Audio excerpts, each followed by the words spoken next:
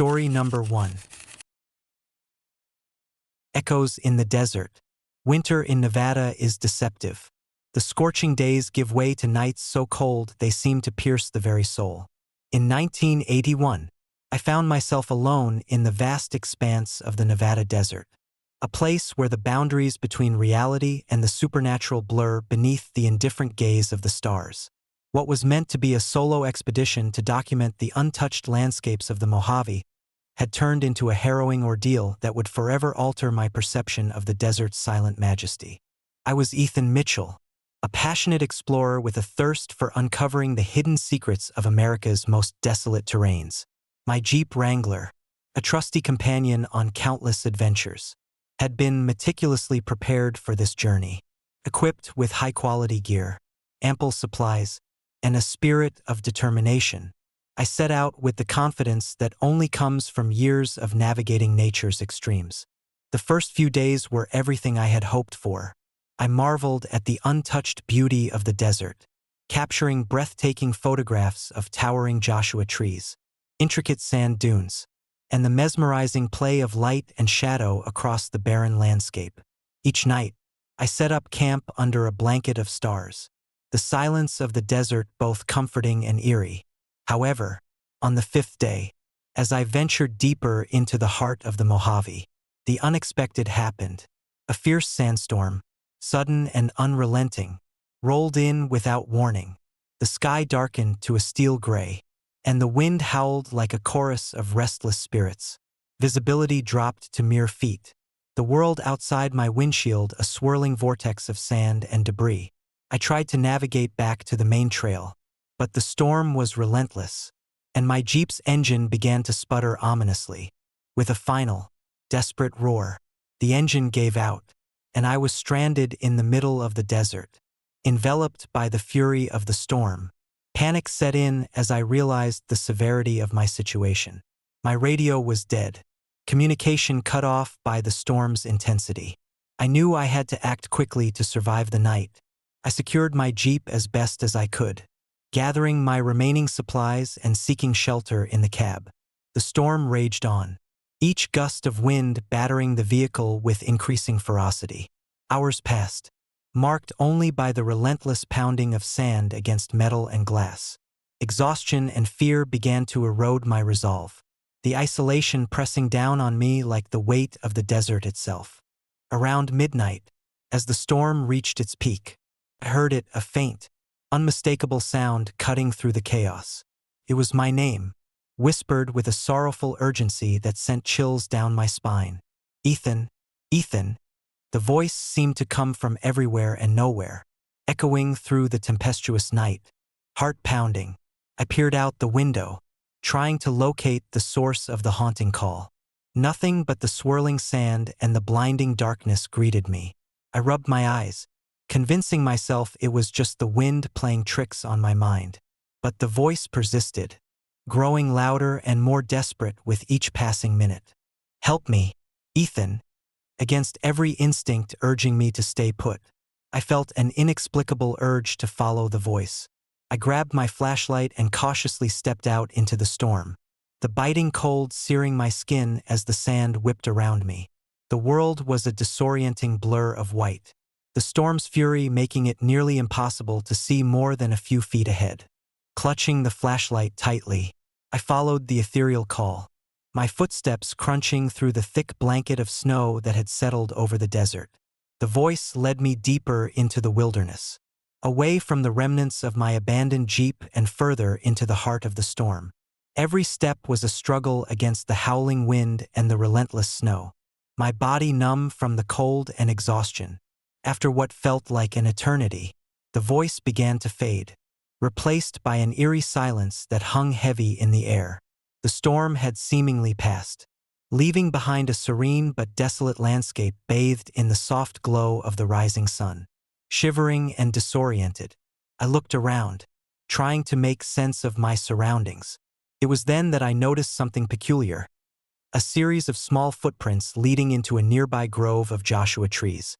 Curiosity overcoming my fatigue, I decided to follow the footprints, hoping they would lead me to some clue or help. The prints were delicate, unmistakably human, yet too small for my own size. They wound through the snow-covered ground, disappearing into a large, perfectly circular formation etched into the sand. At the center of the circle stood a solitary figure, a woman, her form barely visible against the pale backdrop of the desert. Before I could react, the woman turned towards me, her eyes hollow and filled with an indescribable sorrow. "Thank you for listening, Ethan," she whispered, her voice echoing the plea I had heard in the storm. "Now, I can rest." With those final words, she vanished, leaving me alone in the center of the mysterious circle. Confusion and a lingering sense of peace washed over me as I realized the truth. This encounter was more than just a figment of my imagination. It was a desperate plea for help from a lost soul, a spirit trapped by the unforgiving desert. As dawn broke, a group of rescuers arrived, alerted by my distress signal. Exhausted and emotionally drained, I recounted my experience, the voice that had called my name, and the ethereal woman who had guided me to safety. They listened with a mixture of skepticism and concern, offering words of comfort and the promise of transportation back to civilization. I survived that winter, but the memory of that night remains etched in my mind. The haunting call that led me into the heart of the desert, the mysterious footprints, and the sorrowful apparition all serve as a chilling reminder of the unseen forces that linger in the vast, silent expanses of Nevada's deserts. To this day, I often find myself gazing into the desert night, wondering about the spirits that roam beneath the white silence, forever seeking the help they so desperately need. If you ever find yourself traversing the remote roads of Nevada during a fierce winter storm, heed the whispers carried by the wind. Respect the histories embedded in these silent landscapes, for some souls remain bound by their sorrow, waiting for someone to listen and help them find peace amidst the endless snow. Story number 2. Specters of the Atlantic. Winter of 1935 was unforgiving in the vast expanse of the Atlantic Ocean. The North Atlantic storms were notorious for their ferocity, and as the captain of the SS Providence, I had learned to respect their might.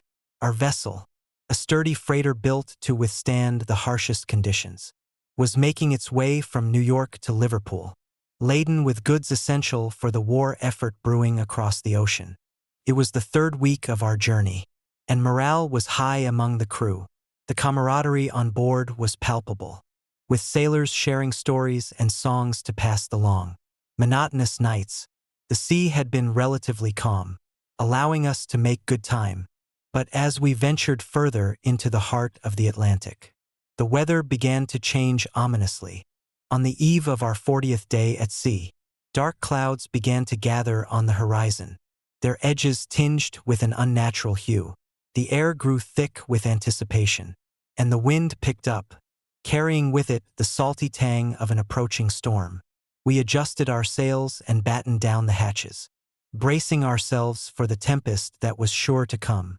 That night, as the storm unleashed its fury, the sea became a cacophony of crashing waves and howling winds. The Providence groaned under the strain, its timbers creaking in protest.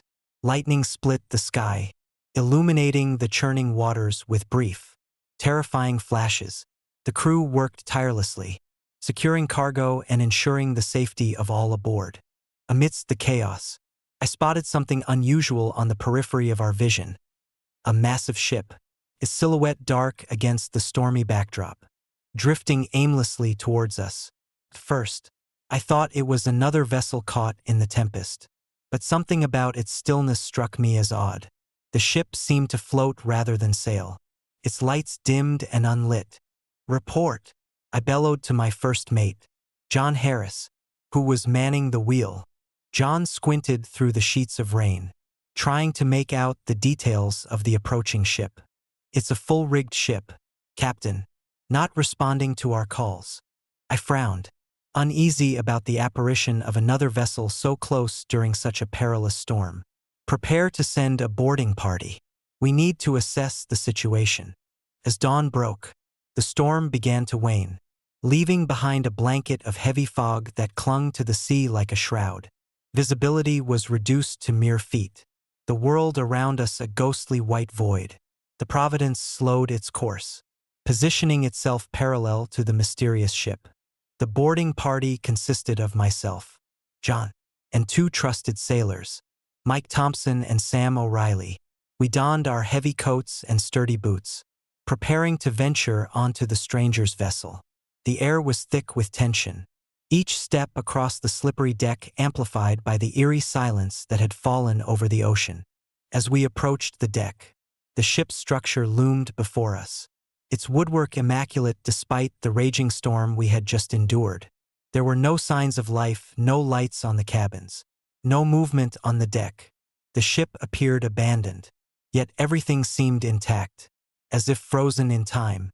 "Stay sharp," I warned, gripping my lantern tightly. "There could be hazards we haven't noticed." We entered the ship cautiously, the doors swinging open with a haunting creak. The interior was eerily quiet, the only sounds being the distant drip of water and the soft creaking of the ship settling in the calm after the storm. The cabins were spotless, their furnishings untouched by time or turmoil. It was as if the ship had been deserted suddenly, leaving behind all belongings and possessions. Exploring further, we reached the bridge, a room at the very heart of the vessel. The navigation instruments were still operational, the charts laid out meticulously on the table. Everything pointed to normalcy, yet the absence of any crew was unsettling. "Looks like they just vanished," Sam muttered, shaking his head in disbelief. Suddenly, a chill swept through the room, and the temperature plummeted. Our breaths became visible, misting in the cold air as a sense of dread settled over us. The lantern flickered, casting long shadows that danced on the walls. I felt an inexplicable urge to leave, to return to the safety of our own ship, but something held me in place. "Did you feel that?" Mike asked, his voice barely above a whisper. Before I could respond, a loud crash echoed through the ship, and the door slammed shut behind us. Panic surged through my veins as the room plunged into darkness, the only light coming from the flickering lantern. "Who's there?" I demanded, my voice steady despite the fear gnawing at me. Silence answered me, broken only by the distant sound of footsteps approaching. The lantern swung violently, casting grotesque shadows that seemed to writhe and move of their own accord. Out of the darkness emerged a figure, tall and imposing, dressed in the uniform of a captain from a bygone era. "Welcome aboard the HMS Spectre," the apparition intoned, his voice echoing unnaturally through the bridge. "We have been waiting for you." My heart pounded in my chest as I tried to make sense of the apparition before me. "What do you want? Where is everyone?" The ghostly captain's eyes, hollow and devoid of life, met mine. "We are bound to these waters, trapped by a curse that prevents us from finding peace. Your presence has rekindled the ancient bindings, and now you must decide stay with us forever, or help break the curse that holds us here." I exchanged a terrified glance with my crew, our breaths visible in the cold air. "How do we break the curse?" The captain gestured towards the window, pointing out into the vast, fog-covered ocean. "Beyond the mist lies the heart of the storm where the curse was first cast. Retrieve the amulet from the wreckage, and return it to the altar. Only then can we be freed from our eternal torment." Swallowing my fear, I nodded. "We'll do it." With that, the apparition faded, leaving us alone in the bridge once more, determined to save both ourselves and the tormented souls of the HMS Spectre. We set out to locate the wreckage mentioned by the ghostly captain. The storm had subsided, but the fog remained, thick and unyielding, obscuring our path and making navigation nearly impossible. Using the ship's instruments, we charted a course towards the coordinates indicated by the apparition. The journey was arduous, the fog limiting our visibility and the cold numbing our limbs. Hours passed in tense silence, the only sound being the creaking of the Providence as it maneuvered through the treacherous waters. Finally, we reached the location, a desolate stretch of sea where the fog seemed to part slightly, revealing the outline of the HMS Spectre lying partially submerged in the icy waters. Its bow broke the surface, the ship looking as though it had been abandoned in a hurry, sails tattered and rigging frayed. We launched a small dinghy, navigating through the shallow waters towards the wreckage. The closer we got, the more palpable the sense of dread became, the air thick with the sorrow of lost souls. As we approached the HMS Spectre, the temperature dropped further, and the atmosphere grew heavy with an unspoken sadness. Climbing aboard, we found the ship to be a mirror image of our own, intact and untouched, a ghostly replica suspended in time. At the center of the main deck stood an ornate altar, its surface covered in intricate carvings that seemed to pulse with an otherworldly energy. There, resting atop the altar, was the amulet described by the captain, a pendant of darkened silver, its surface etched with ancient symbols. Careful, cautioned, reaching out to take the amulet. The moment my fingers brushed against it, a surge of energy coursed through me, and the ship began to shake violently.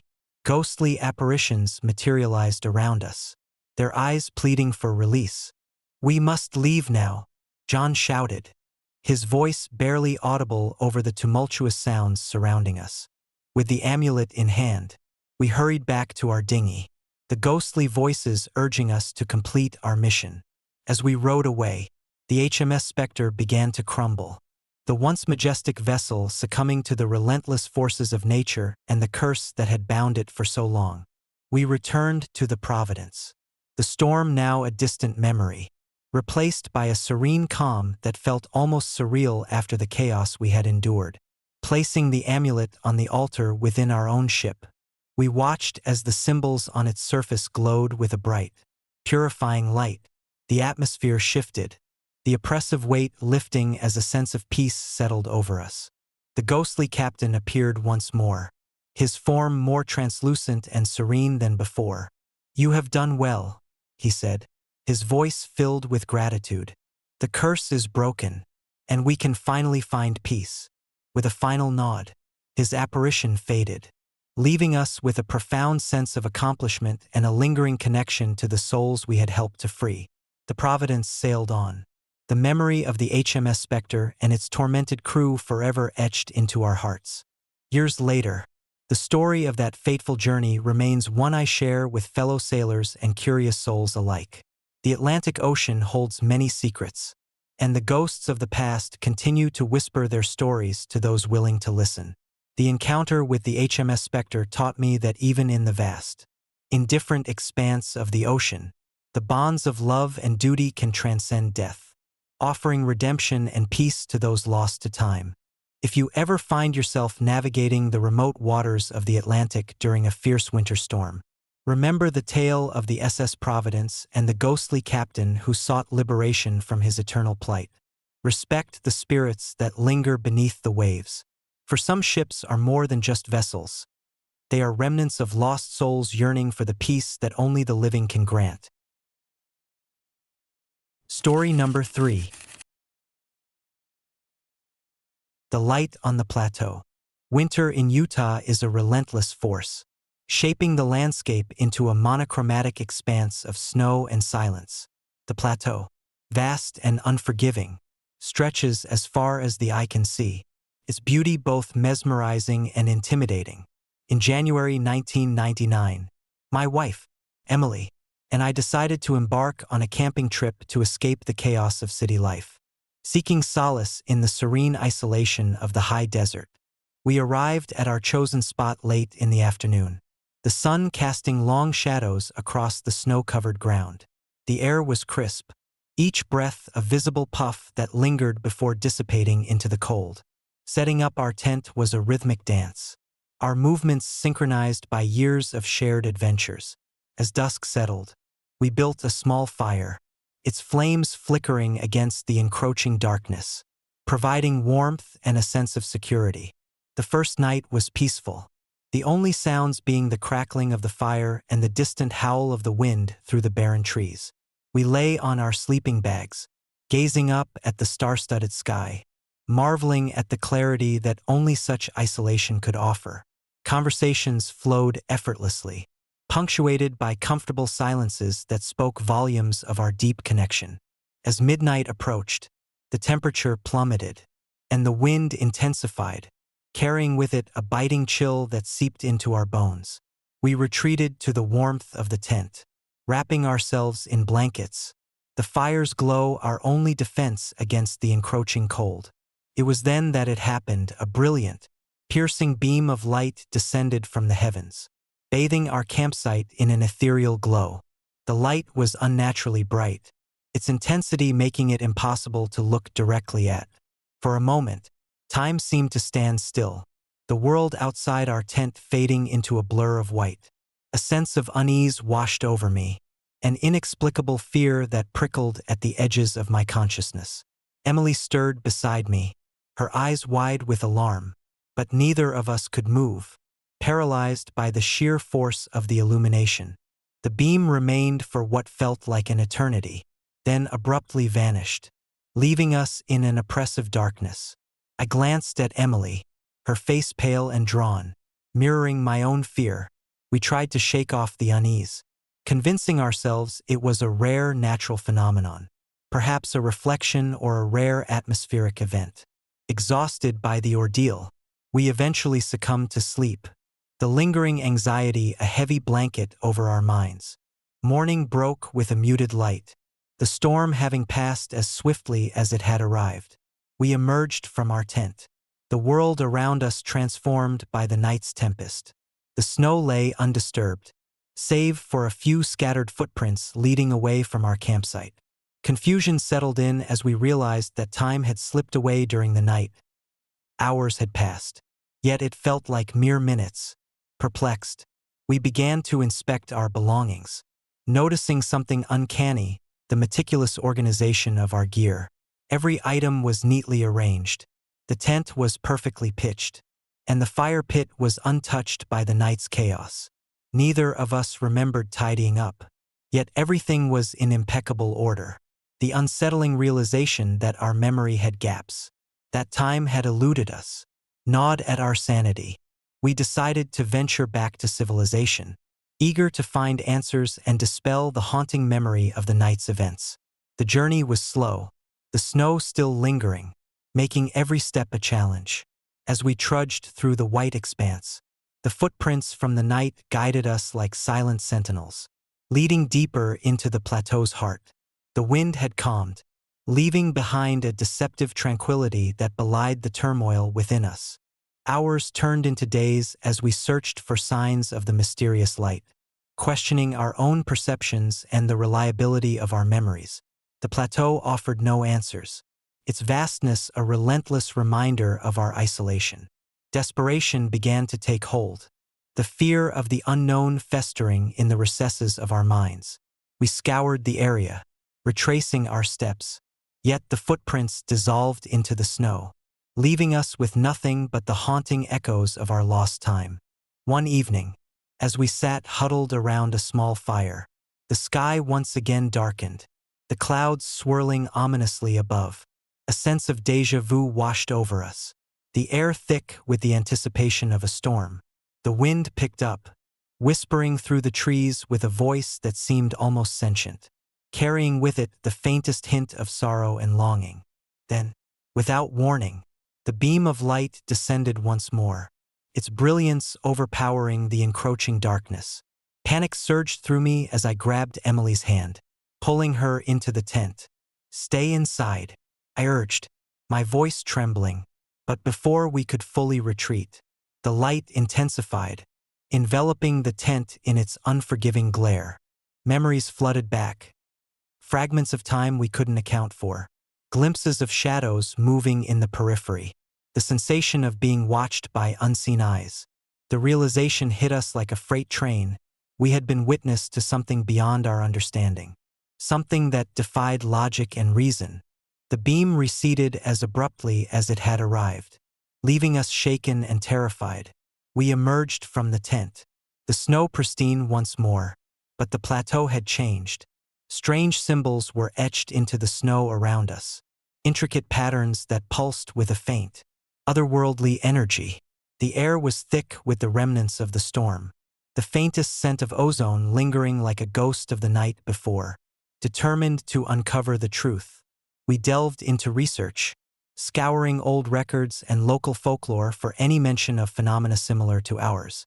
What we discovered was chilling, a legend of the plateau spirits, ethereal beings that appeared during the harshest of winters, guiding lost souls and exacting a toll from those who witnessed their presence. The more we learned, the more questions arose. Were we merely pawns in a supernatural game? Or was there a deeper, more sinister force at play? The symbols we found matched those described in the legends, suggesting a connection to the spirits' ancient rituals. The realization that we were intertwined with something far greater than ourselves filled us with dread. Yet a morbid curiosity pushed us to seek answers. Our quest led us to an old hermit who lived on the outskirts of the plateau, a man rumored to possess knowledge of the land's darkest secrets. His cabin, a ramshackle structure hidden among the pines, was a testament to a life lived in solitude and seclusion. We approached with caution, the weight of our experiences hanging heavily between us. The hermit, a gaunt figure with piercing eyes that seemed to see into our very souls, listened intently as we recounted our tale. He nodded slowly, the lines on his face deepening with understanding and sorrow. "You have encountered the plateau spirits," he said, his voice gravelly with age. "They are the guardians of this land, bound by ancient pacts to protect its secrets. The light you saw was their way of marking you, testing your resolve."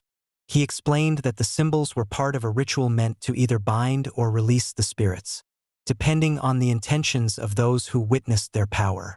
The gap in our memory was a side effect, a means to protect us from the full extent of their influence. The hermit warned us of the dangers of delving too deep, of the fine line between seeking knowledge and inviting wrath. Despite his warnings, our desire to understand only grew stronger, fueled by a need to reconcile the inexplicable events that had upended our lives. We decided to perform the ritual, hoping to appease the spirits and restore the balance that had been disrupted by our intrusion. Under the light of a full moon, we returned to our campsite, the symbols in the snow acting as a guide to the ritual's components. With trembling hands, we followed the hermit's instructions, arranging the symbols and chanting the incantations. The air grew thick with energy, the symbols pulsing with an unseen force as the spirits responded to our plea.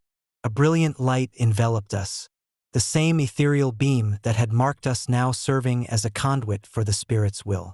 Memories surged back, the missing hours filling in with visions of shadowy figures and ancient rituals performed under the watchful eyes of the plateau.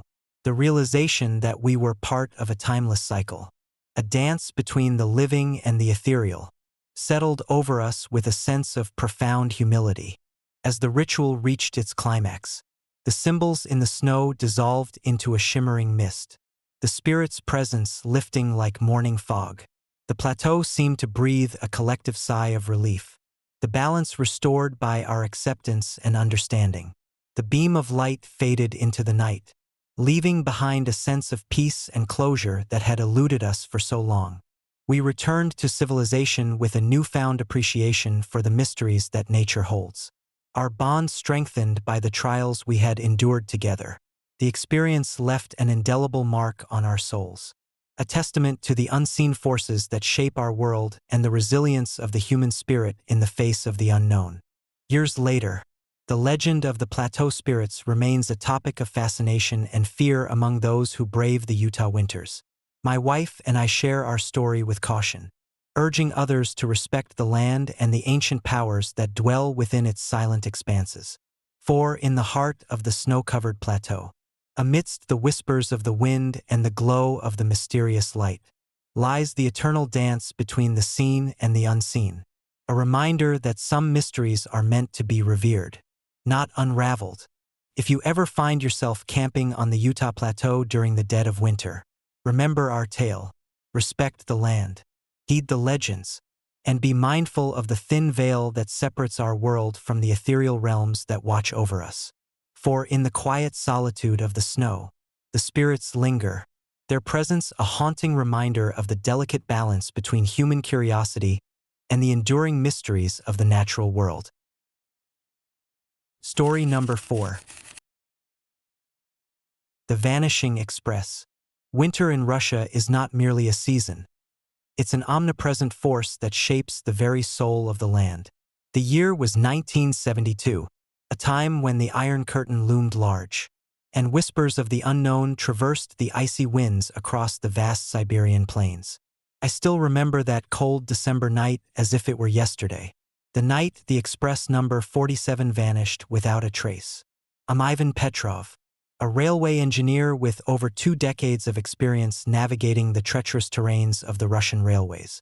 That December, I was assigned to oversee the maintenance of the tracks stretching through the desolate expanses of the Ural Mountains, ensuring that the lifeline of our nation remained unbroken despite the unforgiving winter. The express number 47 was a small, regional train, seldom making headlines but essential for connecting remote villages to the nearest towns. On that fateful night, the train was scheduled to depart from the remote station of Novaya Zemlya, bound for the bustling hub of Ekaterinburg. The passengers were primarily workers returning from the mines, their faces etched with the fatigue of laboring under the harshest conditions. As the sun dipped below the horizon, casting long shadows over the snow-covered tracks, I conducted my final inspection of the railway lines. The storm had been brewing for days, the forecasts predicting the worst of it. Yet, the express number 47 was running late, and I needed to ensure that the tracks were clear of any potential hazards that the storm might have concealed. The wind began to howl, a relentless beast that whipped the snow into frenzied spirals. Visibility dropped to nearly zero as the tempest unleashed its full fury. The night was alive with the sounds of creaking wood, howling wind, and the distant rumble of thunder. I made my way back to the control room, my breath visible in the frigid air, heart pounding with the urgency of the storm. Hours passed in a haze of whiteout conditions. The radio remained silent, the static interference too strong to receive any updates from the train's conductor. I tried contacting the nearest station, but the storm had severed all communication lines. Panic began to set in as the minutes turned into hours without any sign of the express number 47. At around midnight, the storm reached its zenith, the wind's rage making it impossible to see more than a few feet ahead. My phone buzzed with an incoming call, an emergency transmission from the train's conductor, Alexei Ivanov. His voice was strained, laced with fear. "Ivan, we're stuck. The storm hit us hard. Visibility is zero. We can't move. Please, send help." Relief washed over me, tempered by the fear that no help would arrive in time. I immediately alerted the rescue teams, but the storm was unforgiving, cutting off any chance of swift assistance. As I hung up, a sense of dread settled in. What if the worst had already happened? The night wore on, the storm showing no signs of abating. I remained in the control room, monitoring the situation, praying for a miracle. It was then that I noticed something strange on the radar, a blip moving rapidly towards us, far too close to be any other train. "Is that possible?" I muttered to myself, eyes glued to the screen. The blip intensified, approaching with alarming speed. My heart raced as the blip aligned with the coordinates of Novaya Zemlya. Minutes felt like hours as the blip drew nearer, and then, without warning, it vanished. My stomach churned with a mix of relief and confusion. Had it been a false reading, or something far more sinister? The following morning, the storm had finally relented, leaving behind a world transformed by snow and ice. Rescue teams trudged through the aftermath, their breaths visible in the cold air as they searched for any sign of the missing train. As dawn broke, the most chilling discovery was made. The express number 47 was found abandoned in the middle of nowhere, its engines cold, lights dimmed, and doors wide open. There were no signs of struggle, no trace of the passengers, only the eerie silence of an empty vessel trapped in the frozen wilderness. The only evidence of their abrupt departure was a set of frantic footprints leading away from the train, disappearing into the surrounding snow-covered dunes. No footprints of the rescuers led back, as if the passengers had vanished into thin air. Questions swirled in my mind. How could an entire train disappear without a trace? What had driven the passengers to flee in such panic? Theories ranged from mechanical failure to supernatural intervention, but none could provide satisfactory answers. Determined to uncover the truth, I decided to visit the site personally. Despite the lingering fear that had taken root in my heart, the journey was arduous, the snow making every step a struggle. But the need for closure propelled me forward. As I approached the abandoned train, the silence was deafening, broken only by the distant call of a lone wolf. Inside the carriage, everything was as if frozen in time, personal belongings neatly arranged, the scent of burnt oil lingering in the air, and an unsettling feeling of being watched. I wandered through the empty compartments, the weight of absence pressing down on me. It was then that I stumbled upon Alexei Ivanov's cabin, a room meticulously kept, the desk untouched, a journal lying open on the table. Flipping through the pages, I discovered Alexei's final entries. They detailed the descent of the storm, the increasing fear of being trapped, and an inexplicable sense of dread that had settled over the passengers. The last entry was a desperate plea. If anyone finds this, know that something evil prowls these lands. We felt it watching us, guiding us to flee. Please, heed our warning. A chill ran down my spine as I read those words. It was as if the journal had been written in the thick of horror, capturing a moment of supernatural terror that defied explanation. Determined to understand, I reached out to local legends and folklore, uncovering tales of vengeful spirits and cursed lands within the Siberian wilderness. One story stood out, a legend of the Zemlya Techno, the winter phantom, a spectral entity said to haunt the coldest regions, preying on those who dared to traverse its domain. It was believed that the phantom could manipulate the environment, creating illusions and driving people to madness or desperate actions. Could it be that the Express number 47 had fallen victim to this malevolent force? The possibility was terrifying, yet it offered a glimpse into the inexplicable reality we faced that night. Driven by a need for answers, I organized another expedition, this time with a team of experts in paranormal phenomena.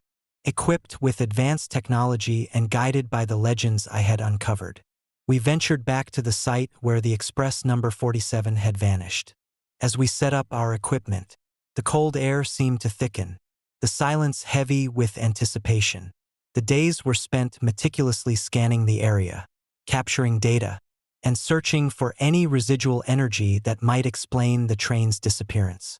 But it was on the fifth night that we experienced the unexplainable firsthand. Under a sky clear and star-studded, the temperature plummeted unexpectedly, and a dense fog rolled in, shrouding the landscape in a ghostly veil. Our instruments began to malfunction, the readings erratic and chaotic. It was then that we heard it, the haunting melody, identical to the one that had plagued Alexei's journal entries, drifting through the air with an eerie resonance. A collective shiver ran through the team as the melody guided us towards the heart of the desert. The fog seemed to part before us, revealing the silhouette of the Express number 47 once more, standing ominously against the backdrop of the barren wilderness. Our hearts pounded as we approached, the air thick with an oppressive energy that seemed to sap our strength. Inside the abandoned train, the atmosphere was electric with unseen forces. The air crackled with static, and shadows danced menacingly along the walls.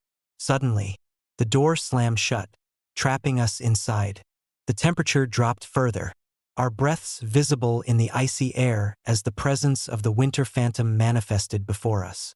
"Leave this place," the entity intoned, its voice a chilling blend of sorrow and rage. "This land is cursed. Do not bring more souls into its embrace." Fear gripped us as the phantom's presence intensified, the very fabric of reality bending around us. We were paralyzed, the weight of our trespass pressing down on us with unbearable force. It was then that Alexei's journal seemed to come alive, the final pages revealing a ritual meant to appease the phantom and lift the curse. Desperate, I followed the instructions, chanting the incantation with a trembling voice. The air around us shimmered, the oppressive energy beginning to dissipate as the phantom's hold weakened. The entity's form flickered, its sorrowful gaze meeting mine one last time before it vanished, leaving behind a sense of peace and a lingering echo of its warning.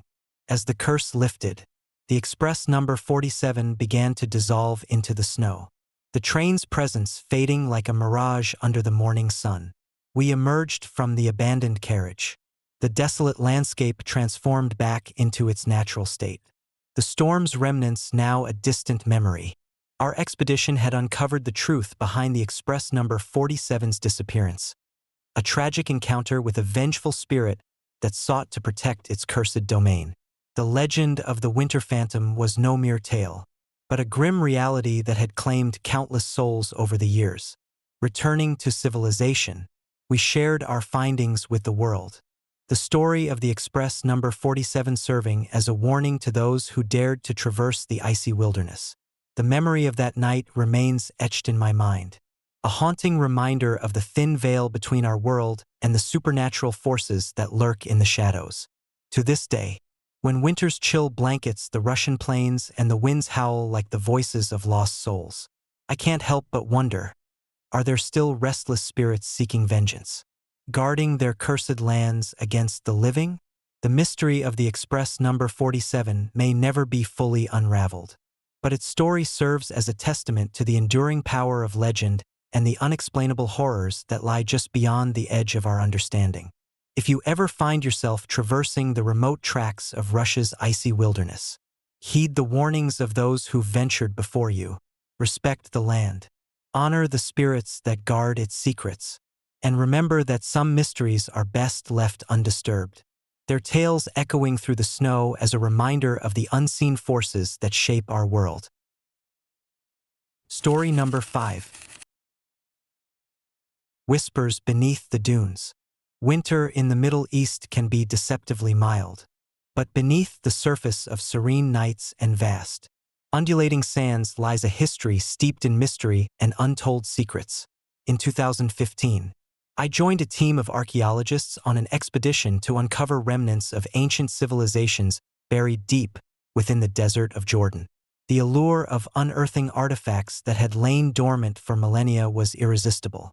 And little did I know, our journey would lead us into the heart of an unsettling enigma.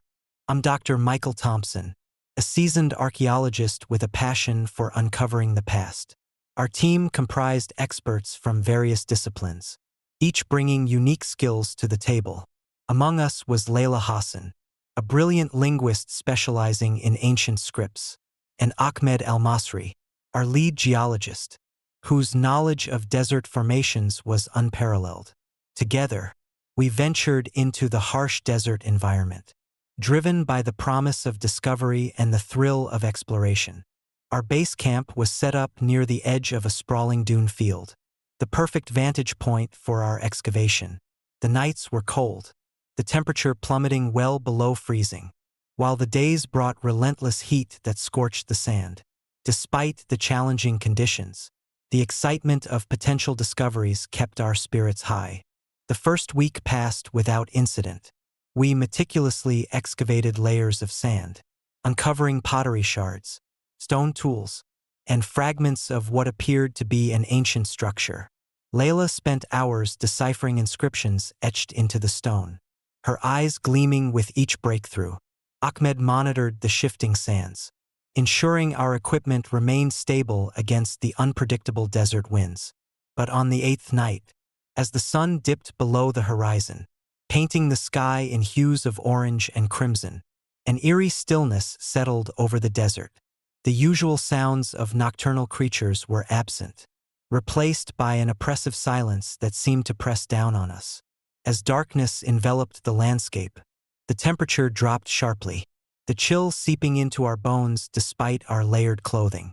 It was during one of our late-night shifts that the first sound emerged, a soft, haunting melody that seemed to drift across the dunes. First, we dismissed it as the wind playing tricks on our ears. But the tune persisted, growing clearer and more distinct with each passing minute. Layla paused her work, her brow furrowed in concentration. "Do you hear that?"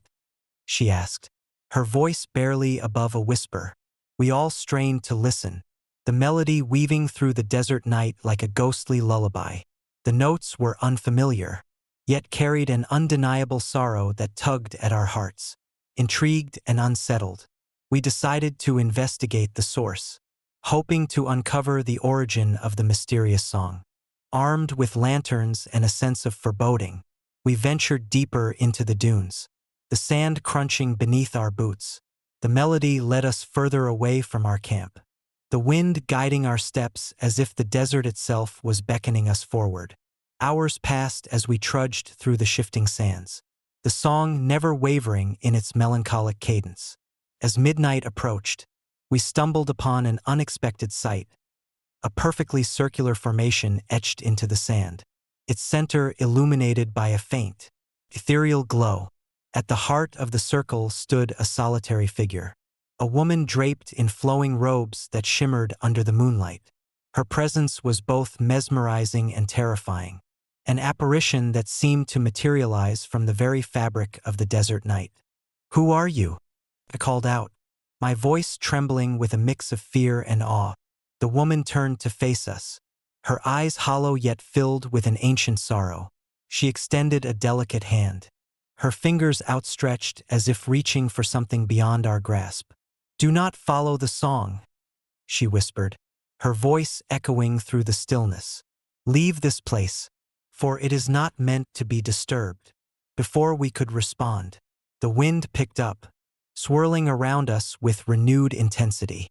The sand beneath our feet began to shift violently, and the circular formation started to pulse with a dark energy that made the air thick with tension. Layla stepped back, her face pale with realization. "This isn't just a melody," she said, her voice shaky. "It's a warning." Suddenly, the ground trembled, and the dunes around us seemed to come alive, shifting and morphing as if the desert itself was awakening from a long slumber. The apparition of the woman began to fade, her form dissolving into the swirling sands. "Leave now." Her voice echoed one final time before disappearing entirely, leaving us alone amidst the chaos of the storm. Panic surged through us as the sandstorm intensified, the wind howling like the cries of lost souls. We scrambled back to our camp, the desert landscape now a nightmarish blend of sand and shadows. Our equipment was scattered, buried beneath the relentless assault of the storm, and the path back seemed to shift, leading us further astray. In the midst of the chaos, one of our team members, Jake, vanished without a trace. His disappearance sent shockwaves through the group, fear gnawing at our already frayed nerves. We searched frantically, calling his name into the howling wind, but he was nowhere to be found.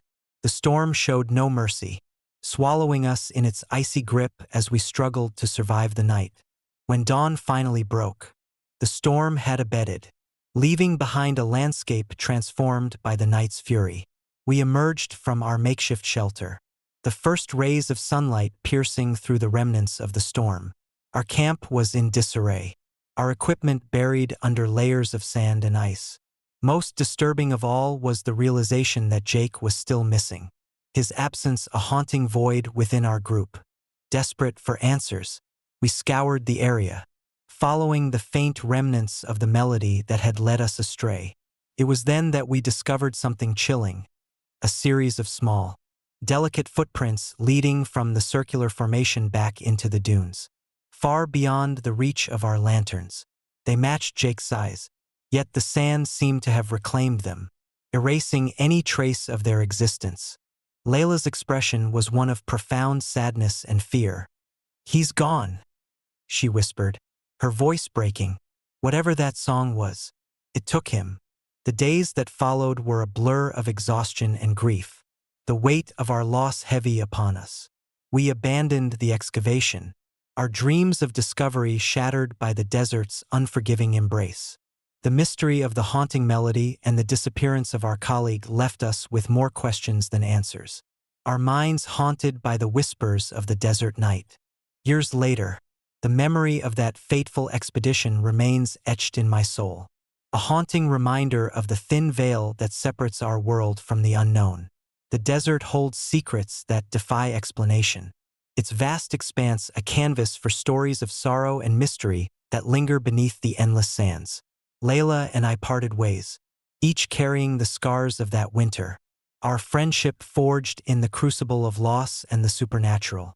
Sometimes, when the wind picks up just right and the night sky glimmers with 1,000 stars, I find myself yearning for the desert's silence, the allure of its hidden truths. But the memory of Jake's disappearance and the haunting melody serves as a constant reminder of the dangers that lie in the pursuit of the unknown, and the restless spirits that guard the secrets of the sands. If you ever venture into the remote deserts of the Middle East, tread carefully and respect the land's ancient mysteries. Listen to the whispers carried by the wind, for some songs are meant to remain unsung, their melodies echoing through the dunes as a warning to those who dare to uncover what should remain buried. Story number 6. Whispers in the Pines. Winter in Oregon has a way of cloaking the world in deceptive tranquility.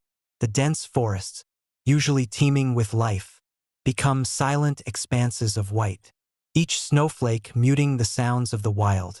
In 1987, my friend Mike and I decided to embark on a winter hiking expedition through the Cascade Range, seeking solace from the chaos of our daily lives.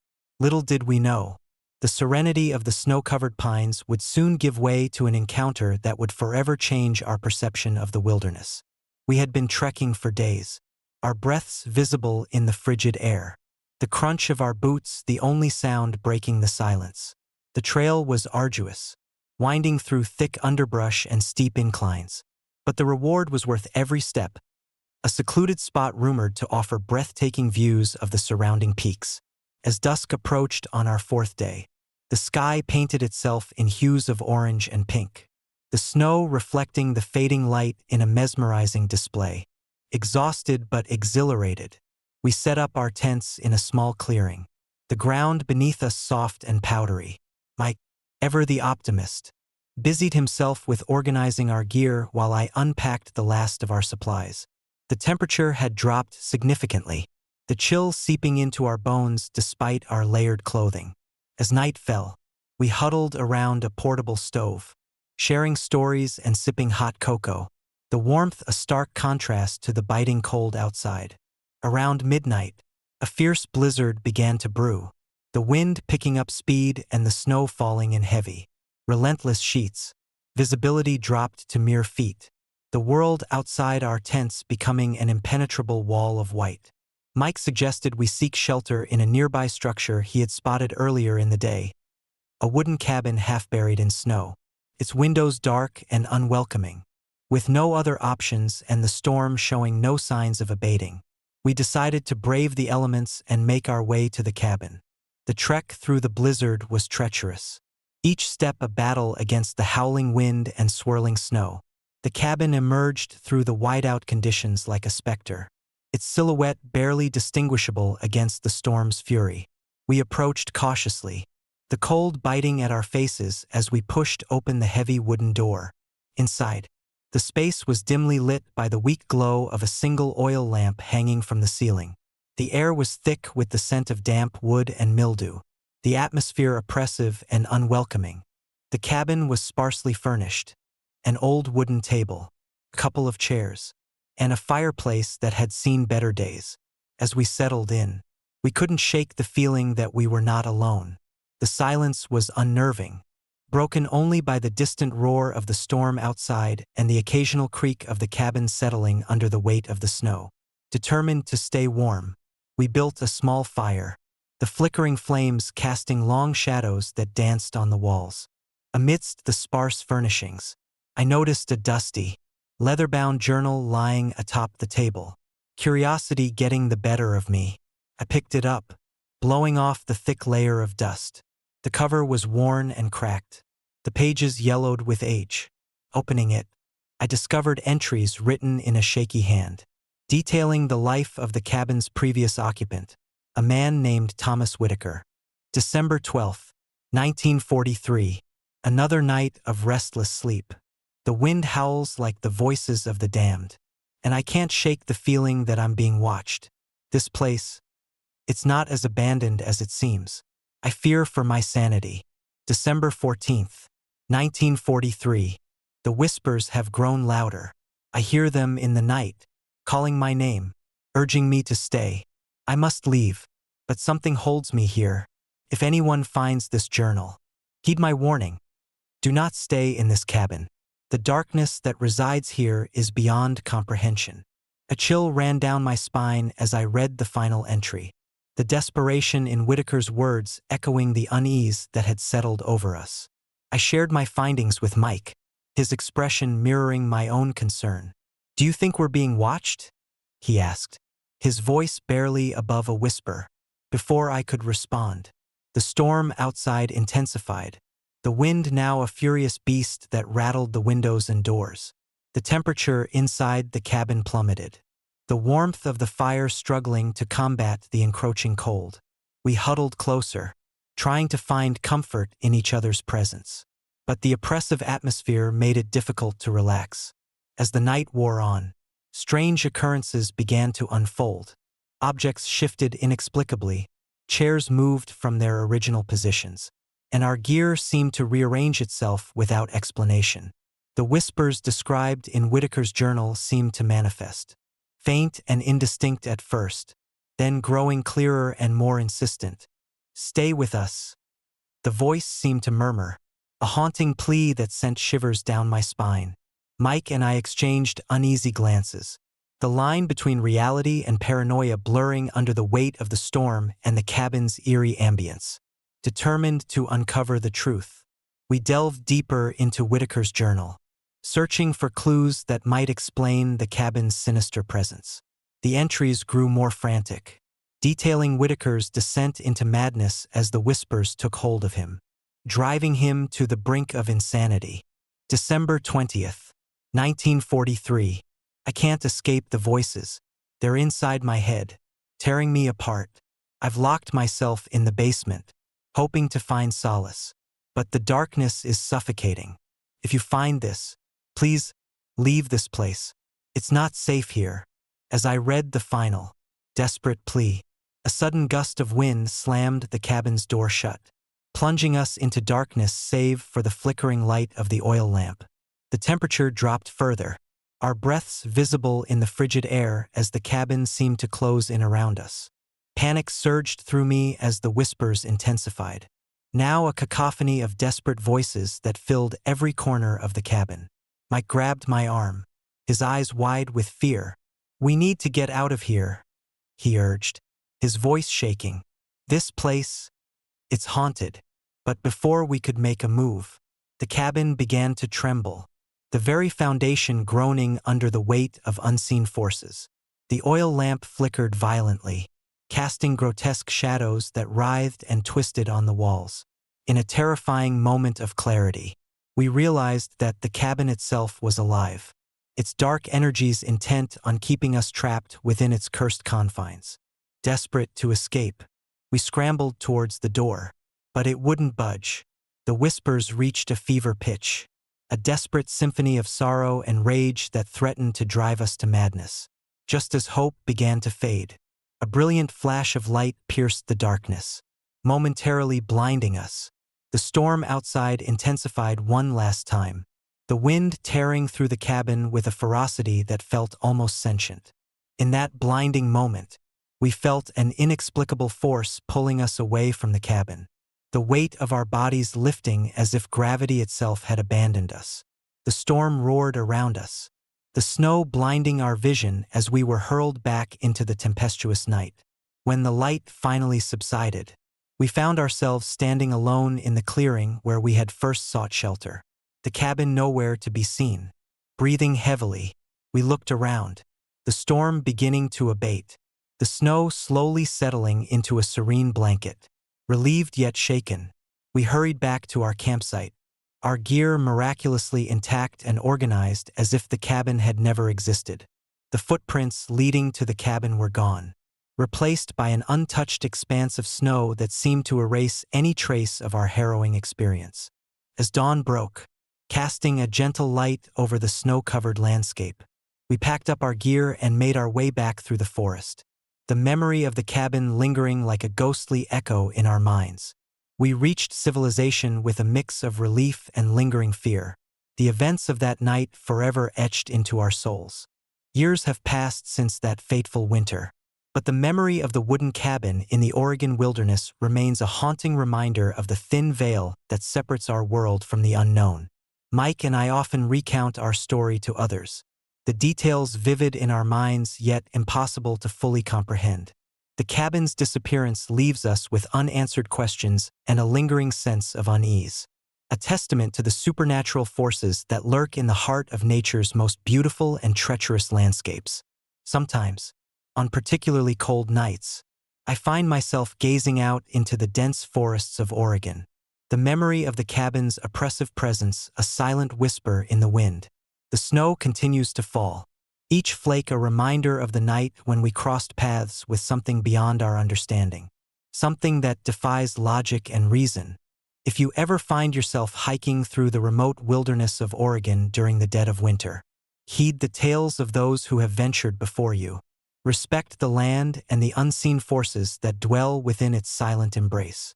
For some places hold secrets that are best left undisturbed, their mysteries forever buried beneath layers of snow and shadow. And remember, amidst the beauty of the snow-covered pines and the serenity of the silent forest, there lies a darkness that waits patiently, its whispers echoing through the trees, forever seeking to ensnare those who dare to wander too far into its haunted heart. Story number 7. Whispers on the Frozen Plains. Winter in northern Canada is a time when the land transforms into an unyielding expanse of white, each snowflake adding to the silent, oppressive blanket that smothers the landscape. In 1964, I found myself navigating these desolate terrains, a solitary hunter driven by the thrill of the chase and the promise of solitude. My name is David Hartley, and what was meant to be a routine expedition quickly spiraled into a nightmare that would haunt me for the rest of my days. I had always been drawn to the untouched wilderness, the raw beauty of nature in its most unadulterated form. This trip was no different, armed with my trusted rifle, a map, and enough supplies to last a month. I ventured deep into the frozen heart of the Canadian North. The first few days were idyllic, the crisp air invigorating and the scenery breathtaking. Towering pines stood sentinel over the snow-covered ground, their branches heavy with ice, and the silence was broken only by the distant call of a lone owl. On the 5th day, a fierce snowstorm rolled in without warning, swallowing the sky in a tumultuous fury of white. The wind howled like a wounded beast, and visibility plummeted to mere feet. I had underestimated the storm's severity, a mistake that left me stranded in the middle of nowhere with no shelter in sight. Panic set in as the cold seeped into my bones, and the realization that I was lost began to take hold. Desperate to find refuge, I stumbled through the blinding snow, my breath visible in the frigid air. Hours passed as I wandered aimlessly, the storm showing no signs of relenting. Exhaustion and fear gnawed at me, my mind teetering on the brink of despair. It was then, amidst the swirling chaos, that I saw her, a figure standing motionless in the middle of the snow-covered field. She was a woman, her silhouette delicate against the ferocious storm, wearing a flowing dress that fluttered unnaturally in the howling wind. Her presence was both ethereal and unsettling, an anomaly in the midst of nature's wrath. My heart pounded in my chest as I approached her, the cold biting at my skin and numbing my fingers. "Can you help me?" I called out, my voice barely audible over the storm's roar. She turned to face me, her eyes reflecting a sorrow that seemed to pierce through the blinding white. "I can show you the way back," she whispered, her voice like the softest breeze despite the raging storm around us. against every instinct urging me to stay put. I felt an inexplicable urge to follow her. She extended her hand, and without hesitation, I took it, letting her guide me through the treacherous blizzard. Her touch was warm, a stark contrast to the icy grip of the storm, and her presence offered a fleeting sense of comfort amidst the chaos. We moved in silence, the only sound the relentless howl of the wind and the crunch of my boots in the snow. The landscape around us seemed to shift, the familiar terrain transforming into an otherworldly expanse of white. Hours passed, and the storm began to wane, the tempest's fury gradually giving way to a deceptive calm. As dawn broke, casting a pale light over the snow-covered ground, we reached a clearing where the storm had completely subsided.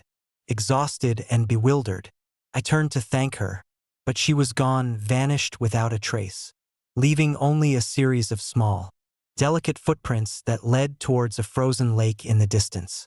Confusion and unease settled over me as I stood alone in the quiet aftermath of the storm. The footprints seemed to beckon, an invitation I couldn't resist despite the lingering fear. Driven by a mix of curiosity and desperation, I followed them, the cold air nipping at my face and the remnants of the storm painting the world in shades of white. The footprints led me to the edge of the frozen lake, the surface smooth and mirror-like under the weak morning light. There was nothing on the ice, no sign of life, no disturbance, just the silent expanse of frozen water stretching out before me. My mind raced, trying to make sense of the woman who had appeared out of nowhere and then vanished, leaving behind only her footprints and a haunting sense of loss. As I gazed out over the lake, the air grew colder, the silence more oppressive. It was then that I noticed something strange, a faint, warm glow emanating from the center of the ice. Curiosity overcame my fear, and I approached the source, my breath visible in the frigid air. The glow intensified, revealing a shallow depression in the ice where the sun's rays seemed to converge. Suddenly, the ice beneath my feet began to shift, the surface cracking and groaning under the weight of unseen forces. My heart raced as I stumbled back, the realization dawning on me that the woman's disappearance was more than just a supernatural encounter. It was a harbinger of something far more sinister. Before I could react, a blinding light enveloped me, the world around me fading into a vortex of white and light. I felt myself being pulled, the icy grip of the storm giving way to an overwhelming sense of weightlessness. Time and space seemed to distort, the boundaries between reality and the unknown blurring into a chaotic dance of light and shadow. When I awoke, I was lying on the frozen ground, the morning sun casting a gentle warmth over my numb body. The footprints had vanished, replaced by an untouched expanse of snow that bore no trace of my harrowing journey.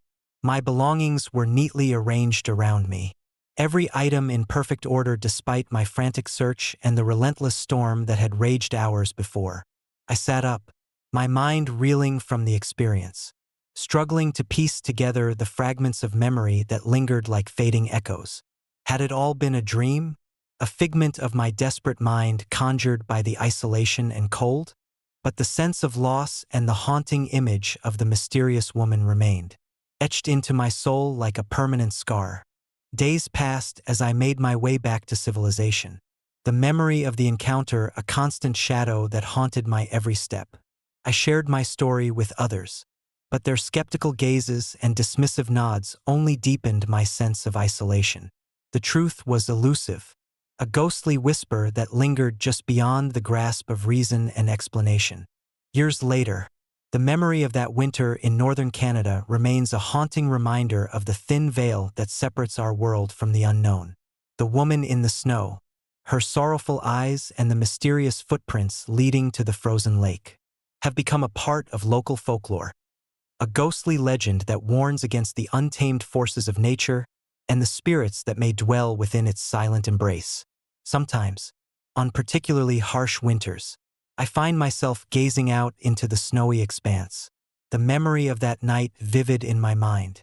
The winds whisper through the pines, carrying with them the faintest echo of a woman's sorrowful plea.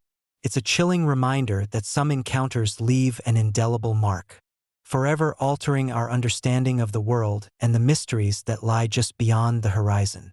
If you ever find yourself venturing into the remote wilderness of northern Canada during the dead of winter, heed the warnings of those who have walked these paths before you. Respect the land. Honor the spirits that linger in its frozen silence. And remember that some mysteries are meant to remain untouched, their secrets forever buried beneath the endless snow. Story number 8. Shadows over Crater Lake. I've always been drawn to the mystique of Crater Lake, Oregon, a deep blue abyss surrounded by towering cliffs and dense evergreen forests. As an avid photographer, weekends spent capturing the lake's serene beauty were my escape from the relentless pace of city life. But that one trip in late October changed everything, turning my peaceful sanctuary into a nightmare I can't shake. It was a crisp Saturday afternoon when my friends and I decided to explore the lesser-known trails around Crater Lake. Our group consisted of 5: Sarah, my closest friend and fellow photographer; Mike, the adventurous one with a knack for storytelling; Lisa, the skeptic who needed little convincing to join our escapades; Tom, our designated driver; and me, Jake, always eager to capture the perfect shot. The sun was beginning its descent, casting long shadows that danced across the water's surface, painting the sky in hues of orange and purple. We arrived at Rim Drive, the main roadway encircling the lake, each viewpoint offering a new perspective of its breathtaking expanse. Our destination was Cleetwood Cove, the only legal shoreline access to the lake, known for its rugged beauty and the challenging hike down to the water's edge. We parked our van and began the trek, the cool air filled with the scent of pine and the distant call of loons echoing across the water. The trail was narrow, flanked by thick underbrush and towering pines that seemed to whisper secrets in the wind. As we descended, the forest grew denser, the light dimming under the canopy of leaves. Our conversation dwindled, each of us lost in our thoughts, camera lenses trained on the stunning vistas around us. By the time we reached the cove, the sun was a fiery orb sinking toward the horizon, its reflection shimmering on the glassy surface of the lake. We set up our gear, the anticipation of capturing the perfect sunset creating a palpable excitement. Mike suggested we explore the shoreline, his eyes gleaming with the promise of adventure. We agreed, grabbing our flashlights and cameras, eager to document every angle of the fading day. As we walked along the water's edge, the sky transitioned to twilight, the colors deepening into rich purples and blues. The lake mirrored the sky, its surface now a vast, dark expanse broken only by the occasional ripple from a passing fish. It was during this serene moment that Mike stopped abruptly, his flashlight beam fixed on something in the distance. "There," he whispered, his voice barely audible. At first, I thought it was a trick of the light, a shadow perhaps cast by the surrounding trees. But as I turned to look, my breath caught in my throat. A towering black silhouette moved along the shore, its shape humanoid but unnaturally large and imposing. It was like nothing I had ever seen, massive, with limbs that seemed to stretch unnaturally. Moving with a slow, deliberate gait, Sarah raised her camera, trying to capture the figure. But before she could, the creature turned towards us. My heart pounded in my chest as I felt an overwhelming sense of dread. The air grew colder, the once gentle breeze now biting against my skin. The creature let out a guttural roar, a sound that reverberated through the stillness, sending shivers down our spines. "Let's get out of here," Lisa urged, her voice trembling, but curiosity anchored us to the spot. Our eyes locked on the figure that now stood just a few yards away. Its presence was suffocating, the darkness around it almost tangible. Mike, ever the brave one, took a step forward, his flashlight aimed directly at the creature. In that instant, the figure let out an ear-piercing scream, a sound so raw and primal that it felt like it ripped through my very soul. The creature recoiled, its form blurring at the edges before vanishing into the dense forest with an almost supernatural speed. We stood frozen, the echoes of its scream lingering in the air long after it had disappeared. Breathing heavily, we regrouped, the adrenaline still coursing through our veins. "Did you see that?" Tom asked, his voice shaky. Sarah checked her camera, but the flash had been too brief to capture anything meaningful. The rest of the group was silent, each of us grappling with the reality of what we had just witnessed. As night fully descended, we decided to head back to the cove, eager to leave the eerie encounter behind. The trail back seemed longer, the darkness enveloping us like a suffocating blanket. Our flashlights barely pierced the thick gloom, casting long, distorted shadows that danced menacingly around us. Every rustle of leaves and snap of a twig heightened our anxiety, the fear of being followed ever present. When we finally reached the van, we were exhausted, our minds reeling from the day's events. We loaded our gear quickly.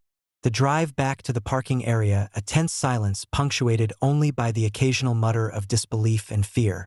As we prepared to leave, Mike suggested one last look around, hoping to find more evidence of the creature's existence. We circled the cove once more, the moon now high in the sky, casting a silvery glow over the water. It was then that we noticed something large, deep footprints imprinted into the soft earth along the shoreline. Each print was easily twice the size of a human foot, the depth and spacing suggesting immense weight and strength. They led from the water's edge into the surrounding forest, disappearing into the darkness. "We need to get these," Sarah said, kneeling to take photos, but as she did, the air grew thick with tension, the hairs on the back of my neck standing on end. A distant howl echoed through the trees, a mournful sound that sent a chill down my spine. It was a reminder that whatever we had seen was still out there, lurking in the shadows of Crater Lake.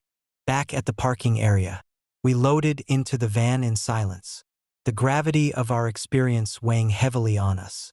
The drive back to town was quiet, each of us lost in our own thoughts, processing the fear and awe of the encounter. We didn't speak much, the only sound the hum of the engine and the occasional sigh of exhaustion. The next morning, the town was abuzz with our story. News of our encounter spread quickly, the local community reacting with a mix of skepticism and fear. The footprints we had discovered were examined by park rangers, who confirmed their size and unusual depth.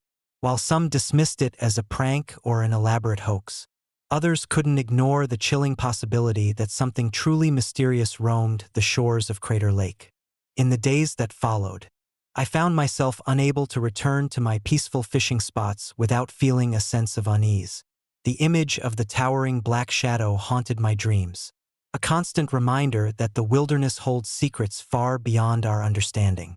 Sarah and Mike continued to research, diving into local legends and past sightings, while Tom and Lisa tried to convince us that we had imagined the whole thing. But the evidence was undeniable: the footprints, the photographs with inexplicable shadows, and the lingering fear that something was watching us from the darkness. Our story became part of the folklore of Crater Lake, adding another layer to its already rich tapestry of legends and mysteries. Years later, I still return to Crater Lake, drawn by both its beauty and the unanswered questions that linger in its depths. I've captured countless sunsets and serene waters, but I remain ever vigilant, aware that the shadows may hold more than just the reflections of the sky. Sometimes, when the wind is just right, I swear I can hear the distant echo of that primal scream, a reminder that some mysteries are best left undisturbed. If you ever find yourself wandering the trails of Crater Lake at sunset, take a moment to listen to the whispers of the forest and gaze upon the still waters.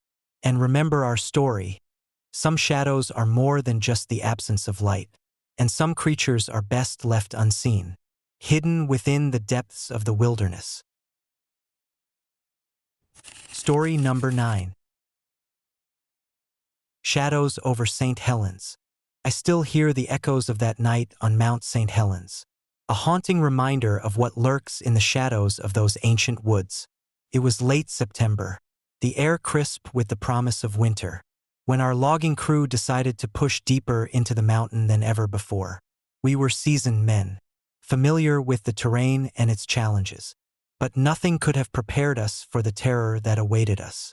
Our team consisted of 5: Jake, the foreman; Mike, the youngest and most eager; Tom, the skeptic; Sam, the quiet strength; and me, Chris, the one who always felt there was more to these woods than met the eye.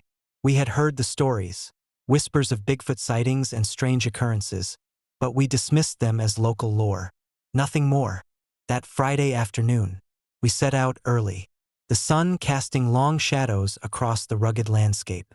The forest was dense, the towering pines blocking out much of the light, creating an almost perpetual twilight.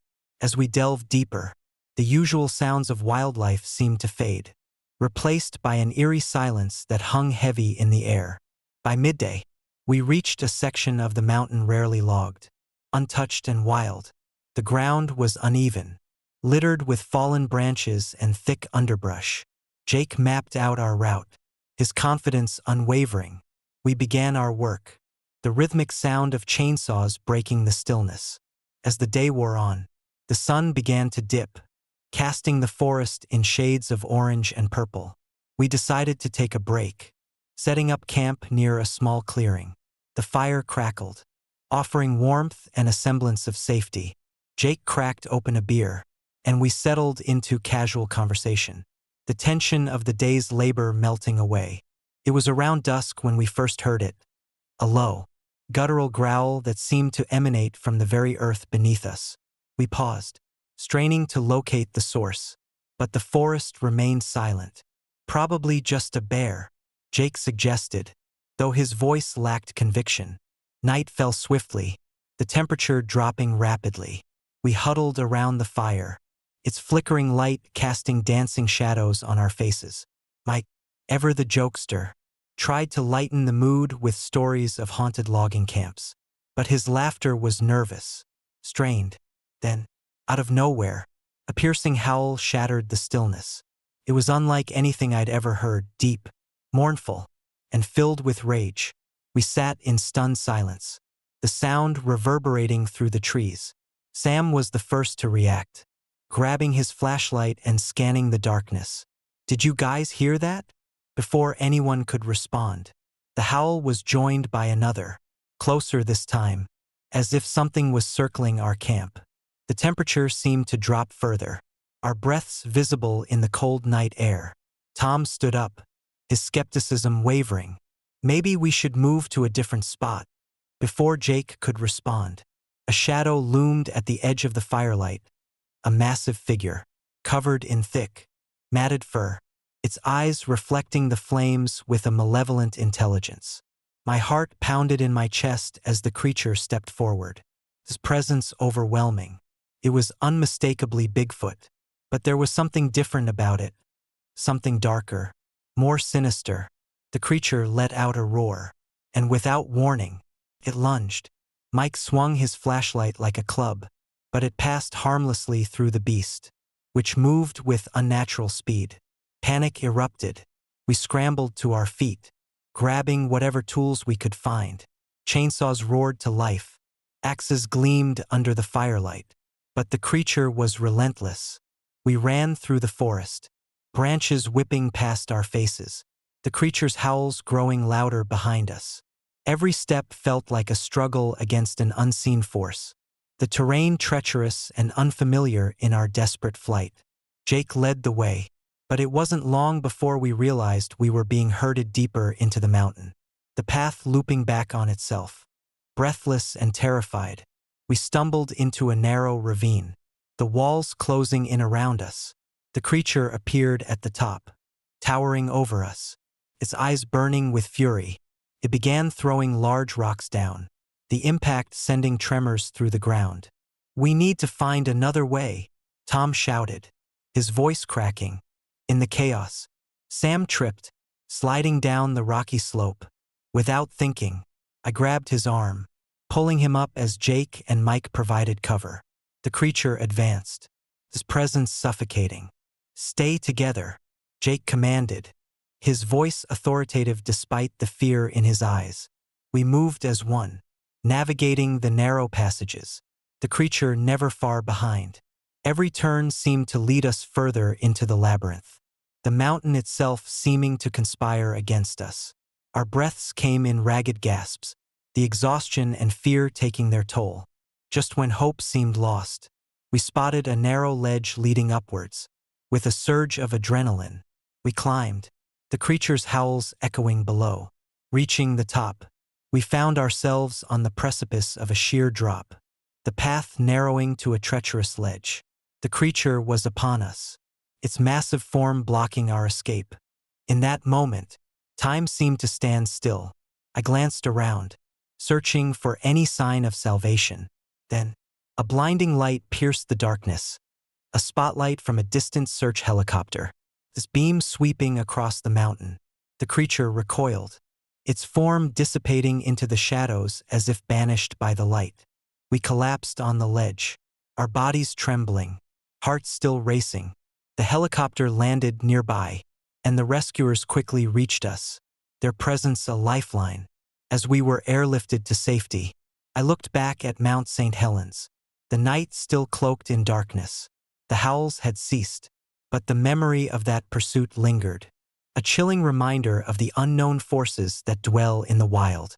Back in civilization, the experience felt surreal, almost like a nightmare, but the evidence was undeniable: our bruises, the broken equipment, the sheer terror etched into our minds. We never spoke of that night again, but the shadows over St. Helens remain, a testament to the horrors that lie hidden, waiting for those who dare to venture too deep. Sometimes, late at night, I still hear the distant howls carried on the wind, a haunting reminder that some places are best left untouched, and some creatures are better left undisturbed. Story number 10. The Howl of Bluff Creek. I still remember the first time I heard it, the howl that echoed through Bluff Creek, California, a sound that would haunt my dreams for years to come. It was supposed to be a weekend getaway, a chance to escape the relentless pace of city life with my wife, Emily. We had chosen Bluff Creek for its serene beauty and, admittedly, its notorious Bigfoot legends. But nothing could have prepared us for what awaited us in those dense woods. We arrived on a crisp Friday afternoon, the sky painted in hues of orange and pink as the sun began its descent. The campsite was nestled between towering pines and rugged terrain, the perfect spot for adventure. After setting up our tent and gathering firewood, we settled down for a quiet evening under the stars. The crackling fire provided warmth and a sense of security amidst the wilderness. As night fell, the forest came alive with sounds: crickets chirping, leaves rustling, and the occasional hoot of an owl. We shared stories and laughed, the flickering flames casting dancing shadows around us. It was around midnight when the stillness was abruptly shattered by a deep, guttural howl that sent chills down my spine. The sound was unlike anything I'd ever heard, haunting, mournful, and undeniably human, yet carrying an otherworldly quality that made my blood run cold. "Did you hear that?" I asked, my voice barely above a whisper. Emily nodded, her eyes wide with unease. "Probably just an animal. Nothing to worry about." But there was an unsettling tension in the air, a sense that we were not alone. The howl seemed to reverberate through the very fabric of the forest, lingering in the night like a dark omen. We tried to convince ourselves it was just a bear or some other wildlife, but deep down, I knew it was something far more sinister. The next morning, the sun pierced through the canopy, casting shafts of light onto the forest floor. As we unpacked our gear, Emily mentioned that she had been awakened by a rustling outside the tent. My heart skipped a beat. Had it been more than just a howl? We ventured out to investigate, the morning dew clinging to our boots. Near our campsite, we discovered something that made our blood run cold: huge footprints imprinted in the soft earth, each one easily twice the size of a human foot. The prints were deep and wide, with a distinct arch that suggested immense weight and strength. They led deeper into the forest, disappearing into the shadows of the towering trees. "Emily, do you think?" I began, my voice trailing off as the implications sank in. She looked at the prints, her expression mirroring my fear. Bigfoot? Maybe. Or something else entirely. We decided to follow the trail, our curiosity battling our fear. Each step we took seemed to echo the ominous presence that lingered in the air. The forest grew denser, the light dimming as we ventured further from our campsite. The sounds of wildlife were muffled, replaced by an eerie silence that pressed in on us from all sides. After what felt like hours, we reached a clearing where the trees opened up to reveal a small, abandoned cabin. Its windows were shattered, and the door hung crookedly on its hinges. A sense of foreboding washed over us as we approached, the memory of the howl intensifying our unease. "Maybe we should leave," Emily whispered, gripping my arm tightly, but something compelled me to press on. I reached for the door, pushing it open to reveal the dark interior. The air was thick with dust and decay, the remnants of a long-abandoned dwelling. As our eyes adjusted to the darkness, we noticed strange symbols etched into the wooden beams, patterns that seemed both primitive and ritualistic. Suddenly, a cold gust of wind blew through the cabin, extinguishing our flashlight and plunging us into darkness. Panic set in as we fumbled to relight it, the beam of light slicing through the shadows to reveal a figure standing in the corner. My heart pounded in my chest as I tried to make out its features. It was massive, easily twice our size, with hulking limbs and a face obscured by thick, matted hair. The creature's eyes glowed with an unnatural light, and its presence exuded a malevolent energy that made my skin crawl. Who are you?" I stammered, my voice shaking. The creature let out another haunting howl, a sound that seemed to pierce through my very soul. Took a step forward, the ground trembling beneath its weight. I grabbed Emily's hand, and we turned to flee, but the door slammed shut, trapping us inside. Desperation set in as we searched for another exit, but the cabin seemed to shift and warp around us, the walls closing in, the symbols on the beams pulsating with a dark energy. The creature advanced, its presence overwhelming, the air thick with an oppressive fear that threatened to consume us. In a final, frantic effort, I broke free from Emily's grasp and lunged for the door, throwing it open with all my might. We sprinted through the forest, the sounds of pursuit echoing behind us, the creature's footsteps thundering, its howls growing louder and more frenzied. Branches whipped past our faces as we navigated the treacherous terrain, the forest seemingly conspiring against us. Just as my legs began to give out, we burst through the canopy and found ourselves back at our campsite. Exhausted and gasping for breath, we collapsed onto the ground, the horrors of the night etched into our minds. We didn't stay to pack up immediately. Instead, we huddled together, the weight of our ordeal settling in. The footprints, the cabin, the creature, they were all too real, too terrifying to dismiss as mere legends. As the sun set once more, casting long shadows across the forest, we knew that Bluff Creek held secrets that were best left undisturbed. In the days that followed, we tried to rationalize what had happened, but the evidence was undeniable. The footprints, the symbols, the lingering sense of being watched. It all pointed to something ancient and malevolent lurking in the depths of Bluff Creek. We left with a heavy heart, the memory of that night forever imprinted on our souls. Years later, I still find myself haunted by the howl of Bluff Creek. Late at night, when the world is silent, I can almost hear it, a reminder that some legends are born from truth, and some truths are too terrifying to comprehend. If you ever find yourself in Bluff Creek, remember our story. Some places hold secrets that should never be uncovered, and some howls are best left unheard. Story number 11. Whispers by Ocala Lake. I've always been drawn to the tranquility of Ocala National Forest, Florida, a sprawling expanse of ancient trees, crystal-clear springs, and serene lakes that seemed untouched by time. As a lifelong fisherman, Weekends spent casting lines into the still waters were my sanctuary, a place to escape the chaos of everyday life and reconnect with nature. But that particular afternoon, everything changed. It was late September, the air warm and heavy with the scent of pine and earth. I had arrived early, eager to secure a good spot by Lake Silver, one of my favorite fishing holes. The sun was beginning its slow descent, casting long shadows across the water and painting the sky in hues of orange and pink. I set up my gear, the familiar rhythm of baiting hooks and adjusting reels bringing a sense of comfort.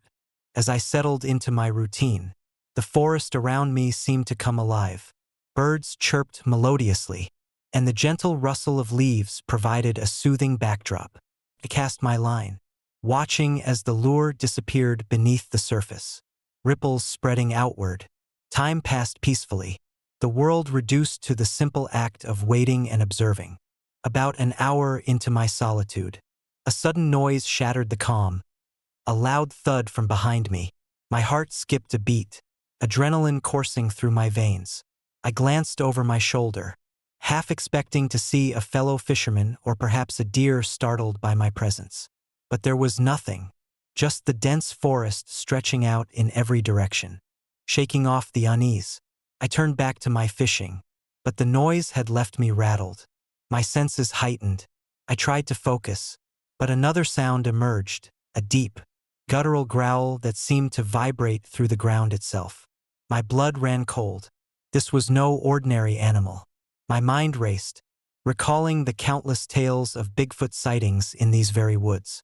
Legends dismissed by most, but whispered about in hushed tones by locals and the occasional curious visitor. I forced myself to remain calm, attributing the sounds to perhaps a bear or a large predator. But the growl was different, more deliberate, filled with an unmistakable sense of menace. I stood up slowly, my fishing rod still in hand, and scanned the surroundings. The forest was dense, shadows thickening as the sun continued its descent. My breath formed small clouds in the cooling air, the tension mounting. Minutes felt like hours as I waited, every rustle and snap of a twig amplifying my fear. Then, out of the corner of my eye, I saw movement, a massive shape emerging from the underbrush, moving with a surprising grace for its size. My heart pounded in my chest as the creature stepped into the fading light, revealing itself. It was colossal, easily 8 feet tall, covered in coarse, dark fur that seemed to blend seamlessly with the forest around it. Its eyes, large and expressive, locked onto mine with an intensity that sent shivers down my spine.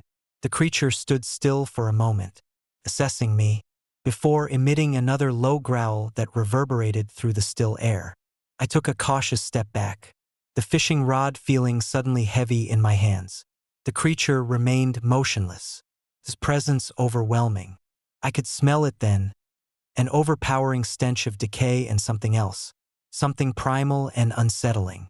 My mind screamed to run, but my body felt rooted to the spot, paralyzed by fear and awe, summoning every ounce of courage. I slowly raised my hands in a gesture of peace. "I'm not here to hurt you," I whispered, my voice barely audible. The creature didn't respond, its gaze unwavering. I noticed the subtle movements, its chest rising and falling, the slight tilt of its head, as if trying to understand my intentions. Then, without warning, it moved.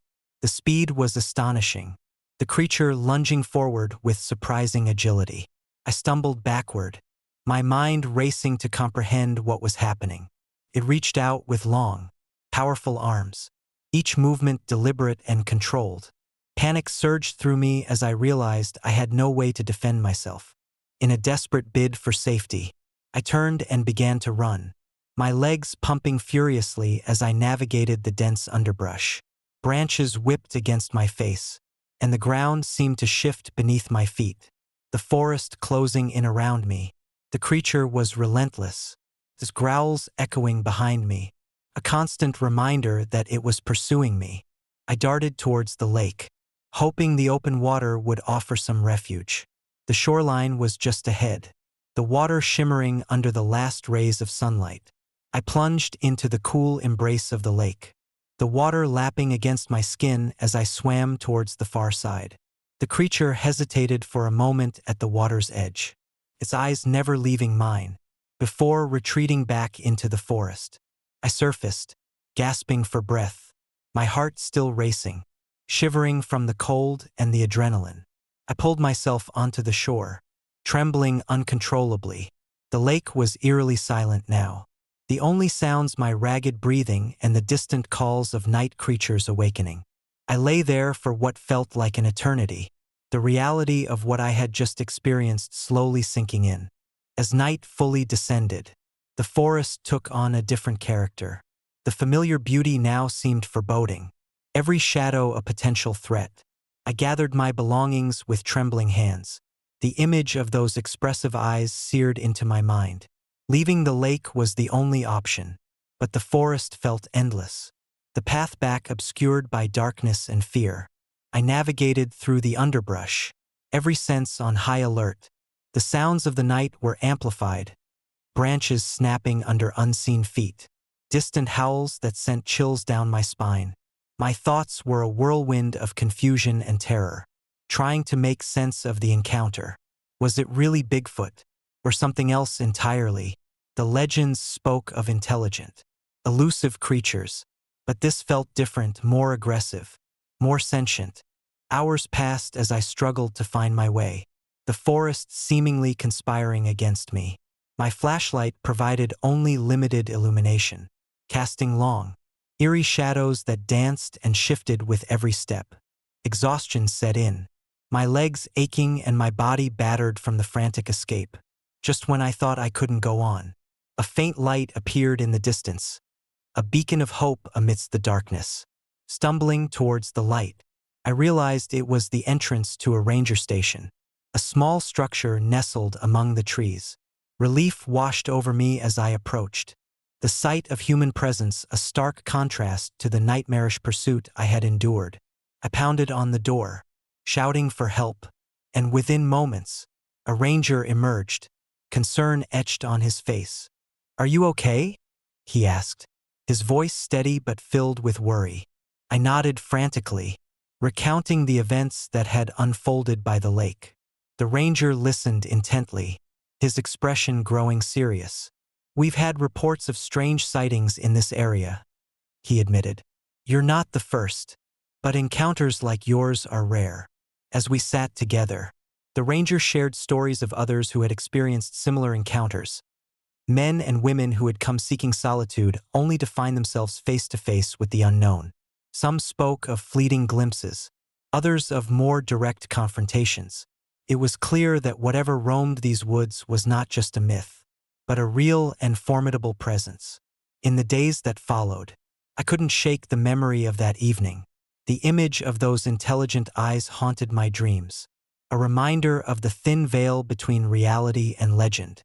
I returned to the lake several times, each visit tinged with both fear and a deep sense of respect for the mysteries that lay hidden within Ocala National Forest.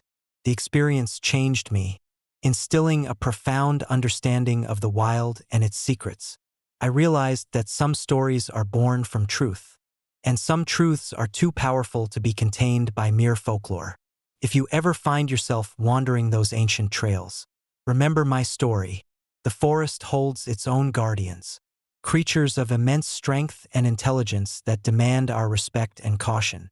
Sometimes, when the night is still and the air is thick with the scent of pine, I can almost hear the echoes of that encounter, the distant growls and the whispers of the forest. It serves as a constant reminder that nature is both beautiful and terrifying, and that some mysteries are best left undisturbed. Story number 12. Whispers from Fouke. I still remember the night vividly, the air thick with humidity and the scent of pine lingering in the darkness. Fouke, Arkansas, a small town nestled in the heart of the Ozarks, had always held a certain allure for me. As a freelance writer with a penchant for the unexplained, I found the legends of the Fouke monster irresistible. Stories of a hulking, ape-like creature roaming the dense woods had been whispered for decades, but I had never seen any concrete evidence. That was about to change. It was late October, and the crisp autumn air had given way to an early winter chill. I arrived in Fouke on a Friday afternoon, the town's quaint charm immediately apparent. Main Street was lined with old-fashioned storefronts, their windows displaying everything from antique furniture to handmade crafts. The locals greeted me with a mix of curiosity and wariness. Visitors were rare, and even rarer were those who dared to delve into the town's darker mysteries. I checked into a modest motel on the outskirts of town, its walls adorned with faded photographs of past residents and snapshots of Fouke's scenic landscapes. After settling in, I decided to explore the area and gather material for my next article. The stories of the Fouke monster had always intrigued me, and I was determined to uncover the truth behind the legend. As dusk approached, I made my way to the old Wilson family home, the epicenter of the most recent sightings. The house stood on the edge of town, its weathered facade a testament to years of neglect. The Wilsons had reported several disturbing encounters over the past few months, each one more terrifying than the last. Neighbors spoke in hushed tones about the creature's attempts to break into their homes, leaving deep scratches and massive footprints in the aftermath. I parked my car and approached the house, flashlight in hand. The air grew colder as I drew closer, the silence broken only by the distant hoot of an owl and the rustling of leaves in the wind. The front door was slightly ajar, creaking softly with each gust. Taking a deep breath, I pushed it open and stepped inside. The interior was dimly lit, the remnants of a once cozy home now cloaked in shadows. Furniture lay scattered, covered in dust and spiderwebs. As I moved through the rooms, the oppressive atmosphere weighed heavily on me. It was as if the house itself was holding its breath, waiting for something or someone. In the living room, I found the first signs of the creature's presence. Deep gouges marred the wooden doors, the scratches jagged and deep enough to tear through the material. Large footprints were etched into the hardwood floor, each one easily twice the size of a human foot. My heart pounded as I realized the gravity of what I was witnessing. Determined to find more evidence, I ascended the creaking staircase to the second floor. The hallway was narrow, the walls lined with faded wallpaper peeling away to reveal the bare studs beneath. At the end of the hall stood the master bedroom door, slightly open. Taking a cautious step forward, I pushed it open further and entered. The room was cold, unnaturally so, sending shivers down my spine. Moonlight streamed through the broken windows, casting eerie patterns on the floor. In the center of the room stood a figure, a hulking mass of fur and muscle, its eyes reflecting the light with a malevolent intelligence. I froze, unable to move as the creature turned its gaze towards me. Before I could react, it let out a blood-curdling roar, the sound reverberating through the house and into the surrounding woods. I stumbled back, my mind racing for a way to escape. The creature advanced, each step heavy and deliberate, the ground trembling beneath its weight.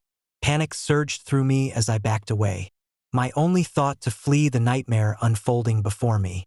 I turned and ran down the hallway, the creature's footsteps echoing ominously behind me.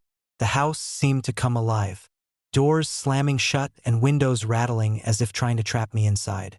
I darted through rooms, each one more disorienting than the last, until I found myself back in the living room. Desperation fueled my actions as I searched for an exit. The front door was blocked by a fallen beam, and the back door was equally compromised.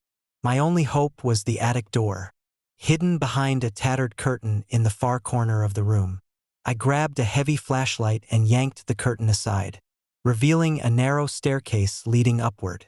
Climbing the stairs, I could hear the creature's breathing growing louder, its frustration palpable. The attic was cramped and cluttered, filled with old trunks and forgotten belongings. I backed into a corner, my back pressed against a wooden chest, and held my breath, hoping the creature wouldn't find me. The silence was shattered by the sound of heavy footsteps descending the stairs, followed by the creature's guttural growl. My heart raced as it lumbered into the attic, its massive frame filling the small space. I squeezed my eyes shut, praying for a miracle. Suddenly, A bright light flooded the attic as the creature recoiled, its form becoming translucent under the intense illumination. I opened my eyes to see the glow of the motel's security lights streaming through a broken window. The creature let out one final, anguished roar before dissipating into the darkness, leaving me alone and trembling. Gathering my composure, I descended the stairs and fled the house, not stopping until I reached the safety of my car. As I drove away, the first light of dawn began to break over the horizon, casting a pale glow on the town of Fouke. The encounter left me shaken, the reality of the Fouke monster undeniable. Back at the motel, I sat in my room, the events of the night replaying in my mind. The evidence was irrefutable: deep scratches on the doors, massive footprints, and my own first-hand encounter with the creature. I knew I had a story that would captivate readers, but a part of me wondered if some legends were better left unexplored. In the days that followed, I shared my experience with the locals, who listened with a mix of fear and vindication. The Fouke monster had been dismissed by outsiders for too long, but now the truth was out.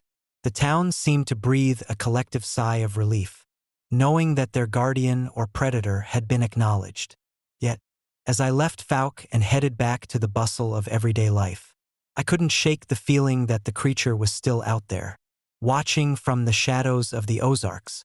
Sometimes, late at night, I hear the distant echoes of its roar carried on the wind, a haunting reminder that some mysteries are never truly solved.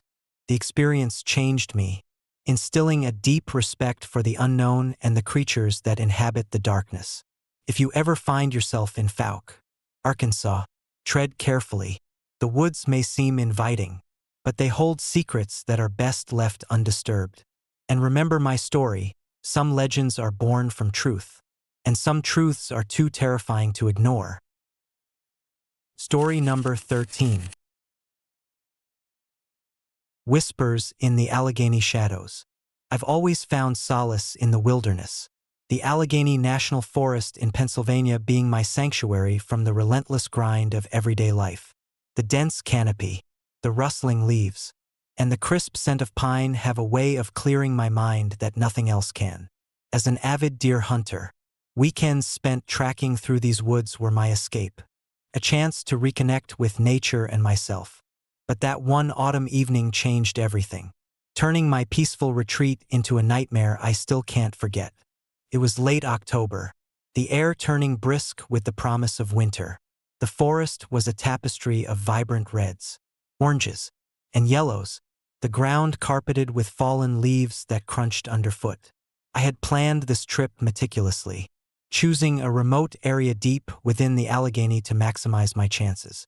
My gear was packed the night before, every piece carefully selected to ensure a successful hunt. As I drove deeper into the forest, the sounds of civilization faded, replaced by the symphony of wildlife and the whispering wind through the trees. By late afternoon, I had set up my blind near a well-trodden deer trail. The sun was beginning its slow descent, casting long shadows that danced across the forest floor. I settled in, my rifle within easy reach, eyes scanning the surroundings for any sign of movement. Hours passed in peaceful anticipation, the only interruption the occasional rustle of leaves or the distant call of a hawk. As twilight approached, the forest took on a different character. The colors deepened, the shadows growing longer and more menacing. I felt a chill, despite the warm layers I wore, a premonition that something was amiss. I decided to take a break, stretching my legs and grabbing a quick snack. As I stood, a sudden stillness enveloped the area, the usual sounds of the forest muted as if holding its breath. That's when I heard it, a low, guttural growl emanating from the dense underbrush behind me. My heart skipped a beat, adrenaline coursing through my veins. I turned slowly, scanning the shadows, but saw nothing. The growl repeated, louder this time, closer. I reached for my rifle, every muscle tense with anticipation. Out of the darkness, a figure began to emerge. At first, it was just a silhouette against the fading light, but as it stepped into the dim glow, the shape became unmistakable. A towering, hulking creature stood just a few meters away, its massive frame covered in thick, matted fur that seemed to absorb the light around it.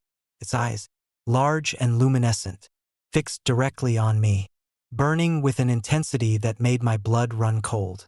For a moment, we stood there, locked in a silent standoff. The creature tilted its head slightly, as if studying me, its presence both terrifying and mesmerizing. Then, without warning, it let out a deafening roar that echoed through the forest. A sound so primal and raw that it seemed to shake the very ground beneath my feet. Instinctively, I turned and ran, my legs pumping as I fled through the dense foliage. The creature followed, its footsteps heavy and deliberate, the sound of its growls driving me to push harder. Branches whipped past my face, tearing at my clothes and skin. But I didn't stop.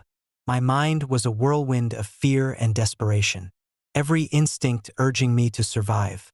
I could hear it behind me, the creature's breathing labored, the ground trembling with each step it took. My path was obstructed by fallen logs and thick underbrush, slowing my progress and adding to the panic that gripped me. I stumbled over a root, crashing to the ground, and the creature was upon me in an instant. Its massive hands reached out, claws digging into my flesh, pulling me back to my knees. I scrambled to my feet, fumbling for my rifle, but my hands shook so violently that I couldn't steady it. The creature loomed over me, its eyes boring into mine with an almost sentient malice. I could smell its foul odor, a mix of decay and something more primal, something that made my stomach churn. I took a deep breath, trying to steady my nerves, and aimed. But before I could fire, the creature let out another roar, a sound filled with anguish and rage.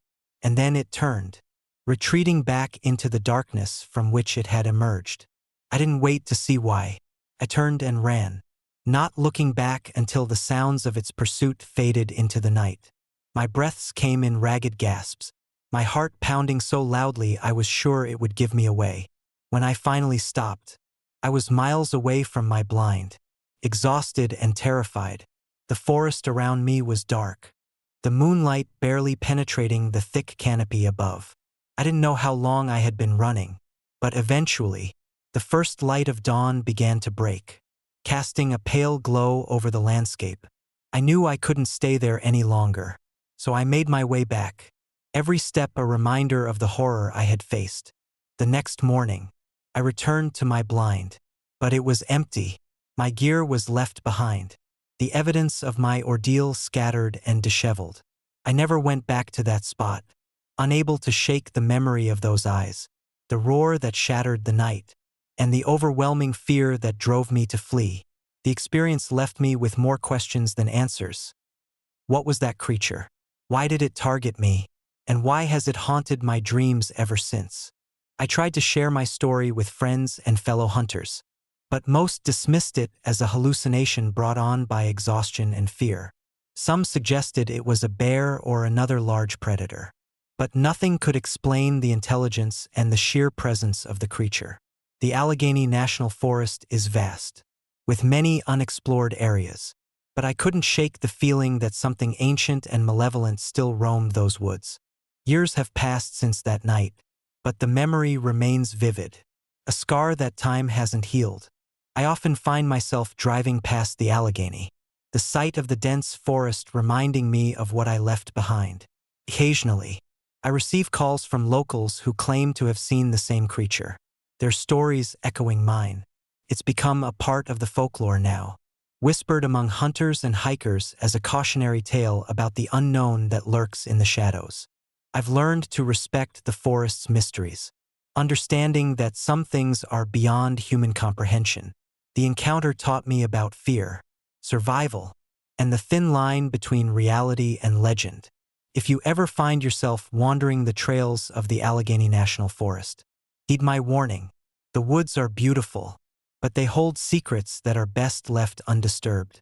And remember my story, some creatures are more than just myths, and some encounters are too terrifying to forget.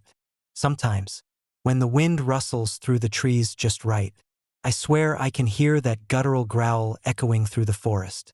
a haunting reminder that the Allegheny still holds its shadows, its secrets, and perhaps its guardians. And in those moments, I'm reminded that the wilderness is as unpredictable as it is beautiful, and that some encounters are meant to remain in the darkness, hidden from the light of day. Story number 14. Whispers in the Mist. I've always found solace in the wilderness, the great Smoky Mountains holding a special place in my heart, the sprawling expanse of ancient trees, the mist that clings to the valleys at dawn, and the symphony of wildlife. It was my sanctuary from the chaos of everyday life.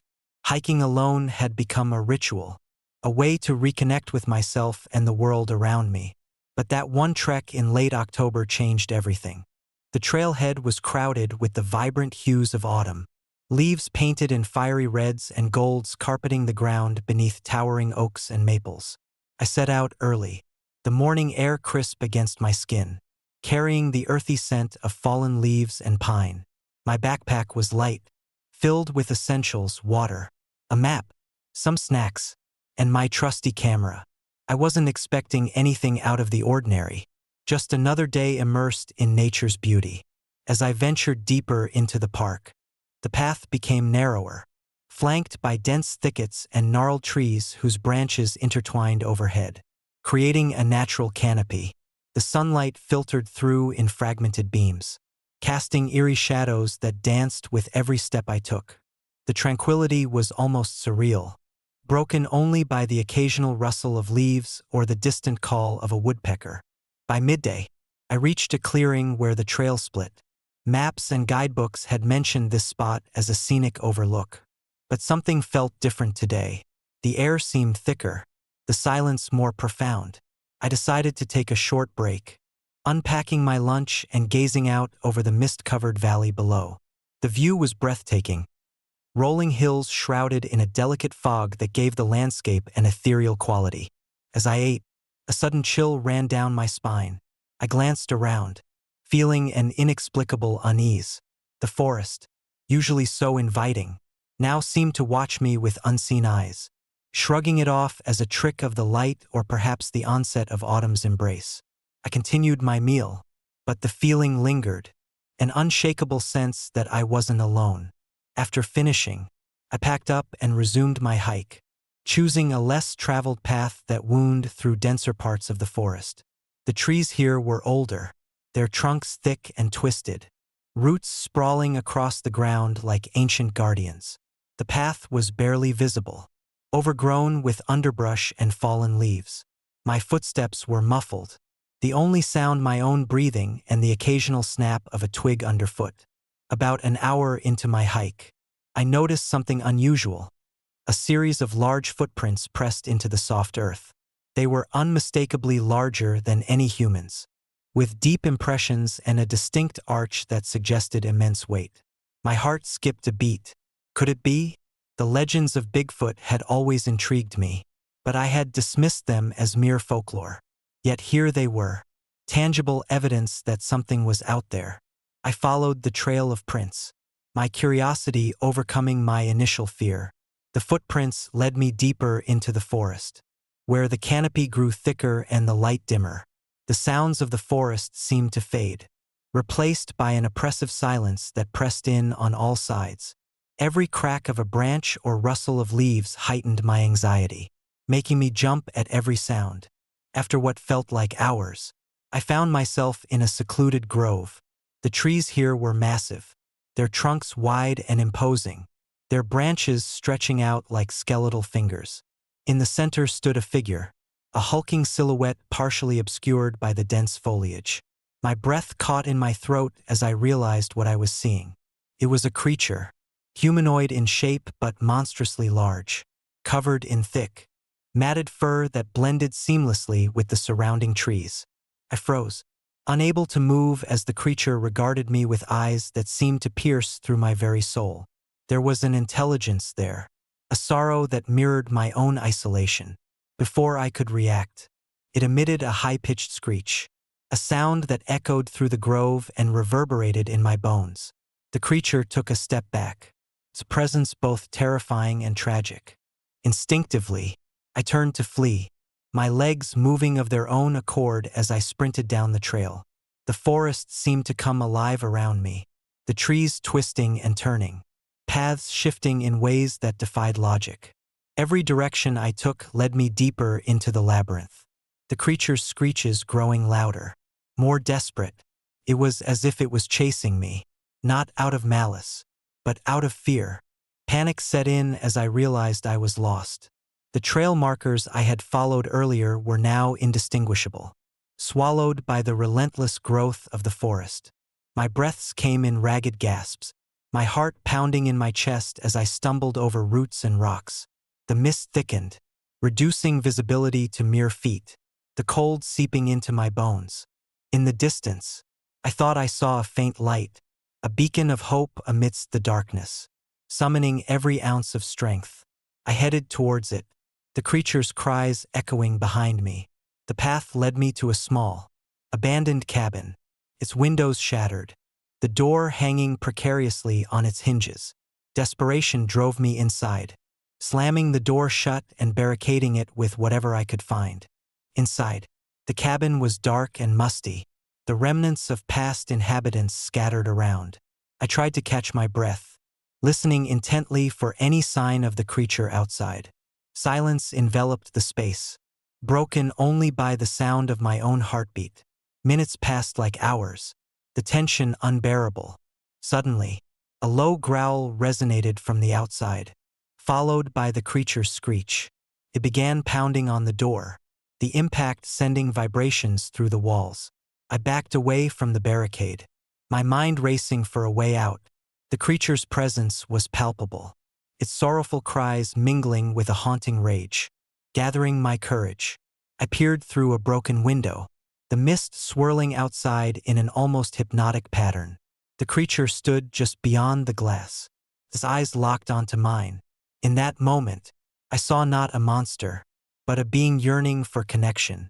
Lost in its own misery, it let out a final, mournful screech before retreating into the depths of the forest, the door ceasing its relentless pounding.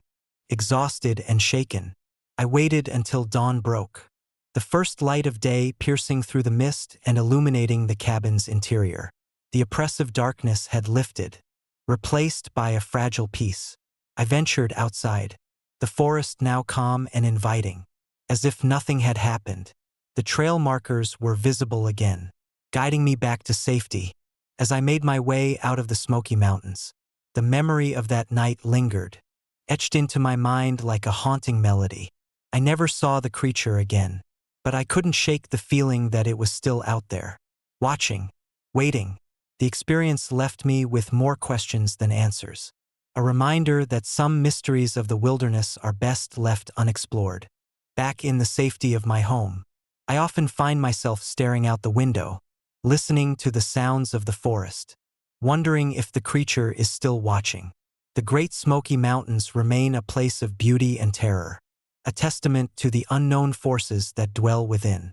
If you ever find yourself wandering those ancient trails, remember my story. Sometimes, the wilderness holds secrets that are better left untouched, and some eyes are best left unseen. Story number 15. The Phantom Ride at Desert Springs. Winter in Nevada is a deceptive tranquility. The vast expanses of desert give way to snow-covered hills, and the scorching days mellow into frigid nights. My name is Jack Thompson, and for the past 3 years, I've worked the night shift at Desert Springs, a secluded gas station nestled on the outskirts of a forgotten highway. Most nights are uneventful, the silence of the desert broken only by the occasional howl of a distant coyote or the hum of my thoughts as I patrol the empty premises. But one night changed everything. It was December 3rd, 2018, a night when the temperature plummeted to record lows, and the snow fell in relentless sheets, blanketing the world in white. I had just started my shift, the clock striking midnight, and the station was eerily quiet.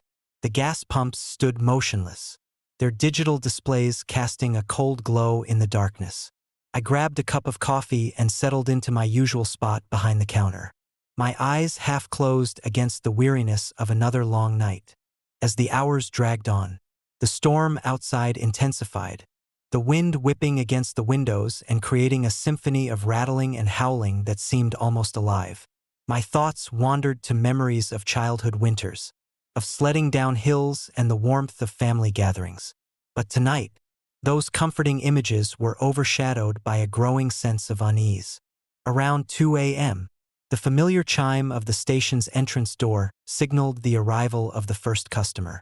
A lone figure approached the pump, their car pulling in smoothly despite the treacherous conditions.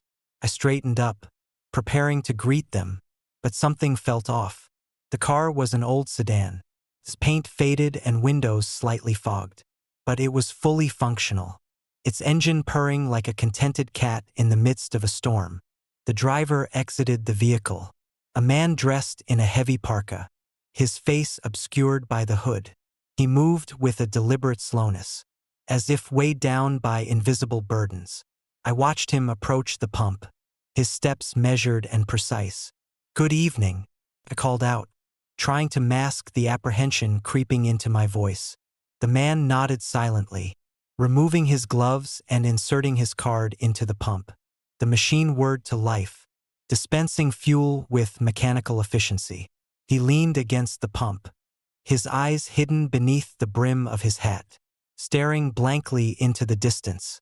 Cleared my throat, attempting small talk. "Cold night." "Ha!" He remained silent, his gaze fixed on something beyond the horizon, or perhaps lost in the depths of his own thoughts. I offered him a friendly smile, but he didn't respond, his attention unwavering. I glanced at my watch, noting the time, and decided to give him space. Minutes passed, and the man continued to fuel his car, the silence between us growing thicker. I busied myself with cleaning the counter, trying to shake off the strange feeling that settled over me. It wasn't until he finished pumping that I finally spoke again.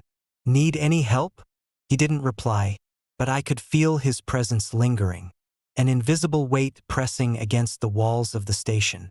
I decided it was time to check on him, ensuring everything was all right. I made my way to the front of the store, the cold air seeping in as I pushed open the door. The man's car was parked at the pump, doors locked and windows still slightly fogged. I approached cautiously, the crunch of snow beneath my boots breaking the oppressive silence.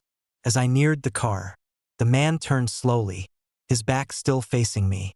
I reached out, hoping to offer assistance, but before my hand could make contact, the air grew inexplicably cold, and an unnatural chill swept through the area. Suddenly, the car's engine roared to life, startling me. I stumbled back, my heart racing, as the man's silhouette began to fade, becoming more translucent with each passing second. "Sir," I called out, panic rising in my chest. But he was already disappearing, his form dissolving into the night air like smoke caught in a gust of wind. I blinked, rubbing my eyes, convinced I was seeing things. The car sat there, unmoving and silent, as if nothing had happened. I reached out to touch the driver's side window, half expecting to feel a lingering chill, but my hand met only the glass, untouched and cold. Confused and shaken, I stepped back, watching as the snow continued to fall, the storm seemingly oblivious to the strange occurrence that had just transpired. My phone buzzed, a message from my wife checking in on me, reminding me to take care and come home safe. I responded quickly, my hands trembling slightly as I grabbed my coat and prepared to leave. But as I turned to head back inside, a loud crash echoed through the station. I spun around, flashlight in hand, trying to locate the source of the noise. The rear entrance had been stormed by the wind, the door rattling violently on its hinges. As I approached, the sound stopped, replaced by an oppressive silence that seemed to press down on me. I took a deep breath, steeling myself against the fear that threatened to overwhelm me. Just as I was about to inspect the door, my eyes caught movement out of the corner of my eye. A shadowy figure stood at the edge of the pump area, its form indistinct and wavering, like a reflection in disturbed water. I froze, my pulse quickening as the figure slowly turned to face me. There was no face, no features, just a dark, formless presence that seemed to absorb the light around it. The air grew colder still, my breath visible in the frigid air as the figure began to move towards me. I backed away, heart pounding, as the entity advanced with an unnatural grace, its movements fluid yet ominous. "Help us!" A whisper seemed to echo through the room, a plea that resonated deep within my soul. The figure reached out a hand, its form flickering like a faulty light bulb, before vanishing into thin air, leaving behind a lingering sense of sorrow and loss. I stood there, trembling, trying to process what I had just witnessed. The station felt different now, tainted by the presence of something beyond understanding. I knew I had to leave, to get out of the haunted place before the darkness consumed me entirely. As I hurried inside, the door slammed shut behind me, the force of the wind making it nearly impossible to open. The lights flickered once more, casting eerie shadows across the shelves and counters. I grabbed my coat and keys, my hands shaking as I made my way back to my truck. The memory of the faceless man etched into my mind like a scar. Driving away from Desert Springs, I glanced in the rearview mirror, half expecting to see his hollow eyes staring back at me. But there was nothing, just the endless expanse of snow-covered desert stretching out before me, silent and unforgiving. In the days that followed, I couldn't shake the experience. My co-workers dismissed it as an overactive imagination fueled by isolation and the harsh winter. But I knew the truth. Something malevolent lurked within Desert Springs, a restless spirit bound to the place by unfinished business or unspoken pain. Determined to find answers, I delved into the history of the gas station, uncovering stories of tragic accidents and mysterious disappearances that had plagued the area for decades. Legends spoke of a man named Robert Bob Miller, a trucker who had vanished without a trace one stormy night exactly 5 years prior. His truck was found abandoned at Desert Springs, doors locked and windows sealed, as if he had simply evaporated into the night. The more I learned, the clearer it became that Bob Miller's spirit was trapped within the station, doomed to relive his final moments endlessly. The faceless apparition was his tormented soul, seeking closure and unable to move on from his untimely demise. Armed with this knowledge, I knew what I had to do. I reached out to a local paranormal investigator, hoping to find a way to help Bob find peace and lift the curse that haunted Desert Springs. Together, we returned to the station, our equipment ready to document and confront the malevolent presence that had tormented me. The night of our return was colder than ever, the storm raging with a vengeance as if determined to keep us from uncovering the truth. We set up our gear in the main area of the store, the wind howling outside like the cries of 1,000 lost souls. As we began our investigation, the temperature dropped sharply, our breaths visible in the frigid air. We started with the front entrance, scanning the area for any signs of movement. The station was eerily silent, the only sounds the wind and the occasional creak of the old building. As midnight approached, the whispers began once more, their sorrowful pleas echoing through the halls. "Help us! Help us!" We followed the sounds, leading us to the pump area where I had first encountered the apparition. The air was thick with tension, the oppressive silence pressing in on us from all sides. As we set up our equipment, the temperature plummeted, our breaths turning to ice crystals as the spirit of Bob Miller manifested before us once again. His form was clearer this time, the features of his face still absent, but his presence undeniable. "Please!" The whispers grew louder. "Help us find peace." We performed a cleansing ritual, chanting prayers of forgiveness and release, our voices steady despite the fear that gnawed at our hearts. The wind outside howled louder, as if protesting our efforts, but we pressed on, determined to free Bob and any other restless spirits trapped within the station.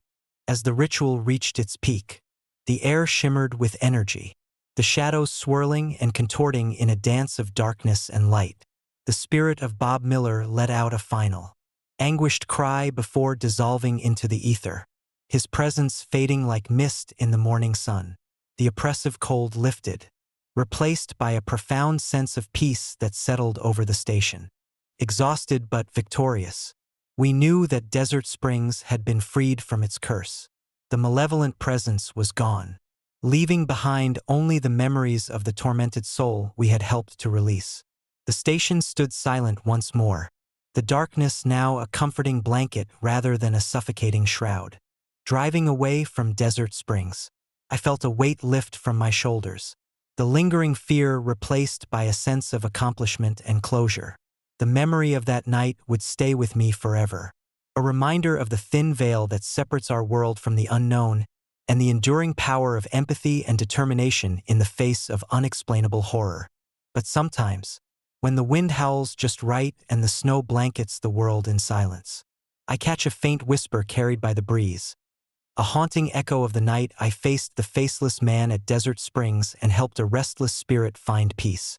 It serves as a chilling reminder that some places hold secrets too dark to be forgotten, and that the spirits of the past can reach out to us when we least expect it, seeking understanding and release from their eternal torment. Story number 16. The Woman on the Elevator. Winter in Florida was an anomaly, but not for the guests at the Grand Harbor Hotel. Nestled on the outskirts of Tampa, the hotel was a relic from a bygone era, its grand facade and towering presence a stark contrast to the modern skyline nearby. As the night deepened and the temperature dipped, the hotel's ornate decorations glistened under the soft glow of the streetlights, casting long shadows that danced eerily across the manicured lawns. My name is Alex Turner, and I've been working as the night receptionist at the Grand Harbor for the past 3 years. Most nights were uneventful, just the occasional late-arriving guest, the hum of the air conditioning, and the distant sounds of traffic blending into a monotonous lullaby. But tonight felt different. There was an unsettling stillness in the air, a tension that seemed to seep into every corner of the grand lobby. It was around 2 a.m. when I first noticed her. I was shelving a stack of brochures when the elevator doors slid open with a soft ding. A woman stepped inside, her presence immediately commanding attention despite the dim lighting. She wore a flowing red dress that stood out against the monochromatic palette of the hotel's interior. Her hair was perfectly styled, cascading in soft waves around her shoulders, and she carried an air of elegance that seemed out of place in the abandoned hours of the night. I watched as she pressed the button for the top floor, her fingers lingering on the glossy surface of the elevator panel. The doors closed, and the elevator began its ascent. Moments later, the doors reopened on the top floor, but the woman was nowhere to be seen. I blinked, assuming I must have mistaken her for someone else. But my instincts told me otherwise. Curiosity gnawed at me, prompting me to investigate. I approached the elevator, the floor creaking under my weight as I reached out to inspect the control panel. To my surprise, the elevator was still at the top floor, with no signs of movement or the presence of anyone else. I glanced up at the upper levels, but the hallway was empty, the doors shut tight and untouched. Shaking off the unease, I returned to my duties, but the image of the woman in red lingered in my mind. It wasn't until the clock struck 3 a.m. that I heard it, a soft, almost melodic laughter emanating from the direction of the elevator. My heart skipped a beat as I realized the sound was unmistakably coming from inside the elevator. Despite there being no one there, I approached the elevator once more, my flashlight cutting through the darkness as I peered inside. The interior was empty, the lights flickering intermittently, casting strange shadows on the walls. The laughter had stopped, replaced by an oppressive silence that made the hairs on the back of my neck stand on end. Determined to get to the bottom of the mystery, I decided to check the elevator's surveillance footage. Retrieving the camera from the security room, I rewound to the time of her appearance. The grainy black and white footage showed the woman entering the elevator, her movements graceful and deliberate. As the elevator ascended, her figure seemed to flicker, almost as if she were a ghostly apparition. When the doors reopened on the top floor, she had vanished, leaving nothing but the echo of her laughter. A chill ran down my spine as I watched the footage again, my mind racing with questions. Who was she? Why did she disappear? And most importantly, was the elevator malfunctioning? Or was something far more sinister at play? Determined to find answers, I began digging into the hotel's history. The Grand Harbor had been a popular destination for decades, hosting countless events, weddings, and business conferences. However, a series of unexplained accidents and mysterious disappearances had cast a shadow over its reputation. The most notable incident occurred in 1982, when a woman named Evelyn Harper vanished without a trace on the night of her wedding reception. Her disappearance had never been solved, and rumors of hauntings and curses had plagued the hotel ever since. As I delved deeper, I discovered that Evelyn had been last seen leaving the elevator with her groom, heading to their honeymoon suite. No one had seen her again, and despite extensive searches, no evidence of her whereabouts was ever found. The tragic story seemed to mirror my current experience, the woman in red possibly being a manifestation of Evelyn's restless spirit. One night, unable to shake the feeling of being watched, I decided to confront the elevator head-on. I entered alone, the heavy doors closing behind me with a soft thud. The interior was cold, the air heavy with an unspoken sorrow. I pressed the button for the lobby, hoping to experience the same disappearance firsthand. As the elevator began to ascend, I felt a sudden drop in temperature, my breath visible in the frigid air. The lights flickered violently, casting distorted shadows that danced along the walls. The soft laughter returned, closer this time, filling the small space with its haunting melody. My pulse quickened as I strained to locate the source of the sound. Suddenly, the elevator jolted, halting abruptly between floors. Panic surged through me as I pressed the emergency button. But the line was dead. The laughter grew louder, more insistent, and the elevator began to shake violently, the floor beneath me trembling as if caught in a storm. Through the chaos, I saw her again, the woman in red. Her face was pale and drawn, her eyes hollow voids that seemed to pierce through my very soul.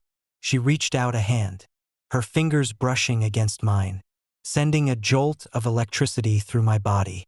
"Help me," she whispered, her voice a mere breath against the roar of the malfunctioning elevator. Desperate to escape, I clawed at the control panel, trying to force the elevator to move. The laughter twisted into a sorrowful wail, echoing through the confined space like the cries of a lost soul. Tears welled up in my eyes as I realized the extent of her despair, her longing to find peace and closure. Summoning every ounce of strength, I focused on her plea, willing the elevator to obey my commands. Slowly, the doors began to move, the lights stabilizing as the elevator resumed its ascent. The woman in red faded into the background, her presence diminishing as the elevator approached the lobby. As the doors slid open, I stumbled out into the quiet lobby, the oppressive atmosphere lifting as the night reclaimed its tranquility. Gasping for breath, I looked back at the elevator, half expecting to see her lingering in the shadows. But there was nothing, only the faint imprint of her sorrowful presence lingering in the air. In the days that followed, the disturbances ceased, and the Grand Harbor returned to its usual state of calm. However, the memory of that night remained etched in my mind, a haunting reminder of the thin veil that separates the living from the restless spirits of the past. I continued my shifts with a newfound respect for the hotel's history, always watching the elevator doors with a wary eye, and hoping that Evelyn Harper had finally found the peace she so desperately sought.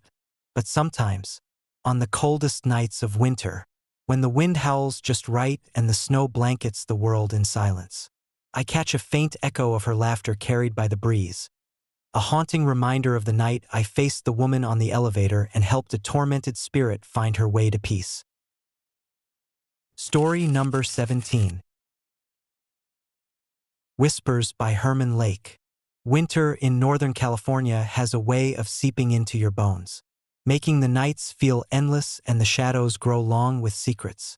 My name is Tom Walker, and I never believed in ghosts or the supernatural.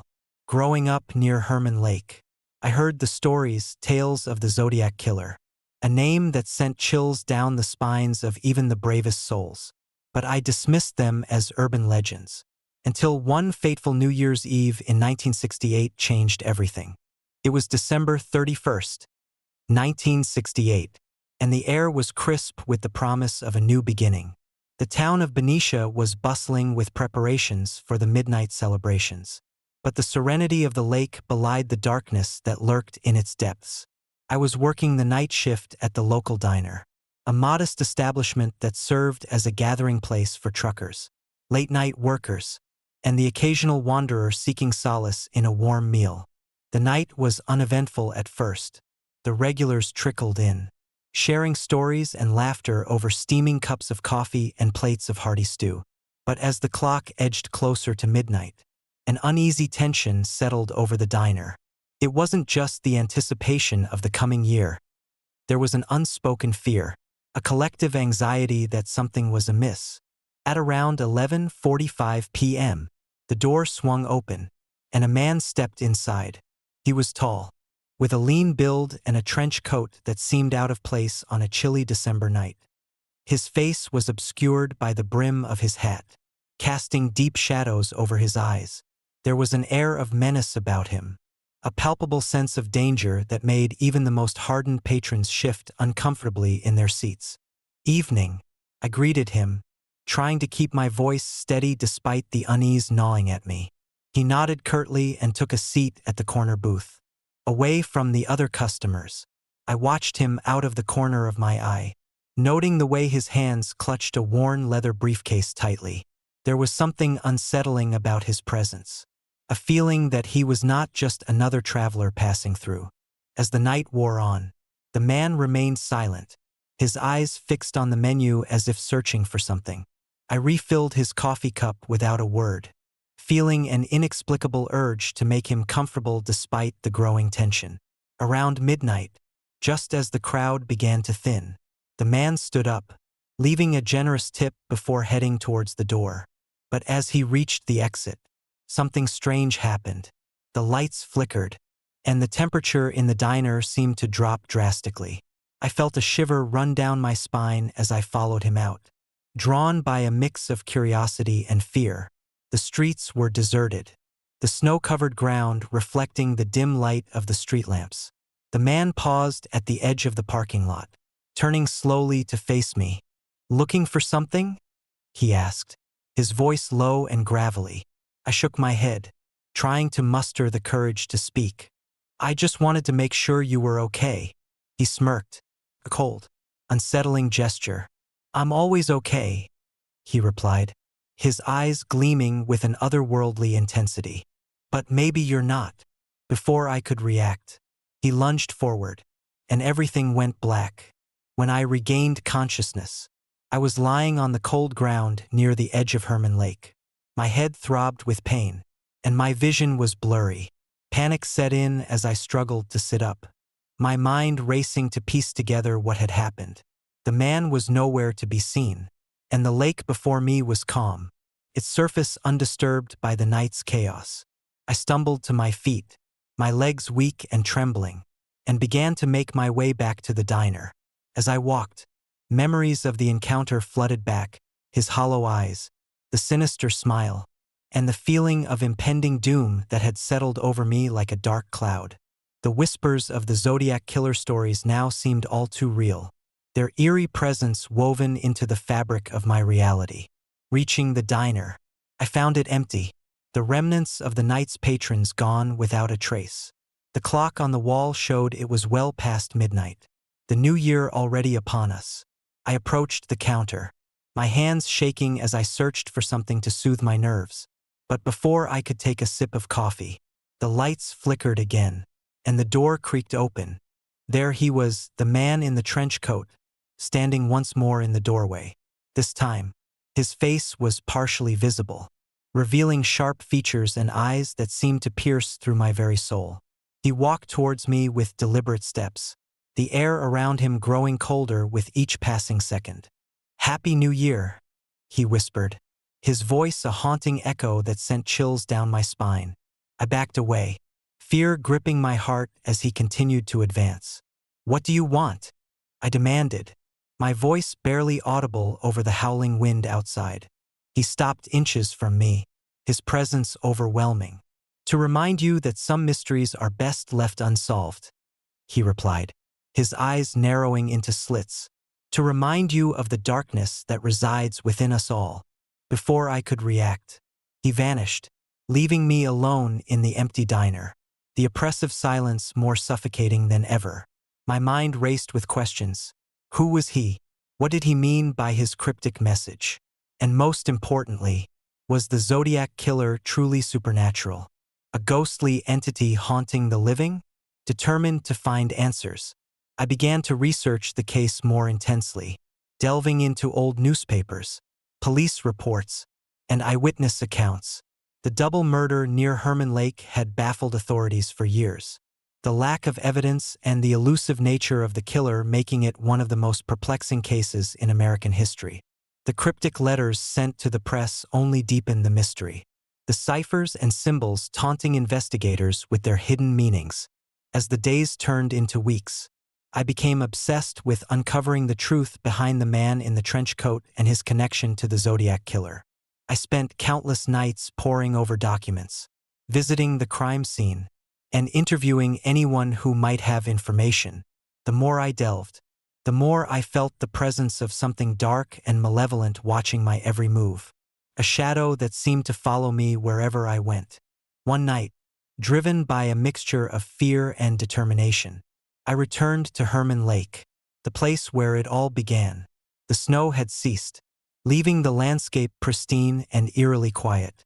The lake shimmered under the moonlight, its surface reflecting the haunting beauty of the night. I stood at the edge, the chill in the air making my bones ache, and closed my eyes, trying to summon the courage to confront whatever lingered in the darkness. "Show yourself," I whispered, my voice trembling with both fear and resolve. The water began to ripple, and the air grew thick with tension. From the depths emerged a figure, tall and imposing, cloaked in shadows, his presence both terrifying and mesmerizing. It was him, the man in the trench coat, the embodiment of the Zodiac Killer's darkness. "You seek the truth," he stated, his voice resonating with a sinister authority. "But some truths are meant to remain hidden." I took a step forward, my heart pounding in my chest. "Why are you doing this? Why haunt me?" He regarded me with hollow eyes, the weight of his sorrow and rage evident in his gaze. "To remind you of the fragility of life, the thin line between sanity and madness. To remind you that darkness exists within us all." As he spoke, the surroundings seemed to warp and twist, the serene beauty of the lake transforming into a nightmarish landscape of shadows and fear. The whispers of lost souls echoed through the air, their sorrowful pleas intertwining with his own voice, creating a symphony of anguish that threatened to overwhelm me. "I need to let you go," pleaded, tears welling up in my eyes. "Help me find peace." For a moment, his expression softened, the anger and sorrow flickering in his eyes like a dying flame. "Perhaps," he murmured, his form beginning to fade, "perhaps understanding brings peace. But remember, darkness is a part of us all. Embrace it, and you might find the strength to overcome." With that final cryptic message, he vanished, leaving me alone by the lake, the oppressive darkness lifting as quickly as it had descended. I stood there, trembling and breathless, the echoes of his words lingering in the cold night air. In the aftermath of that encounter, I found a sense of closure that had eluded me for so long.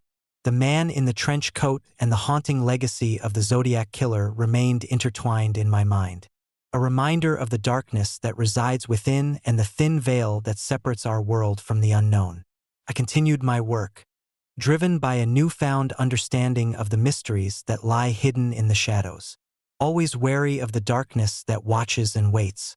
But sometimes, on the coldest nights of winter, when the wind howls just right and the snow blankets the world in silence, I catch a faint whisper carried by the breeze. A haunting echo of the night. I faced the Zodiac Killer's Darkness by Herman Lake and learned that some mysteries are best left unsolved. Story number 18. Whispers in the Abandoned Hospital. Winter in Illinois casts a stark, unforgiving blanket over the landscape, muting the sounds of the world and creating an eerie stillness that settles deep into the bones. My name is David Lawson, and for the past 2 years, I've worked as a night security guard at the old St. Mary's Hospital in Joliet, a place that once bustled with life, but now stands as a hollow monument to forgotten tragedies. St. Mary's had been abandoned for nearly a decade, left to succumb to the elements and the passage of time. The grand architecture, once a symbol of hope and healing, now loomed dark and decaying, windows shattered and walls crumbling. Locals avoided the place, sharing stories of unexplained phenomena and restless spirits that lingered within its walls. As a skeptic by nature, I dismissed these tales as mere folklore, until the night the whispers began. It was a particularly cold December night, the kind where the wind howls through the trees and the snow piles high against the doors and windows. My shift began at midnight, the only sounds the distant howl of the wind and the creaking of the old building settling into its slumber. I walked through the main entrance, my flashlight cutting through the darkness, casting long, wavering shadows on the walls adorned with peeling paint and faded murals. The first few hours were uneventful, filled with routine patrols and inspections of the building's extensive corridors and rooms. I made my way to the control room, where the security cameras were monitored.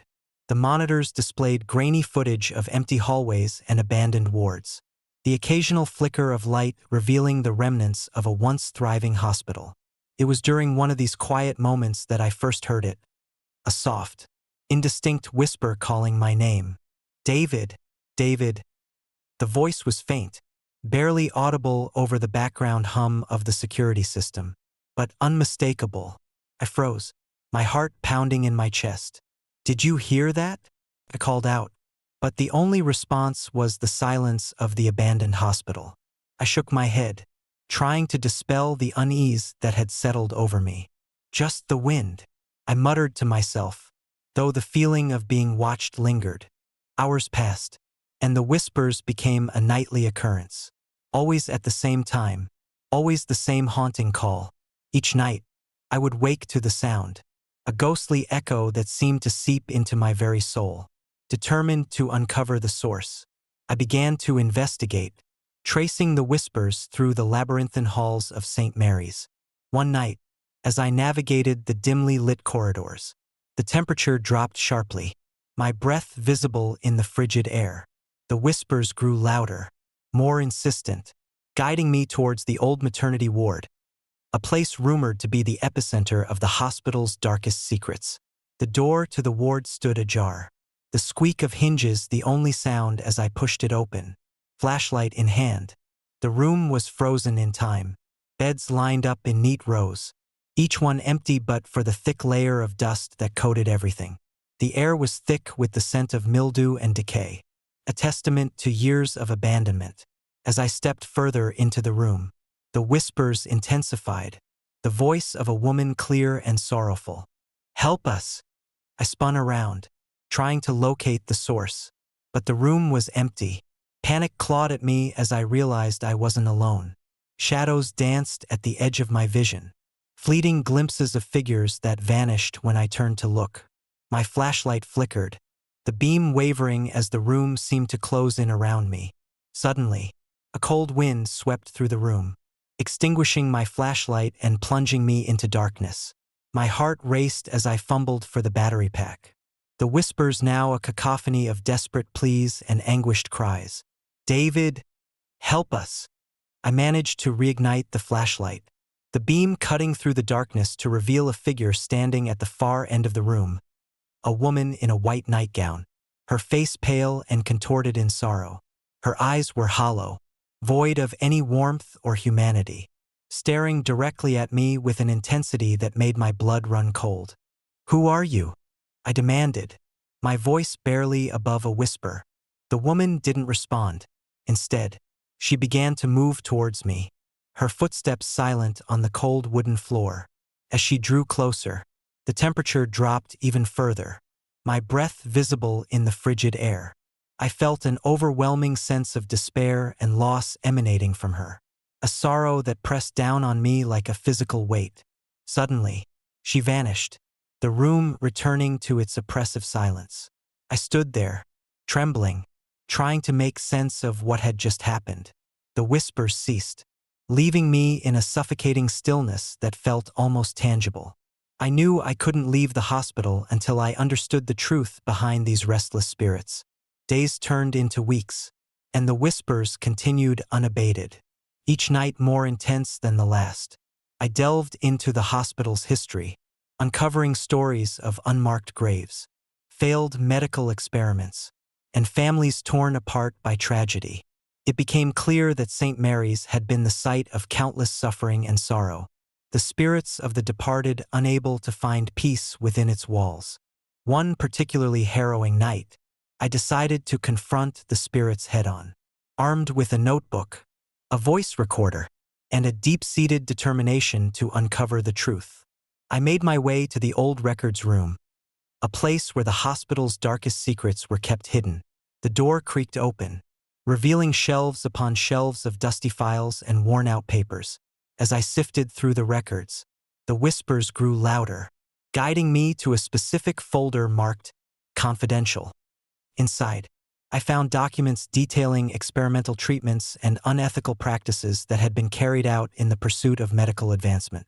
Names were redacted, but one name stood out: Kate Batts, a nurse accused of witchcraft and responsible for a series of unexplained deaths within the hospital.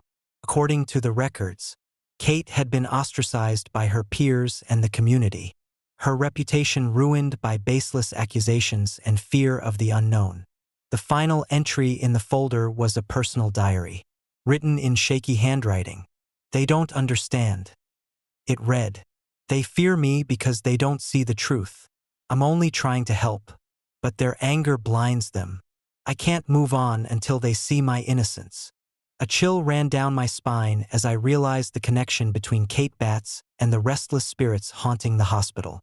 It wasn't malevolent entities at play, but tormented souls seeking recognition and justice for the wrongs committed against them.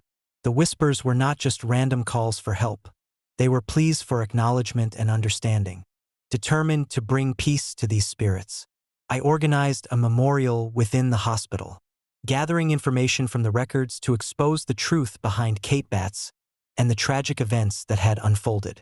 With the help of local historians and paranormal investigators, we held a ceremony to honor the forgotten souls, acknowledging their suffering and seeking to rectify the injustices of the past.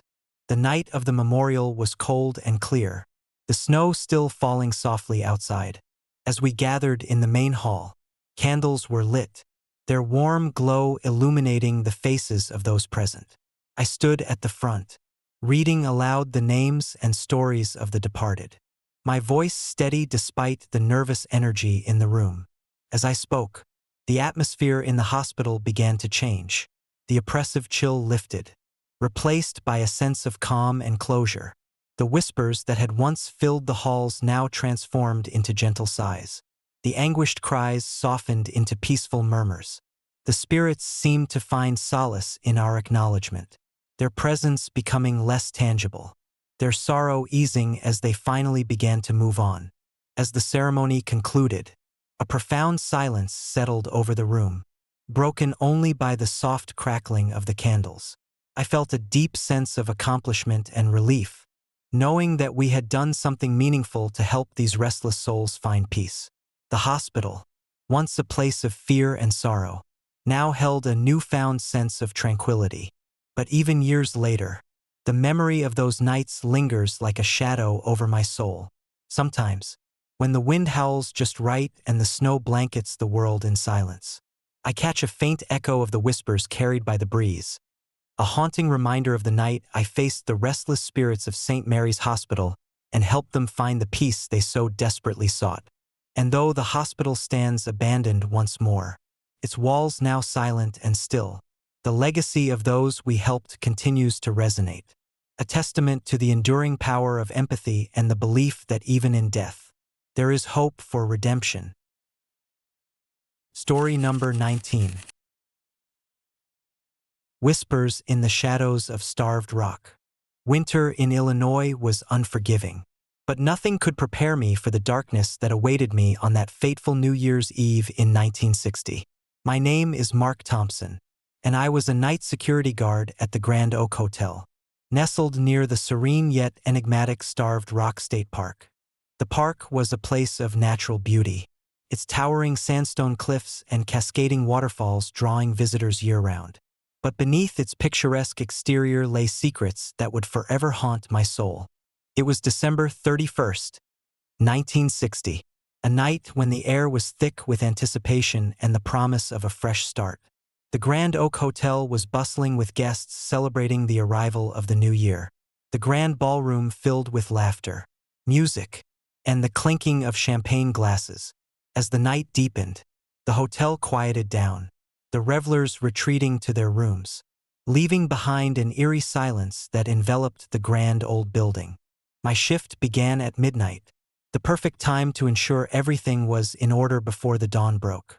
The corridors were dimly lit, the shadows dancing on the walls as my flashlight cast fleeting patterns across the ornate wallpaper. I patrolled the hallways, checking the locks and ensuring that all was well. It was during one of these routine checks that I first heard it, a faint whisper, barely audible over the distant sounds of the party fading away. I paused, straining to listen. The whisper seemed to call my name, a soft, mournful echo that sent chills down my spine. Mark, Mark! It was as if someone, or something, was trying to reach out to me from the depths of the night. I shook off the unease, convincing myself it was just the wind or the building settling, and continued my patrol. But the whispers persisted, growing louder with each passing hour. They seemed to emanate from the grand staircase, a place I had always found strangely unsettling. The staircase was a marvel of craftsmanship, its ornate banisters and intricate carvings a testament to the hotel's grandeur. Yet, on this night, it felt like a gateway to another realm, a place where shadows whispered secrets and darkness held sway. As I approached the staircase, the temperature dropped sharply, my breath visible in the frigid air. The whispers turned into soft sobs, their sorrowful tones resonating through the silent halls. I hesitated, a knot of fear tightening in my stomach, but my sense of duty pushed me forward. I ascended the staircase, each step creaking under my weight, the whispers growing more intense with every floor. Reaching the top of the staircase, I found myself in a grand hallway lined with closed doors. The sobs echoed off the walls, guiding me towards the end of the corridor where an old, wooden door stood ajar. The room beyond was dimly lit, the air thick with the scent of smoke and something else, something metallic and unsettling. I approached cautiously, the whispers now a cacophony of sorrow and despair. Pushing the door open, I stepped into a room that seemed frozen in time. The furniture was covered in dust, the curtains heavy with layers of neglect. In the center of the room stood an antique mirror, its surface cracked and clouded, reflecting the dim light in fragmented patterns. As I approached the mirror, the whispers reached a crescendo, their voices overlapping in a haunting symphony of pain. Suddenly, the temperature plummeted further, and the room plunged into darkness. My flashlight flickered and died, leaving me in complete blackness. Panic surged through me as I fumbled for my backup light. But before I could find it, a figure materialized before me. A woman dressed in an elegant red gown, her face pale and contorted with anguish. Her eyes were hollow voids, staring directly into mine with an intensity that made my blood run cold. "Help us," she whispered, her voice barely audible over the deafening silence. "Remember us." I staggered back, my mind racing with fear and confusion. "Who are you?" I demanded, my voice trembling despite my efforts to stay calm. The woman didn't respond. Instead, she reached out a hand, her fingers elongated and ethereal, as if trying to grasp something just beyond reach. The whispers returned, louder and more insistent, forming words that sent shivers down my spine. Remember our stories. Remember our pain. Suddenly, the room began to distort, the walls melting into shadows and the floor twisting into unnatural shapes. I felt an overwhelming sense of despair, as if the very essence of the place was absorbing my fears and regrets. The whispers transformed into screams, the sound echoing through my very soul, each cry a testament to lives lost and dreams shattered. In that moment, I realized that the whispers were not just random sounds but the lingering souls of those who had met untimely ends within these walls. The hotel, with its grand facade and elegant interiors, was a prison for their restless spirits. Trapped in a cycle of pain and remembrance, I knew I had to help them, to find a way to break the chains that bound them to this place. Desperate to escape the nightmare unfolding around me, I turned to leave, but the shadows closed in, their presence suffocating and oppressive. The whispers grew louder, their voices merging into a single, mournful plea. Remember us, free us. Summoning every ounce of courage, I focused on their suffering, my empathy bridging the gap between our worlds. I will remember you, I promised, my voice steady despite the fear gripping me. I will honor your stories and help you find peace. As the words left my lips, the shadows began to recede, their grip loosening as a sense of calm washed over the room. The woman in red faded into the light, her expression softening into one of gratitude and relief. The whispers transformed into gentle sighs, the sorrowful cries giving way to a peaceful silence that settled over the room like a comforting blanket. Exhausted but resolute, I left the room, the oppressive atmosphere lifting as I made my way back through the grand staircase and down the silent corridors. The whispers had ceased, replaced by a serene stillness that seemed to breathe life back into the grand old hotel. As I exited the building, the first light of dawn began to break through the clouds, illuminating the snow-covered landscape with a warm, golden glow. In the days that followed, the Grand Oak Hotel returned to its usual state of quiet elegance, the whispers of the past fading into memory. But the experience left an indelible mark on me, a haunting reminder of the fragility of life and the enduring power of empathy. I knew that the souls trapped within those walls had finally found the peace they so desperately sought, their stories remembered and their pain acknowledged. Years later, the case of Lillian Oding and the mysterious murders at Starved Rock remained unsolved, the secrets buried beneath layers of time and tragedy. But the whispers of that New Year's Eve night continued to echo in my mind, a testament to the thin veil that separates our world from the unknown and the enduring bond between the living and the restless spirits of the past. But sometimes, on the coldest nights of winter, when the wind howls just right and the snow blankets the world in silence, I catch a faint echo of those whispers carried by the breeze, a haunting reminder of the night I faced the shadows of Starved Rock and helped two lost souls find their way to peace. Story number 20. Whispers of Midnight. Winter in Montana was unforgiving. The snow clung to the pines, muffling the world in a blanket of silence that only the occasional howl of the wind could penetrate. My name is Jack Morrison, a seasoned investigator with the Montana Bureau of Missing Persons. Over the years, I've seen my fair share of disappearances, but Patricia Meehan's case from 1989 has always lingered in the back of my mind, a haunting mystery that refuses to be forgotten. Patricia was a vibrant young woman, full of life and dreams, who vanished on New Year's Eve after a car accident. Witnesses reported seeing her standing by the roadside, seemingly unharmed, staring blankly at the wreckage before she simply walked away into the night.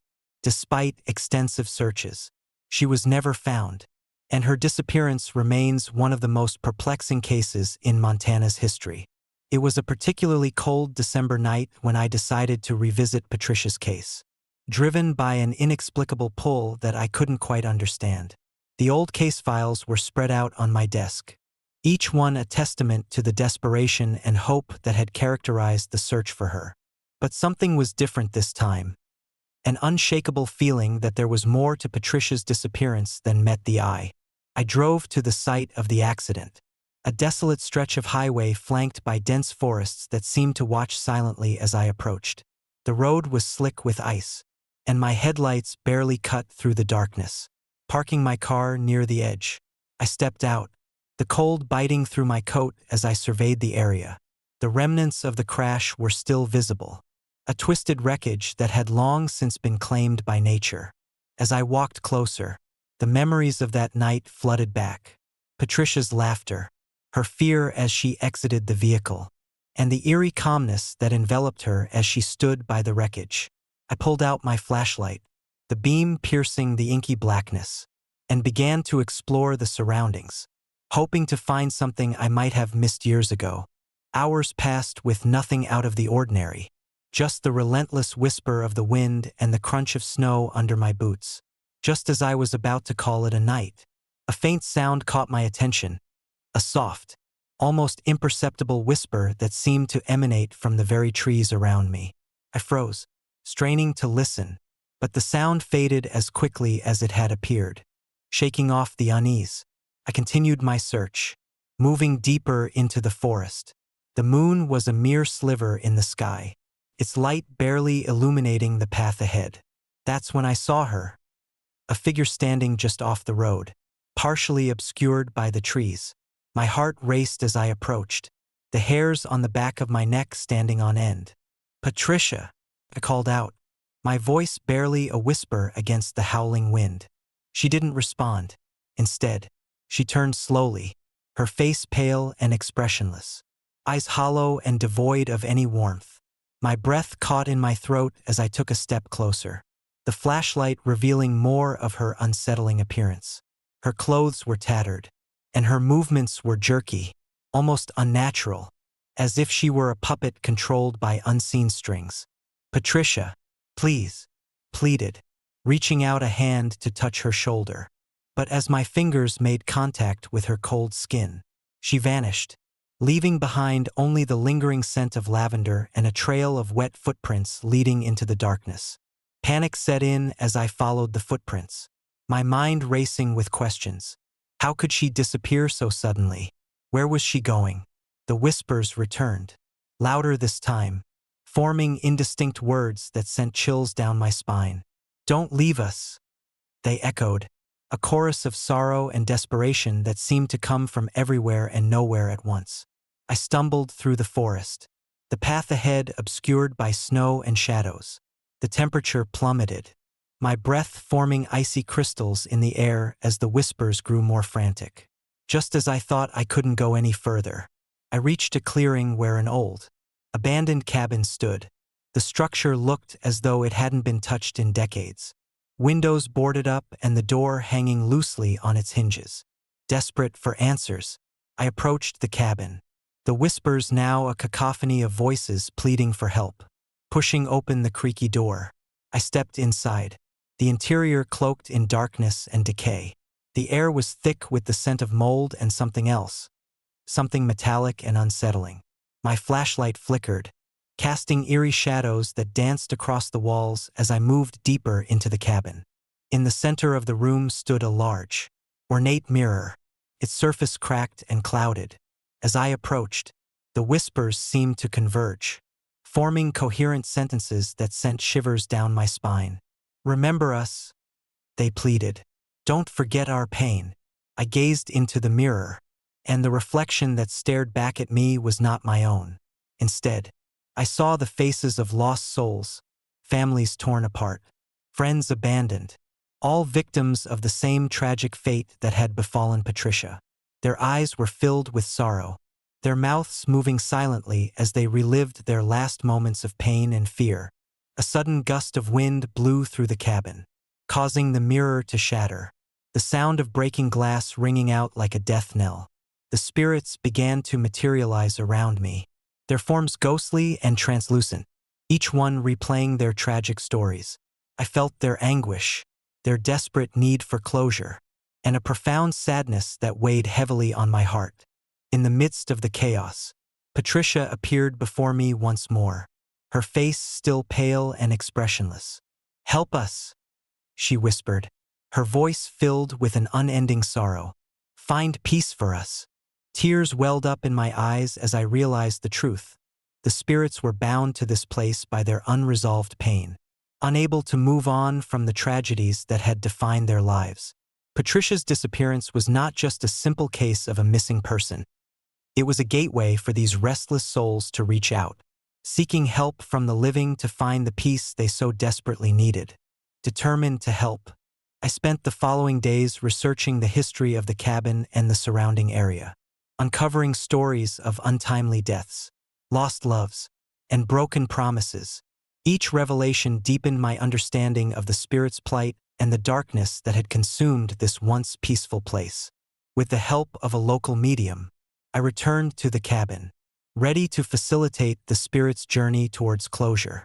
The night was colder than ever, the wind howling through the trees like the cries of the damned. We performed a cleansing ritual, our voices merging in a harmonious plea for forgiveness and release. The spirits gathered around us, their presence both terrifying and awe-inspiring as they listened to our heartfelt intentions. As the ritual reached its peak, a profound sense of calm settled over the cabin. The spirits began to fade, their forms dissolving into the ether like mist under the morning sun. Patricia stood before me one last time, her eyes now filled with gratitude and peace. "Thank you," she whispered, her voice a gentle breeze that carried away the last remnants of sorrow. With that, she vanished, leaving behind a sense of tranquility that had long eluded the cabin. The whispers ceased, replaced by the soothing sounds of the winter night outside. I knew that we had succeeded in helping these lost souls find the peace they so desperately sought. Their stories finally acknowledged and remembered. Back at the bureau, I filed away the case with a sense of fulfillment and closure. Patricia Meehan's disappearance had been more than a tragic loss. It had been a beacon for other lost souls, guiding them towards the light and helping them break free from the chains of their past. Years have passed since that fateful winter, but the memory of Patricia and the spirits of the cabin remain etched in my mind. They serve as a constant reminder of the thin veil that separates our world from the unknown and the enduring power of empathy and determination in the face of unimaginable sorrow. But sometimes, on the coldest nights of winter, when the wind howls just right and the snow blankets the world in silence, I catch a faint whisper carried by the breeze. A haunting echo of the night, I faced the restless spirits of Montana and helped them find the peace they so desperately sought. Story number 21. Whispers on Route 30. Winter in Pennsylvania was unforgiving. The snow lay thick on the asphalt, turning Route 30 into a ghostly ribbon snaking through the desolate countryside. My name is Jack Reynolds, and for the past 5 years, I've been a night patrol officer for the Pennsylvania State Police. Most nights are uneventful, the quiet interrupted only by the occasional wildlife or the distant hum of a truck passing through. But the night of December 31st, 1972, was different, etched into my memory as one of the most haunting cases I've ever encountered. It was New Year's Eve, a time when the night was supposed to be filled with hope and celebration. Families gathered in their homes, exchanging good wishes and dreaming of new beginnings. But for Ashley Mitchell, it was the night that would lead her into the shadows, never to be seen again. I received the call just after midnight. A caller reported seeing a woman standing alone on Route 30, near the Old Miller's Rest area. She was dressed in a red coat, her hair blowing wildly in the cold wind. The description was vague, but something about it felt off. The Miller's Rest area was a remote spot, frequented by few, a perfect setting for an unsettling encounter. Arriving at the scene, the snow was falling heavier, obscuring visibility. The Miller's Rest area was deserted, the remnants of a forgotten gas station barely visible through the whiteout. I parked my cruiser and grabbed my flashlight, the beam cutting through the swirling snow as I made my way toward the reported location. As I approached, The sound of my footsteps crunching on the icy ground seemed unnaturally loud. My breath formed visible puffs in the frigid air, and my heart pounded in my chest. There, standing near the edge of the highway, was the woman. She was exactly as the caller described, dressed in a striking red coat, her hair tousled by the wind, her face obscured by the shadows of the night. "Miss," I called out, my voice betraying my unease. "Are you okay? Do you need help?" She didn't respond. Instead, she stood motionless, staring directly into the abyss of the highway. The snowflakes clung to her coat, making her appear almost ethereal, like a ghostly apparition. I took a cautious step forward, my flashlight trembling in my hand. "Mississippi, please," I urged, sensing something was terribly wrong. "If you're lost or hurt, I can help you." Still, she remained silent, her eyes fixed on the endless expanse of darkness before her. A chill ran down my spine as I felt an inexplicable urge to approach her, to offer comfort, but something held me back, a sense of foreboding that made me hesitate. Suddenly, the woman began to fade, her form becoming translucent as if melting into the night air. I reached out instinctively, but my hand passed through her as if she were made of mist. The temperature dropped further, the cold seeping into my bones, and the whispers of the wind seemed to carry a mournful melody. Panicked, I stepped back, my mind racing with questions. Who was she? Why was she here on such a bitterly cold night? As I stood there, trying to make sense of the impossible sight, the whispers grew louder, forming coherent words that sent chills down my spine. "Don't leave us." I spun around, the sound echoing through the empty rest area. The highway stretched out before me, dark and unwelcoming, and the realization hit me like a ton of bricks. She wasn't alone. There was a presence here, something dark and malevolent that clung to the night like a shroud. Desperate to escape, I turned to my cruiser, fumbling with the keys as the whispers intensified. But the engine wouldn't start, the dashboard lights flickering ominously. I was trapped, caught in a nightmare from which there was no awakening. As I struggled to free myself, the woman's voice echoed in my mind, her plea intertwined with the howling wind. "Remember us." The air around me grew thick with a suffocating darkness, the shadows lengthening and twisting into grotesque shapes that danced along the edges of my vision. I could feel their sorrow, their pain, wrapping around me like invisible chains, pulling me deeper into the abyss. In a moment of sheer terror, I managed to get the cruiser running, the engine roaring to life as I slammed the accelerator, the tires skidding on the icy pavement.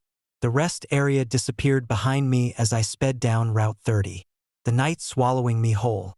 But the nightmare wasn't over. No matter how fast I drove, the whispers followed, their sorrowful pleas echoing in my mind. The woman's face haunted me, her hollow eyes staring into my soul, reminding me of the tragedy that had unfolded on that fateful night. Determined to uncover the truth, I dove into the archives, poring over old newspaper clippings and police reports. The story of Ashley Mitchell and Loria Bible had faded from public memory, overshadowed by the passage of time. But the mystery of their disappearance remained, a puzzle with pieces that refused to fit. Ashley and Loria were best friends, inseparable since childhood. On that New Year's Eve, they had decided to go ice skating at a nearby pond, popular spot for locals. But somewhere along the way, their path had led them astray, down the treacherous Route 30 that snaked through the unforgiving winter landscape. No witnesses had seen what happened that night.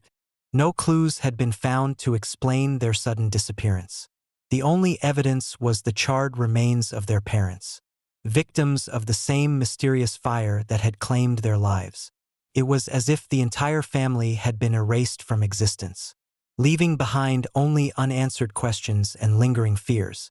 As I delved deeper, I began to uncover unsettling patterns, stories of similar disappearances, unexplained phenomena, and rumors of restless spirits haunting the highways and byways of Pennsylvania. The more I learned, the more I realized that Ashley and Loria were not alone in their fate. They were part of something far greater, something dark and ancient that thrived on fear and sorrow.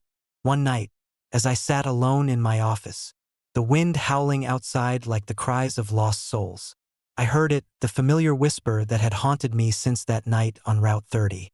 "Remember us." I jumped up, heart racing, and grabbed my coat, the chill of the night urging me to take action. I knew what I had to do: confront the darkness that had claimed Ashley and Loria, to give their spirits the closure they so desperately needed. Driving back to the Miller's Rest area, the snow falling in relentless sheets, I felt a presence watching me, the eyes of the lost staring into my very being. The highway stretched out before me, a desolate path illuminated only by the pale glow of the moon. I parked my cruiser and approached the scene, the weight of the past pressing down on me. Standing at the edge of the highway, I felt the air grow colder, the whispers enveloping me in their mournful embrace. "Don't leave us."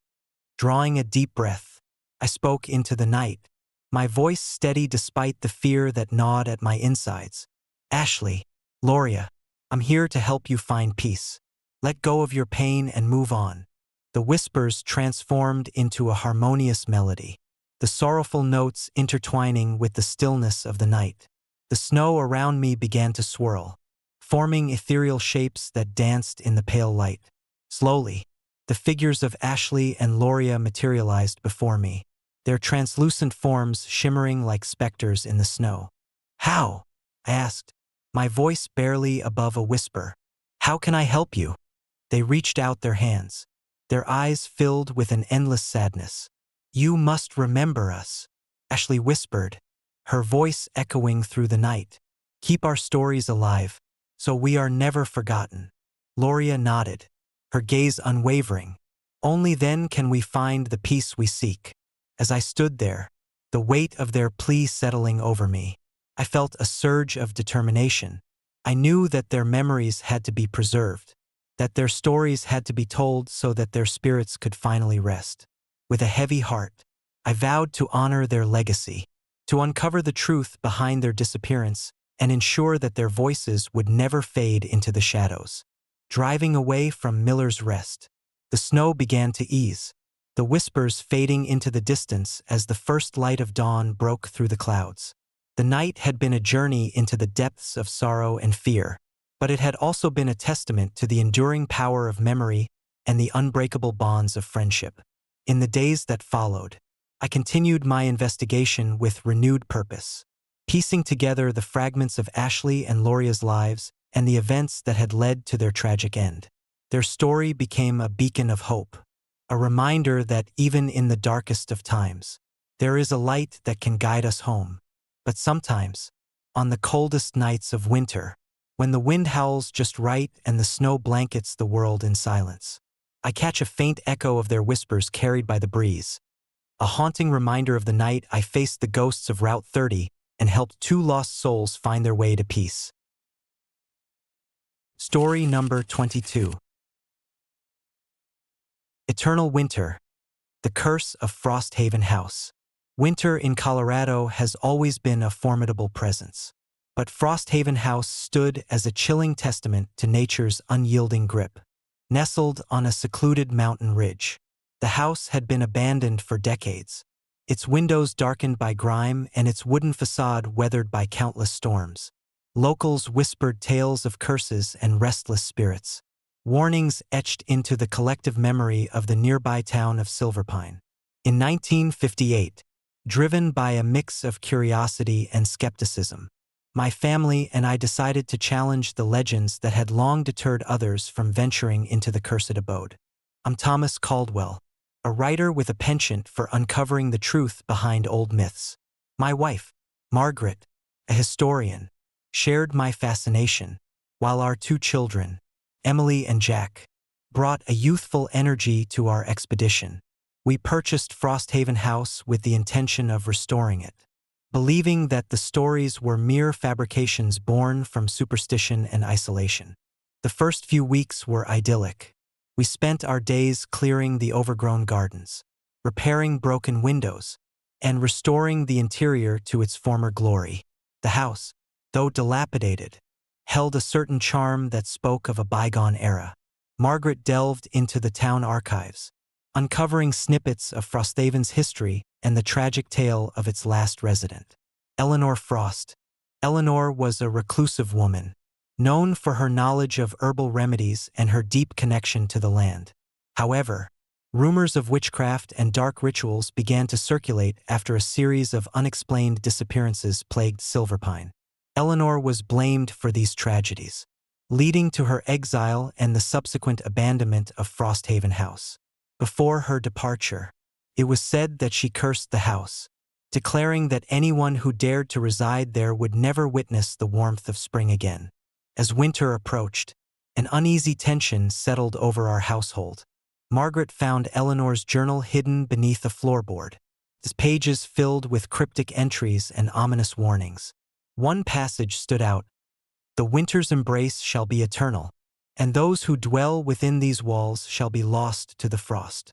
We dismissed it as poetic exaggeration, but the atmosphere around us grew increasingly oppressive. The first sign of the curse manifested on a particularly frigid December night.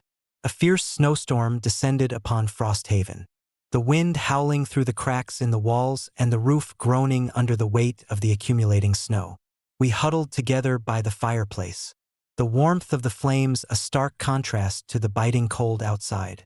The power lines were down, plunging us into darkness save for the flickering light of candles and the storm's relentless fury. As the storm raged on, an eerie silence enveloped the house, broken only by the occasional creak of settling wood and the distant howl of the wind. It was during this tumultuous night that Emily went missing. She had been playing quietly in her room, but when we searched for her, she was nowhere to be found. Her bed was neatly made, and her toys were untouched, leaving us with a gnawing sense of dread. Days turned into weeks, and the snow showed no signs of relenting. The once vibrant atmosphere of our home had transformed into a prison of ice and despair. Margaret's research deepened, revealing that Eleanor's curse was more than just a threat. It was a binding spell that manipulated the very fabric of time and space within Frosthaven. Each winter, the curse would tighten its grip, preventing the thaw of spring and ensuring the eternal winter's hold. Determined to save our family, we delved into the rituals Eleanor had performed, hoping to find a way to break the curse.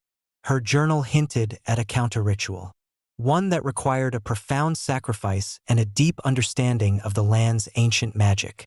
As the second winter set in, the atmosphere grew colder, the days shorter, and our hope dwindled. One stormy night, the culmination of our efforts approached. The wind outside reached a deafening roar, and the house seemed to come alive with spectral apparitions, ghostly figures that wandered the halls, their hollow eyes filled with sorrow and anger.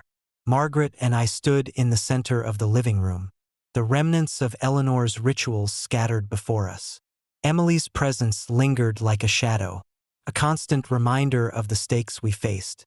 With trembling hands, I began the incantation, my voice wavering as the cold seeped into my bones. Margaret followed suit, her voice steady despite the fear that threatened to consume her. The air around us crackled with energy, the symbols on the floor glowing with an ethereal light. The spectral apparitions closed in, their whispers growing louder, begging us to abandon our efforts. But we pressed on, driven by desperation and love for our missing child. As we reached the final words of the counter-ritual, a blinding light enveloped the room, and the oppressive cold lifted, replaced by a warmth that felt almost foreign. The spectral figures let out a collective sigh, their forms dissolving into the light as the curse began to break. In that moment of triumph, a figure emerged from the light, Eleanor Frost herself, her presence both commanding and sorrowful. "You have lifted the curse," she intoned, her voice echoing through the now tranquil house. "But the price of redemption is great. One must leave to restore the balance that has been disrupted." Before we could respond, the room began to shake, the house responding to her final command. Margaret, realizing the necessity, nodded solemnly. "We understand," she whispered, turning to gather our belongings. As we stepped outside, the storm had miraculously subsided, the first hints of spring breaking through the eternal winter's hold. The snow melted around us, revealing the vibrant colors of budding trees and the promise of renewal. Emily stood before us, unharmed, her eyes filled with an otherworldly light and a sense of peace that had been absent for weeks. The house, once a symbol of our despair, now stood empty and serene, its curse lifted and its secrets finally at rest. We left Frosthaven Hill behind, the memory of the curse and the sacrifice we had made forever etched into our hearts. The legend of Frosthaven House became a tale of redemption and the enduring power of love. A story passed down through generations as a reminder of the thin line between hope and despair. Years later, I often find myself gazing back at the mountain where Frosthaven House once stood, now blooming with the colors of spring. The curse that had held the house in eternal winter was a haunting reminder of the past, a testament to the sacrifices made in the name of love and the lengths we would go to protect those we hold dear. If you ever find yourself near the secluded hills of Colorado during the dead of winter, remember the story of Frosthaven House and the curse that nearly claimed us. Respect the legends that speak of ancient magic and the spirits that protect their sacred grounds. For some curses are born from deep-rooted sorrow and can only be lifted through profound sacrifice and unwavering love. In the quiet moments of reflection, I am grateful for the thaw that brought spring's promise back to our lives, and I hold dear the memory of my family's resilience in the face of darkness. Frosthaven House remains a silent sentinel on the mountain, its story a lingering whisper carried by the winds of Colorado's endless winters. Story number 23. Frozen Echoes.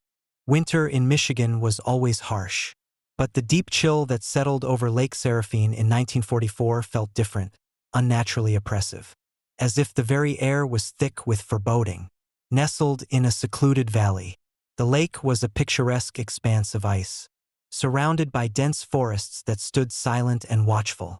To the townsfolk of Pinewood, Lake Seraphine was both a haven and a curse, a place where beauty and terror intertwined beneath the frozen surface.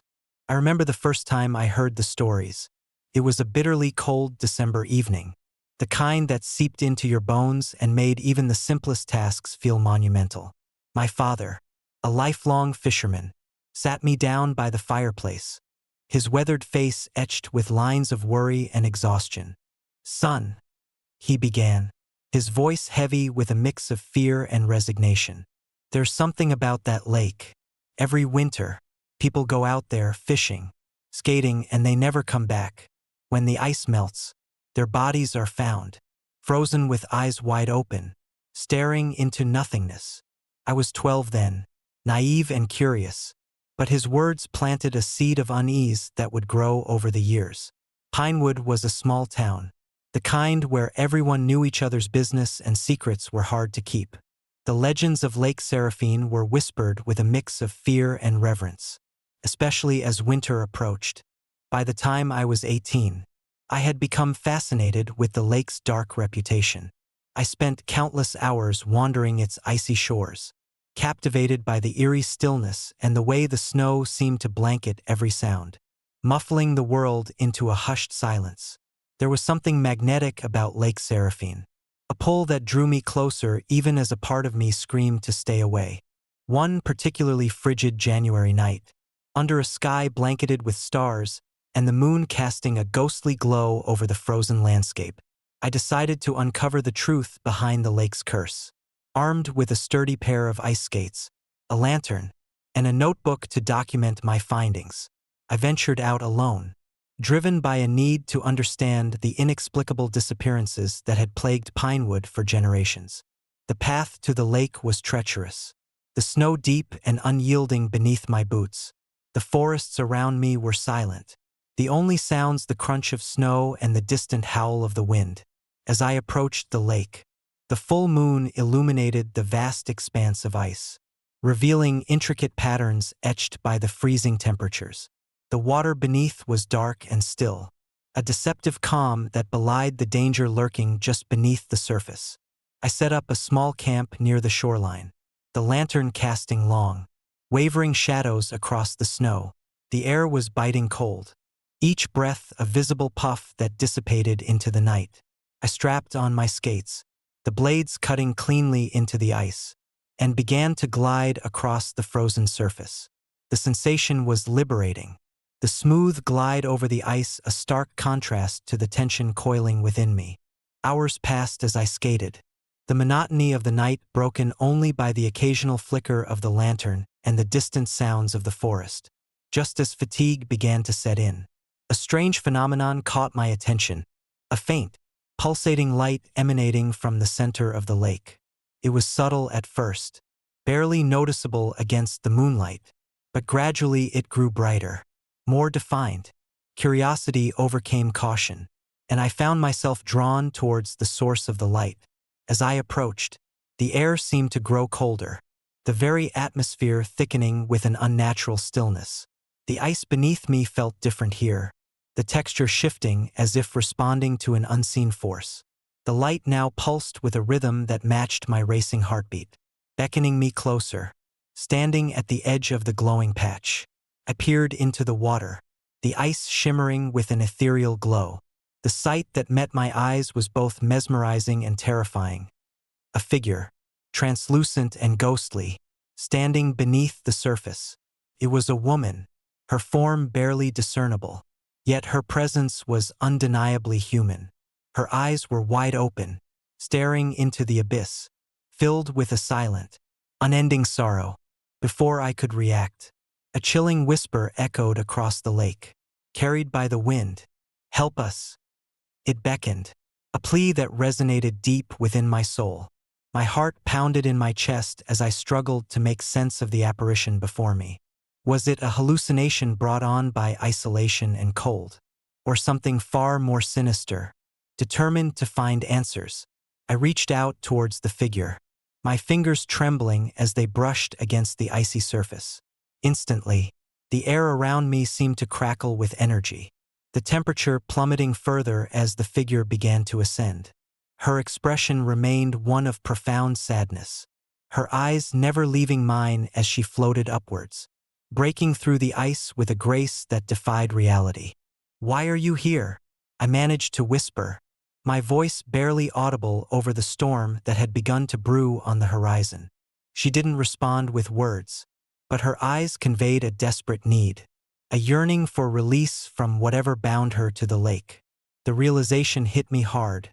These were the souls of those who had vanished, trapped in an eternal winter of their own making. The lake wasn't just a place of recreation. It was a prison, a purgatory for the lost and forgotten. As she continued to rise, the ice beneath me began to shimmer and shift, revealing hidden pathways and ancient symbols etched into the frozen ground. The whispers grew louder, the voices of the lost intertwining with the howling wind, creating a symphony of sorrow that echoed across the desolate landscape. Fear and empathy warred within me, but a sense of duty propelled me forward. I knew I had to help these tormented souls find peace, to break the curse that held them captive. Taking a deep breath, I reached out, placing my hand gently on the ice beside the figure. The moment my skin made contact, a surge of energy coursed through me, the symbols and pathways coming to life under my touch.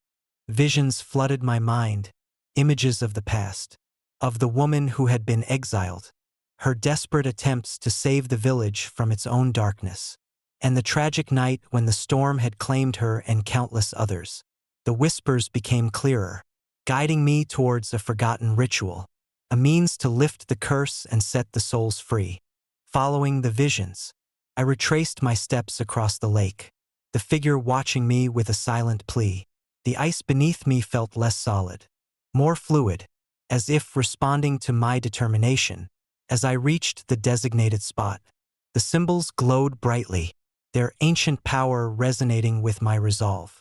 I began to chant the words that had echoed in my mind, a language long forgotten but now etched into my very being. The air around me vibrated with energy, the storm intensifying as the ritual took hold. The figure started to fade, her form becoming less distinct as the curse began to break. A brilliant light enveloped the lake, the ice cracking and shattering under the force of the ritual. The winds howled in protest, the storm raging with a newfound intensity. Yet there was a sense of release, a weight lifting from the desolate landscape. The voices of the lost grew fainter, their sorrowful cries turning into whispers of gratitude as the curse was finally lifted. As the light faded and the storm subsided, the lake returned to its serene state, the ice once again calm and still. The figure was gone, her presence replaced by a profound sense of peace that settled over the lake. Exhausted but fulfilled, I stood alone on the frozen shore, the memories of that night etched into my soul forever. Returning to Pinewood, I shared my story with the townsfolk, the tale of redemption and the power of compassion resonating deeply within our community. The curse of Lake Seraphine was lifted, the spirits of the lost finally finding the peace they had long been denied. The lake remained a place of beauty, its dark history now a reminder of the thin line between fear and understanding. Years have passed since that fateful winter, but the memory of Lake Seraphine remains a haunting reminder of the power of the human spirit to confront the unknown and bring light to even the darkest of curses. Eleanor and I grew old together, our bond strengthened by the shared experience, our lives forever intertwined with the frozen echoes of the past. Sometimes, on particularly quiet winter nights, I find myself gazing out over Lake Seraphine, the moonlight casting a gentle glow on the still waters. The whispers of the lost no longer haunt the air, replaced by the serene silence of a lake that has finally found peace. It's a comforting thought, a testament to the enduring power of love, sacrifice, and the relentless pursuit of truth. If you ever find yourself near Lake Seraphine during the dead of winter, remember the story of the lost and the power of compassion to break even the most enduring of curses. Respect the spirits that linger, honor their stories, and cherish the peace that comes from understanding and forgiveness. For in the heart of the frozen landscape, beneath the silent snow, lies a tale of redemption that echoes through the ages, a reminder that even in the darkest of winters, hope can prevail. Story number 24. Silent Shadows on White Plains. Winter in North Dakota is unforgiving. The cold seeps into your bones, and the endless expanse of white can drive a man to the brink of madness. In 1982, I joined a group of road construction workers tasked with building a new highway through White Plains.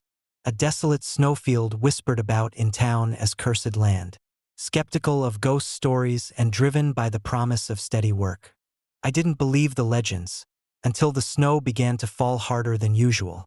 Our team was small but seasoned: Mike, the foreman with a stern exterior and a heart of gold; Linda, our surveyor, whose sharp eyes missed nothing; Tom and Jerry, the twins who handled the heavy machinery; and me, Jack, just another laborer trying to make ends meet.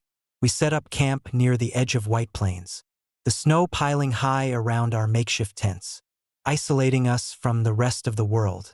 The first few days were routine, the monotony of drilling and laying asphalt broken only by the howling wind that seemed to have a mind of its own.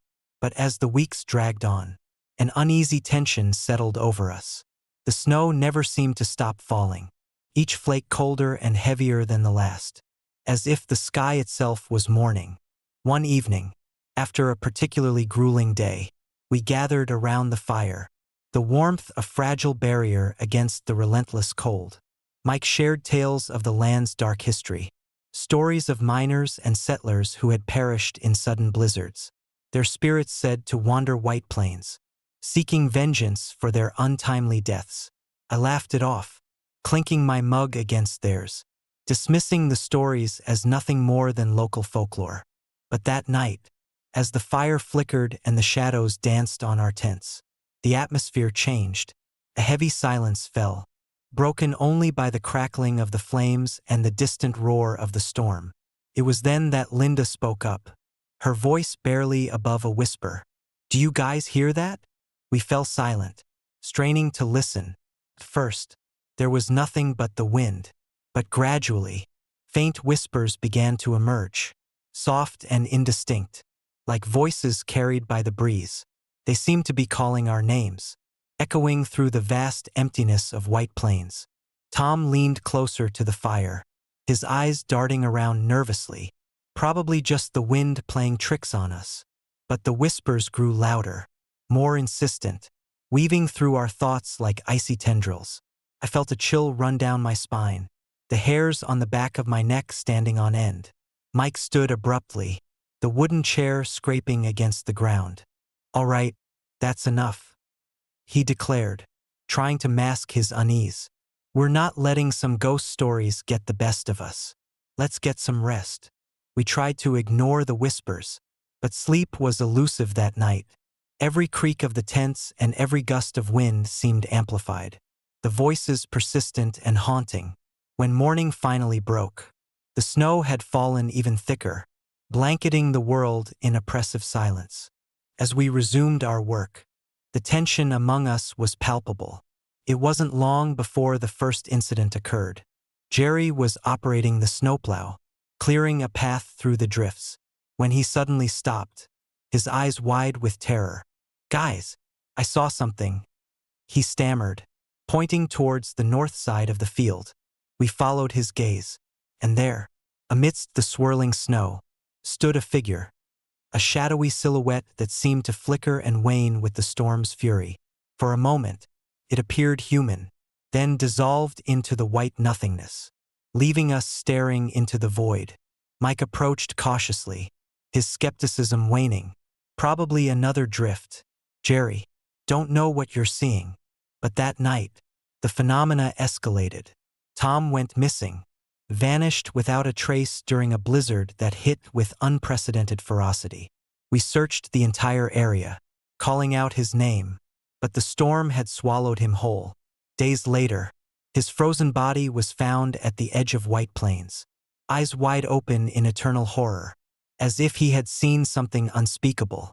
Fear began to gnaw at us, the legends of cursed land now too close to reality to dismiss. Another night, another whisper this time. Tom's voice seemed to beckon us, urging us to leave, to never return. One by one, our group began to experience the same haunting phenomena. Shadowy figures moving just out of sight, whispers calling our names, and an overwhelming sense of being watched. Linda couldn't take it anymore. "I can't do this," she confessed, tears streaming down her face. "I need to go home." One by one, they left, driven away by the relentless torment that plagued White Plains. Mike, the last to stay, tried to keep morale high, but the shadows grew bolder, the whispers turning into cries of despair. It was clear that the spirits of White Plains were intent on claiming us, just as they had claimed so many before. I was the only one left, determined to uncover the truth behind the curse. Armed with Linda's journal and Mike's fading courage, I delved deeper into the heart of White Plains, seeking answers amidst the snow and shadows. The land seemed to resist, the snow shifting to block my path, the whispers now a chorus of sorrow and rage. In the dead of night, I stumbled upon an old, abandoned cabin, its windows boarded up and the door hanging ajar. The air around it was thick with malevolent energy, the temperature dropping sharply as I approached. Inside, the remnants of a bygone era lay frozen in time, personal belongings scattered, the remnants of lives abruptly interrupted by the curse. On the main table, I found a diary belonging to Eleanor Frost, the last resident of the cabin before the curse took hold. Her entries detailed a life of isolation and fear, her descent into madness as the spirits of White Plains tormented her for her perceived sins. The final entry was a desperate plea. "If anyone finds this, beware the wrath of White Plains. The spirits are restless, and they will not let you go. Leave now, or join us in eternal winter." The realization hit me hard. The curse was not just a local legend, it was a binding spell, a conduit through which the spirits of White Plains sought to claim new souls. Desperation clawed at my sanity as I struggled to find a way to break the curse, to free both myself and the tormented spirits trapped in eternal winter. As I exited the cabin, the snowstorm intensified, the winds howling like the cries of the damned. The shadows converged around me, the whispers now a deafening roar that threatened to consume me. In a final act of defiance, I recited a passage from Eleanor's diary, a desperate attempt to appease the spirits and lift the curse. The air crackled with energy, the snow swirling into a vortex that lifted me off my feet. The world around me dissolved into a blinding white light, and I felt a sense of release wash over me as the spirit's grip loosened. When the light faded, I found myself standing alone in the aftermath of the storm. The snow-covered landscape calm and still. White Plains was silent once more. The curse lifted and the spirits finally at peace. But the memories of what I had endured lingered, a haunting reminder of the thin veil between the living and the dead.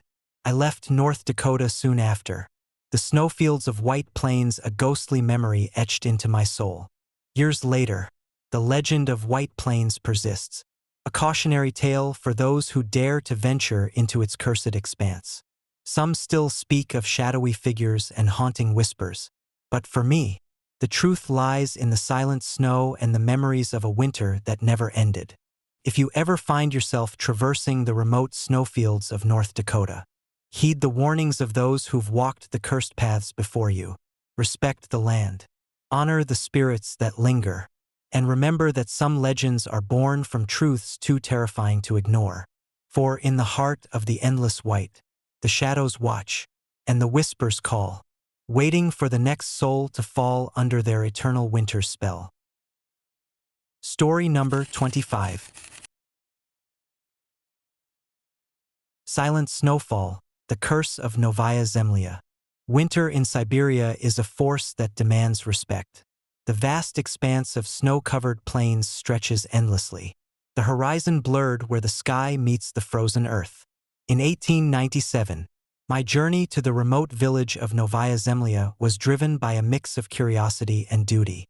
As a young ethnographer, I was tasked with documenting the lives of Siberia's secluded communities, preserving their stories before modernization erased them forever.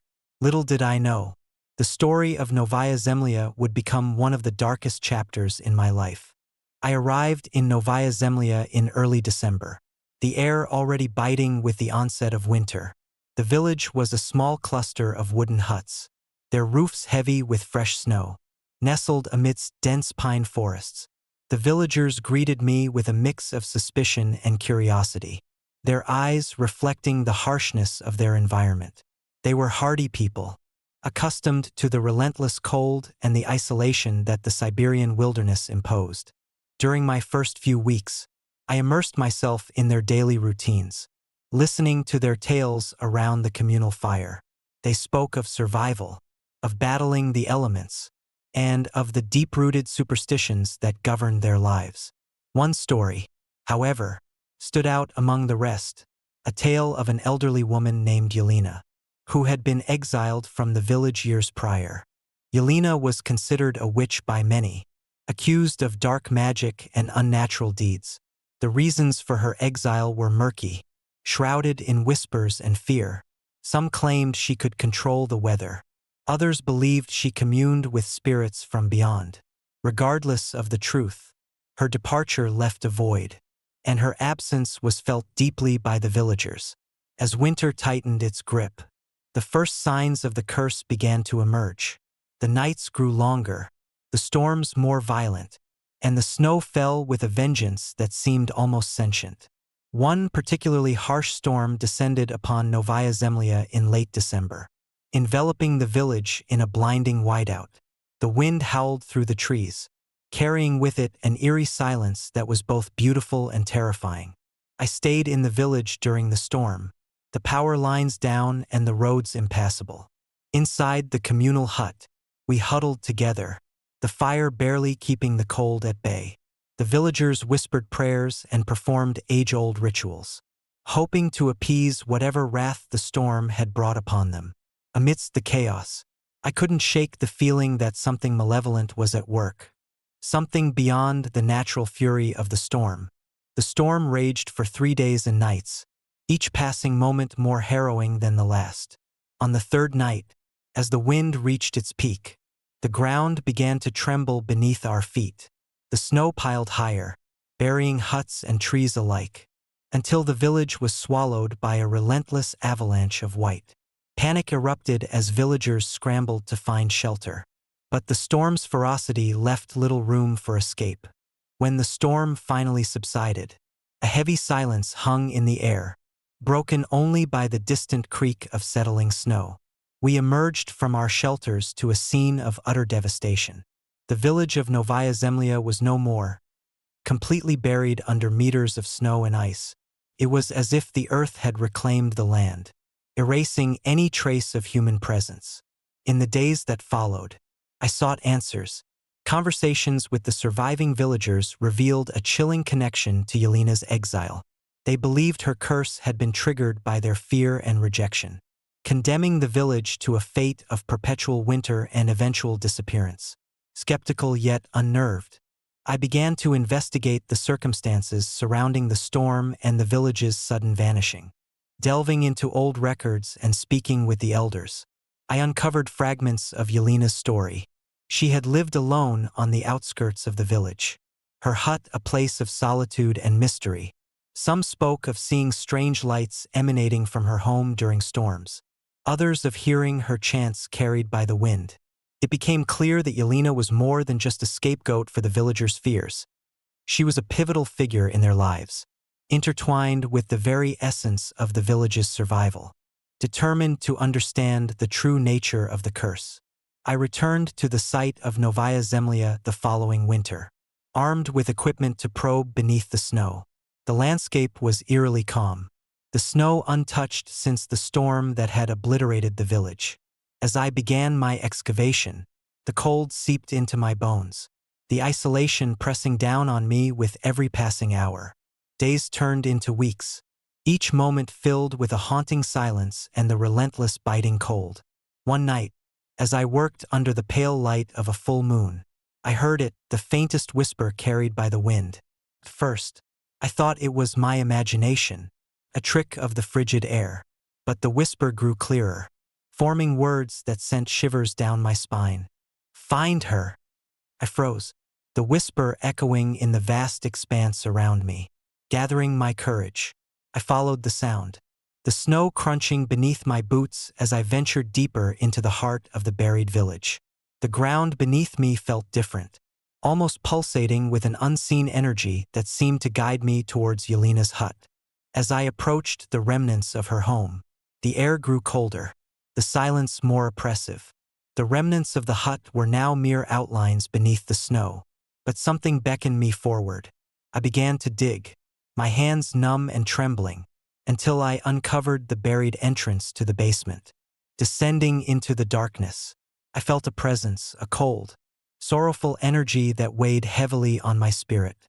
The basement was frozen, the walls encrusted with ice that shimmered under my lantern's weak light.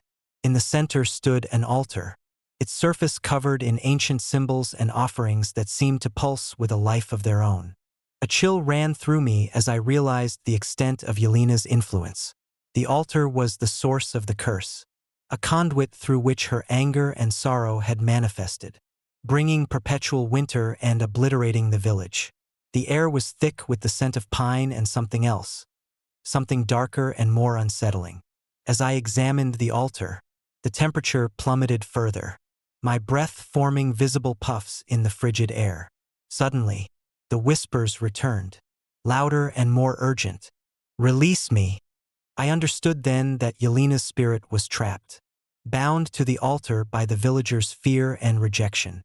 To lift the curse, I had to free her, to break the bonds that held her in eternal torment.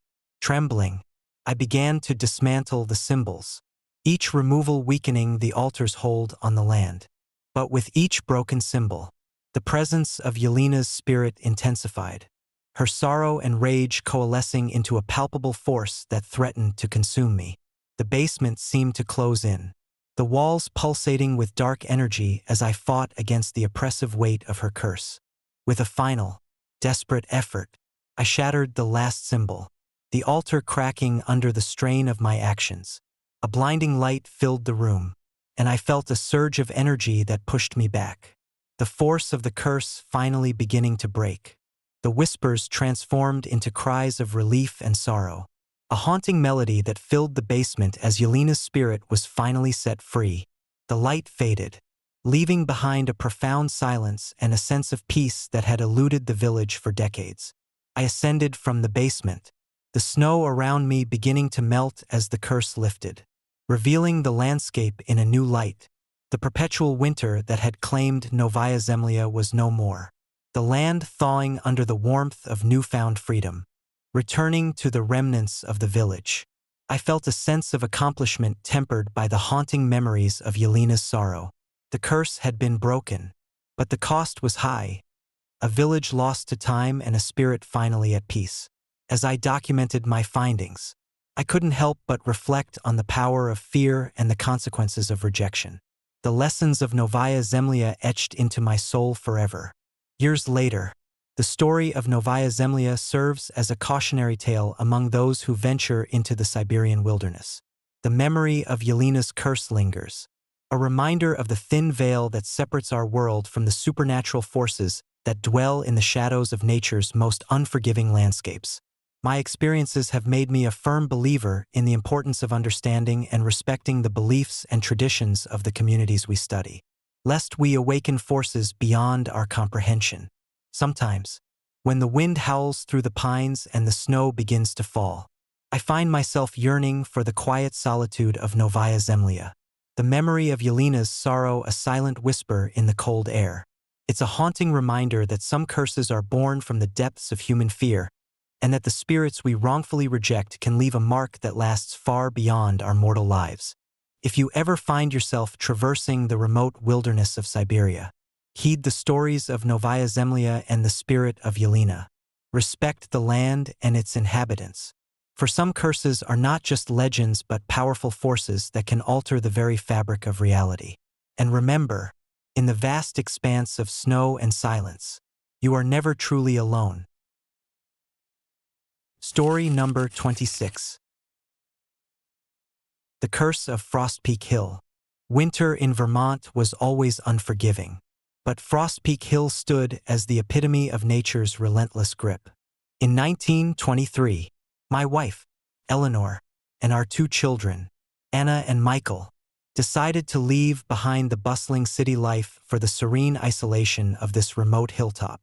The decision was fueled by a desire for tranquility and the promise of fresh air.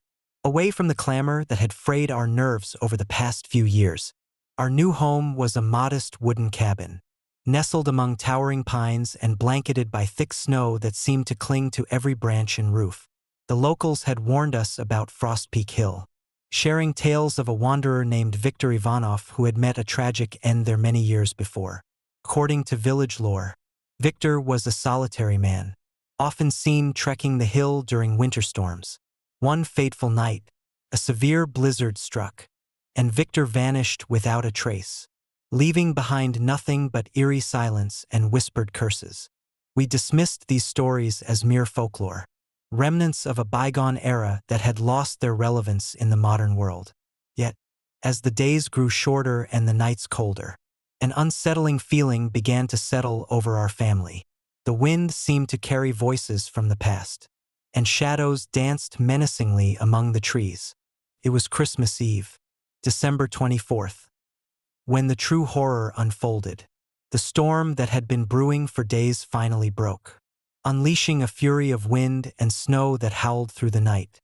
Eleanor and I were inside the cabin, trying to keep our children warm by the fireplace, while Anna and Michael played quietly in their rooms. The power lines were down, and the darkness outside was complete, save for the occasional flash of lightning illuminating the desolate landscape. Around midnight, a piercing scream shattered the fragile peace of our home.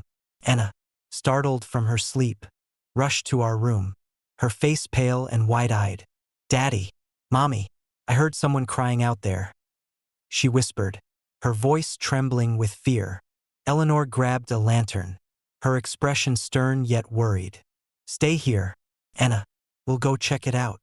We stepped outside into the storm, the cold biting at our skin, making each breath visible in the frigid air. The snow swirled around us, reducing visibility to mere feet. Following the sound of distant crying, we trudged through the thick snow, our lantern casting long, wavering shadows on the ground. After what felt like an eternity, we reached the edge of the forest, where the trees loomed like silent sentinels. There, amidst the swirling snow, stood a figure, a woman dressed in tattered clothing, her face obscured by the hood of her shawl. She appeared to be in distress, her hands raised towards the heavens as if pleading for help. "Are you all right?" I called out, my voice barely audible over the storm. She turned slowly, her eyes meeting mine with an intensity that sent chills down my spine. "Help me," she whispered, her voice echoing strangely in the cold night air. Before we could respond, the figure began to fade, her form dissolving into the swirling snowflakes. Confused and unnerved, we watched as she disappeared, leaving behind only the sound of the storm and the lingering sense of dread. "We need to go back," Eleanor urged, her voice shaky. "This place gives me the creeps." As we turned to leave, I noticed a set of footprints leading away from where the woman had stood. Deep impressions in the fresh snow that seemed to head towards the dense forest. "Look at these," I pointed out, kneeling to inspect them. "They're fresh. Someone or something has been here recently." Before we could make sense of it, the storm intensified, the wind howling like a chorus of lost souls. Panic set in as we realized we were disoriented. The path back obscured by the relentless snow. The footprints seemed to guide us deeper into the forest, away from the safety of our cabin. Hours passed in a blur of white, the storm showing no signs of relenting. The footprints led us to a small clearing where the snow was undisturbed, save for a single lantern lying on the ground. This flickering light cast eerie shadows, revealing an old, weathered diary partially buried in the snow. Eleanor picked it up, brushing off the layers of ice. "It's Victor's," she said, her voice filled with a mix of fear and curiosity. "His diary." We sat down in the clearing, the storm gradually subsiding as dawn approached. As I opened the diary, I began to read the entries that detailed Victor's descent into madness, his obsession with uncovering the hill's secrets, and his eventual disappearance during a similar storm. December 15th, 1919. The whispers began last night, voices carried by the wind, calling my name, urging me to explore deeper into the hill. I feel an unseen force pulling me, driving me to uncover the truth that lies beneath the snow. December 20th, 1919. I have found it, a hidden chamber beneath Frost Peak. The air is thick with sorrow, and the walls are adorned with symbols that glow faintly in the dark. I can hear their cries, the voices of those who have been lost to the hill. I must free them, to bring peace to this cursed place. December 25th, 1919. It's Christmas night, and the storm rages outside, mirroring the turmoil within. The chamber is alive with shadows, dancing to the mournful tune of the hill. I fear I cannot leave, that I am bound here forever, just as they are. December 26th, 1919. I don't know how much longer I can hold on. The voices are relentless, their grief consuming me. If anyone finds this diary, beware the curse of Frost Peak Hill. Do not follow the voices, for they will lead you to your doom. A chill ran down my spine as I finished reading, the weight of Victor's words sinking in. Eleanor looked up, her eyes filled with fear. "We need to leave this place now. It's cursed." As we made our way back to the cabin, the forest seemed to close in around us, the shadows lengthening and twisting into ominous shapes. The footprints that had led us into the heart of the hill now seemed to pull us further away, deeper into the darkness. Suddenly, Anna and Michael appeared before us, their faces pale and eyes vacant. We heard the voices. Anna whispered, her voice hollow. "They told us to follow." Eleanor grabbed their hands, pulling them away from the shadowy figures that emerged from the trees. "Come on." "We have to go," she urged, her voice trembling. But as we turned to flee, the ground beneath us began to tremble, the snow swirling into a vortex that seemed to consume everything in its path. The shadows reached out, their forms merging into the shape of Victor, his eyes filled with eternal sorrow. "Do not fear," his voice echoed, "but do not stay. Leave now, or be lost forever."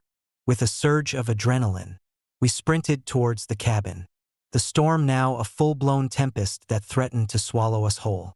The footprints that had once guided us were now a path of no return, the voices urging us to abandon our quest for peace. We reached the cabin just as the storm began to abate, the snow piling high around us, sealing us inside. Exhausted and terrified, we huddled together, the haunting presence of Frost Peak Hill lingering in our minds. The next morning, the snow had settled into a quiet stillness, the hill once again appearing peaceful and serene. Yet, when we attempted to leave, the cabin seemed to have vanished, replaced by an empty expanse of snow and pine.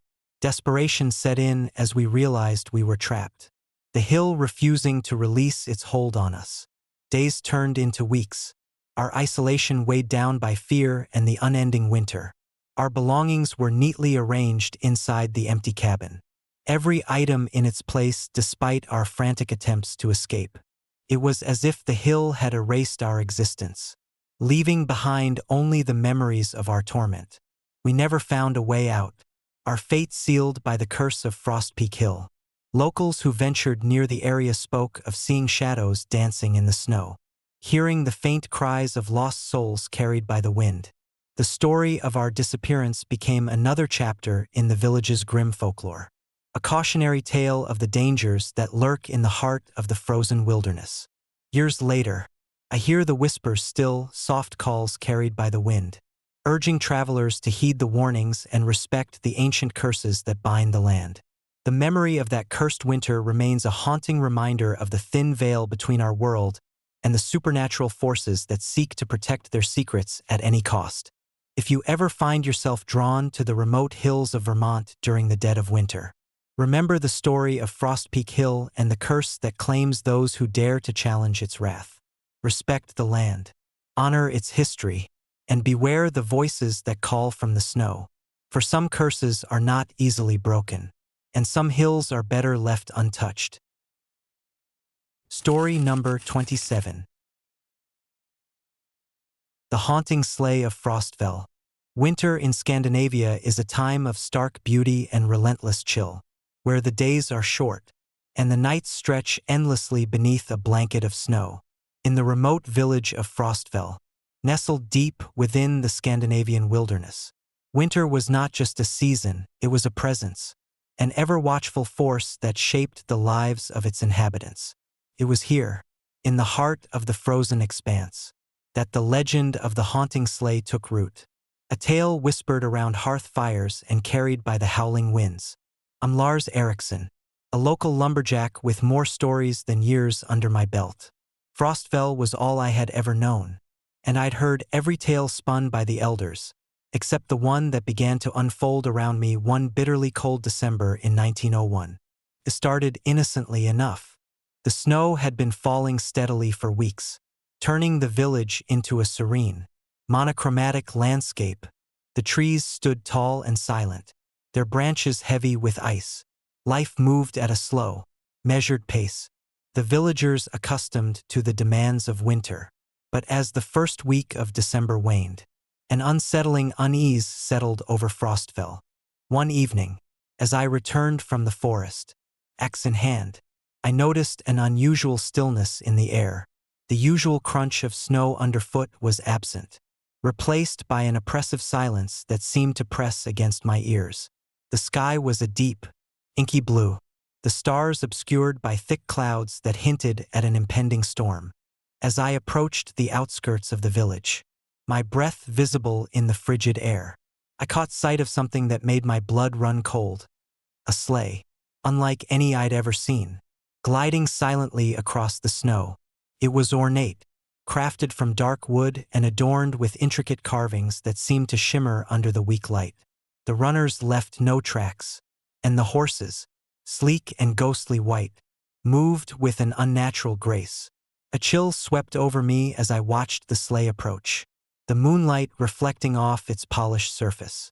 Then, as swiftly as it had appeared, it vanished into the night, leaving me standing alone in the empty snowfield. My heart pounded in my chest, and a sense of dread settled over me. I hurried back to the village, my mind racing with questions. The next morning, word spread like wildfire. The villagers gathered in the town square, voices hushed and eyes wide with fear.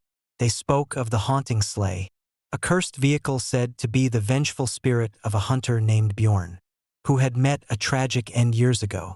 Bjorn was known for his arrogance, boasting that he could outlast the fiercest winter and conquer the wilderness without respect for its ancient spirits.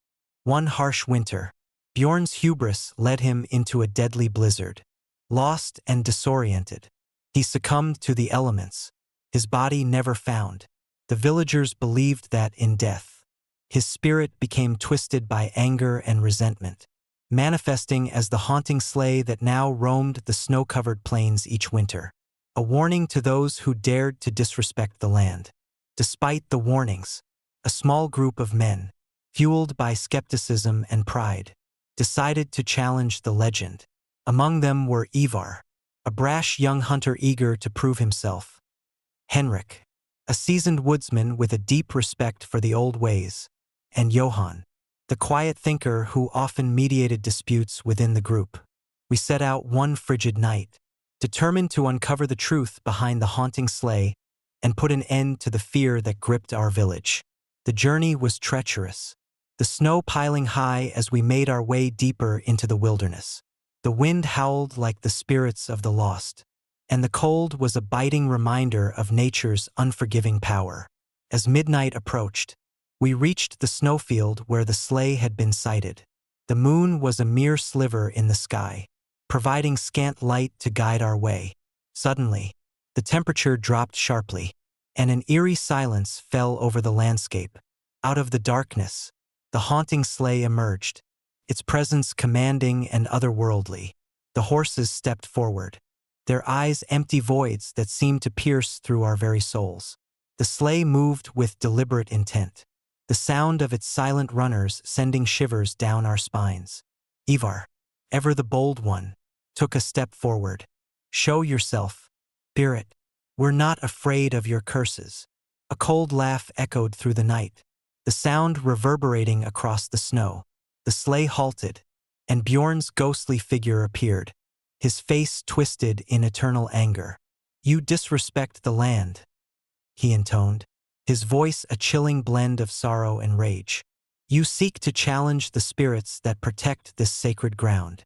Henrik stepped forward, his voice steady despite the fear that gripped him. "We meant no harm. We come with respect, seeking only to understand." Bjorn's spirit laughed again, the sound hollow and haunting. "Respect? Your actions speak louder than your words. You take without giving back. You conquer without reverence. This land does not forgive. It does not forget." As he spoke, the temperature plummeted further, and the snow began to swirl violently around us. Shadows danced at the edge of my vision, whispers of lost souls filling the air with their mournful cries. Johann, ever the voice of reason, began to recite an old prayer his mother had taught him, hoping to appease the restless spirit. "Spirits of the land, hear our plea. We seek peace and understanding. Grant us your forgiveness." The wind seemed to respond, swirling in a harmonious rhythm that matched Johann's words. Bjorn's spirit paused, his expression softening slightly. "Perhaps there is hope," he mused, his tone shifting from anger to contemplation. "But remember this, every action has a consequence. Balance must be maintained." With those final words, the haunting sleigh began to fade, the snow calming and the night growing still once more. The oppressive cold lifted, replaced by a sense of calm and an unspoken agreement that our encounter had changed something fundamental within us. We returned to Frostfell the next morning, the storm having passed and the sun shining brightly on the freshly fallen snow. The villagers greeted us with a mix of relief and curiosity, eager to hear our tale. Ivar, Henrik, and Johann shared their experiences, the reality of the haunting sleigh now undeniable to all who had once doubted. In the weeks that followed, our group dedicated ourselves to restoring balance to Frostfell. We organized community efforts to honor the land, respecting the old traditions and incorporating the wisdom we had gained from our encounter with Bjorn's spirit. The fear that had once gripped our village began to wane, replaced by a renewed sense of unity and respect for the wilderness that surrounded us. Years have passed since that fateful winter, but the legend of the haunting sleigh remains a poignant reminder of the delicate balance between humanity and nature. Frostfell thrives, the land respected and cherished, the spirits honored and remembered. The tales of Bjorn and his cursed sleigh are now told with a sense of reverence, a lesson learned through courage and humility. Sometimes, on particularly cold nights, I find myself gazing out over the snow-covered plains, the memory of that encounter vivid in my mind. The wind carries the whispers of the past, a gentle reminder that some curses can be lifted through understanding and respect, and that the spirits of the land watch over us, guiding us with their silent presence. If you ever find yourself wandering the remote wilderness of Scandinavia during the dead of winter, heed the lessons of Frostfell, respect the land, honor its spirits, and remember that some legends are born from truths too profound to ignore. For in the heart of the snow and silence lies a story of redemption, a testament to the enduring power of humility and the unbreakable bond between humanity and nature. Story number 28. The Snowman Man. Winter in Alaska is a time when the landscape transforms into an unforgiving expanse of white, each snowflake adding to the silent, oppressive blanket that smothers the land. In 1976, I joined a group of seasoned hunters for what was supposed to be a routine expedition deep into the heart of the wilderness. Little did I know, our journey would lead us into a nightmare woven from the icy threads of ancient curses and unrelenting fear. I'm Jack Reynolds, an avid outdoorsman with a deep respect for the untamed beauty of Alaska. Our group consisted of 5 men, each bringing their own expertise to the table. Tom, the experienced tracker; Mike, the pragmatic survivalist; Sam, the quiet observer with a knack for storytelling; and Rick, the youngest and most enthusiastic among us. Together, we ventured into the remote areas of the Denali National Park, seeking the thrill of the hunt and the solace of nature's solitude. The first few days were everything we had hoped for. We navigated through dense forests, crossed frozen rivers, and set up camp under a sky so clear it seemed to stretch into infinity. The nights were long and cold, the only sounds being the crackling of our campfire and the distant howls of wolves that echoed through the silent woods. It was during one such night, on the 4th day of our expedition, that we stumbled upon something that would forever alter our lives. We had set out early in the morning, the sun barely cresting the horizon, casting long shadows across the snowy terrain. Tom was leading the way, his sharp eyes scanning the ground for any signs of game. As midday approached, we reached a vast, open field surrounded by towering pines. The ground was pristine, untouched by our passage, and in the center stood a peculiar sight, a perfectly crafted snowman, far too intricate to be the work of chance or a novice snow sculptor. The snowman was unlike any we had seen before. It stood at least 6 feet tall, with meticulously carved features that gave it an eerie semblance to a human. Its eyes were 2 dark stones that seemed to follow us as we moved, and its mouth was a thin line of coal, fixed in a perpetual, unsettling smile. The snowman wore what appeared to be remnants of old clothing, faded buttons on a makeshift jacket and a tattered scarf wrapped tightly around its neck. Sam, always the one to find wonder in the mundane, was the first to approach. "Looks like someone took their time with this," he remarked, a hint of amusement in his voice. "Probably a local kid, right?" Rick, eager to explore, reached out to touch the snowman, "Hey, let's see if it's still cold," he suggested, extending his hand towards the figure. Before any of us could stop him, his fingers made contact with the icy surface. The moment his skin met the snow, an unsettling chill swept through the field, more intense than the biting cold that already enveloped us. Rick recoiled, his eyes wide with fear. "Did you guys feel that?" Tom, ever the rational one, shook his head. "Probably just the wind playing tricks on us. Nothing to worry about." But unease lingered in the air, a silent tension that crept into our bones. We decided to leave the snowman behind, dismissing it as a harmless curiosity. Little did we know, our actions had set into motion a series of events that would unravel our sanity and test the very limits of our survival. That night, as we sat around the campfire, the memories of the snowman began to fade, replaced by the harsh reality of our isolation. The wind howled louder than usual, and the trees seemed to sway with a life of their own, casting distorted shadows that danced menacingly in the flickering firelight. It was during this restless night that Tom disappeared. We noticed his absence first when the morning chill set in, the sun's weak rays struggling to penetrate the thick blanket of snow. His tent was empty, his gear untouched. Panic surged through us as we realized he was gone without a trace. We searched the surrounding area, calling out his name, but the vast expanse of wilderness offered no clues. Days turned into weeks, and more of our group began to vanish. Mike was the next to disappear, followed by Sam and Rick, each gone without a trace, leaving behind only their abandoned gear and the lingering fear that something malevolent was at work.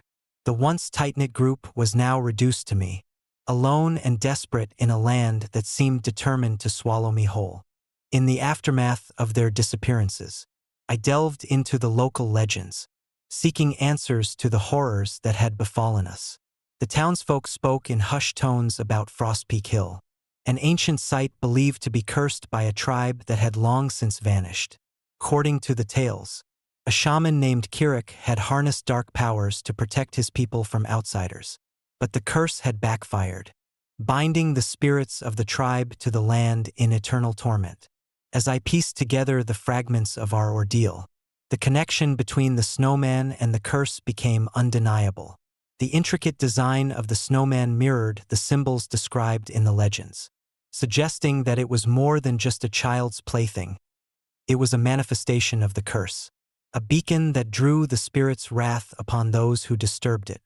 Determined to break the cycle of fear and tragedy, I set out to confront the curse head-on, armed with the knowledge gleaned from the legends and the resolve to survive. I ventured deeper into Frost Peak Hill, the heart of the curse that had claimed my friends and nearly consumed me. The journey was fraught with peril, the landscape shifting unpredictably under the weight of the curse's malevolent influence. Nights were the worst, the darkness alive with whispers and shadows that seemed to reach out to me, urging me to turn back. But I pressed on, driven by the memory of my lost friends and the hope of ending the curse that had torn our lives apart. It was during one particularly brutal blizzard that I found the source of the curse, a hidden chamber carved into the very bedrock of the hill, adorned with the same intricate symbols as the snowman. Inside the chamber, I discovered remnants of ancient rituals, burnt offerings, faded totems, and a central altar that pulsed with dark energy. It was here that Eerie had performed his forbidden rites, binding the spirits of his tribe to the land in a desperate bid for protection. The altar served as the anchor, the focal point of the curse that ensnared all who dared to disturb the sacred ground. Realizing that the only way to break the curse was to destroy the altar, I steeled myself for the task ahead. Armed with the tools I had brought and a heart full of determination, I began the ritual of destruction, the symbols resonating with a dark power that fought against my efforts. The chamber trembled, the air thick with the cries of the bound spirits, their anguish echoing through the cavernous space. As I worked to dismantle the altar, the spirits' resistance grew fiercer, their spectral forms materializing around me in a desperate bid to halt my progress. The cold was unbearable, each breath a battle against the freezing air that sought to consume me. But I pushed forward, driven by the need to free the tormented souls and lay their suffering to rest. With a final, resounding blow, I shattered the central symbol, the altar collapsing under the weight of its own dark power. A blinding light filled the chamber, and the spirits let out a collective sigh of relief as the curse began to unravel. The oppressive cold lifted, replaced by a warmth that seeped into my bones. The air now free of the malevolent energy that had haunted Frost Peak Hill for so long. Emerging from the chamber, I found the snow-covered landscape transformed. The curse lifted and the land at peace once more.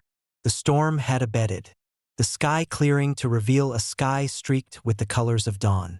As I made my way back to our original campsite, the memory of my friends began to fade, their spirits finally finding the peace they had long been denied. Returning to Pinewood, I shared my story with the townsfolk, the tale of Frost Peak Hill and the curse that had claimed so many lives, serving as a stark reminder of the dangers that lie in tampering with forces beyond our understanding. The snowman, once a symbol of innocence and play, had become a testament to the dark power of ancient curses and the fragile line between curiosity and catastrophe. Years have passed since that fateful winter, but the memory of Frost Peak Hill remains etched in my mind. A haunting reminder of the thin veil that separates our world from the supernatural forces that dwell in the frozen wilderness. The legends of the cursed hill continue to be whispered among the townsfolk, a cautionary tale of the perils of disrespecting ancient traditions and the consequences of awakening dormant curses. Sometimes, when the snow begins to fall and the wind whispers through the pines, I find myself gazing towards Frost Peak Hill, the memory of the curse and the snowman lingering like a ghostly echo. It's a reminder that some places hold secrets that are better left undisturbed, their mysteries forever buried beneath layers of snow and shadow. If you ever find yourself venturing into the remote hills of Vermont during the dead of winter, heed the warnings of those who have walked the cursed paths before you. Respect the land, honor its history, and beware the silent watchers that dwell in the snow. For some curses are not merely stories but powerful forces that can alter the very fabric of reality, leaving nothing but despair and loss in their wake. Story number 29. Echoes beneath the ice. Winter in Michigan is both majestic and merciless. The frozen expanse of Lake Superior transforms into a vast, silent kingdom of ice, where the beauty of snow-covered pines contrasts sharply with the biting cold that seeps into every crevice. In 1938, my friends and I, a group of avid fishermen, sought refuge from the relentless winter storms by spending a week on the frozen lake. Little did we know, our expedition would lead us to a discovery that would haunt us for the rest of our lives. I was Jack Thompson, a seasoned fisherman with a deep love for the solitude and challenge that the winter months on Lake Superior provided. My companions were Tom Harris, a burly man with a laugh as hearty as his fishing tales, Sam Mitchell, the quiet thinker of the group, and Eddie Brooks, whose enthusiasm was matched only by his lack of caution. Together, we had braved countless storms, but this winter promised to be different. We arrived at the lake's edge on a frigid December morning, the sun barely peeking over the horizon, casting long shadows across the pristine ice. Our equipment was carefully laid out: fishing rods, ice augers, sleds laden with supplies, and a sturdy cabin we had rented from an old friend who swore it was the perfect spot for a winter retreat. The cabin stood solitary among the towering pines, its wooden exterior sturdy against the harsh elements. The first few days passed uneventfully. We set up our fishing holes, drilled through the thick ice, and spent hours in quiet companionship, the only sounds being the occasional crack of shifting ice and the distant call of a loon. Nights were spent huddled around the fireplace, sharing stories and enjoying the warmth that the cabin provided. The serenity of the frozen landscape was both calming and awe-inspiring, a reminder of nature's raw and unyielding power. On the third night, as we sat around the fire, a fierce storm began to brew.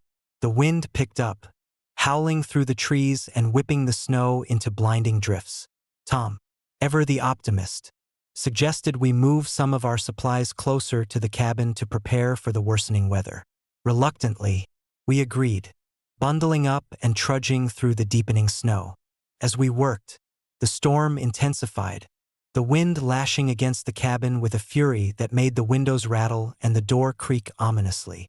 Lightning split the sky, illuminating the snow-covered landscape in stark, fleeting flashes. Thunder followed, a deep rumble that echoed across the frozen lake. We retreated back to the cabin, our breaths visible in the frigid air, hearts pounding from the sudden exertion and the raw power of the storm.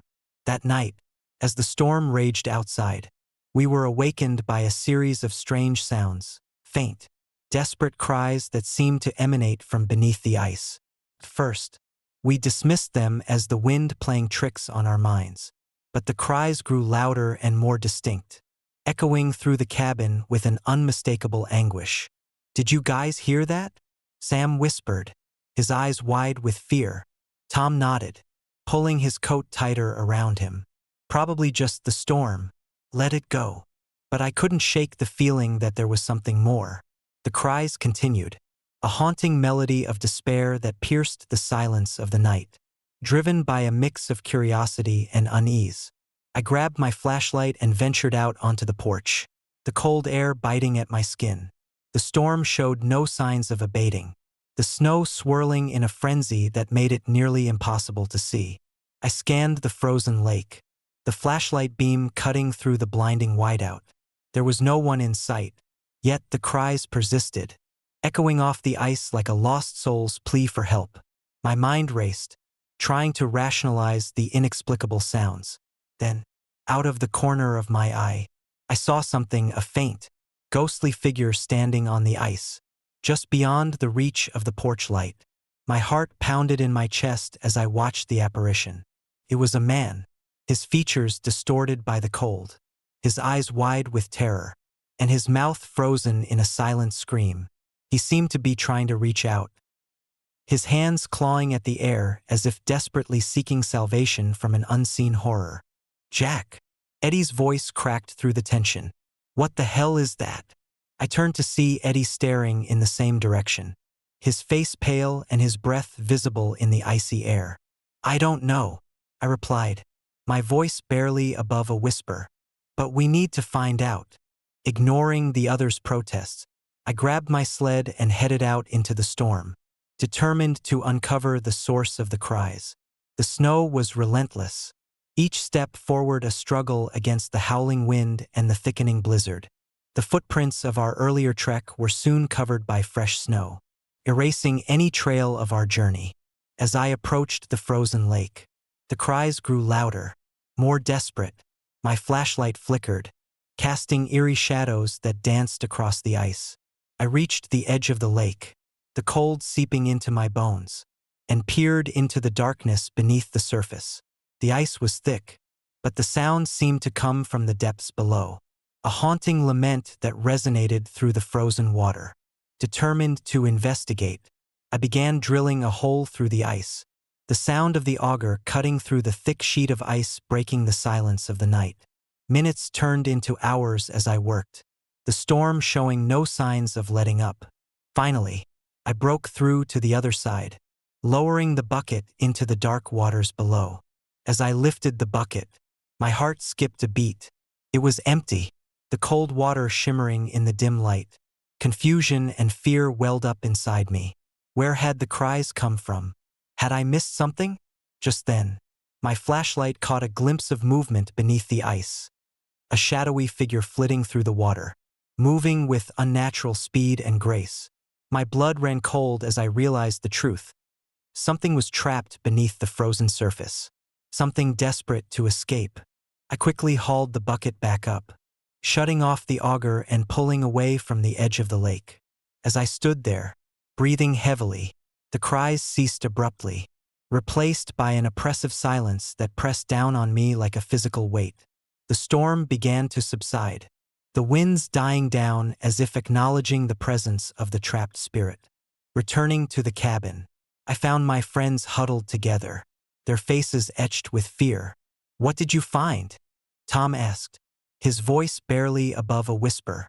"I didn't find anything," I replied, my voice shaky. But whatever it was, is still out there, beneath the ice. The rest of the week passed uneventfully, the storm long gone and the snow beginning to melt, signaling the end of our winter retreat. As the ice thawed, we decided to leave, eager to return to the warmth and safety of civilization. Packing up our gear, we said our goodbyes to the frozen landscape that had both captivated and terrified us. Years have passed since that harrowing winter on Lake Superior, but the memory of those desperate cries and the shadowy figure beneath the ice remains vivid in my mind. We never did find out what or who was trapped beneath the frozen lake that night, but the experience left an indelible mark on all of us.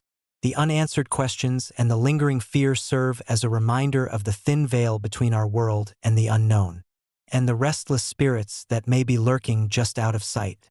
Sometimes, on particularly cold nights, I find myself staring out the window, the snow falling gently outside, and I can almost hear the distant cries echoing across the lake. It's a chilling reminder that some mysteries are better left unsolved, and that the wilderness holds secrets that defy explanation. If you ever find yourself driving through the remote areas of North Dakota in the dead of winter, heed the warnings of those who have come before you, respect the power of the elements, and remember that in the vast, silent expanse of snow and ice, you are never truly alone. Story number 30. Echoes of the Frozen Rest. Winter in Vermont is a season that transforms the landscape into a serene, almost otherworldly expanse. The snow blankets everything in pristine white, muffling sounds and creating an illusion of untouched purity. In the heart of this frozen paradise lies Pine Ridge Cemetery, a place steeped in history and, as recent events have proven, haunting mysteries. I had always been fascinated by Vermont's rich history and its many untold stories. As a cultural historian, my work often took me to forgotten corners of the state, unearthing tales that time had nearly erased. When I heard about the strange occurrences at Pine Ridge Cemetery during the harsh winter of 1873, my curiosity was piqued. Reports from local villagers spoke of eerie bell sounds emanating from the cemetery. Despite no visible source, determined to uncover the truth, I decided to visit the site and investigate these unsettling phenomena. The journey to Pine Ridge Cemetery was arduous. The roads were treacherous, covered in thick layers of ice and snow that made every mile a struggle. By the time I arrived, dusk had already settled, casting long shadows across the landscape. The cemetery was a sprawling expanse, its iron gates creaking ominously in the biting wind. As I approached, the air grew colder, the silence almost palpable, broken only by the distant howl of the wind through the trees. I set up my temporary research station near the old caretaker's cottage, a dilapidated structure that had long been abandoned. The cottage itself was a relic of a bygone era, with its wooden planks warped by years of exposure to the elements and windows cracked from the relentless winter storms. Inside, I found remnants of past inhabitants, rusted tools, faded photographs, and brittle documents that hinted at the cemetery's dark past. That night, as the temperature plummeted further, I heard it, the unmistakable sound of bells ringing in the distance. The chimes echoed through the cemetery, their mournful tones reverberating off the gravestones and silencing the night. I grabbed my lantern and ventured out into the snow-covered grounds, the cold biting at my skin and numbing my fingers. The source of the bells was elusive, seeming to shift and fade with each step I took. As I wandered deeper into the cemetery, the bells grew louder, guiding me towards an old mausoleum at the far end of the grounds. The structure was imposing, its stone facade weathered by time and covered in creeping ivy. The large iron doors were slightly ajar, allowing a faint glow from within to seep into the night. My heart raced as I approached, the sound of the bells now a haunting melody that seemed to beckon me closer. Inside the mausoleum, the air was thick with the scent of damp earth and decaying flowers. Rows of marble sarcophagi lined the walls, each one bearing the name of a long-deceased family. In the center of the room stood a large, ornate mirror, its surface clouded with age. As I stepped closer, the bells ceased abruptly, replaced by an oppressive silence that pressed down on me like a heavy blanket. I examined the mirror, noting the intricate carvings around its frame, symbols that seemed to pulse with a hidden energy. Suddenly, the surface of the mirror shimmered, and an image materialized before me. It was a woman, her face pale and eyes wide with terror. Her mouth opened in a silent scream, and her hands clawed at the glass as if trying to break free. Panic surged through me as I stumbled back, tripping over the uneven stone floor. The temperature dropped further, my breath visible in the frigid air. The woman's figure flickered, her form wavering like smoke in the wind. Desperate to understand what was happening, I reached out to touch the mirror, but my hand met only cold glass. Just then, I heard footsteps approaching from behind. Whirling around, I saw a shadowy figure emerging from the darkness, an elderly man dressed in worn hunting attire. His eyes were hollow, his expression vacant as he gazed at the mirror. "You shouldn't be here," he whispered, his voice barely audible over the howling wind outside. "Who are you?" I demanded, my voice shaking with fear. The man didn't respond.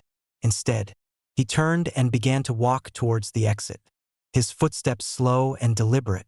I watched as he disappeared into the darkness, leaving me alone with the spectral image in the mirror.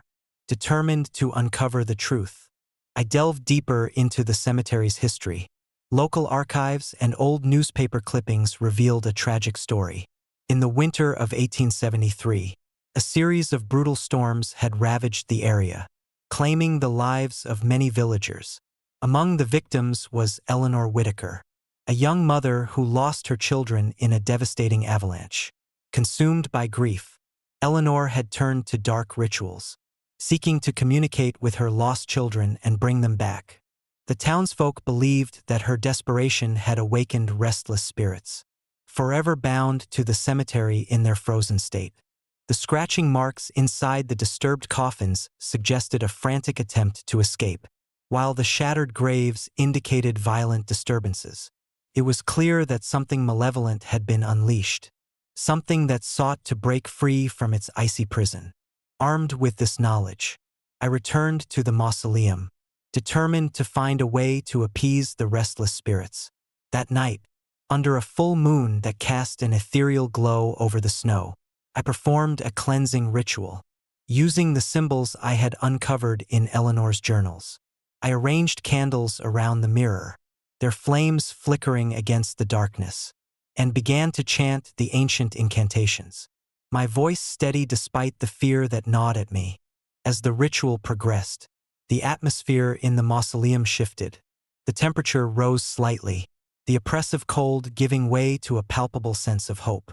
The image in the mirror began to change, Eleanor's face softening, her eyes no longer filled with terror but with a profound sadness. "Find peace," she whispered, her voice a gentle echo that resonated through the room. "Remember us." The candles burned brighter, their light merging with the glow from the mirror. The symbols on the frame pulsated, their energy intertwining with the incantations. The spirits within the mausoleum seemed to respond, their presence gradually diminishing as the ritual took hold. With a final, heartfelt chant, the mirror shattered, the glass exploding into 1,000 sparkling fragments that floated away like snowflakes in the wind. The oppressive silence lifted, replaced by the serene stillness of a peaceful night. The mausoleum stood quiet once more, the dark energy dissipated and the restless spirits finally finding the peace they had long sought. Exhausted but relieved, I left the cemetery, the snow gently falling around me as if nature itself was forgiving the transgressions of the past. The bells no longer rang, their mournful tones replaced by the soft whisper of the winter wind through the pines. In the months that followed, Pine Ridge Cemetery returned to its tranquil state, the tragic history no longer echoing through the silent grounds. The townsfolk spoke of a sense of closure, the weight of the past lifted by the cleansing ritual that had finally set the spirits free. Reflecting on the experience, I realized the profound impact of unresolved grief and the lengths to which individuals would go to find solace. Eleanor Whitaker's story was a poignant reminder of the fragile line between life and death, and the enduring power of love and loss that binds us beyond the physical realm. If you ever find yourself wandering through the snowy trails of Vermont, seeking the serenity of its winter landscapes, remember the echoes of the past that linger in places like Pine Ridge Cemetery. Respect the histories embedded in these hallowed grounds. For some stories are etched into the very fabric of the land, waiting to be heard and honored by those who dare to listen. Story number 31.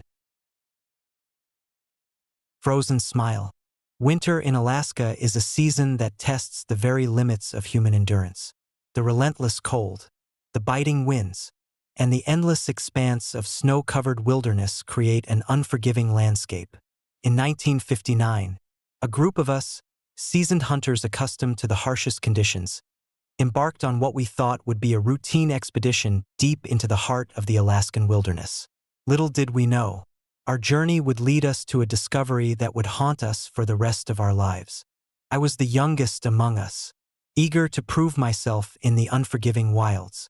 Our group consisted of Bill, the grizzled leader with decades of hunting experience; Tom, the quiet tracker whose instincts were unparalleled; Mike, the jovial one who kept our spirits high; and Joe, the reliable cook who could make a meal out of anything. Together, we ventured into the remote mountain ranges, seeking game and the solitude that only the wilderness could provide. The days were long and the nights even longer. We set up camp near a frozen lake, the ice shimmering under the pale winter sun.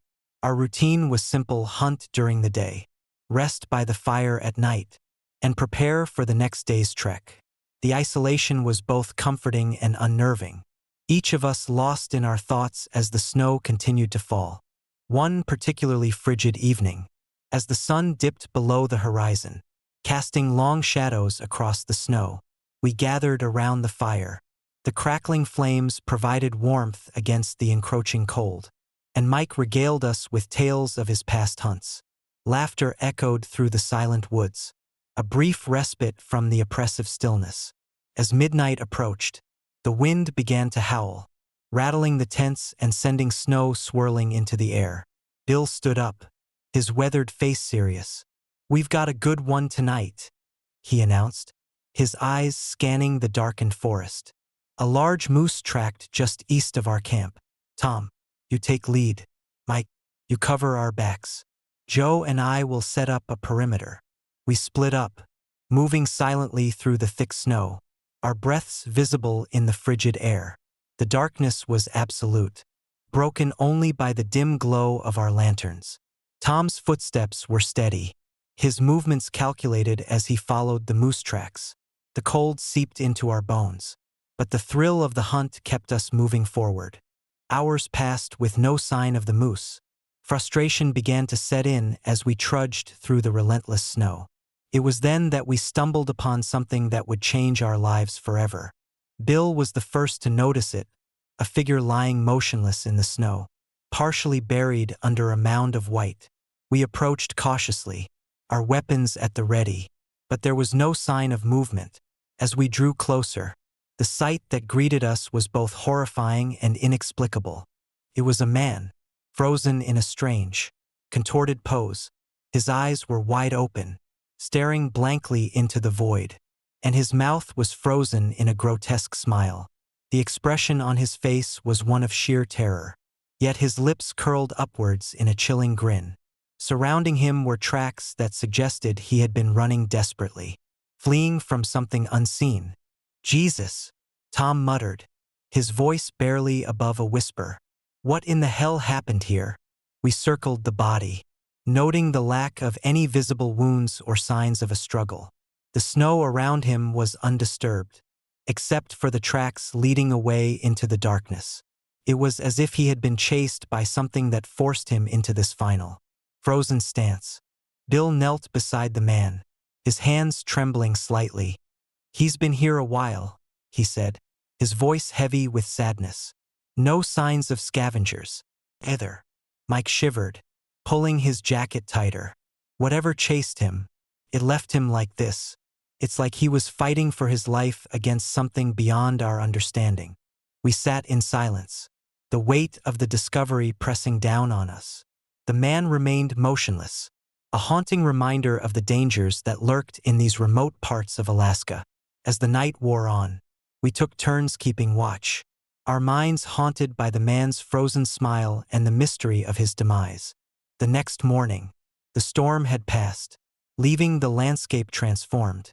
The sun shone brightly, casting glittering reflections on the ice-covered lake. Despite the beauty around us, there was no sense of relief. The man's lifeless form remained a constant presence in our minds, a symbol of the unknown forces that governed these wild lands. Days turned into weeks as we continued our hunting expedition, but the memory of the frozen man never left us. Each night, as we gathered around the fire, we spoke of him, trying to make sense of the inexplicable smile and the fear that had consumed him. We wondered if it was a manifestation of some supernatural entity, curse, or merely the madness induced by isolation and extreme conditions. One evening, as we prepared to retire to our tents, we heard it, the soft, mournful sound of a child's lullaby carried by the wind. The melody was hauntingly beautiful, yet filled with an underlying sense of sorrow. We exchanged uneasy glances, the familiar chill of fear settling in our bones. Bill stood up, his expression grim. "That's not the wind," he said, his voice low. "It's coming from the direction of the man's body. We need to check it out." Reluctantly, we followed the sound, our footsteps crunching in the snow as we made our way back to the frozen corpse. The lullaby grew louder, the notes weaving through the trees like a spectral whisper. As we approached, the melody seemed to emanate from the ground itself, drawing us into its melancholic embrace. Suddenly, the air grew icy, the temperature plummeting as if an unseen force had shifted. The man's eyes snapped open, filled with a terror that mirrored our own.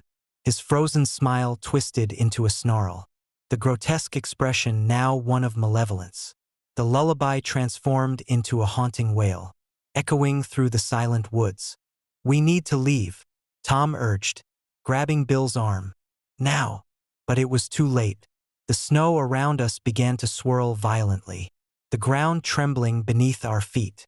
Shadows danced at the edges of our vision, and an overwhelming sense of dread consumed us. The man's lifeless form began to move, his body contorting unnaturally as he rose from the snow, his eyes burning with an unholy light. "You can't leave," he hissed, his voice a chilling blend of anger and despair. "You're trapped here with me." Panic erupted within us as we turned to flee. But the path we had taken was now obscured by the swirling snow and shifting shadows. The forest seemed alive, each tree and rock conspiring to block our escape. We stumbled through the blinding storm, the man's laughter echoing in our ears, a constant reminder of the terror that pursued us. Hours passed in a blur of fear and desperation. The storm showed no signs of abating, the snow piling higher as we struggled to find our way back to camp. Exhausted and frostbitten, we finally emerged from the wilderness, the morning sun piercing through the remnants of the storm. But our ordeal was far from over. As we collapsed near the edge of the forest, the man's figure stood at the threshold, his grotesque smile a permanent scar on his face. "You're mine now," he declared, his voice resonating with an otherworldly power. We managed to stagger back to the camp, our bodies numb from the cold and our minds shattered by the night's horrors. The frozen man remained a haunting presence in our memories, a symbol of the darkness that could lie hidden in the most beautiful of places. We packed our gear and left Alaska shortly after, the echoes of that frozen smile lingering in our minds long after we returned to civilization. Years have passed since that fateful winter, but the memory of the frozen man and his eerie smile remains with me. I often find myself staring into the distance, the vast Alaskan wilderness stretching out before me, a reminder of the thin line between the natural and the supernatural. The man's smile serves as a warning, a testament to the unknown forces that govern these wild lands and the fragility of the human mind when faced with the incomprehensible. If you ever find yourself venturing into the remote corners of Alaska, heed our warning. Respect the wilderness and the mysteries it holds. For some smiles are frozen in time, waiting to trap those who dare to uncover their secrets. Story number 32. The White Shadow of Colorado. Winter in Colorado is a time of breathtaking beauty and relentless cruelty. The snow-covered peaks glisten under the pale sunlight, and the vast expanses of white create an illusion of endless tranquility. But beneath this serene facade lies a darkness that only the most unfortunate souls encounter. This is the story of that darkness, a night that forever changed my perception of the wilderness. It was January 1997, and my friend Mark and I decided to embark on a winter road trip through the Rocky Mountains. We were both avid outdoor enthusiasts, always seeking the next adventure to satiate our hunger for exploration. Our plan was simple: drive from Denver to Estes Park, stopping along the way to enjoy the pristine beauty of the snow-covered landscapes. Little did we know, our journey would lead us into a nightmare from which we might never escape. The first few days of our trip were everything we had hoped for. We marveled at the towering pines, hiked through untouched trails, and captured countless photographs of the majestic scenery. As we ventured deeper into the mountains, the roads became narrower and less maintained, weaving through dense forests and rugged terrain. The isolation was both exhilarating and unnerving, a reminder of nature's dominance over man. On the fourth day, a fierce snowstorm began to brew. The weather forecasts had been inconsistent, and we hadn't anticipated the severity of the approaching storm. By midday, the sky had darkened, and the first heavy flakes began to fall, quickly escalating into a blinding blizzard. Visibility dropped to mere feet, and the wind howled like a chorus of lost souls. We decided to seek shelter at a small, seemingly abandoned cabin we spotted along the roadside. The cabin was a relic from another era, its wooden exterior weathered and covered in snow. The windows were partially boarded up, and the door creaked ominously as we pushed it open. Inside, the space was sparse but provided the refuge we desperately needed. We set up our gear, huddled around a makeshift fire, and waited for the storm to pass. As the night deepened, the storm raged on, the howling wind penetrating every crevice of the cabin. Mark and I tried to distract ourselves, sharing stories and attempting to sleep, but the oppressive atmosphere made rest elusive. It was then that I first heard it, a faint, almost imperceptible whisper, carried by the wind. At first, I thought it was just the storm playing tricks on my mind, but the whisper grew louder, more distinct, forming words that sent chills down my spine. "Follow us," it seemed to say, beckoning us beyond the confines of the cabin. Mark looked at me, his eyes wide with fear. "Did you hear that?" he whispered. I nodded, unable to find the words to respond. The whispers continued, guiding us towards the door, urging us to venture out into the storm. My rational mind screamed at me to stay, but a strange compulsion held me back. The idea of being lost in this storm, miles from civilization, was terrifying enough without adding supernatural elements into the mix. Against my better judgment, I grabbed my flashlight and stepped outside, the howling wind immediately biting at my face. The snow swirled around me, and the world was reduced to a blur of white. Mark followed, hesitant but unable to resist the pull of the unknown. We followed the direction of the whispers, navigating through the thickening snow with every step. After what felt like hours, we emerged from the dense forest onto a small clearing illuminated by the dim light of our flashlights. There, amidst the swirling snow, stood a figure, a white shadow, ethereal and otherworldly. It moved with a fluid grace, gliding effortlessly across the snow without leaving a single footprint in its wake. The shadow seemed to glow faintly, a beacon in the darkness that promised safety and direction. "Please," The whispers echoed, coming from all around us. "Follow us." Mark and I exchanged uneasy glances, the fear palpable in the frigid air. The shadow continued to lead us, its presence both mesmerizing and terrifying. We walked in silence, the only sound the crunch of our boots on the snow and the distant howling of the storm. The shadow moved with purpose, guiding us deeper into the wilderness, away from the safety of the cabin. As we followed, the landscape around us began to change. The trees grew taller and more twisted, their branches reaching out like skeletal hands. The snow seemed to grow thicker, the storm intensifying as if we were being drawn into a vortex of darkness. The whispers grew louder, their tone shifting from pleading to commanding, urging us to keep moving forward. Hours passed, or so it seemed, as we navigated through the treacherous terrain. Exhaustion set in, our limbs numb from the cold, but the shadow showed no signs of stopping. We trudged on, driven by a mix of fear and an inexplicable sense of duty.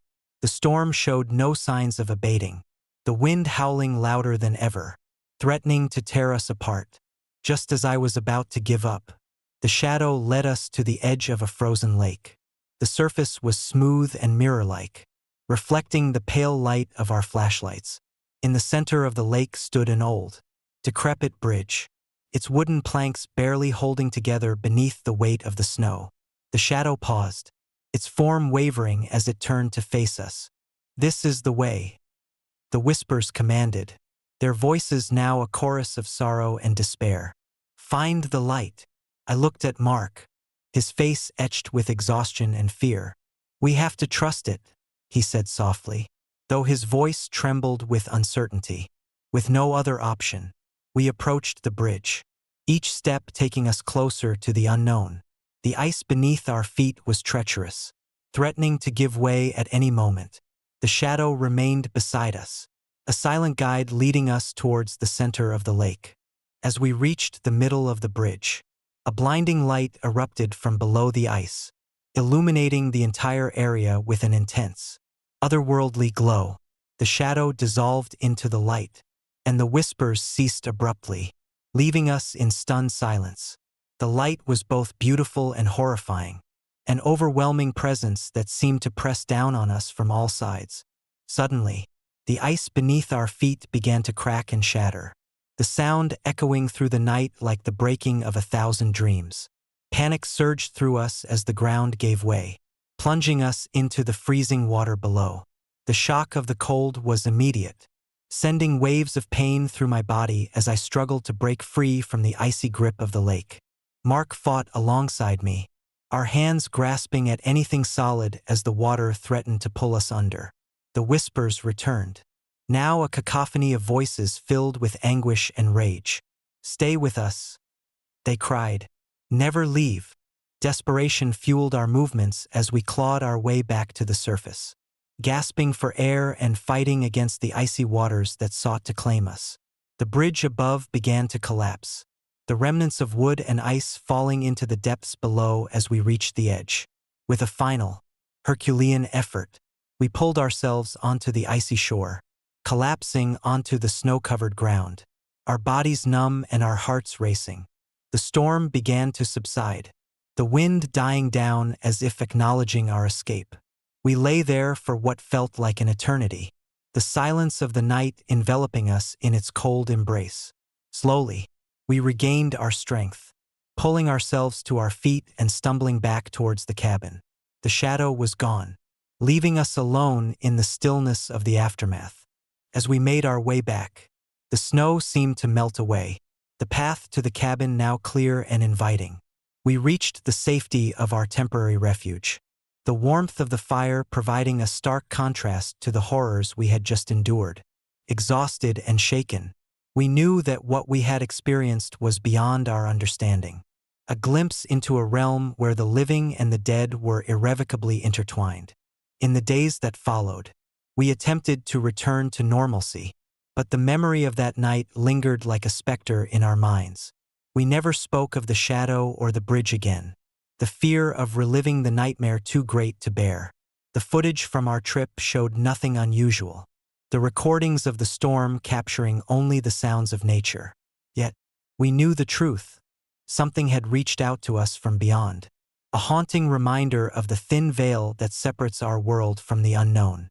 Years later, I still find myself drawn back to that winter night, haunted by the memories of the shadow and the whispers that led us astray. The wilderness holds secrets that defy explanation, and some roads are better left untraveled.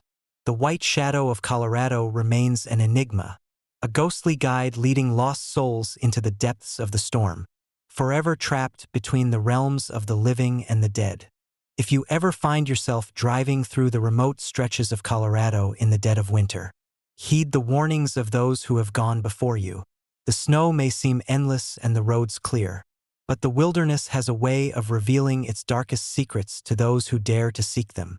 And remember, some shadows are not meant to be followed, for they lead to places where the cold never fades and the whispers of the lost echo through the night. Story number 33. The Woman in the Blizzard. Winter in Montana is a force unlike any other. The vast expanses of snow-covered plains stretch endlessly, the silence broken only by the howling winds that sweep across the barren landscape. In 1925, amidst this unforgiving wilderness, my life took a turn that I could never have imagined, plunging me into a tale of mystery and sorrow that still haunts me to this day. I was James McAllister, a rugged trapper by trade, accustomed to the solitude and harsh conditions of the Montana frontier. My cabin, a modest wooden structure nestled between towering pines, was my sanctuary from the world, a place where I could immerse myself in the rhythms of nature and the demands of survival. The winter of 1925 was particularly brutal, with storms that seemed to rage without end, burying everything in thick, relentless snow. One frigid December evening, as I sat by the dwindling fire, the wind outside picked up, howling like a beast awakened from its slumber. The temperature had plummeted to record lows, and the snowstorm showed no signs of abating. I had just finished preparing my gear for another long day of trapping when a soft knock echoed through the cabin. Startled, I grabbed my lantern and cautiously approached the door, peering through the small window. There, standing amidst the swirling snow, was a woman. She was shrouded in a thick, fur-lined coat, her face partially obscured by a wide-brimmed hat that cast deep shadows over her features. Despite the storm, she seemed oddly calm, her presence both unnerving and strangely comforting. "Good evening," she greeted, her voice melodic yet tinged with an otherworldly sadness. "May I come in? The storm has taken its toll on me." Against my better judgment, driven by a mix of curiosity and empathy, I opened the door, allowing her to enter. She stepped inside, shaking off the snowflakes that clung to her coat. "Thank you," she whispered, her eyes meeting mine with an intensity that sent shivers down my spine. "I'm Eleanor." Eleanor settled into a chair near the fire, her demeanor graceful despite the harsh conditions outside. We spoke for hours, her stories painting vivid pictures of a life filled with love and loss. She spoke of a family lost to the very storm that now raged outside, her words carrying the weight of unspoken grief. As the night deepened, the storm's fury seemed to mirror the turmoil within her, creating an atmosphere thick with unspoken emotions. As dawn broke, the storm finally began to subside, the first rays of sunlight piercing through the heavy snowdrifts. Eleanor stood, her presence lingering like a shadow. "I must leave," she said softly, her eyes filled with a sorrow that words could not capture. "Thank you for your kindness." I nodded, feeling a profound sense of loss as she walked towards the door. "Stay safe," I called out, watching as she stepped back into the blinding snowstorm. Moments later, she vanished from sight, swallowed by the whiteout conditions that had first brought her to my door. Days turned into weeks, and life at the cabin returned to its usual rhythm. However, a lingering sense of melancholy hung in the air, as if Eleanor's presence had left an indelible mark on my soul. Then, As the snow began to melt and the harsh grip of winter loosened, I noticed something peculiar, a set of footprints leading from my cabin into the dense forest. Yet no trace of Eleanor remained. Intrigued and unsettled, I followed the trail one crisp morning, the remnants of the storm now giving way to the promise of spring. The footprints were small, delicate, unmistakably those of a child.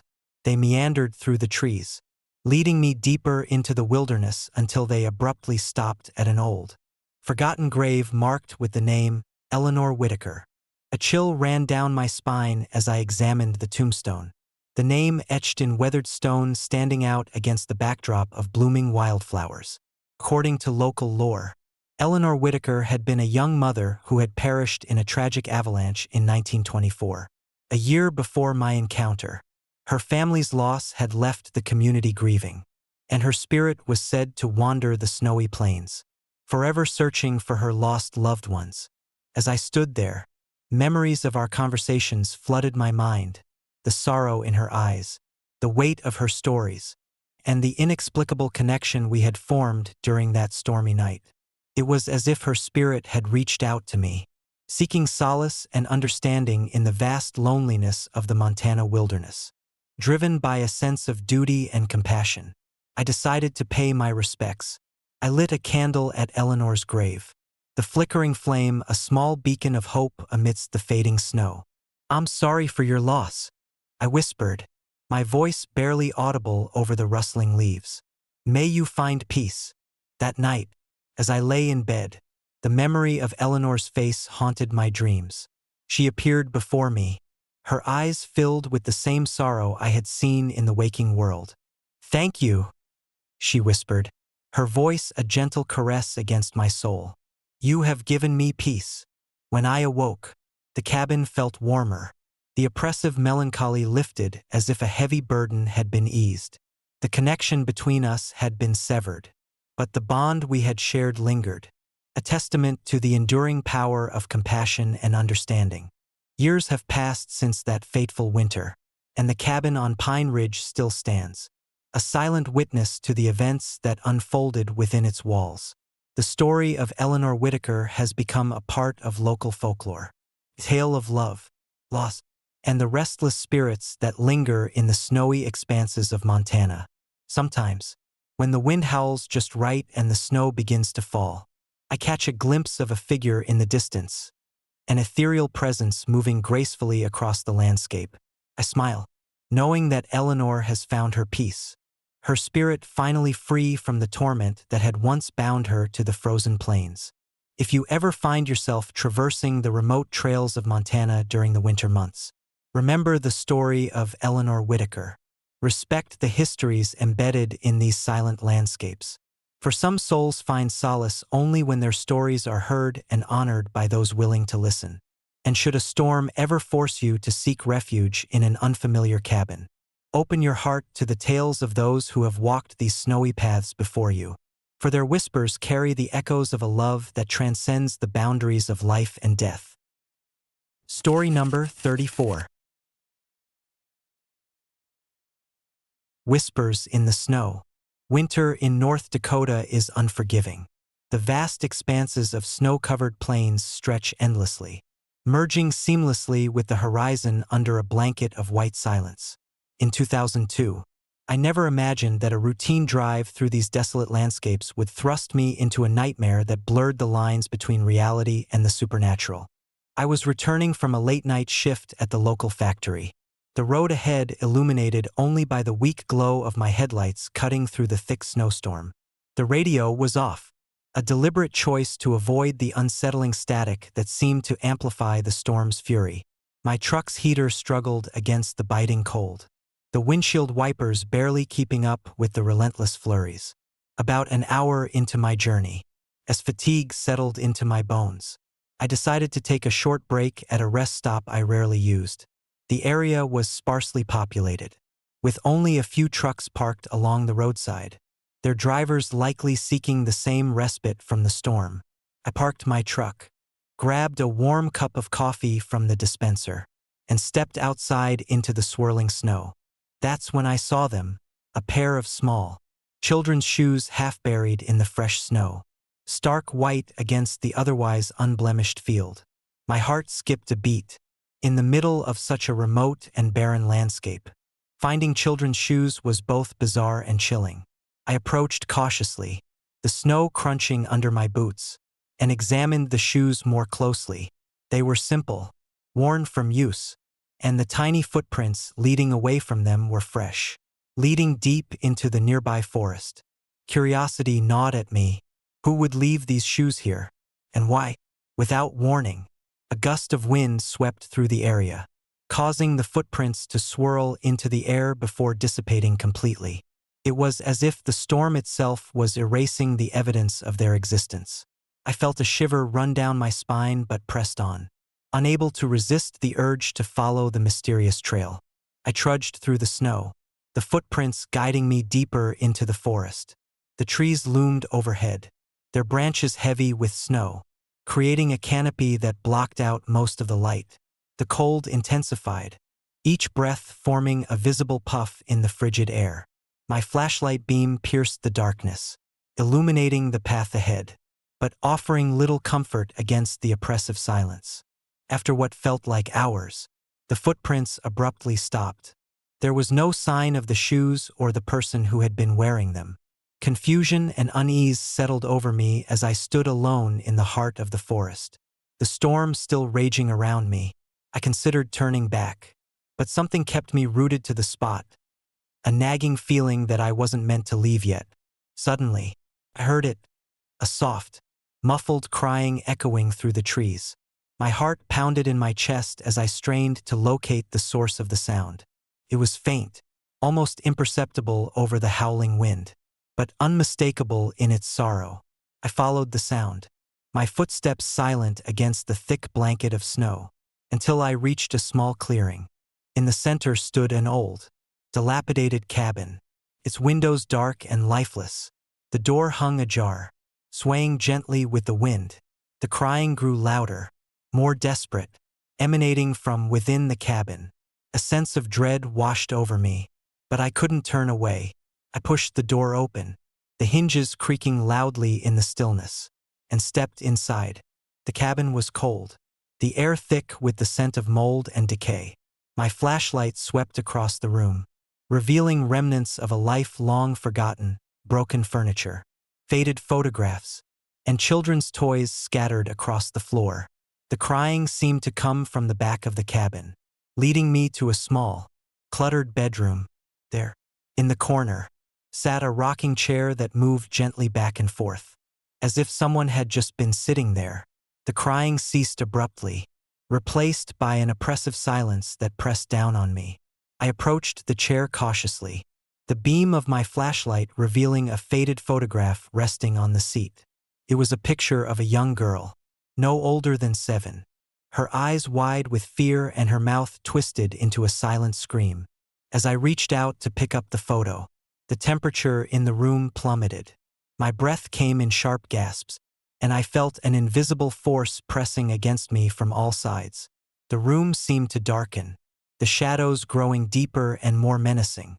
The rocking chair began to move again, this time with greater intensity, as if someone or something was trying to get my attention. I dropped the photograph in terror, the sound echoing through the cabin. The crying resumed, louder and more anguished, filling the room with an overwhelming sense of despair. I turned to leave, but the door slammed shut, trapping me inside. Panic surged through me as I pounded on the door, but it held firm, sealing me in the darkness. The crying grew louder, now accompanied by whispers that seemed to come from every direction. "Help us," they pleaded, their voices filled with sorrow and pain. "Find us." Desperate to escape, I turned back to the rocking chair, hoping to find some clue or explanation. As I approached, the air around me grew thick with a cold so intense it burned my skin. The chair stopped moving, and the room fell silent once more. But the feeling of being watched remained, a constant presence that made every nerve in my body scream with fear. Suddenly, the image in the photograph began to shimmer and distort, the girl's face twisting into a grotesque mask of terror. Her eyes seemed to bore into mine. Her silent scream now a manifestation of the anguish that had plagued her spirit. I stumbled back, my mind racing to comprehend the impossible sight before me. In that moment, I understood the shoes, the footprints, the crying. It was all connected to the tragic loss of this young girl. The cabin had been her refuge during the storm, but something had gone horribly wrong.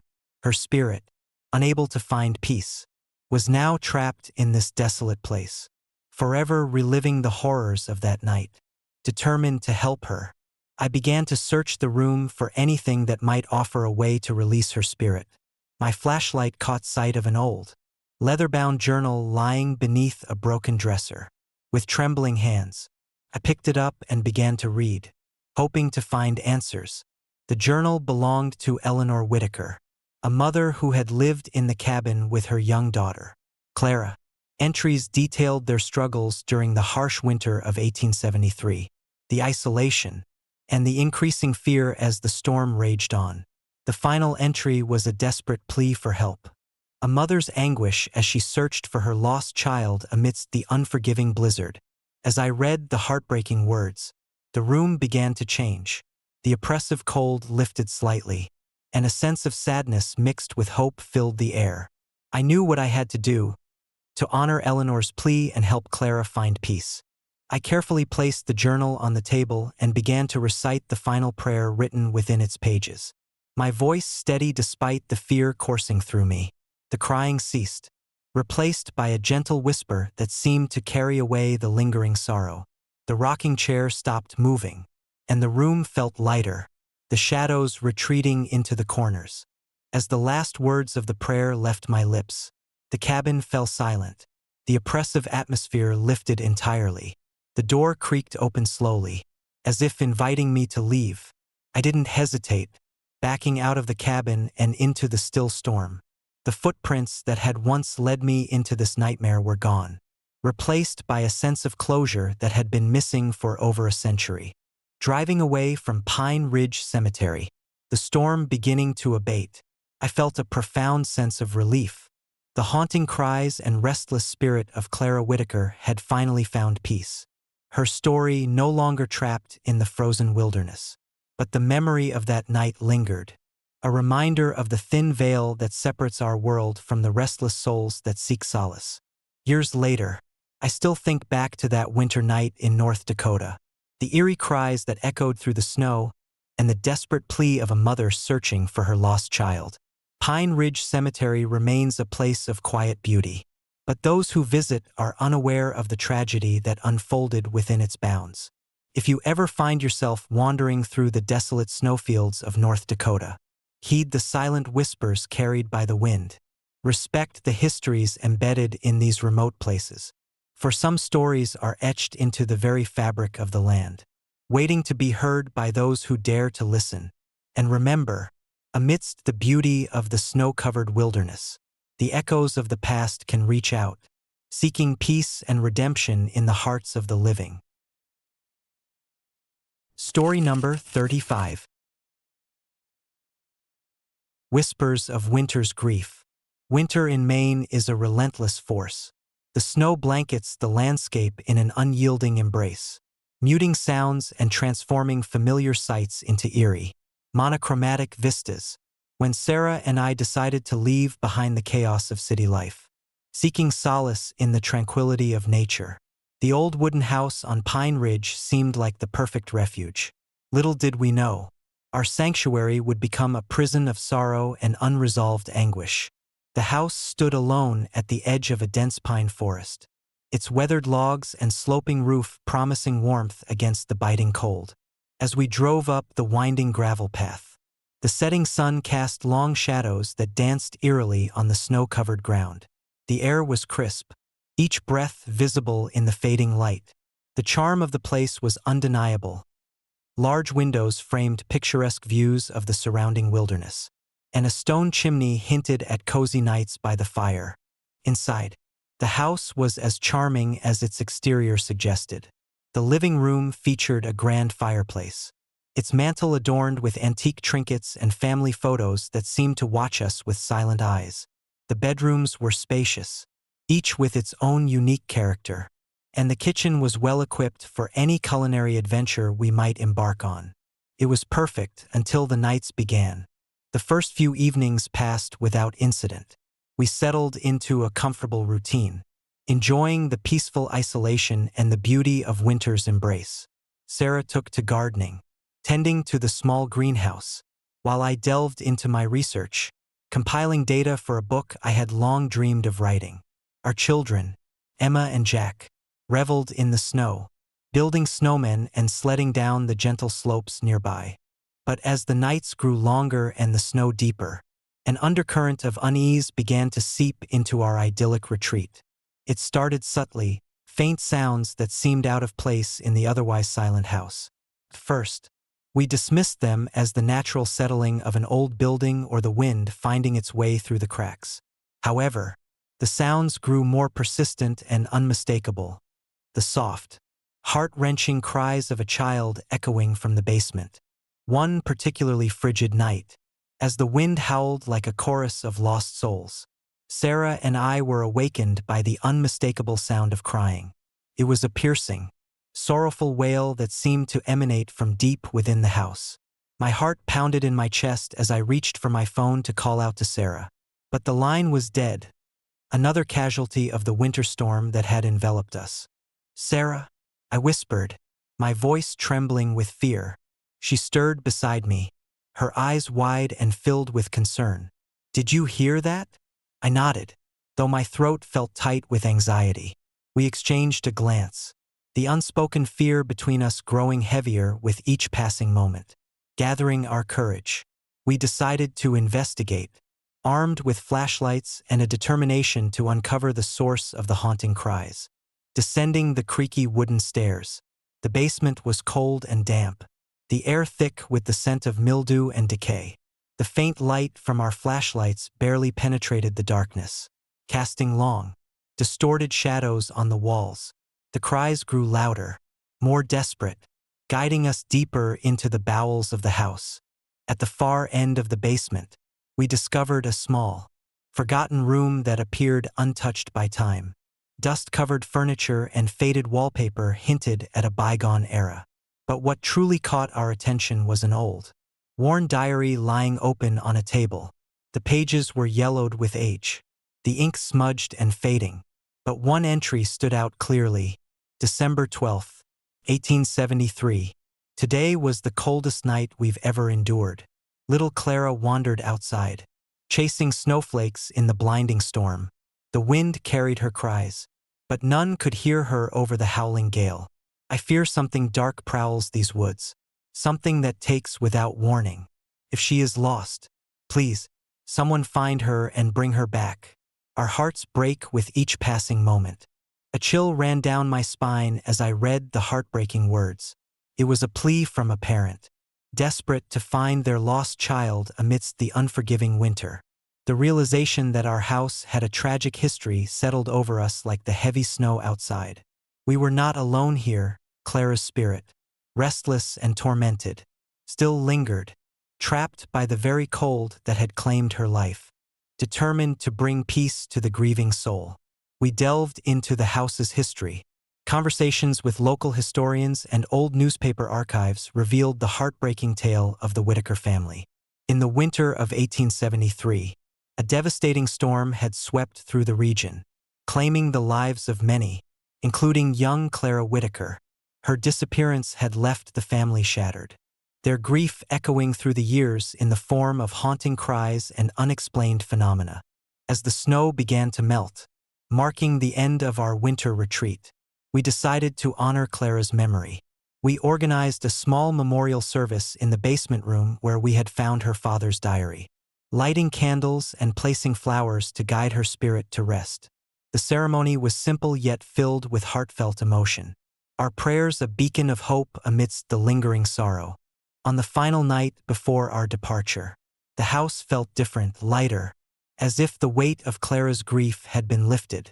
The cries had ceased, replaced by a peaceful silence that filled the air with a sense of closure. As we packed our belongings and prepared to leave, we took one last look around the house, feeling a deep sense of gratitude for the opportunity to help a lost soul find peace. Driving away from Pine Ridge House, the snow-covered landscape receding in our rearview mirror. We knew that our time there had changed us forever. The haunting cries of the past had been silenced, replaced by the enduring memory of a family's love and loss. Winter in Maine had tested us in ways we could never have imagined. But it had also taught us the profound power of compassion and the importance of remembering those who had been lost to time. Years later, whenever a fierce winter storm blankets the landscape, I find myself reflecting on that unforgettable experience. The memory of Pine Ridge House and the lost child whose cries once echoed through the halls serves as a reminder of the thin veil between our world and the spirits that linger beyond. If you ever find yourself seeking solace in the remote corners of Maine, remember the story of Clara Whitaker. Respect the histories embedded in the places you inhabit. For some souls find their peace only when their stories are heard and honored by those willing to listen. Story number 36. Echoes of the Kushtaka. The Chugach Mountains have always held a certain allure for me. A rugged beauty that promises both adventure and solitude. Growing up in Anchorage, I spent countless weekends exploring the vast wilderness that lay just beyond the city limits. The dense forests, towering peaks, and winding rivers became my playground, a place where I could escape the humdrum of everyday life and lose myself in nature's embrace. But it wasn't until I joined a group of seasoned hunters that I truly began to understand the depths of the Chugach's mysteries. It was late October, the air crisp and the first hints of winter frost beginning to settle on the ground. Our group consisted of 5 hunters, each with their own reasons for braving the wilderness. There was Mike, the grizzled veteran with decades of experience. Sarah, an avid wildlife photographer eager to capture the elusive mountain goat. Tom, a tracker whose knowledge of the terrain was unparalleled. Lisa, a biologist fascinated by the region's unique ecosystem. And me, Jake, a writer seeking inspiration from the untamed wild. We set out early one morning, the sun barely cresting the horizon as we loaded our gear into sturdy 4-wheel drive trucks. The Chugach was particularly beautiful that day, the morning light casting a golden glow over the snow-dusted peaks and deep green forests. The excitement was palpable as we navigated the narrow trails, our breath visible in the cold air. By midday, we had reached our designated hunting ground, a secluded area nestled between 2 imposing mountains. The landscape was a tapestry of rugged terrain and dense woodland, punctuated by the occasional clearing where the wind whispered through the tall pines. We established our base camp, setting up tents and preparing for the long night ahead. As dusk approached, the forest transformed. The vibrant colors of the day gave way to the deep blues and blacks of twilight, and the sounds of wildlife shifted to the nocturnal chorus of crickets and owls. We sat around a roaring fire, sharing stories and plans for the hunt. Mike regaled us with tales of past expeditions, his voice steady and commanding. Sarah reviewed her camera settings, eager to capture the perfect shot of any elusive prey. Tom mapped out our routes, ensuring we were prepared for any eventuality. Lisa discussed the ecological significance of the area, her passion evident in every word. The first few hours of the night passed uneventfully, the fire crackling and our conversations drifting into comfortable silence. It was around midnight when the first scream pierced the stillness, a blood-curdling sound that echoed through the forest, sending a shiver down my spine. We all froze, exchanging uneasy glances as the noise reverberated through the trees. "Did you hear that?" Sarah whispered, her eyes wide with alarm. Mike nodded slowly, his expression grim. "Sounds like a human scream. Let's stick together."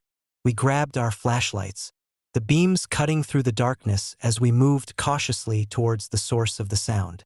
The forest seemed to close in around us, the dense canopy blocking out the moonlight and creating an oppressive darkness that made every shadow feel like a lurking threat. As we navigated the winding trails, the scream echoed again, this time closer and more desperate. My heart pounded in my chest, adrenaline surging through my veins as fear took hold.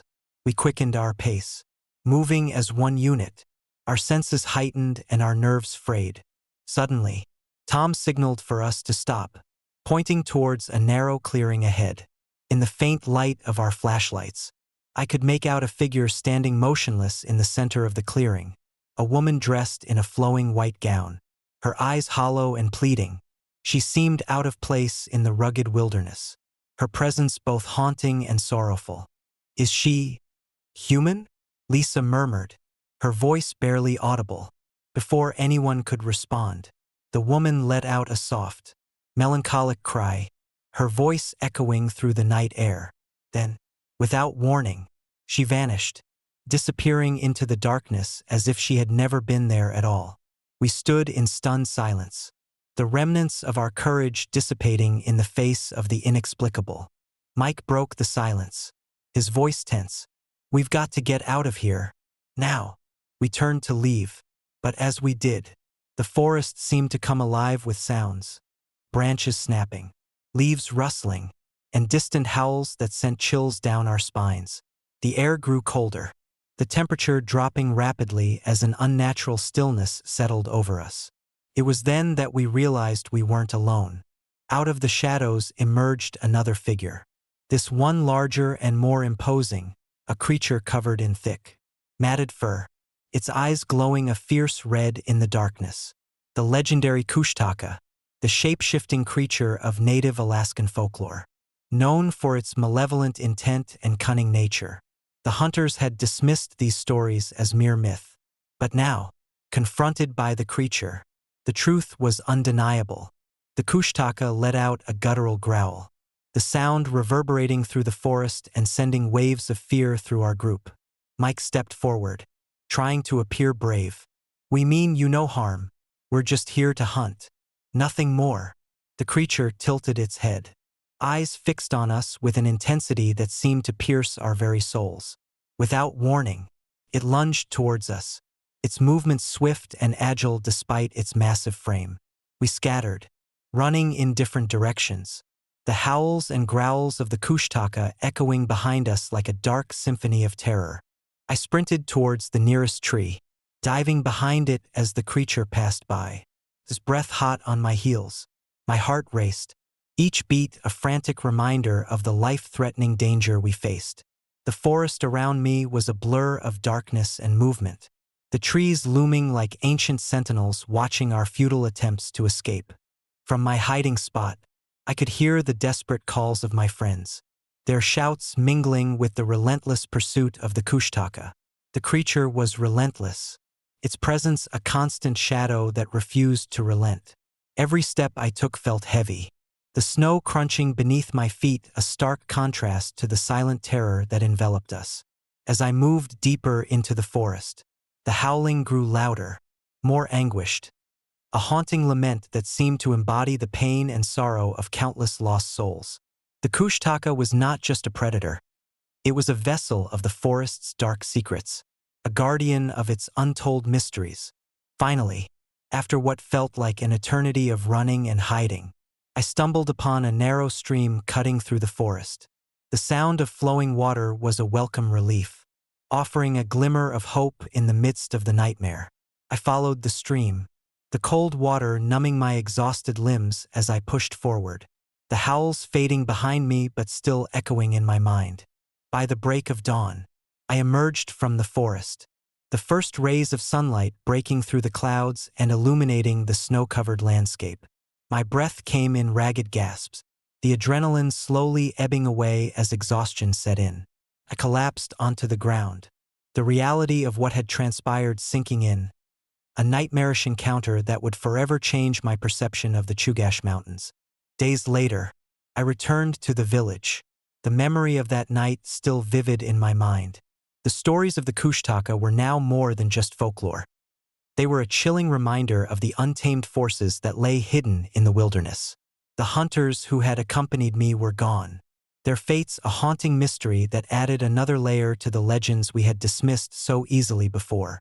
The Chugach Mountains continued to stand tall and indifferent, their peaks hidden in the clouds and their forests whispering secrets to those brave enough to listen.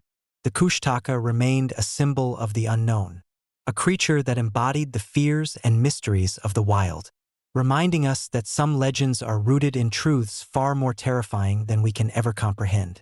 Years have passed since that harrowing night, but the echoes of the Kushtaka still resonate in my mind. The memory serves as a constant reminder of the thin line between myth and reality, and the enduring power of nature's untamed spirit. If you ever find yourself wandering through the Chugash forest on a cold, dark night, remember our story, respect the legends, heed the warnings, and tread carefully, for in the heart of the wilderness, amidst the towering pines and the silent shadows, lies a presence that watches, waits, and guards its domain with a ferocity that can turn the bravest adventurer into a hunted soul. Story number 37. Phantom on Glen Highway. The sun had long dipped below the horizon by the time I found myself driving along Glen Highway, the main artery slicing through the heart of Alaska's remote wilderness. The road stretched endlessly, flanked by dense forests and the occasional glimpse of snow-capped peaks piercing the twilight sky. It was late October, and the chill in the air hinted at the approaching winter. My truck's heater battled the cold, but the pervasive sense of isolation weighed heavily on me. I was returning from a business trip in Anchorage, eager to get back to the familiarity of home. The drive was monotonous, the rhythmic hum of the engine and the occasional rustle of wildlife the only companions on this desolate stretch. Glen Highway was notorious for its stretches of solitude, where the vastness of nature seemed to swallow any hint of civilization. Locals often spoke of strange occurrences on this road, tales dismissed by outsiders like me as mere folklore born from the harshness of the Alaskan landscape. As midnight approached, the sky transitioned from dusky purples to the deep, inky blackness of night. The moon, a waning crescent, cast a faint glow that barely illuminated the road ahead. I glanced at the clock on my dashboard. It's 11:45 p.m. I still had another hour before reaching the next town. But something tugged at the edge of my consciousness, a nagging feeling that I wasn't alone. I tried to shake off the unease, attributing it to the fatigue of travel and the eeriness of the isolated highway. But as I rounded a particularly sharp bend, a sudden movement caught my eye. A figure stood in the middle of the road, motionless and silent, bathed in the pale light of the moon. My heart skipped a beat, and I instinctively slowed down, my grip tightening on the steering wheel. "Is someone there?" I called out, my voice barely louder than a whisper against the stillness of the night. The figure remained still, its presence unnerving in the silent expanse of the highway. The truck's headlights cast long shadows, but there was no response, no movement, no sign of life. I debated whether to stop, knowing that encountering someone alone on this stretch could be dangerous. But the sight of the figure, combined with an inexplicable sense of dread, made me hesitate. Minutes felt like hours as I drove past the apparition, the distance between us increasing with each passing mile. I tried to convince myself it was a hitchhiker or perhaps an animal that had wandered onto the road. But something about the way the figure stood, tall, hunched, and eerily still, suggested something far more sinister. As I continued, the feeling of being watched intensified. The windshield seemed to shimmer, and I caught fleeting glimpses of movement in my peripheral vision. Every so often, I would see a shadow flit across the road ahead, vanishing as quickly as it appeared. My mind raced, torn between logic and the primal fear that gripped me. Just when I thought my anxiety was unfounded, the unmistakable sound of footsteps echoed through the night air. Right behind me, they were slow, deliberate, and filled with a weight that suggested purpose rather than menace. I whipped my head around, trying to locate the source of the noise, but the road was empty, no one in sight. "Please, stop," a voice called out, breaking the oppressive silence.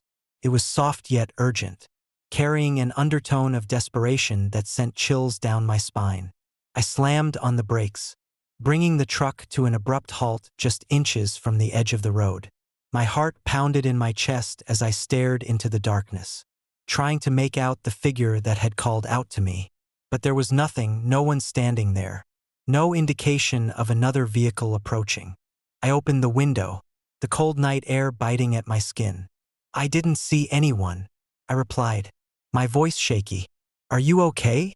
Silence answered me, but the feeling of an unseen presence remained, pressing against me from all sides.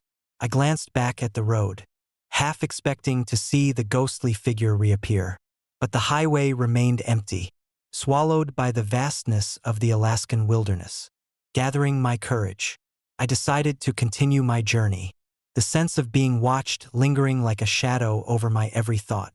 As I drove, the radio remained silent, the only music the low hum of the engine and the whisper of the wind through the trees. The footsteps returned intermittently, always just out of sight, creating a symphony of fear that played on repeat in my mind. Hours passed without incident, the monotony of the drive slowly easing my tension. By the time I reached the next town, the first hints of dawn began to lighten the sky, dispelling the darkness that had held me captive throughout the night. I pulled into the town's only motel, the warmth and safety of the lobby a stark contrast to the terror that had plagued me hours before. Exhausted, I settled into my room, the events of the night replaying in my mind like a haunting melody. I couldn't shake the image of the silent figure on Glen Highway, nor the sensation of being pursued by an invisible force. My thoughts were interrupted by a knock at the door, a sound that jolted me from my reverie. "Who is it?" I called out, my voice still trembling from the night's ordeal. "It's me, Mike," a familiar voice replied, bringing a wave of relief. My colleague from the business trip had stayed behind in the town while I continued my drive back home. "Mike, what are you doing here?" I exclaimed, opening the door to greet him. He stepped inside, his expression serious. "I heard you were driving alone on Glen Highway last night. Are you okay?" "I was worried when I didn't hear from you." I nodded, trying to mask the fear that still gripped me. "I'm fine, just had a rough night." Mike glanced around the room, his eyes narrowing. "Did you see anything unusual out there?" I hesitated, unsure of how much to reveal. "I saw a man standing in the middle of the road, but when I passed, he disappeared." Mike's expression grew thoughtful. "I've heard stories about that stretch of highway. They say the spirits of lost travelers linger there, unable to find peace. Some even claim to see shadowy figures moving through the darkness." I swallowed hard, the weight of his words sinking in. "Do you believe it?" He sighed, running a hand through his hair. "I've never seen anything myself, but with how remote Glen Highway is, it's not surprising people have their own experiences. Maybe it's just the isolation playing tricks on our minds." Despite his reassurances, I couldn't shake the feeling that something ancient and restless roamed the highways of Alaska, forever tethered to the land by unresolved pain and sorrow. The stories of the haunted highway, once dismissed as mere superstition, now felt eerily plausible in the wake of my own encounter. The next morning, determined to find some answers, I sought out the local library, a small building nestled between the motel and the town's general store. The librarian, an elderly woman named Agnes, greeted me with a warm smile that faltered when I mentioned Glen Highway. "I remember those stories," she said, her eyes reflecting a mix of fear and reverence. "There's something about that road, something that keeps people away after dark." I spent hours poring over old newspapers and town records, uncovering tales of tragic accidents and mysterious disappearances that had occurred along Glen Highway over the decades. One story, in particular, stood out, a tale from the early 1970s about a family who had lost their lives in a sudden blizzard while traveling the highway. Their car had been found abandoned on the road, with no sign of the family, their belongings scattered in the snow. Agnes noticed my interest and approached me. "They say the spirits of those who perished there never found their way back. Some believe they're stuck, reliving their final moments, unable to move on." I nodded, the connection between the past and my present experience becoming undeniable. "Do you think what I saw was one of them?" She placed a comforting hand on my shoulder. "It's possible. The wilderness is unforgiving, and sometimes, tragedies leave imprints that persist long after the physical evidence has faded. Armed with this knowledge, I felt a sense of responsibility to honor the memories of those lost souls. That night, I returned to my room, the events of the past days fueling a determination to help bring peace to the restless spirits of Glen Highway. I reached out to Mike, sharing my findings and suggesting that we do something to commemorate the lives lost on that haunted road. Together, we organized a memorial at the next rest stop along Glen Highway, a small plaque honoring the families who had perished in the unforgiving Alaskan wilderness. The night of the memorial, we invited local residents to join us, hoping that collective remembrance would provide some measure of closure for the lingering spirits. As darkness fell, we gathered by the roadside, the cold biting at our skin as we lit candles and placed flowers at the base of the plaque. The atmosphere was somber, the silent vigil a tribute to the lives cut short by the harshness of nature. Just as we began to speak words of remembrance, the air grew thick with an inexplicable stillness. The howling wind seemed to pause, the night holding its breath in anticipation. Then, without warning, a figure emerged from the darkness, tall, cloaked in shadow, eyes glowing a faint red under the moonlight. We watched in awe and fear as the figure approached the memorial, his presence both commanding and sorrowful. The howls that once filled the night air returned, but this time, they carried a different tone, one of gratitude and release. The figure reached out, a gesture of acceptance, before dissolving into the night, the oppressive chill lifting as if a great weight had been lifted from the land. The howls faded into the distance, replaced by the gentle rustling of the trees and the soft glow of the moon. In that moment, I felt a profound sense of peace, knowing that we had done something meaningful to honor those who had been lost. The haunted highway still held its mysteries, but the night felt less oppressive, the shadows less menacing. Years have passed since that pivotal night, but the memory of the phantom on Glen Highway remains vivid in my mind. The road continues to stretch out into the wilderness, its secrets held tightly by the land and the spirits that watch over it. The stories of haunted highways and restless souls are now part of my own narrative, a testament to the enduring power of remembrance and the thin veil between the living and the dead. If you ever find yourself driving along Glen Highway in the dead of night, remember our story, respect the legends, honor the memories of those who came before, and tread carefully, for in the heart of Alaska's wilderness, amidst the endless stretches of road and the silent whispers of the past, lies a presence that watches, waits, and guards its domain with a vigilance that can turn a simple drive into a journey of fear and understanding. Story number 38. Shadows over Palmer Fields. Palmer, with its sprawling golden fields and endless horizons, was the epitome of rural tranquility. Nestled in the heart of the Midwest, the town was surrounded by acres of corn and soybean fields that swayed gently in the breeze during the day. But as night fell, a different kind of presence took over, a presence that sent shivers down the spines of those who dared to venture out after dark. I had grown up in Palmer, inheriting my family's farm after my father's passing. Life on the farm was predictable, with routines that rarely changed. Mornings began with the crowing of roosters, and evenings ended with the crackling of the fireplace. Yet, despite the serene facade, Palmer held secrets that were whispered about only in hushed tones. It was the first week of October when the strange occurrences began. The harvest season was in full swing, and the fields were busy with activity. Late evenings were still warm, with the sun setting over the horizon, casting long shadows across the land. But as the nights grew colder and the days shorter, an eerie stillness settled over Palmer. One chilly October night, I decided to take a walk through the fields after finishing my chores. The moon was a slender crescent, its light barely penetrating the dense canopy of trees that bordered the farmland. The air was crisp, carrying the scent of damp earth and fallen leaves. I pulled my jacket tighter around me, the familiar sounds of crickets and distant owls providing a comforting backdrop. As I walked, The cornfields loomed on either side, their tall stalks creating a maze of green that seemed to stretch infinitely. I enjoyed these solitary walks, finding solace in the quiet embrace of nature. But tonight felt different. There was an unsettling tension in the air, a sense that I wasn't alone. Suddenly, a shadow flickered at the edge of my vision. I turned quickly, flashlight in hand, but saw nothing.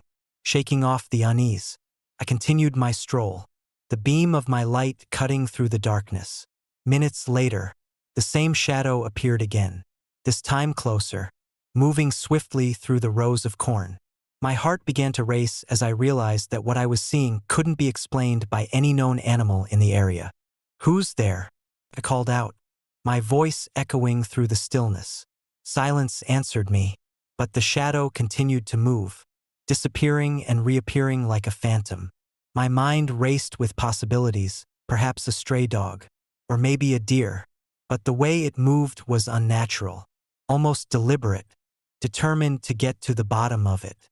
I followed the shadow, my steps quickening with each passing moment.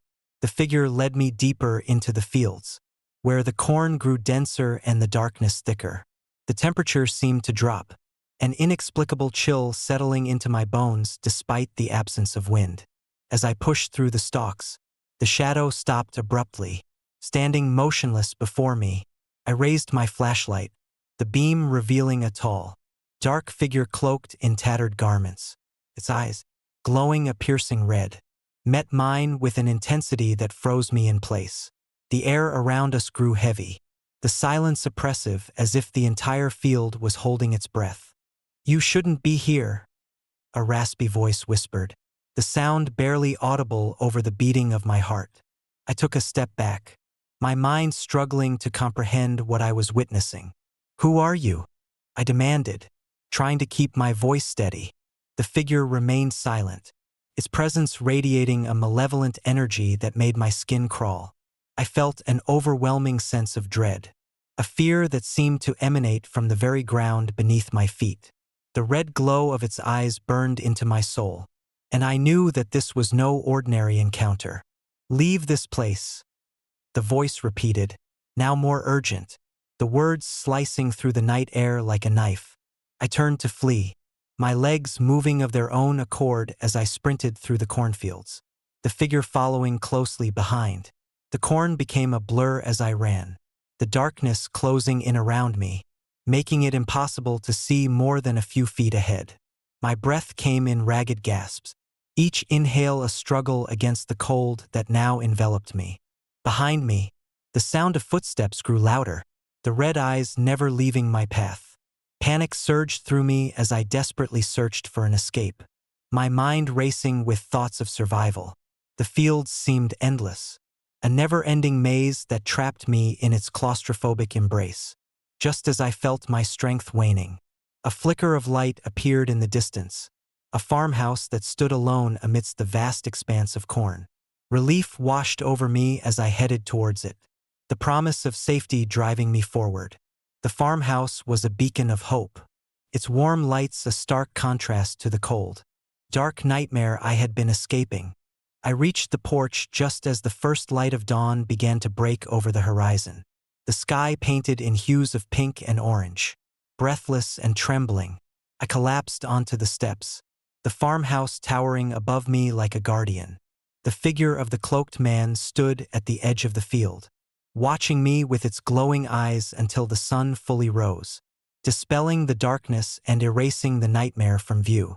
Shaking, I entered the farmhouse and locked the door behind me, the warmth of the interior providing a comforting refuge from the terror of the night.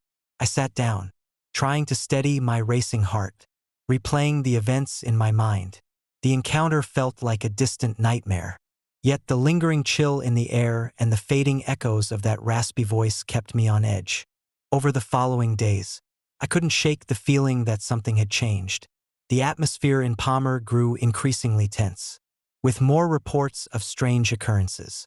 Farmers spoke of cold spots in their fields, unexplainable noises echoing through the night, and sightings of dark figures moving swiftly through the corn. The legend of the Shadow Man began to take shape, a spectral entity that haunted the fields, seeking something beyond human comprehension. Determined to understand the mystery, I delved into the town's history, uncovering stories of tragic events and lost souls that had plagued Palmer for generations. There were tales of farmers who had vanished without a trace, their families left to wonder about their fate. Some believed that the land itself held grudges, while others whispered of vengeful spirits bound to the earth. One evening, armed with knowledge and a growing sense of purpose, I returned to the cornfields, determined to confront the Shadow Man and uncover the truth behind the haunting.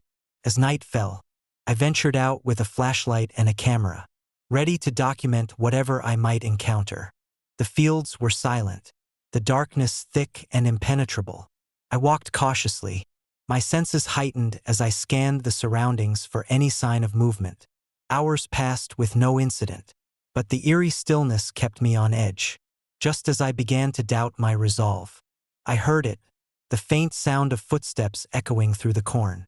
I froze, my heart pounding as I turned towards the source of the noise. The Shadow Man emerged from the darkness, his eyes glowing red as ever, the air around him growing colder with each step. "Why do you persist?" he asked, his voice carrying the same raspy tone from that fateful night. "I want to help you," I replied, my voice steady despite the fear gripping me. "What do you need?" The Shadow Man's expression softened, a hint of sorrow replacing the menace in his eyes. "I seek release," he murmured, bound by the pain of loss and the bitterness of unfulfilled promises. I approached him slowly, extending a hand in peace. "Tell me your story. Maybe I can help you find the closure you need." For a moment, there was silence as he regarded me, the tension between us palpable.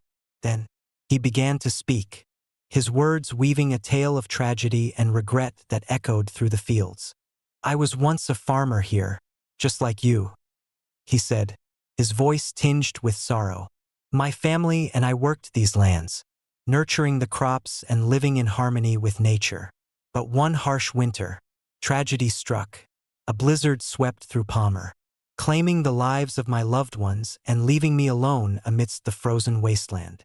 His story unfolded like a haunting melody, each word painting a picture of loss and longing that resonated deep within me. I wandered the fields, searching for my family, but they were gone, consumed by grief and unable to move on. My spirit became tethered to this land, forever bound to the memories of what was lost. Tears welled up in my eyes as I listened, the weight of his sorrow palpable. "Is there a way to help you move on?" I asked gently, reaching out a hand once more. The Shadow Man nodded, his eyes reflecting a glimmer of hope. "Find the place where we last stood, where the blizzard claimed our lives.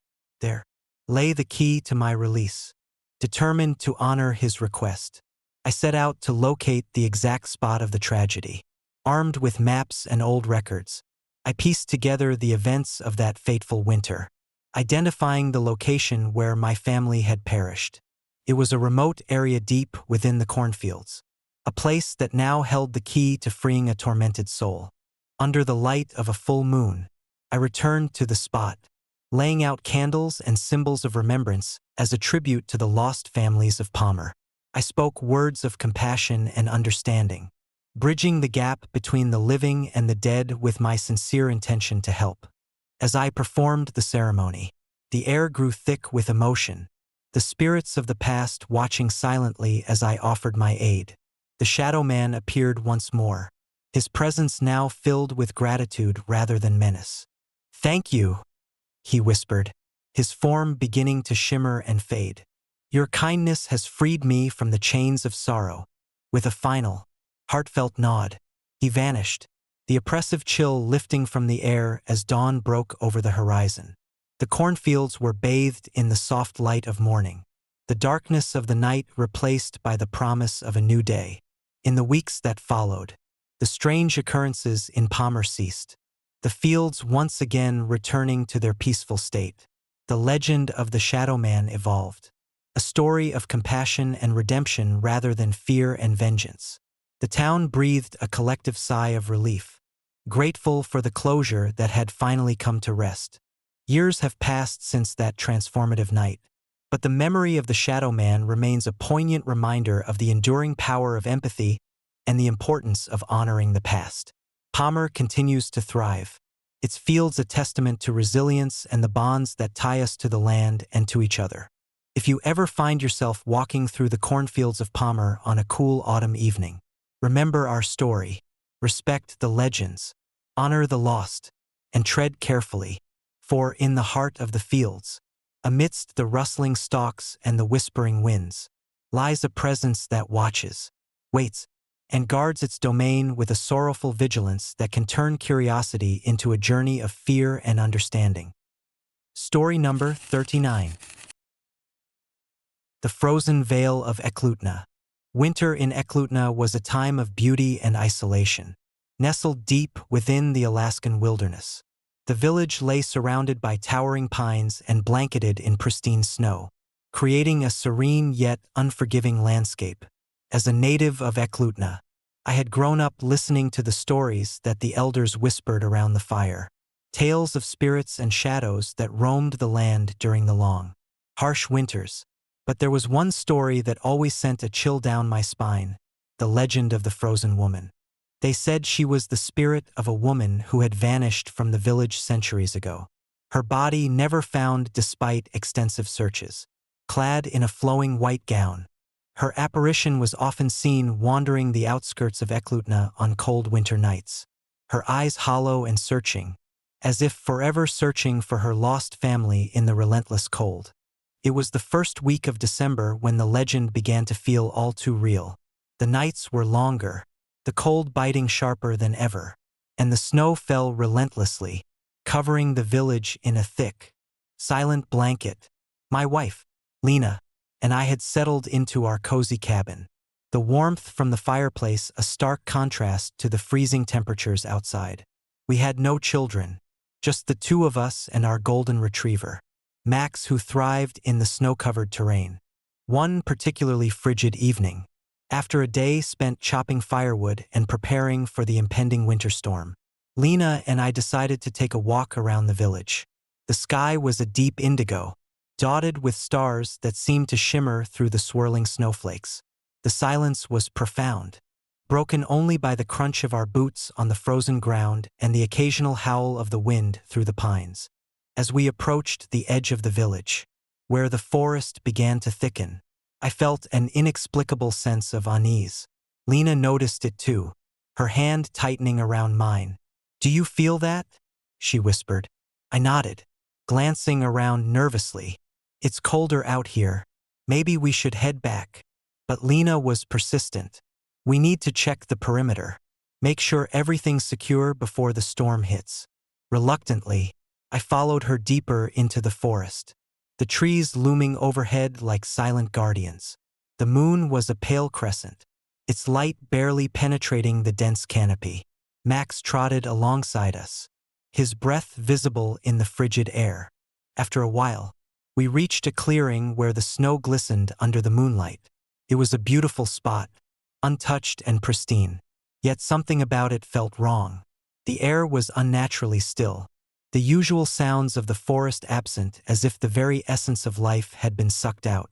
"Maybe we're just tired," Lena suggested, trying to ease the tension. "Let's sit for a moment." We sat down on a fallen log, the cold seeping through our boots. I pulled out a thermos of hot tea, taking a long sip to warm my hands. As I did, I noticed a faint movement out of the corner of my eye. Turning, I saw her, a woman in a flowing white gown, standing at the edge of the clearing. Her presence was ethereal, almost otherworldly, and she seemed to blend seamlessly with the snowy landscape. "Lena, look," I whispered, pointing towards the apparition. She stood perfectly still, her eyes fixed on us with an intensity that was both mesmerizing and terrifying. Her hair was long and dark, cascading over her shoulders like a silken waterfall, contrasting starkly against the pure white of her dress. There was an unmistakable sadness in her gaze, a longing that seemed to pierce through to our very souls. "She must be the Frozen Woman," Lena said softly, her voice trembling. "What do we do?" Before I could respond, she began to move, her steps deliberate and graceful as she approached us. The temperature around us seemed to drop even further, the air growing thick with an almost tangible sorrow. Max whimpered, sensing the unease that now enveloped us. "Lena, we need to leave," I urged, pulling her towards the edge of the clearing. "Now." But as we stood to retreat, the woman stopped, her eyes never leaving mine. "Help me," she whispered, her voice a haunting melody that seemed to echo through the trees. "Find my family." A chill ran down my spine, the weight of her plea pressing heavily on my heart. I glanced at Lena, whose expression mirrored my own fear and empathy. "We want to help," I said, my voice barely audible.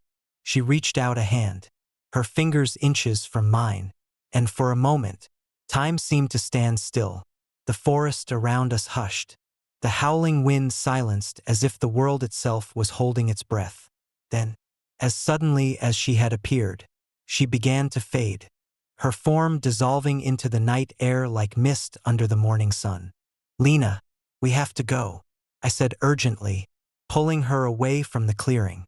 We started to walk back, the image of the woman lingering in my mind. As we moved, I couldn't shake the feeling that we were being watched, the forest's shadows seeming to shift and dance with unseen eyes. When we reached the village, the storm had begun in earnest, the snow falling in heavy, relentless sheets. We hurried into our cabin, the warmth and safety of our home a stark contrast to the haunting encounter outside. That night, sleep eluded me as I lay awake, replaying the events in my mind. The woman's eyes, so full of sorrow and longing, haunted my thoughts, and the weight of her plea pressed down on me. The days that followed were filled with a restless energy, a determination to uncover the truth behind the legend. I delved into the village archives, poring over old records and forgotten tales, searching for any clue that might explain the woman's appearance. Lena joined me, her support unwavering as we sought answers together. One evening, as we sifted through a collection of dusty journals in the Old Town Library, we stumbled upon a faded entry from the early 1800s. It told the tragic story of a woman named Eliza, who had disappeared during a fierce blizzard while searching for her children. Despite extensive searches, she was never found, her fate remaining a mystery that lingered in the collective memory of Eklutna. Could she be the frozen woman? Lena wondered aloud, her eyes meeting mine with a spark of hope.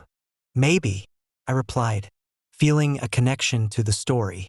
"If she was searching for her family, perhaps her spirit is still wandering, unable to find peace."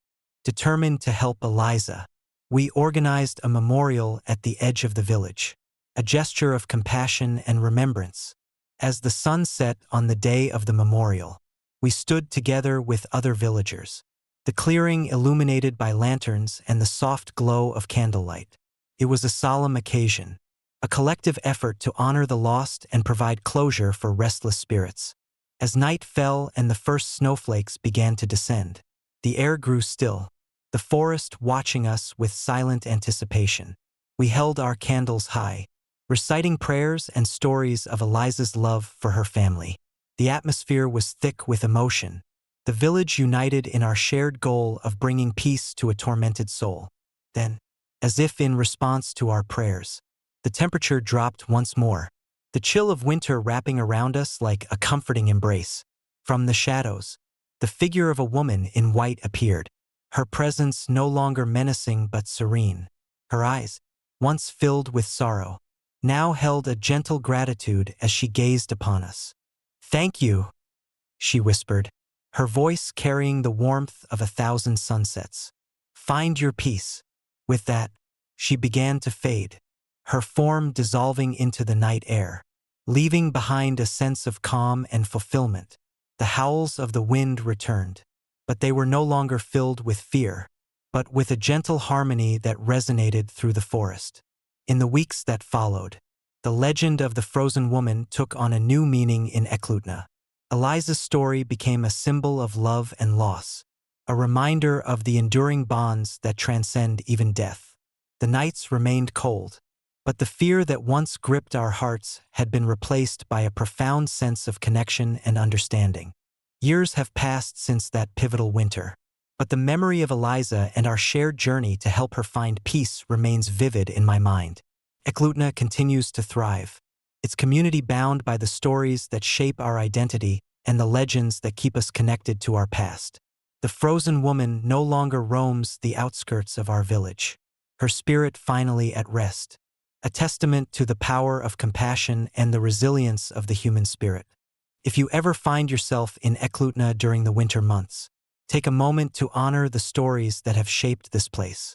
Respect the legends, cherish the memories, and remember that even in the coldest of nights, warmth can be found in the bonds we share and the love that transcends the boundaries of life and death. Story number 40. Whispers in the Talkeetna Woods. The Talkeetna Valley, nestled between the rugged peaks of Alaska's wilderness, has always been a place where nature's beauty meets untamed mystery.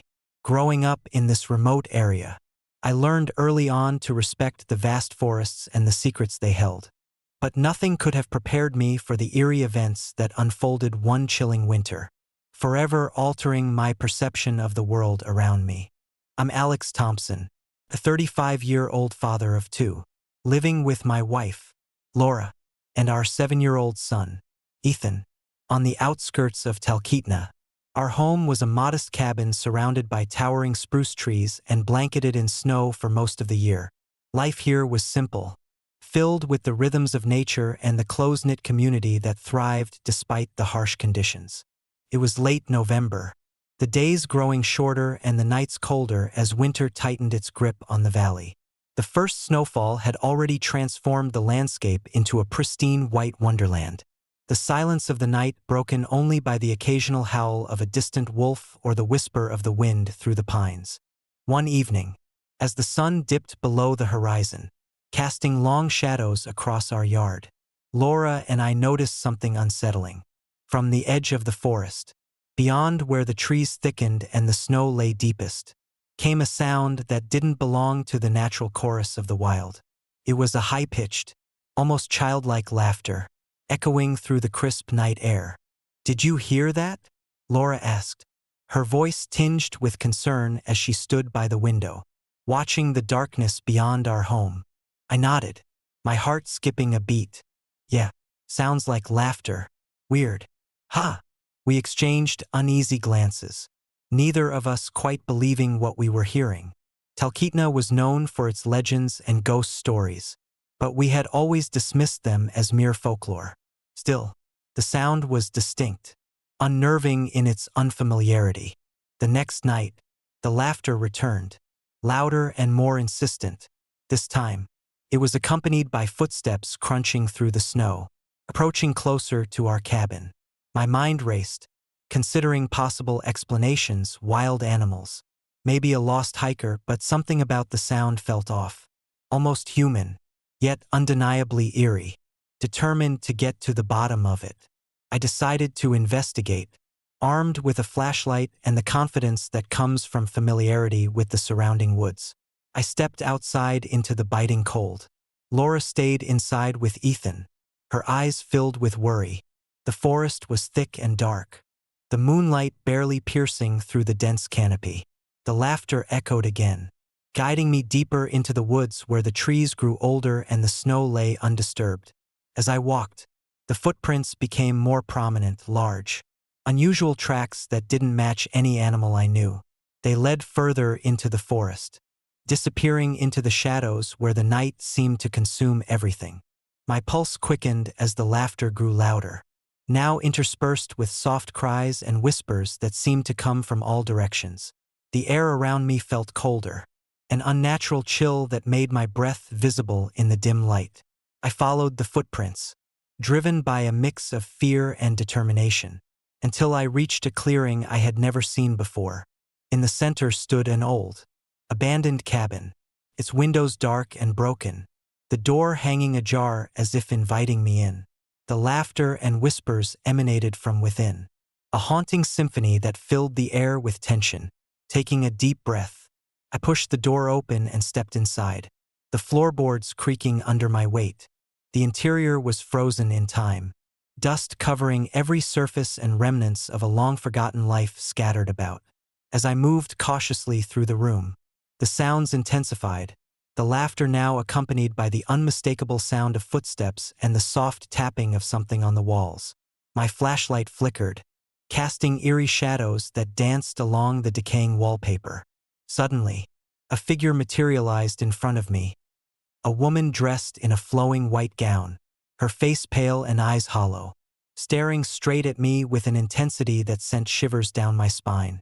Her mouth was slightly open, as if she was trying to speak, but no sound came out. The room seemed to grow colder, the air thick with sorrow and despair. "Who are you?" I whispered, my voice barely audible over the cacophony of sounds surrounding me. She didn't respond. Instead, she began to move towards me, her footsteps echoing in the silent cabin. I took a step back, my mind struggling to process what I was witnessing. As she reached out a hand, the temperature plummeted, and the laughter turned into agonized wails that filled the room with an overwhelming sense of loss. I stumbled backward, my flashlight slipping from my grasp and shattering on the floor, plunging the room into darkness. Panic surged through me as the sounds intensified, the laughter now a frenzied scream that seemed to shake the very foundation of the cabin. Desperate to escape, I fumbled for my phone, the screen providing a faint glimmer of light in the oppressive darkness. As I dialed Laura's number, the woman's presence loomed closer, her hollow eyes reflecting the flickering light of my phone screen. "Please," pleaded, my voice cracking with fear. "Help us." The laughter ceased abruptly, replaced by an unbearable silence. The woman froze, her eyes locking onto mine, and I felt an inexplicable pull urging me to reach out to her. But instinctively, I backed away, my body moving on its own accord as I fled the cabin, the footsteps of the apparition echoing behind me like the beat of a relentless drum.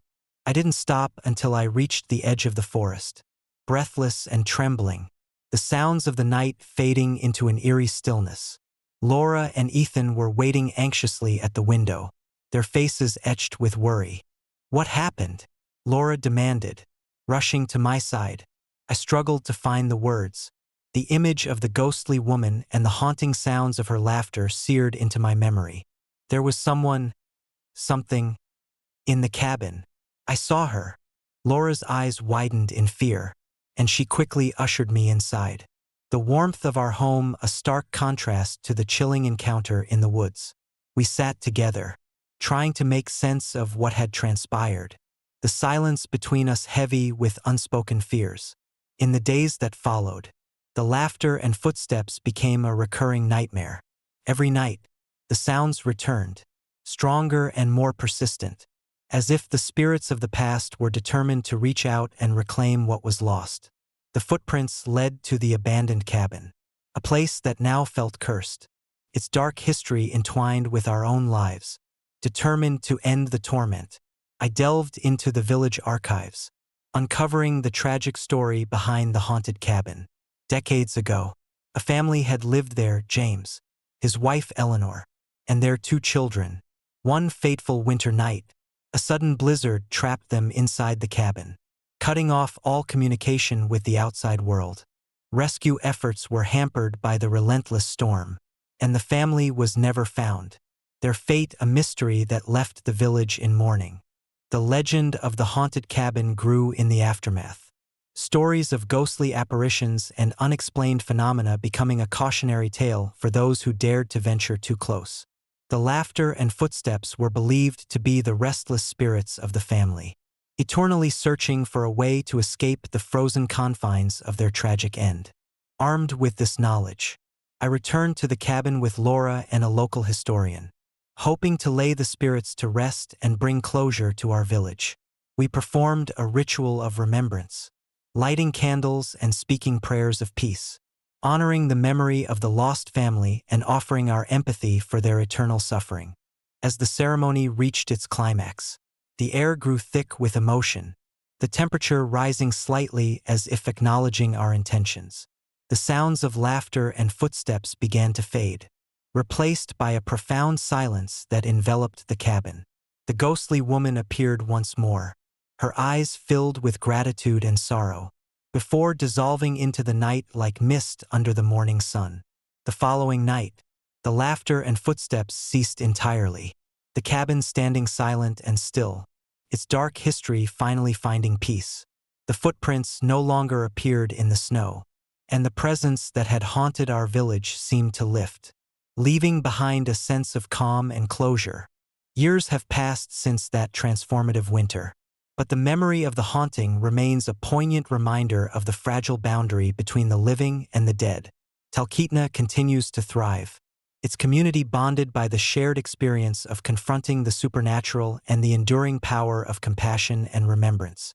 If you ever find yourself driving through the remote woods of Talkeetna on a cold winter night, remember our story, respect the legends, honor the memories of those who came before, and tread carefully, for in the heart of the wilderness, amidst the silent pines and the frozen shadows, lies a presence that watches, waits, and guards its domain with a vigilance that can turn the quietest night into a journey of fear and understanding.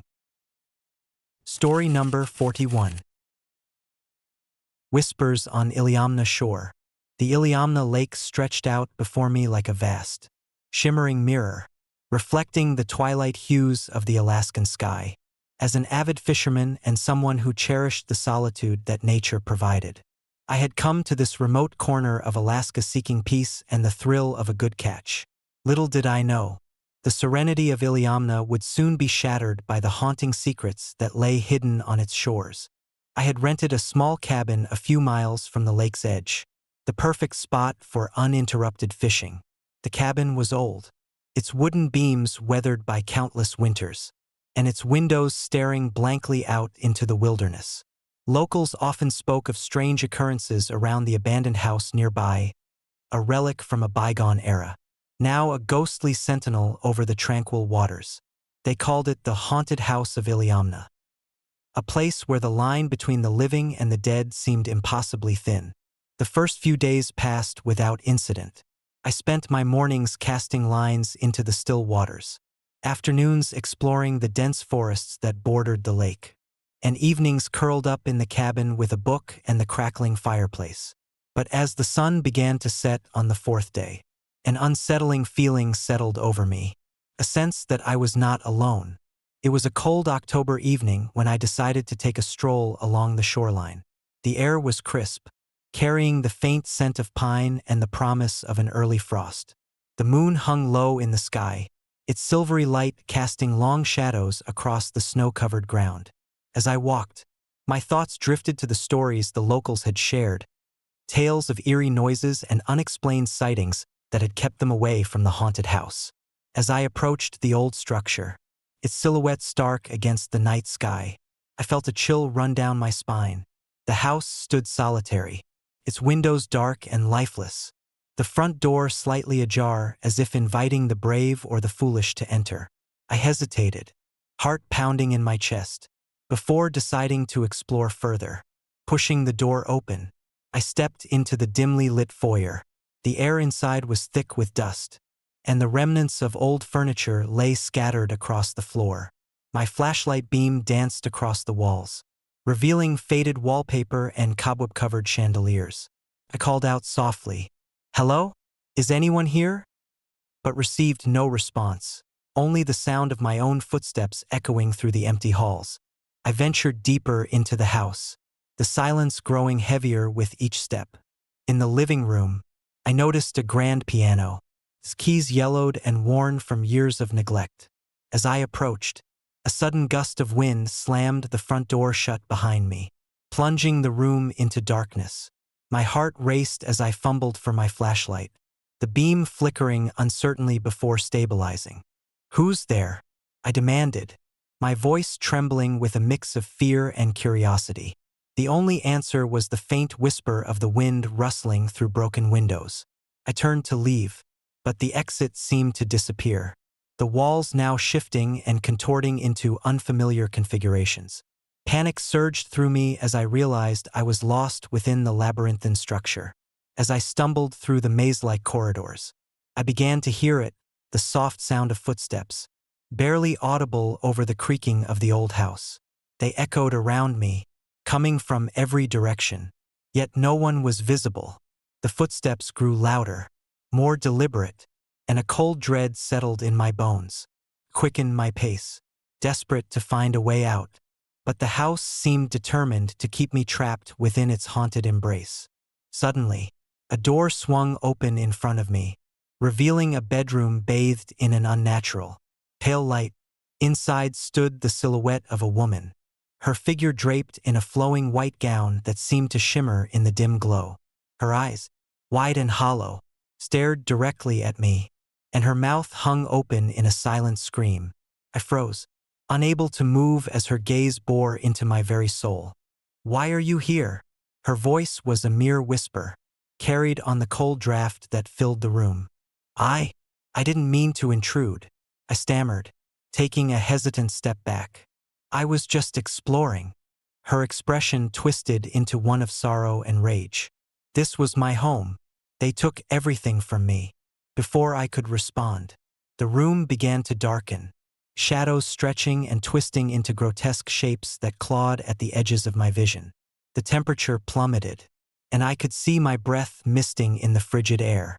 The woman reached out a hand, her fingers elongated and clawed, and I felt an invisible force pulling me towards her. "No!" I shouted, trying to break free from the unseen grip. But my body felt heavy, as if I were trapped in quicksand.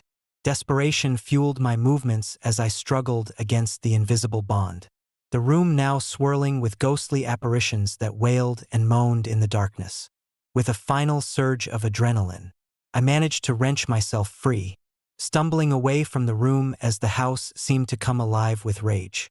The walls groaned and the floors shook beneath me, the house reacting to my presence with violent unrest. I raced through the corridors, the sounds of the haunted house now a cacophony of screams and footsteps, until I found myself back at the foyer. The front door creaked open once more, and without looking back, I fled into the night, the cold air biting at my skin as I ran through the snow-covered ground. The haunted house loomed behind me, its dark windows staring like empty eyes into the abyss. I didn't stop until I reached the safety of my cabin. The memory of the nightmarish encounter etched into my mind like a scar that refused to fade. The following morning, I tried to rationalize what had happened, convincing myself that it was a hallucination brought on by isolation and fear. But the evidence was undeniable: the shattered window, the lingering chill in the air, and the deep sense of being watched that still clung to me. The haunted house of Iliamna Lake was no mere legend. It was a living nightmare that thrived in the shadows, its restless spirit forever bound to the desolate shores. Determined to uncover the truth, I delved into the history of the house, uncovering a tragic tale of loss and betrayal. Decades ago, the house belonged to a woman named Eleanor, who had lived there with her family. One winter night, a fierce blizzard descended upon the area, and her entire family vanished without a trace. Despite extensive searches, no evidence of their disappearance was ever found, and Eleanor was left to mourn alone in the freezing solitude of the house. As I pieced together the fragments of Eleanor's story, I couldn't help but feel a connection to her sorrow. The haunted house was a testament to the enduring pain of loss, a place where the past refused to be forgotten and the spirits of the lost lingered in eternal torment. The sounds of footsteps and knocking were echoes of Eleanor's grief, manifesting in the physical realm as a desperate plea for help and remembrance. One evening, driven by a mixture of fear and compassion, I returned to the cabin, determined to confront the haunting presence and offer some semblance of peace. Armed with lanterns and a heart full of empathy, I approached the haunted house under a sky filled with stars that seemed to watch my every move. I entered the house once more, the air thick with sorrow and the remnants of past tragedies. As I navigated the familiar corridors, the temperature dropped, and the oppressive silence returned. In the living room, I set up a small altar with candles and photographs of Eleanor's family, hoping to honor their memory and provide a sense of closure. As the candles flickered, casting a warm glow over the room, I felt a presence behind me. Turning slowly, I saw Eleanor once more, her eyes filled with a deep, unending sorrow. This time, however, there was a softness in her gaze, a hint of gratitude that had been absent during our first encounter. "Thank you," she whispered, her voice carrying a weight of finality. "Now, I can rest." The room began to brighten, the shadows receding as the spirit of Eleanor found peace in knowing that her story would not be forgotten. The oppressive chill lifted, replaced by a sense of calm that enveloped the house and its haunting legacy. As dawn broke over Iliamna Lake, I left the cabin with a heart lighter than it had been in days. The haunted house stood silent and still, no longer a place of torment but a monument to the power of compassion and understanding. I had uncovered the truth behind the legend, and in doing so, had helped Eleanor find the peace that had eluded her for so long. Years have passed since that pivotal night, but the memory of the haunted house and the sorrowful spirit of Eleanor remain vivid in my mind. The shores of Iliamna Lake are now a place of tranquility, the haunted legacy of the past giving way to the enduring beauty of nature's resilience. The stories of strange noises and ghostly apparitions have dwindled, replaced by tales of peace and the healing power of acknowledging and honoring the pain of the lost. If you ever find yourself near Iliamna Lake, take a moment to honor the stories that have shaped this place. Respect the legends, heed the whispers of the past, and remember that even in the most desolate and frozen corners of the world, compassion can bridge the gap between the living and the dead, turning haunting echoes into memories of peace and remembrance. Story number 42. Whispers over the frosted bridge. The night air in Fairbanks was always crisp, carrying with it the biting chill of Alaskan winters. The stars pierced the darkness, their light shimmering on the icy waters below. Growing up in this remote village, I had heard countless stories about the old bridge that spanned the frozen river. But like most legends, I dismissed them as mere folklore, tales spun to keep curious minds away from the dangers lurking in the wilderness. That was until one fateful night changed everything. It was late November, and the first heavy snowfall had blanketed the landscape, transforming Fairbanks into a winter wonderland. The bridge, an old wooden structure with creaky planks and weathered railings, stood silent under the weight of the snow. Locals rarely crossed it at night, especially after dark, but necessity sometimes overrode superstition. I was driving home from a late shift at the local hardware store, my truck packed with supplies for the coming winter. The roads were slick, and visibility was poor, but I was a seasoned driver, accustomed to navigating the treacherous conditions. As I approached the bridge, the familiar sight brought a sense of relief until I saw the solitary figure standing at the far end. At first glance, it appeared to be a man, his silhouette barely discernible against the snowy backdrop. He stood motionless, gazing into the darkness, his posture tense as if waiting for something or someone. I felt a pang of unease but convinced myself it was just another late-night wanderer seeking shelter. I slowed down, my headlights illuminating the figure. As I drew closer, the man's features became clearer. He was tall, with broad shoulders and a rugged face partially obscured by a thick, hooded coat. His eyes, however, were what unnerved me the most, pale and hollow, staring straight ahead with an intensity that seemed almost otherworldly. "Evening," I called out, hoping to offer a friendly greeting. He didn't respond. Instead, he turned his head slightly, his eyes meeting mine for a brief moment before returning to their fixed gaze. A shiver ran down my spine, and I couldn't shake the feeling that something was terribly wrong. Deciding it was best to continue my journey, I pressed the accelerator, the truck's engine roaring to life as I sped away. But as I left the bridge behind, a sense of dread settled over me.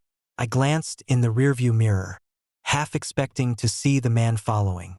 But there was nothing, just the endless stretch of the dark, snow-covered road. shaking off the unease. I focused on the road ahead, the rhythmic crunch of snow beneath the tires providing a semblance of normalcy. It wasn't until later that night, when I reached the outskirts of town, that I heard it, the faint sound of footsteps echoing through the silence. At first, I dismissed it as the sound of the wind or perhaps an animal moving through the snow. But as the night deepened, the footsteps grew louder, more deliberate, as if someone was pacing back and forth right behind my truck. My heart raced, every nerve on edge, but I forced myself to stay calm, telling myself it was just my imagination playing tricks on me. I drove faster, hoping to put some distance between me and the haunting sound. The footsteps continued, their rhythm matching the beat of my racing heart. Glancing in the rearview mirror, I still saw no one, no shadowy figure, no glimpse of the man from the bridge, just the dark expanse of the frozen landscape stretching out into the night. Determined to reach home, I pushed the truck to its limits, the cold biting through every layer of clothing. The road twisted and turned, leading me deeper into the wilderness, away from the comforting lights of Fairbanks. But the footsteps persisted, their presence a constant reminder that I was not alone.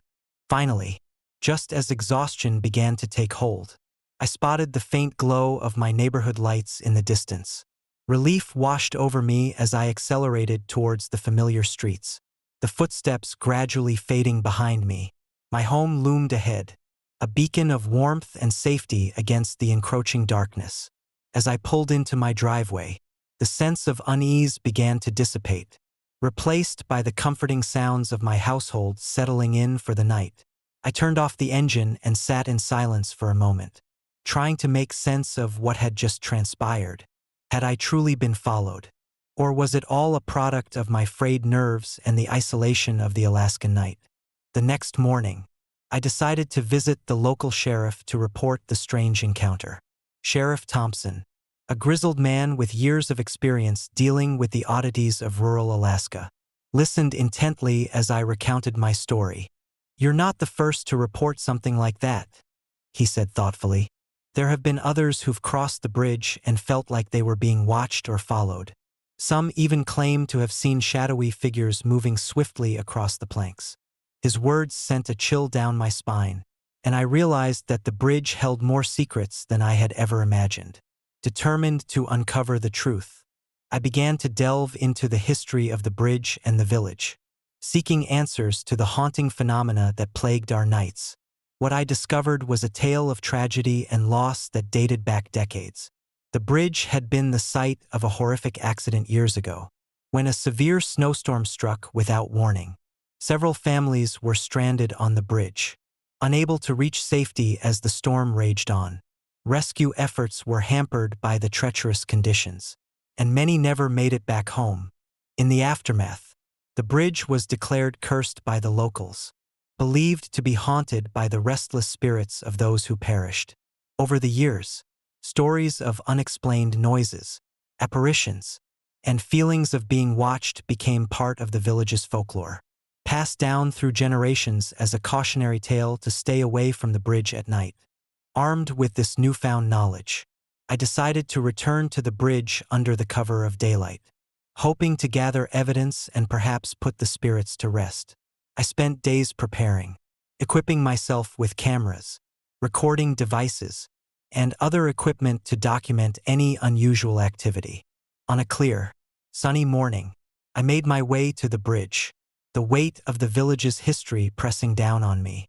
The bridge stood silent, its wooden planks sturdy and reliable in the daylight. I set up my equipment, recording the area and keeping a watchful eye for any signs of the supernatural. As the day wore on, nothing out of the ordinary occurred. The bridge stood as a testament to human resilience, a symbol of survival against the harsh elements of the Alaskan wilderness. But as evening approached and the first hints of dusk painted the sky in shades of pink and orange, a familiar chill settled over the area. Remembering the sheriff's words and the stories of those who had come before me, I decided to stay overnight on the bridge, hoping to capture the elusive phenomena that haunted our nights. As darkness enveloped the landscape, I settled into my makeshift campsite, the sound of the wind rustling through the trees creating an eerie soundtrack to the night. Hours passed in uneasy silence. The only sounds the occasional hoot of an owl and the distant howl of the wind. Just as I was beginning to doubt the veracity of the legends, a faint sound reached my ears, a soft, rhythmic tapping, almost like footsteps on the wooden planks. Heart pounding, I grabbed my flashlight and peered into the darkness, but saw nothing, no figure, no sign of life. I convinced myself it was just the sounds of the night, but the tapping continued, growing louder and more deliberate with each passing minute. Suddenly, a shadowy figure materialized at the far end of the bridge, its form barely discernible against the night sky. It stood motionless, eyes glowing faintly in the darkness, watching me with an intensity that was both terrifying and sorrowful.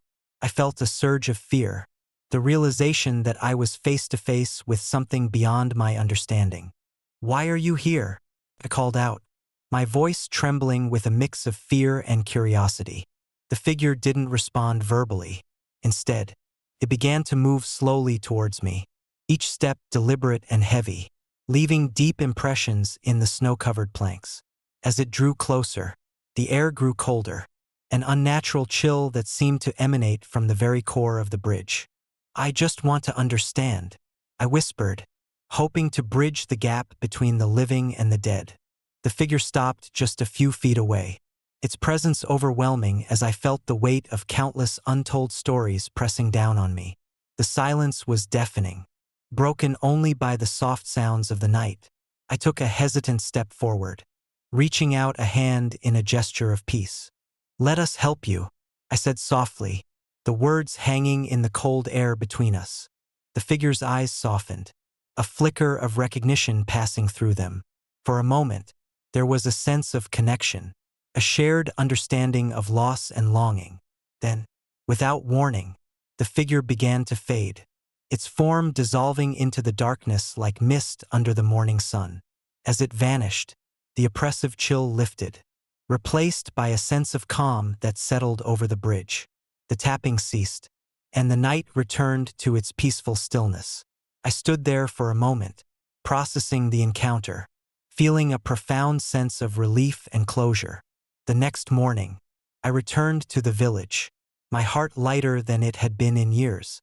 The bridge no longer felt like a place of fear, but rather a symbol of resilience and the enduring spirit of those who had come before us. I shared my experience with Sheriff Thompson and the other villagers, offering a new perspective on the haunted bridge that had long been a source of fear and superstition. In the weeks that followed, the strange occurrences around the bridge diminished, the spirits seemingly finding peace after centuries of unrest. The village breathed a collective sigh of relief, grateful for the resolution of a haunting legacy that had plagued us for so long. Years have passed since that transformative night, but the memory of the encounter remains vivid in my mind. The bridge stands as a testament to the power of understanding and compassion, a reminder that even in the most desolate and haunted places, there is hope for peace and reconciliation. Palmer continues to thrive, its fields a symbol of hard work and perseverance, free from the shadows that once loomed over us. If you ever find yourself driving across Highway 50 in the dead of night, remember our story, respect the legends, honor the memories of those who came before, and tread carefully, for in the heart of the Alaskan wilderness, amidst the endless fields and the silent bridges, lies a presence that watches, waits, and guards its domain with a vigilance that can turn curiosity into a journey of fear and understanding. Story number 43. Haunted House on Christmas Night. I was the one who first decided our family should move into that old house on Maple Street. It was early December when we first set foot inside, the chill of winter already settling in the air. My wife, Emily, our 2 kids, Lily and Jack, and I were eager to start fresh after selling our old home in the suburbs of Chicago. The house had all the makings of a perfect Christmas haven: spacious rooms, a garden blanketed in snow, and twinkling lights adorning every corner. From the very beginning, There was an unsettling feeling that lingered in the air. The first few nights were mostly uneventful, but as Christmas approached, strange occurrences began to unfold. Each evening, as we gathered around the grand Christmas tree in the living room, I couldn't shake the sensation that something was watching us. At first, I dismissed it as mere imagination, the result of stress from the move and the excitement of the season. But then the disturbances started. Decorations would be moved inexplicably overnight. One morning, I found the ornaments scattered across the floor, the garlands twisted into unnatural shapes. Lights that were perfectly strung the night before would be frayed and tangled by morning. It was as if an unseen force was intent on disrupting our festive preparations. The most disturbing signs, however, appeared in our photographs. Every time we took a family picture with the Christmas tree, there were dark, indistinct shadows lurking in the background. At first, they were faint and easy to dismiss, but over time, they grew more prominent and menacing. It was as if the house itself was trying to communicate something sinister. One particularly cold night, around midnight, I was awakened by the sound of shattering glass. Heart pounding, I quietly slipped out of bed and made my way to the living room. The Christmas tree stood in the center, its lights flickering erratically. The decorations were in disarray, ornaments broken, tinsel strewn everywhere. As I approached the tree, a cold draft swept through the room, extinguishing the lights and plunging us into darkness. In that moment, I saw it, a shadowy figure standing beside the tree. Its form was vague, almost mist-like, but there was an undeniable presence that sent chills down my spine. I froze, unable to move or call out.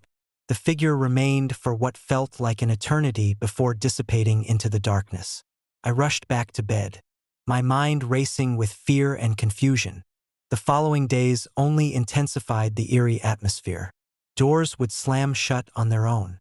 Footsteps echoed through empty hallways, and unexplained whispers filled the night. Emily began to experience vivid nightmares, visions of children lost in the snow and a woman draped in black, her eyes hollow with anger. Our children, too, spoke of seeing ghostly apparitions playing in the garden and hearing voices calling their names. Determined to uncover the truth, I delved into the history of our new home. What I found was horrifying.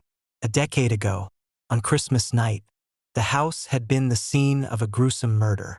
A family of 5 had been brutally slain during a holiday celebration, their lives extinguished in a fit of rage that the town had quickly swept under the rug. No one had spoken publicly about the tragedy, and over time, the memory had faded into local lore. Armed with this knowledge, the strange occurrences took on a new, terrifying dimension. It became clear that the spirits of the murdered family were trapped within the walls of our home, unable to find peace. Their presence was restless, their sorrow and anger manifesting in the disturbances we experienced. The Christmas season, a time of joy and togetherness, had become a haunting reminder of their untimely deaths.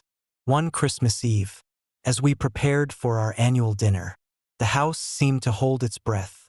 The air was thick with tension, and an oppressive silence settled over us.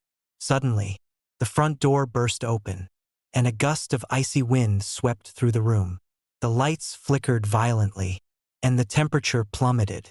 I felt an invisible force pinning me against the wall, rendering me immobile. Emily, sensing something was terribly wrong, tried to free me, but the force held strong. In the midst of the chaos, the shadowy figure appeared once more, this time more defined. It was the woman from Emily's nightmares, her face twisted in anguish and rage.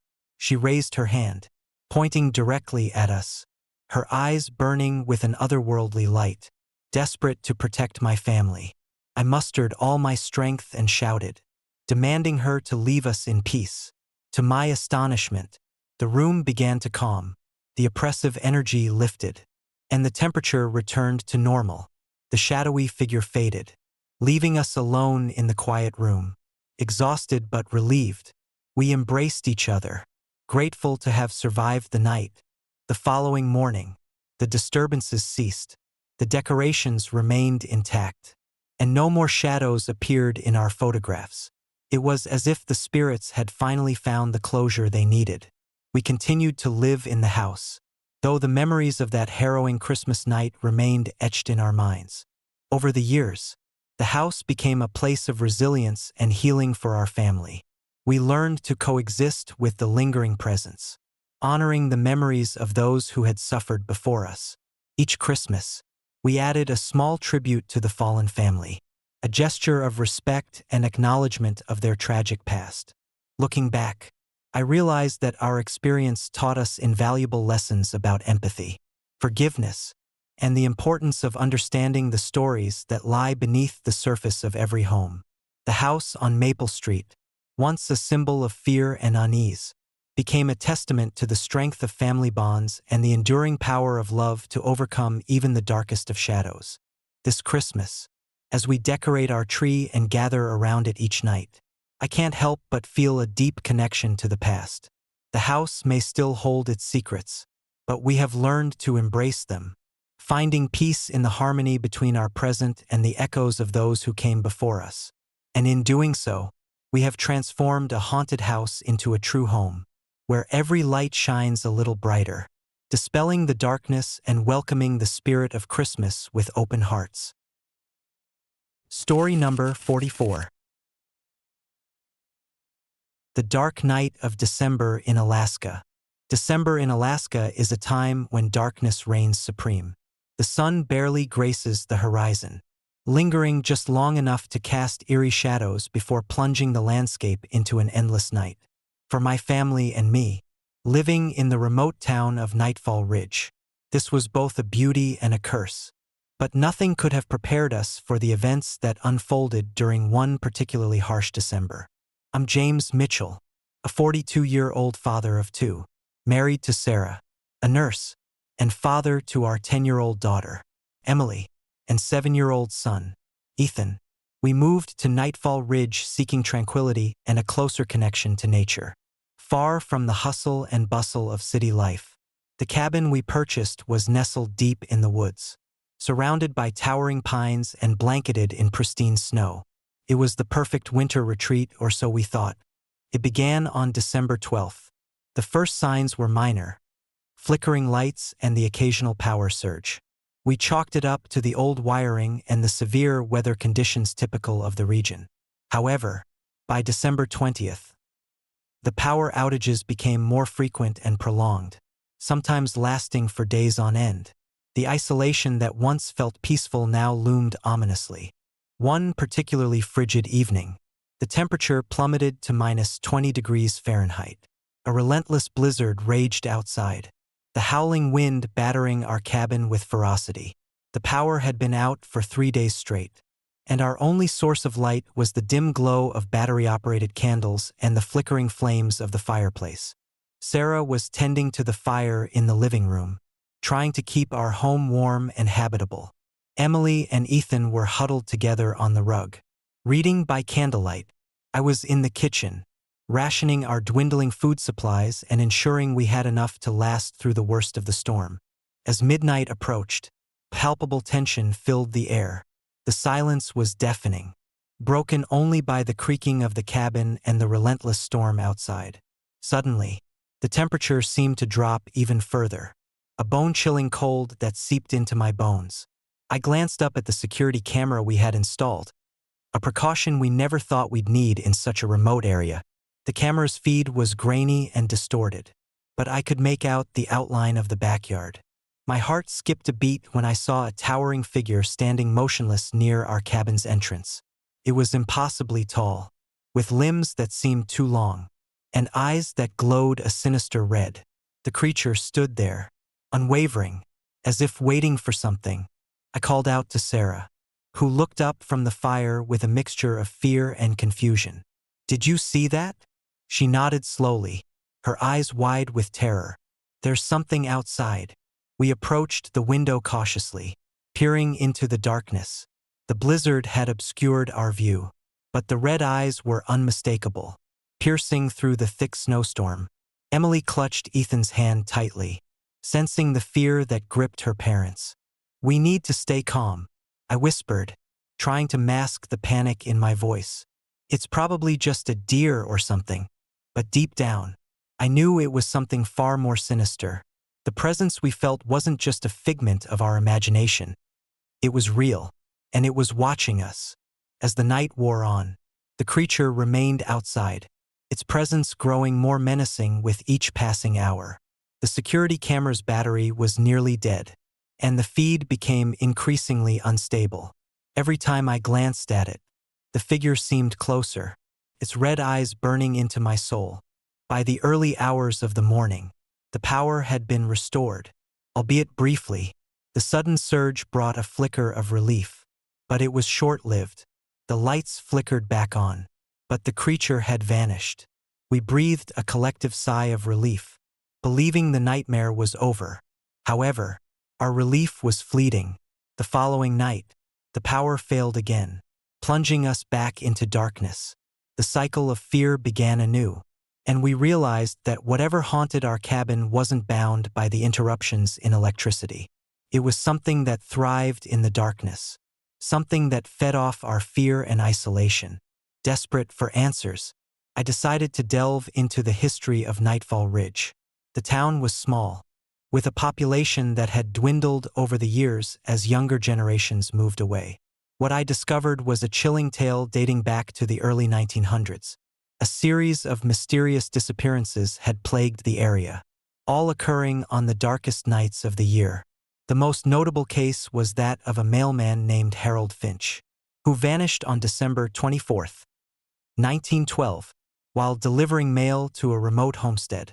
Local legend spoke of a curse placed upon the town, a malevolent force that emerged during the longest nights to claim the souls of those who dared to reside there.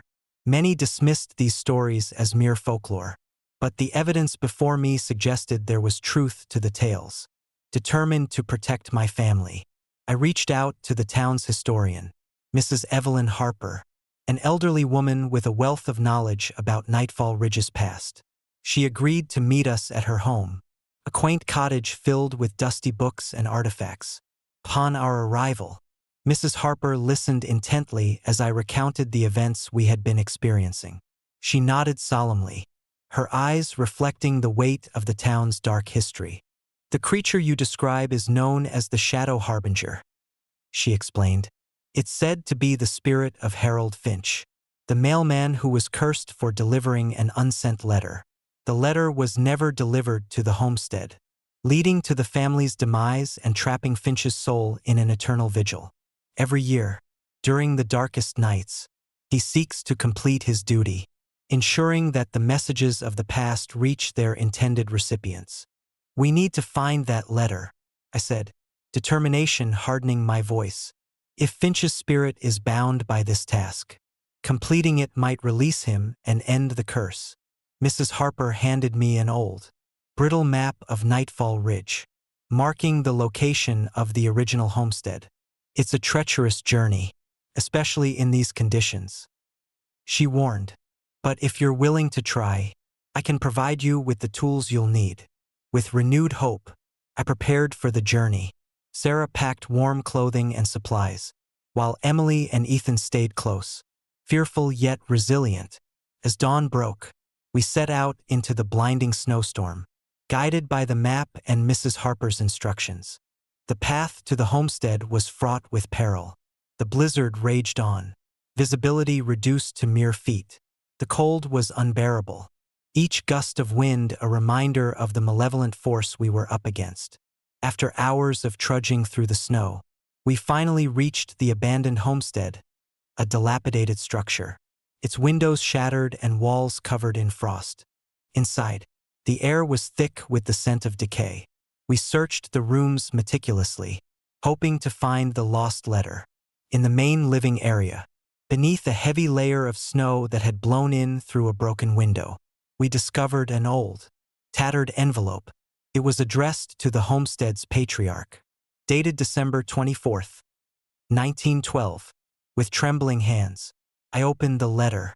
The contents were heartbreaking, a simple apology and a promise to return, cut short by an unforeseen tragedy.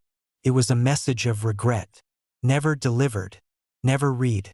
As I read the final words, a sudden silence enveloped the homestead. The temperature plummeted, and the shadows seemed to come alive. The figure of Harold Finch appeared before us, his red eyes burning with a mix of sorrow and determination. "You found it," he whispered, his voice echoing through the room. "Now, my duty is fulfilled." With the letter delivered, the oppressive presence lifted, and the homestead seemed to breathe a sigh of relief. Finch's spirit faded into the light, a peaceful expression replacing his once haunted gaze. We returned to our cabin, the storm finally abating as if acknowledging the end of the curse. The power remained stable, and the nights were no longer filled with fear. Our experience had bonded us in ways we never imagined, a testament to the strength of family and the power of facing our darkest fears together. As the days grew longer and the sun began to peak above the horizon, bringing an end to the endless night, I often found myself reflecting on that harrowing December. Nightfall Ridge remained a place of beauty and tranquility, its dark secrets finally laid to rest. But the lessons learned during those bleak nights stayed with us, a reminder that sometimes the past reaches out to guide us, ensuring that the stories left untold find their resolution. Story number 45. The Death of Santa Claus. December has always been a month of magic for me. Growing up in the small town of Pinebrook, the holiday season was the highlight of the year. The annual Christmas festival at Evergreen Amusement Park was a tradition my family and I cherished.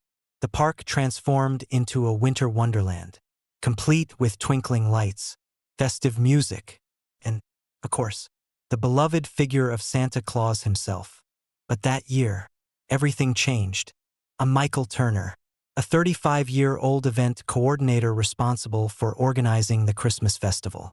My role was to ensure every detail was perfect, from the grand parade to the nightly fireworks.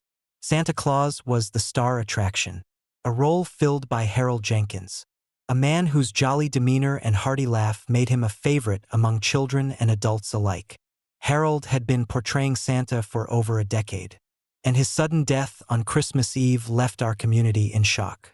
It was supposed to be the grand finale of the festival, a heartwarming scene where Santa would distribute gifts to children gathered around the towering Christmas tree. On that fateful night, as Harold made his way to the stage, something went horribly wrong. Midway through his speech, he collapsed, the red suit turning from vibrant to ghastly as he lay lifeless on the stage. The crowd erupted in panic. Emergency services were summoned, and the festival was abruptly canceled. In the weeks that followed, Pinebrook struggled to come to terms with Harold's untimely death. Rumors swirled about the cause. Some blamed the excessive heat from the stage lights. Others whispered about the stress of maintaining the Santa persona year after year. But the truth was far more sinister. A few months after Harold's death, strange occurrences began to plague Evergreen Amusement Park. It started with whispers, faint, indistinct voices heard during the quiet hours of the night. Staff reported seeing shadows flitting through the park, and visitors spoke of feeling an overwhelming sense of dread despite the festive decorations. Most disturbingly, numerous eyewitnesses claimed to see Santa Claus roaming the park outside of his scheduled appearances, even when no one was in the costume. One chilly December evening, I decided to investigate these unsettling reports. Armed with a flashlight and a sense of duty, I ventured into the park after closing hours. The air was thick with the scent of pine and the remnants of holiday treats, but an eerie silence hung over the grounds. As I walked past the merry-go-round and the Ferris wheel, the hairs on the back of my neck stood up. Felt as though I was being watched. I reached the stage area, now deserted and bathed in the soft glow of the moonlight. My heart pounded in my chest as I approached, the memory of Harold's lifeless body replaying in my mind. Suddenly, a chill wind swept through the park, extinguishing my flashlight and plunging me into darkness. Panic surged through me, but I forced myself to stay calm, pulling out my phone for light. In the beam of my phone's flashlight, I saw him, Santa Claus, standing at the edge of the stage. His red suit was pristine, his beard immaculately groomed, and his eyes sparkled with the same warmth Harold had always shown. But something was off. His smile was too wide, his presence too unnaturally still. "Santa," I called out, my voice trembling. He didn't respond. Instead, he began to walk toward me, his steps slow and deliberate. As he moved, the temperature seemed to drop, my breath visible in the frigid air. I took a step back, but my legs felt heavy, rooted to the spot. "You don't belong here," I whispered, the words barely audible. Santa stopped, tilting his head as if trying to understand. Then, his expression shifted, the warmth in his eyes replaced by an icy emptiness. His smile twisted into a grotesque grin, revealing unnaturally sharp teeth. "Why did you leave me?" he hissed, his voice a haunting echo of Harold's laughter. Before I could react, the stage lights flickered to life, illuminating the scene in harsh, white light. The facade of festivity crumbled, revealing the dark truth beneath. The stage was no longer a place of joy but a prison of sorrow and anger. Shadows danced around us, and the whispers grew louder, filling the night with their mournful cries. I stumbled backward, my mind racing to comprehend the apparition before me. Memories of Harold's dedication and the pressure he must have felt flooded my thoughts. Could his spirit be trapped, forced to relive the night of his death forever? Desperate to end the nightmare, I remembered the letters Harold had written, apologies and messages of hope he had never delivered. Buried deep in my office, I found one such letter, addressed to the children he had entertained for years. The words were heartfelt, expressing his love for the community and his desire to make every Christmas special. Clutching the letter, I approached Santa, who now loomed over me with malevolent intent. "Please," I begged, "you deserve peace. Let us help you." For a moment, the creature hesitated, the anger in his eyes wavering. I extended the letter toward him, my hands shaking. "This is your message. Let the children know you love them. Let go." The air grew heavy as he reached out, his skeletal hand gripping the paper. A surge of energy pulsed through me as the letter was lifted and carried toward the sky. Dissolving into a cascade of snowflakes, the shadows around us began to fade, and the oppressive atmosphere lifted. Santa staggered, his form flickering like a candle in the wind. His eyes softened, the rage melting away to reveal the sorrow beneath. "Thank you," he whispered, his voice now gentle and filled with gratitude. With those final words, he vanished, leaving me alone on the stage. The lights dimmed, and the park returned to its peaceful state. As if nothing had happened, exhausted but relieved, I made my way back to my cabin, the weight of the night lifting from my shoulders. In the days that followed, the strange occurrences ceased, the whispers were gone, and the sightings of Santa Claus became nothing more than ghost stories shared around fireplaces. Pinebrook began to heal, the memory of Harold's tragic end transforming into a legend of redemption and peace. Each Christmas since then, I honor Harold's memory by ensuring every detail of the festival is perfect, celebrating the joy and love that the season brings. Evergreen Amusement Park stands as a beacon of hope, a testament to the resilience of the human spirit and the enduring power of compassion. But sometimes, on the darkest nights of December, when the wind howls just right, I swear I can hear the faint jingle of bells and see a flicker of red in the shadows. It serves as a reminder that even in death, love and dedication can transcend the boundaries between the living and the dead, ensuring that the spirit of Christmas remains eternal. Story number 46. The Frosted Sentinel. I've always believed that small towns hold secrets like snowflakes, each unique, intricate, and quietly concealed, nestled in the heart of rural Vermont. Our town of Wyndham Falls was the epitome of winter charm. Snow blanketed the streets from late November until the first whispers of spring, transforming our community into a picturesque postcard. But that December, something twisted beneath the pristine surface, something that would forever chill the warmth of our holiday spirits.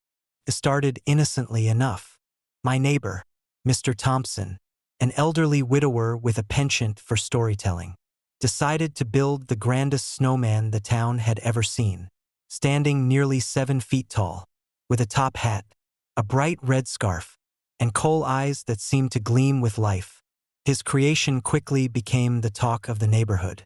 Children marveled at it during the day, tossing snowballs in friendly jest, while adults admired the craftsmanship over steaming mugs of cocoa. "It's a masterpiece, Tom," Mr. Thompson boasted, patting the snowman's rounded belly one afternoon. "A symbol of winter joy." I smiled, watching as he added the final touches. A broom in one stick hand and a carrot nose that protruded proudly. Little did we know, the snowman would soon transcend its frosty existence. That night, as the town settled into a serene slumber under a moonlit sky, strange noises echoed through the crisp air. It began with a soft crunching sound, like footsteps on fresh snow. I dismissed it at first, attributing it to the wind or perhaps a stray animal. But as midnight approached, the noises grew louder, more deliberate. I awoke to the sound of shattering glass, heart pounding. I reached for my phone, the screen barely illuminating the darkness of my bedroom. A neighbor's panicked call crackled through the speaker, reporting that Mr. Thompson's snowman had moved. My mind raced. Snowmen don't move. Rushing outside. The night air bit at my cheeks, sharp with fear. The street was eerily silent, the only illumination coming from the flickering porch lights. I approached Mr. Thompson's yard cautiously, scanning the area. There, in the soft glow of a street lamp, stood the snowman, unchanged in appearance, yet unmistakably upright and unmoving. "Tom, are you all right?" I called, my voice wavering. No response. I circled the snowman, noticing something odd. Fresh footprints surrounded it, large, human-like prints, pressing into the snow, leading away from the yard and disappearing into the darkness of the adjacent woods. The snow beneath the snowman's feet was unnaturally slushy, as if something had been moving beneath it, causing it to melt from the bottom up. I called the police, but by the time they arrived, the footprints had vanished, leaving only the damp, melting snow as evidence. Detective Harris, a pragmatic man with little patience for superstition, dismissed the incident as a prank. "Perhaps some kids decided to bring Mr. Thompson's snowman to life for a laugh," he suggested, though his eyes betrayed a flicker of uncertainty. Days passed without incident, and Wyndham Falls began to return to its peaceful routine. But the unease lingered, a persistent chill that couldn't be shaken. Then, on the second night, the snowman was gone. Mr. Thompson was frantic, claiming he saw it walk away. But there was no trace left behind, no footprints, no signs of struggle, just a melting pile of snow where his masterpiece once stood. I visited Mr. Thompson, finding him shivering on his porch, eyes hollow with fear. "I knew something was wrong," he whispered. "That snowman, it wasn't just snow and coal. It was something else." We decided to investigate the snowman's disappearance ourselves. Armed with flashlights and a sense of dread, we retraced the supposed path the snowman took into the woods. The forest was dense, the trees heavy with snow, creating an oppressive silence that pressed in on us from all sides. After hours of searching, we stumbled upon an old, abandoned cabin, half hidden by overgrown pines. The air was thick with the scent of damp wood and decay. As we approached, a faint, flickering light emanated from within. Heartbeats quickened as we drew nearer, the temperature dropping noticeably. Inside, the cabin was cluttered with remnants of past lives, broken furniture, faded photographs, and dusty books. But what caught our attention was the sight in the center of the room. A large, lifelike snowman, identical to Mr. Thompson's creation, standing beside a stone hearth that still held the remnants of a long-dead fire. "This can't be real," I muttered, stepping closer. The snowman's coal eyes seemed to gleam with a malevolent intelligence, and its carrot nose twitched slightly, as if sensing our presence. Suddenly, the door slammed shut, plunging us into darkness. The temperature plummeted further, our breaths visible in the icy air. A low, guttural growl echoed through the room, sending shivers down our spines.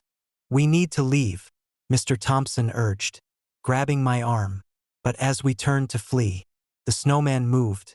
His twig-like arms reached out, grasping at the air, and the room seemed to distort around us.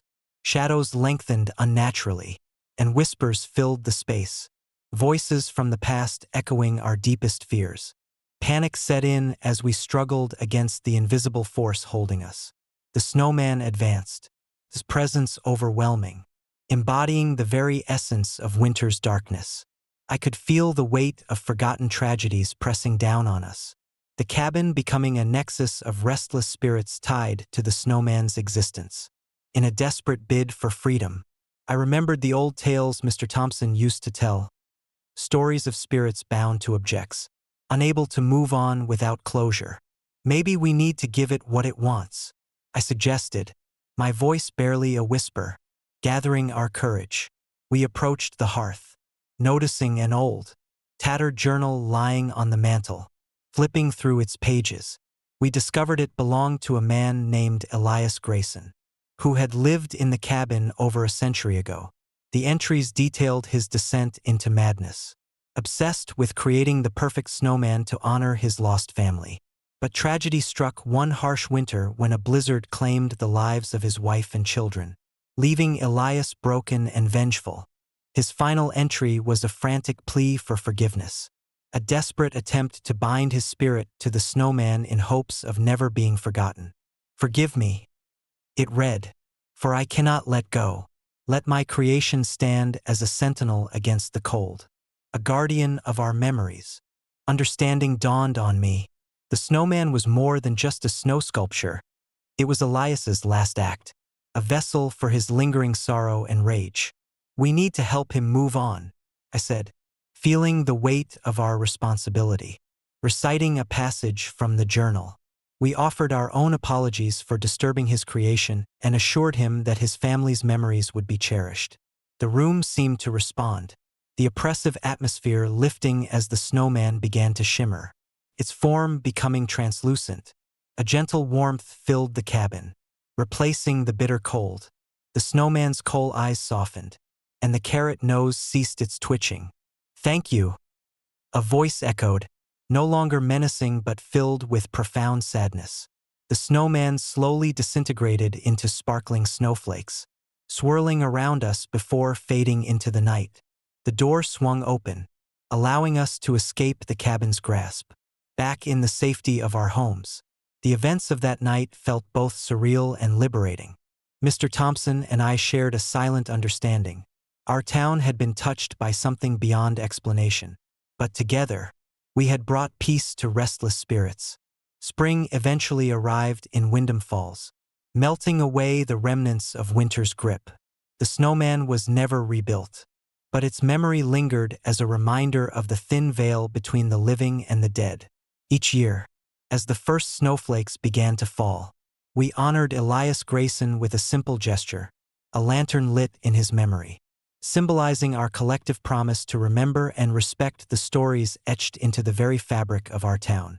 Looking back, I realized that Wyndham Falls is more than just a collection of homes and streets.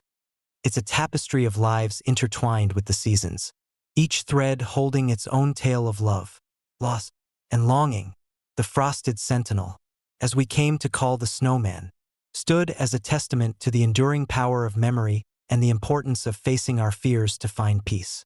In the quiet moments of winter, when the world is hushed under a blanket of snow, I often find myself reflecting on that December night. The lessons learned from Elias's story resonate deeply, reminding us that even in the coldest, darkest times, there is always a flicker of light, a chance to mend what was broken and to embrace the warmth of community and understanding. And so, as each snowflake falls, unique and fleeting, I'm reminded that every story, no matter how frozen in time, has the potential to thaw hearts and bridge the gap between the past and the present. Wyndham Falls continues to thrive, its secrets safely nestled within the snow, guarded by the memories of those who came before us, ensuring that the Frosted Sentinel remains a guardian of our shared history, forever watching over our cherished town. Story number 47. The Hellbound Train. December in Germany is a time when the nights stretch long and the cold seeps into every crevice of your being.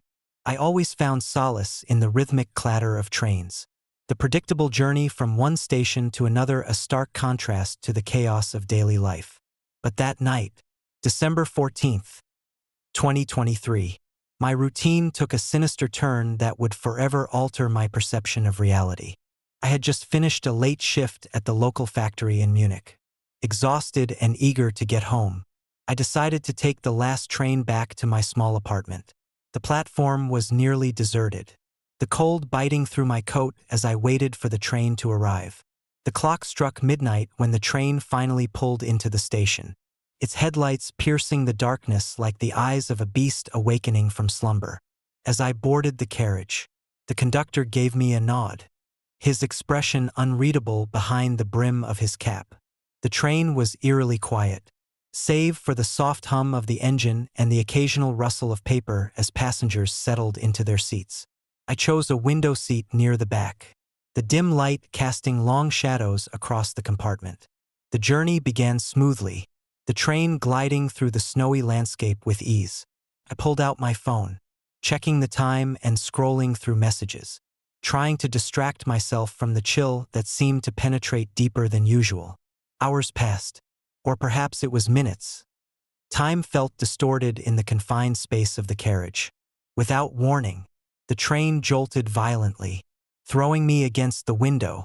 The lights flickered and dimmed before plunging the entire carriage into darkness. Panic surged through me as I fumbled for my phone to use as a flashlight, the beam cutting through the blackness like a knife.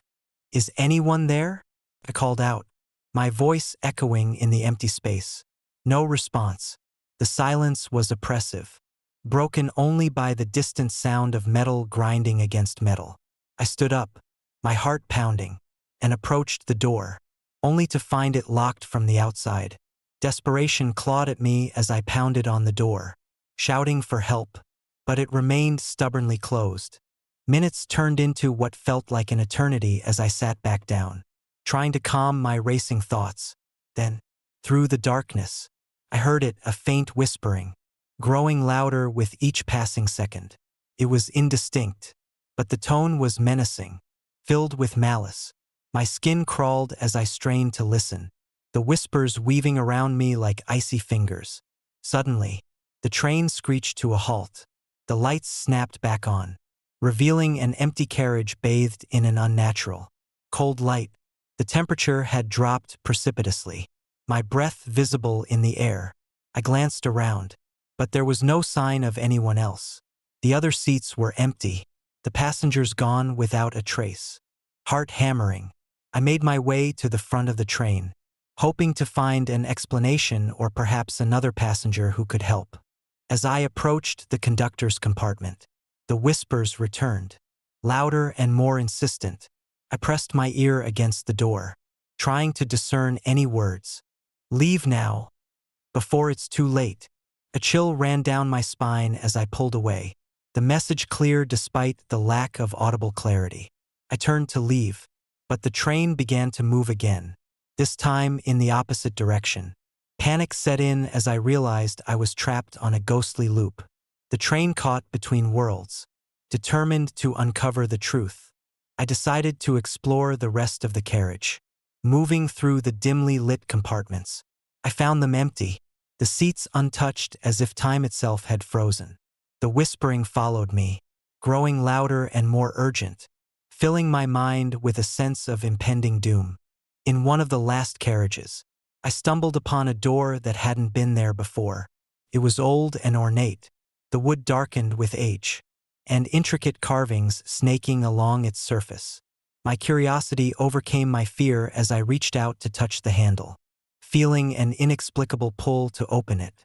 The door creaked open to reveal a small, dimly lit room. Inside stood a single chair, facing a grand fireplace that was cold and lifeless. On the mantel above, a dusty portrait hung, a man in a conductor's uniform, his eyes seeming to follow my every move. The room felt heavy with sorrow and despair, the air thick with the weight of untold stories. As I approached the fireplace, the temperature plummeted further, my breath coming in sharp gasps. The whispers intensified, now clearly forming words that sent shivers down my spine. Deliver the message. Suddenly, the portrait flickered, the man's eyes glowing with an otherworldly light. He spoke without moving his lips, his voice echoing in my mind. You must fulfill your duty. Release us from this eternal journey. Confusion and fear warred within me as I tried to understand. What duty? What message needed delivering? The realization hit me like a bolt of lightning. The train wasn't just a physical journey, but a spiritual one, a conduit for lost souls seeking closure. I needed to help them find peace, to release them from their torment, determined to do whatever it took. I searched the room for clues. Underneath the fireplace, I found a hidden compartment containing a stack of old letters, each addressed to various destinations that no longer existed. These were the messages that had never been delivered, the final words left unsaid. Understanding dawned on me.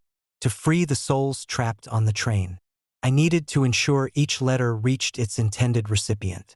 The task seemed insurmountable, but I couldn't abandon them to their eternal suffering. I gathered the letters and returned to the main carriage, the whispers guiding me as I moved from one compartment to another. Each time I delivered a letter, the oppressive atmosphere lifted slightly, the whispers fading into a peaceful silence. It was a painstaking process, but with each letter delivered, the train felt lighter, as if the spirits were finally finding their way. Hours passed, or perhaps it was days. Time lost all meaning in the spectral realm of the train. Finally, with the last letter delivered, a profound silence enveloped the entire carriage. The temperature returned to normal, and the once ominous whispers ceased, replaced by a serene stillness. The conductor's portrait glowed one final time, a smile replacing the stern expression. Thank you. His voice echoed in my mind. Now, you may return. The train began to move once more, this time in a steady, purposeful direction, the compartments filled with warm light, the ghostly presence dissipating as if released from a long-held burden. I felt a sense of accomplishment and relief wash over me as the train chugged smoothly through the snowy landscape. As dawn broke, the train approached a familiar station, the one I had boarded from. The platform was quiet, the first light of morning casting a golden glow on the tracks. The doors opened, and I stepped off, the cold night replaced by the gentle warmth of the new day. Looking back, the train had vanished, leaving no trace of its existence. The events of that night felt surreal, a haunting memory that lingered in my mind. I returned home, forever changed by the journey I had undertaken, the lives I had touched, and the souls I had helped find peace. Each December since then, I avoid taking the late train, respecting the boundary between the living and the dead. But sometimes, on the coldest nights, I swear I can hear the faint echo of a conductor's whistle, a reminder of the night I rode the hellbound train and helped it find its way to the afterlife. Epilogue. Story number 48. The Mailman's Curse. I've always found solace in routine. As a mail carrier in the quiet village of Ravenswood, nestled in the rolling hills of England, my days followed a comforting pattern. Each morning, I set out with my bag of letters, greeting familiar faces and traversing winding roads that meandered through snow-dusted landscapes in winter. But nothing could have prepared me for the eerie events that unfolded one fateful Christmas Eve, forever altering my perception of the ordinary and plunging me into the depths of the supernatural. Ravenswood was the kind of place where everyone knew each other, and secrets were as rare as a warm winter's day. Our village was picturesque, with cobblestone streets lined by charming cottages adorned with twinkling Christmas lights. Yet, behind the facade of festive cheer lay an abandoned house at the end of Hawthorne Lane, shrouded in mystery and whispered rumors. Locals spoke of its grim history, a place where shadows seemed to linger long after the sun had set. It was December 24th, a night thick with anticipation and the scent of pine from the towering Christmas tree in the village square. As I made my rounds, the air was crisp, each breath visible in the chilly dusk. My final delivery was the old Whitaker residence, an imposing Victorian structure that had stood empty for years. The current owner had inherited the property but never set foot inside, leaving it to decay under nature's relentless grip. As I approached the house, the wind howled through the skeletal trees, and the sound of distant bells echoed faintly, creating an unsettling harmony with the night's stillness. The gate creaked open as I pushed it, the gravel crunching under my boots. I rang the doorbell, a worn-out fixture that hadn't seen much use. To my surprise, there was no response. The silence inside was heavy, almost oppressive. Deciding to leave the package on the doorstep, I reached into my bag and placed the parcel carefully before turning to leave. That's when I noticed it, a figure standing in the shadows, partially illuminated by the flickering porch light. At first glance, it was just a man, clad in a heavy coat, his face obscured by the brim of a weathered hat. But something about him felt off, an unnatural stillness that sent a shiver down my spine. "Hello," I called out, my voice betraying a hint of unease. The figure didn't respond. Instead, it began to move, slowly, deliberately, toward me. My instincts screamed to run, but my legs felt rooted to the spot. As he drew closer, the details became clearer. He was a mailman, much like myself. But his uniform was tattered, the fabric worn and faded. A large mailbag hung heavily over his shoulder, and his eyes, though partially hidden, held a vacant, haunted gaze. "Can I help you?" I managed to ask, trying to keep my voice steady. He stopped mere feet away, the distance closing unnaturally fast despite his limp gait. Without warning, the sound of bells filled the air, a jarring, discordant clang that seemed to emanate from nowhere and everywhere at once. The ringing was relentless, echoing through the night and vibrating in my bones. Panic surged through me, and I turned to flee, but my feet felt like lead. The bells intensified, the sound melding into a cacophony that drowned out my thoughts. The mailman reached out a skeletal hand, his fingers elongated and sharp, like claws. I could feel the cold emanating from his presence, a chill that penetrated deeper than the winter air. "Why are you here?" I managed to gasp, my heart pounding in my chest. The apparition didn't speak. Instead, it lifted its arm, pointing toward the abandoned house. The direction made no sense to me. I had just left, and now he was indicating I stay. The bells grew louder, each ring a hammer blow against my sanity, summoning every ounce of courage. I forced myself to move, turning back toward the house. The figure followed, the distance between us closing with every agonizing second.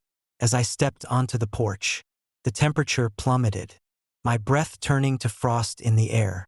The door, despite being ajar, seemed to resist my push, creaking open with a reluctant groan. Inside, the house was cloaked in darkness, the only light coming from the moon filtering through cracked windows. The air was thick with dust, each step stirring up motes that danced in the pale light. I felt an inexplicable urge to follow the mailman, to uncover the secrets that bound him to this forsaken place. The halls were narrow, lined with decaying wallpaper and furniture draped in white sheets. The eerie silence was punctuated only by the persistent ringing of the bells, now seeming to emanate from the very walls. As I ventured deeper, I felt a presence watching me, the mailman's eyes following my every move. I reached a grand staircase, its steps groaning under my weight as I ascended. At the top, a dimly lit corridor stretched before me, doors on either side leading to forgotten rooms. The mailman led me toward the end of the hall, stopping before a heavy oak door. Without hesitation, I pushed it open, revealing a room bathed in an unnatural glow. In the center stood a figure draped in shadows, a spectral form that seemed to ripple and distort, The mailman floated beside it, both entities intertwined in a silent dance of torment. The figure turned toward me, and I recognized it as the missing mailman, Thomas Hartley, who had vanished on Christmas Eve years ago. "Thomas," I whispered, disbelief clouding my voice. His eyes met mine, hollow and sorrowful. The bells ceased, replaced by a profound silence that pressed in on all sides. He extended a hand, his expression pleading. "You must help us," he murmured, his voice a mere breath. Confusion and fear warred within me. "Help who? What happened to you?" Thomas gestured to the figure behind him, a woman in Victorian attire, her face etched with grief. "We are trapped, bound by the curse of that night. Only someone with a pure heart can break it." I swallowed hard, the weight of his words sinking in. "How? What curse?" The room began to shift, images flashing before my eyes, flames consuming the house, screams piercing the night, a desperate struggle as I watched helplessly. The memory was not mine, but it felt all too real, as if I had lived it. "The night you delivered the package, something went terribly wrong. A fire broke out, claiming lives and leaving us restless. Our souls are bound to this place, unable to find peace.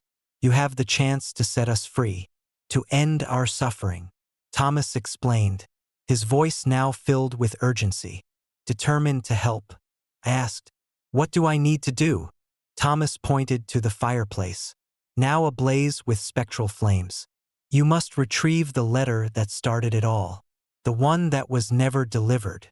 It holds the key to our release." I glanced at the hearth, where a charred envelope lay amidst the ashes. Approaching cautiously, I picked it up, feeling a surge of energy pulse through me. The letter was brittle, the ink faded but legible.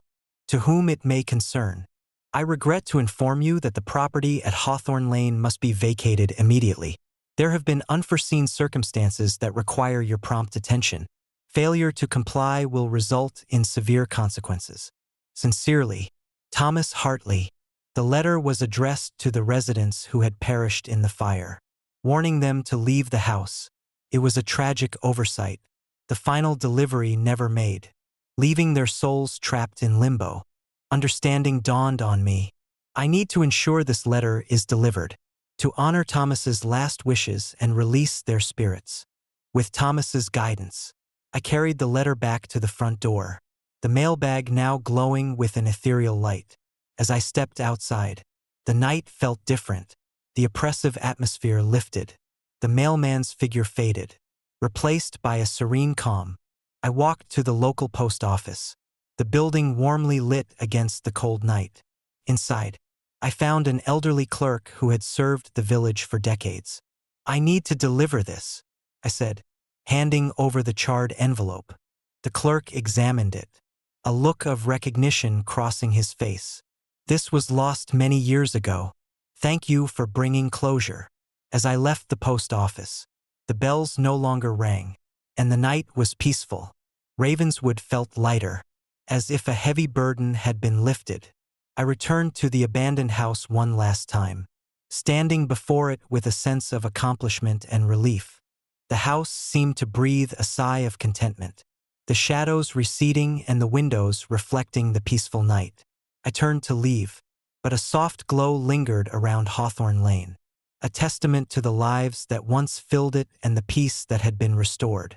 That Christmas Eve remains etched in my memory, a night where the line between the living and the dead blurred, and I was thrust into a role I never imagined. It taught me that even in the darkest times, hope and compassion can bridge the gap between worlds, offering redemption to those who have been forgotten. Now, each year, as the snow blankets Ravenswood and the Christmas lights twinkle, I feel a connection to the past, a reminder of the night I delivered more than just mail. I delivered peace to restless souls. The curse of the mailman was broken, not by magic, but by the simple act of fulfilling a duty left unfinished. As I continue my rounds, the memory serves as a guiding light, reminding me that every letter, every package, carries a story, a piece of someone's heart, and sometimes, The most profound deliveries are those that reach beyond the tangible, touching the very essence of our shared humanity. Story number 49. The Whispering Doll. I never believed in curses or haunted objects. As a practical person, I always sought logical explanations for the unexplainable. But that belief shattered the night I brought home an old doll from the Christmas market. It was early December in our small town of Maplewood, a place where everyone knew each other, and traditions ran deep.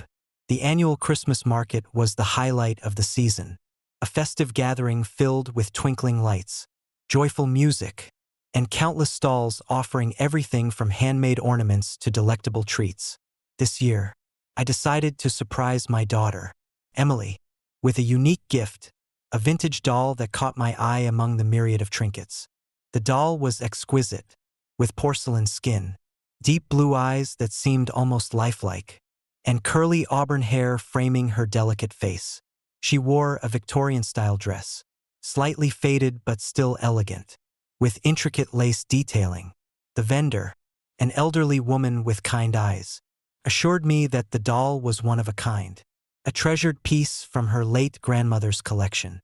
"She has a story," the vendor whispered, her voice tinged with nostalgia. "Take good care of her." I laughed softly, dismissing the comment as a sales tactic. "I'm sure she'll bring a lot of joy to Emily." When we got home, Emily's eyes lit up as she saw the doll. "She's beautiful. Daddy, can I name her Lily?" "Of course, sweetheart," I replied, feeling a warm sense of satisfaction. That night, after tucking Emily into bed, I placed Lily on her dresser, admiring the way the soft light from the bedside lamp highlighted the doll's features. I never imagined that this seemingly innocent act would mark the beginning of something terrifying. It started subtly. Around midnight, faint whispers echoed through the house, barely audible above the ticking of the old grandfather clock in the hallway. At first, I thought it was the wind or perhaps the house settling, but the whispers persisted, growing slightly louder each night, always coming from Emily's room. One evening, I decided to investigate. Quietly, I approached her bedroom door, pressing my ear against it. The whispers were clearer now, indistinct words that sent a chill down my spine. Summoning my courage, I slowly opened the door. Emily was fast asleep, her chest rising and falling peacefully. But there, at the foot of her bed, stood Lily. The doll's porcelain face was twisted into a sinister grin, her blue eyes gleaming with an unnatural light. My heart raced as I stared in disbelief. "Lily," I whispered, my voice trembling. The doll remained silent, but the atmosphere in the room felt heavy, oppressive. I reached out to touch her, but my hand met cold air. Panicked, I pulled back, and the doll disappeared, leaving only the lingering sense of dread. The following day, I mentioned the incident to Emily, who shook her head in confusion. "I didn't see anything, Daddy." Lily was right where I left her. Determined to find a rational explanation, I decided to research the doll. I returned to the Christmas market the next day, hoping to find the vendor and learn more about Lily's origins. But the market had long since packed up, and the vendor was nowhere to be found. Frustrated, I visited the local library, poring over old records and newspaper archives. After hours of searching, I stumbled upon an article from 30 years ago about a tragic incident involving a doll eerily similar to Lily. A young girl named Clara had died under mysterious circumstances during the holiday season, and her grieving mother had created a doll in her likeness to keep her memory alive. Rumors swirled that Clara's spirit was restless, unable to move on, and that the doll was her vessel. A chill ran down my spine as I read the details. Could Lily be more than just a doll? That night, the whispers returned, louder and more urgent. I entered Emily's room, watching as Lily stood motionless, her grin widening unnaturally. Suddenly, the room grew icy cold, my breath visible in the frigid air. Emily sat up in bed, her eyes wide with fear. "Daddy, the doll. She's smiling again," she whispered, I nodded, trying to maintain composure. Stay calm, Emily. We'll figure this out. Over the next few nights, the disturbances escalated. Objects in Emily's room moved on their own. Shadows danced along the walls, and the whispers turned into audible voices, chanting incoherently. Sleep became elusive for both of us. The once cozy room now a chamber of nightmares. Desperate for answers, I sought the help of Mrs. Henderson, the town's librarian and a reputed medium. Her home was filled with books on the supernatural, crystals, and various artifacts meant to ward off evil spirits. When I explained our situation, she listened intently, her eyes thoughtful. It sounds like Clara's spirit is attached to the doll, she concluded after a moment. We need to perform a cleansing ritual to release her. That evening, Mrs. Henderson arrived, bringing with her an assortment of candles, sage, and holy water. We gathered in Emily's room, the air thick with tension. Mrs. Henderson began to chant softly, the words unfamiliar but soothing. She walked around the room, sprinkling sage and lighting candles to purify the space. As the ritual progressed, the atmosphere shifted, the oppressive cold lifted, and the whispers became faint, almost imperceptible. Lily stood silently, her presence no longer menacing but still undeniably there. We need to communicate with her, Mrs. Henderson said, her voice steady. Clara, if you're here, please let us help you find peace. The room fell silent, the only sound the flickering of candle flames. Suddenly, Lily's head tilted slightly, her eyes meeting mine. A soft, sorrowful whisper filled the room. Help me. Tears welled up in my eyes as I realized the depth of Clara's pain. We want to help you, Clara. Please let us. Mrs. Henderson continued the ritual, her voice rising in intensity. The air seemed to shimmer, and a gentle warmth enveloped the room. Lily's figure began to glow, the sinister grin softening into a peaceful expression. Thank you. The voice echoed, now filled with gratitude. I can finally rest. With those final words, the doll dissolved into a cascade of sparkling light, leaving behind only the scent of pine and the soft glow of the candles. The room felt lighter, the lingering fear replaced by a sense of closure. In the days that followed, peace returned to our home. The whispers ceased, and Lily remained a beautiful, lifeless doll, no longer a vessel for restless spirits. Emily slept soundly, her smiles genuine once more. Reflecting on the experience, I realized how fragile the boundary between the living and the dead truly is. Clara's story was a poignant reminder of the enduring bonds of love and the importance of letting go. By acknowledging her pain and offering our help, we had not only freed her but also healed a wound that had festered for decades. Each Christmas since then, we've kept a small lantern by Emily's bed, a symbol of our promise to remember and honor those who cannot. The market is bustling again, filled with joy and laughter, but now I carry with me a deeper understanding of the magic and mystery that surrounds us.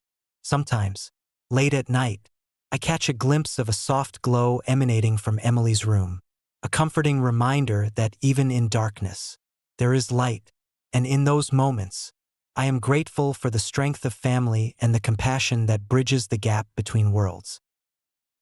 Story number 50. The Ghost of Route 44. Winter in Seekonk, Massachusetts, was always something I looked forward to. There was a crispness in the air, the way the snow blanketed the town in silence, and the twinkling lights that adorned every house. As a truck driver, Route 44 was a familiar stretch, a lifeline that connected me to the heart of the community. But this December night was different. It was the night Route 44 earned its reputation as the haunted road. I had been driving for hours, the monotony of the highway broken only by the rhythmic hum of my engine and the occasional snowfall that obscured my view. My destination was a small warehouse on the outskirts of Seekonk, where I was scheduled to deliver supplies for the holiday season. The clock on my dashboard showed it was past midnight, and the road was slick with fresh snow, making every turn a cautious maneuver. As I approached a particularly isolated stretch of Route 44, the trees seemed to loom closer, their branches heavy with snow, casting long, eerie shadows across the pavement. The silence was almost oppressive, broken only by the crunch of my tires against the snow-covered road. I glanced at my GPS, confirming that I was on the right path, but a nagging feeling of unease settled in the pit of my stomach. That's when I saw him. Out of nowhere, a figure materialized directly in front of my truck. At first glance, he appeared to be a man in a red shirt, standing motionless in the middle of the road.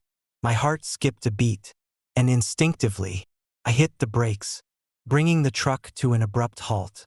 The man's presence was unnerving, his face pale and expressionless, eyes staring blankly into the void.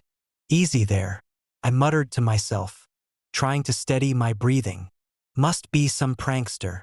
But there was no sign of anyone nearby, no footprints leading to or from him. The man remained still, as if waiting for something. I took a deep breath, deciding to pull over and check if he needed help. Slipping out of the truck, I approached him cautiously, my flashlight cutting through the darkness. As I got closer, the man vanished. I spun around, heart pounding, but he was nowhere to be seen. My mind raced, trying to rationalize the apparition. Maybe it's a trick of the light, I thought, shaking my head. But then, a chill ran down my spine as I heard it. The sound of laughter.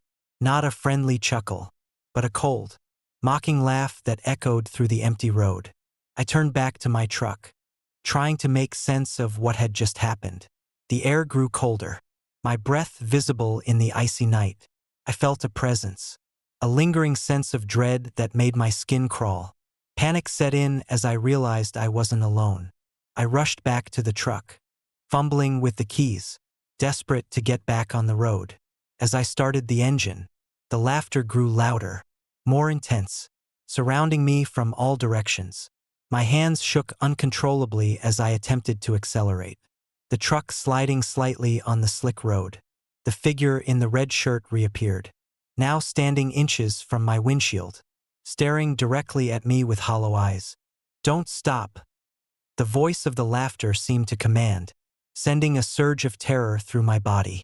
I tried to press the gas pedal, but the truck refused to move, the engine stuttering as if caught in a deadlock between the living and the dead. Desperation clawed at me as I realized I was trapped on this cursed road, facing an entity that thrived on fear. The man's figure began to distort, his features twisting into something grotesque, his red shirt blending into the darkness around him. The temperature dropped further, frost forming on the windows, and the laughter morphed into anguished cries that pierced my very soul. I slammed my hands against the steering wheel, tears welling up in my eyes.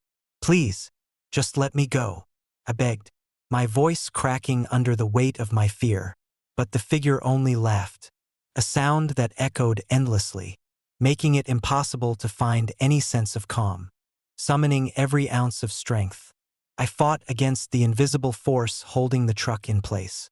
The road seemed to stretch endlessly, the trees closing in like silent sentinels. My mind raced, recalling old legends about Route 44, the tale of the man in the red shirt, believed to be the restless spirit of a trucker who had met a tragic end on this very road decades ago. Some said he was cursed to eternally seek companionship on the lonely nights, while others believed he was a harbinger of doom for those who dared to traverse his haunted path. As the cries intensified, I remembered the stories my father used to tell me. Stories of spirits lingering in the places where their lives had been cut short, unable to move on due to unfinished business or unresolved pain. I wondered if this was the case with the man in the red shirt, if his tragic fate had condemned him to an eternal vigil, unable to find peace even in death. The storm outside raged on, the snow falling harder, making visibility nearly zero. The world outside my truck seemed to blur into a whiteout, the only constant the figure of the man in the red shirt and the haunting sounds that filled the air. I felt a connection to him, a shared loneliness that transcended the boundary between the living and the dead. "Why are you doing this?" I whispered, my voice barely audible. "What do you want from me?" The figure paused, his hollow eyes gazing into mine with an intensity that spoke of centuries of sorrow. "I just wanted company." The laughter turned into a sorrowful sigh. "I never wanted to scare you. I just couldn't let you go." A pang of empathy pierced through my fear. This was no malicious entity, but a tormented soul yearning for companionship, trapped in a cycle of loneliness and despair. "I'm sorry," I whispered, tears streaming down my face. "I didn't know." The atmosphere shifted, the oppressive chill lifting slightly as a sense of understanding passed between us. The man in the red shirt began to fade, his figure dissolving into the snowflakes that danced around us. The laughter transformed into a soft, melancholic melody, a song of longing and release. As he vanished completely, the truck finally responded to my pleas, the engine roaring to life and propelling me forward down Route 44. The snowstorm began to ease, the wind's howl diminishing to a gentle whisper. I drove away, the haunted road stretching out before me, now bathed in the soft glow of the rising moon. In the days that followed, the memory of that night lingered, a haunting reminder of the thin veil that separates our world from the unknown. I shared my story with friends and fellow drivers, the tale of the man in the red shirt becoming a new legend on Route 44. Some dismissed it as an overactive imagination fueled by the storm, while others nodded knowingly, their eyes reflecting the same fear and empathy I had felt. But I knew the truth. On those lonely, snow-covered nights, the spirits of Route 44 watch and wait, their stories etched into the very fabric of the road. And sometimes, just sometimes, they reach out to us, seeking understanding and connection in the vast expanse of the night. Now, as I sit in the warmth of my home, the snow gently falling outside my window, I often find myself thinking about that night, the man in the red shirt, his sorrowful gaze, and the haunting sounds that echoed through the storm, all a testament to the enduring power of the human spirit and the mysteries that lie beyond our understanding. But sometimes, when the wind howls just right and the snow blankets the world in silence, I swear I can hear his faint laughter carried by the breeze. A haunting echo of the night, I faced the ghost of Route 44 and learned that some roads are forever marked by the souls who traverse them. Story number 51. The Goat Man of Maryland. Winter in rural Maryland is a deceptive time. Beneath the serene blanket of snow lies a darkness that even the brightest daylight fails to dispel. My name is Ethan Harper, and I've always been drawn to the mysteries that whisper through the dense forests and over the old, forgotten bridges of my hometown. But nothing could have prepared me for the night I truly encountered the legend of the Goat Man. It was a bitterly cold December evening when my curiosity led me to the outskirts of Beltsville, home to the abandoned agricultural research center that had been the subject of local lore for decades.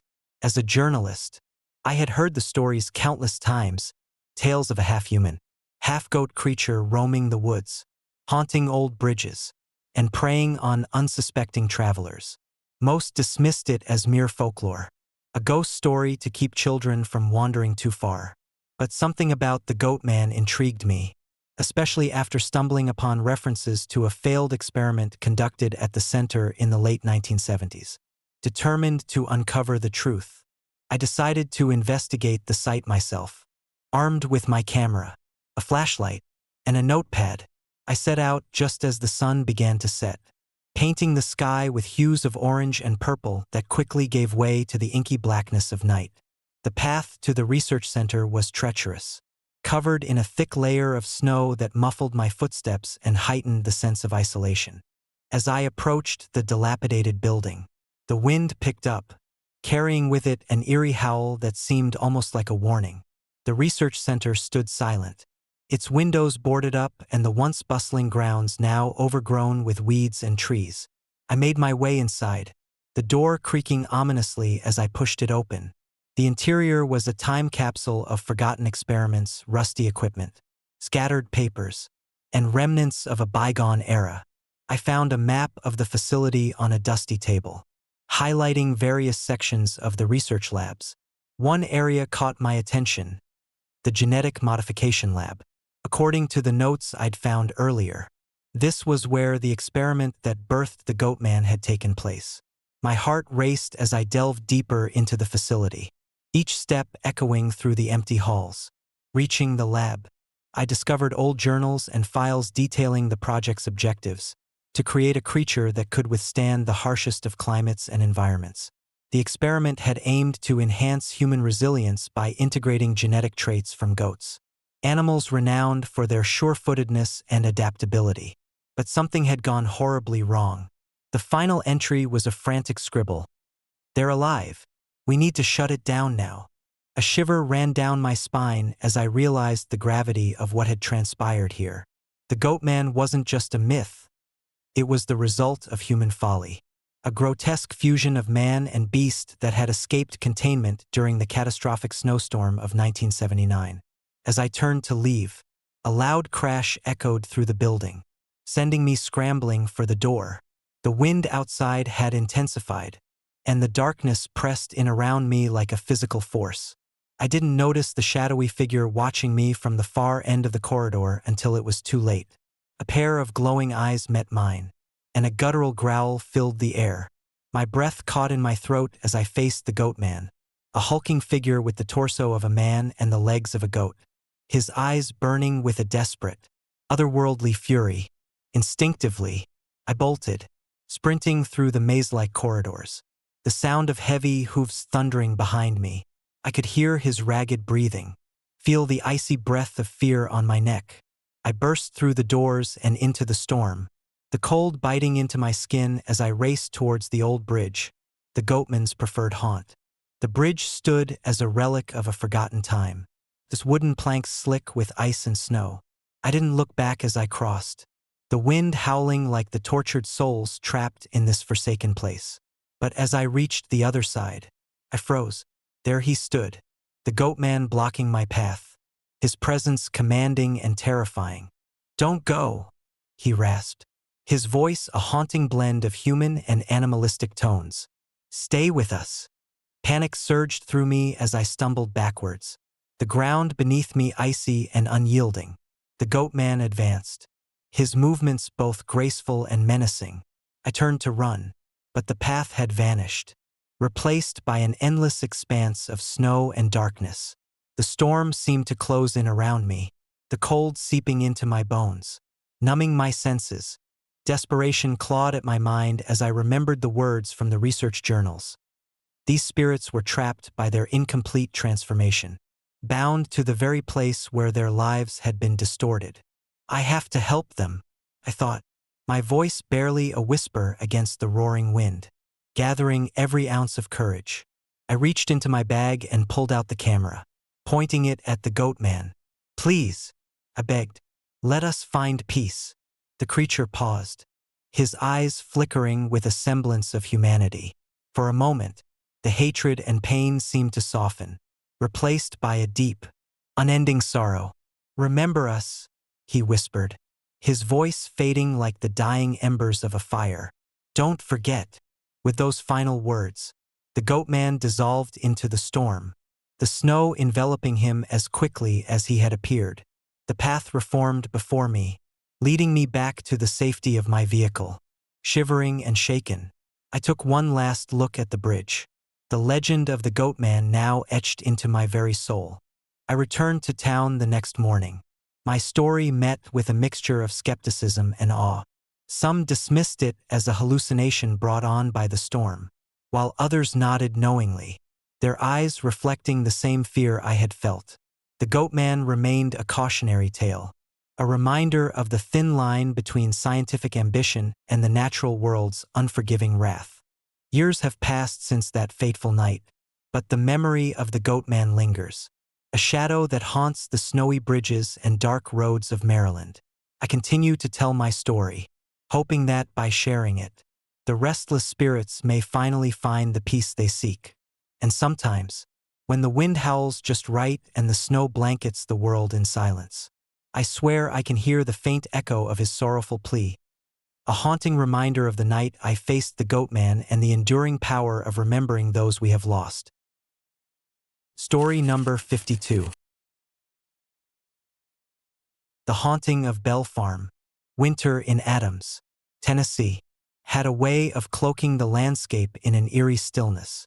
The snow lay thick on the ground, muffling sounds and casting long, ghostly shadows across the Bell Farm. My name is Samuel Bell, the youngest of the Bell family, and I've lived here all my life. Growing up, the tales of the Bell, which were just that, stories to scare children on cold nights. But nothing could have prepared me for the nightmare that would unfold within the walls of our home.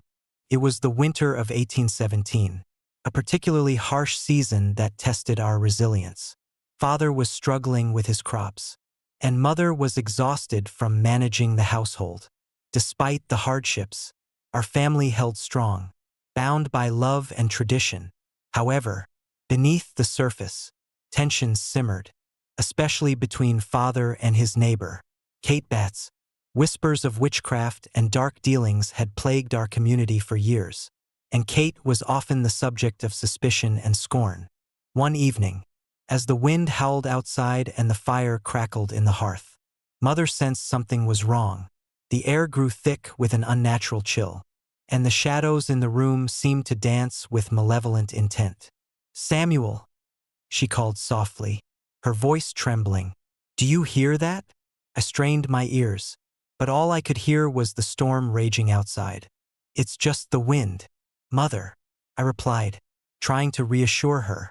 But deep down, I felt a sense of unease that I couldn't shake.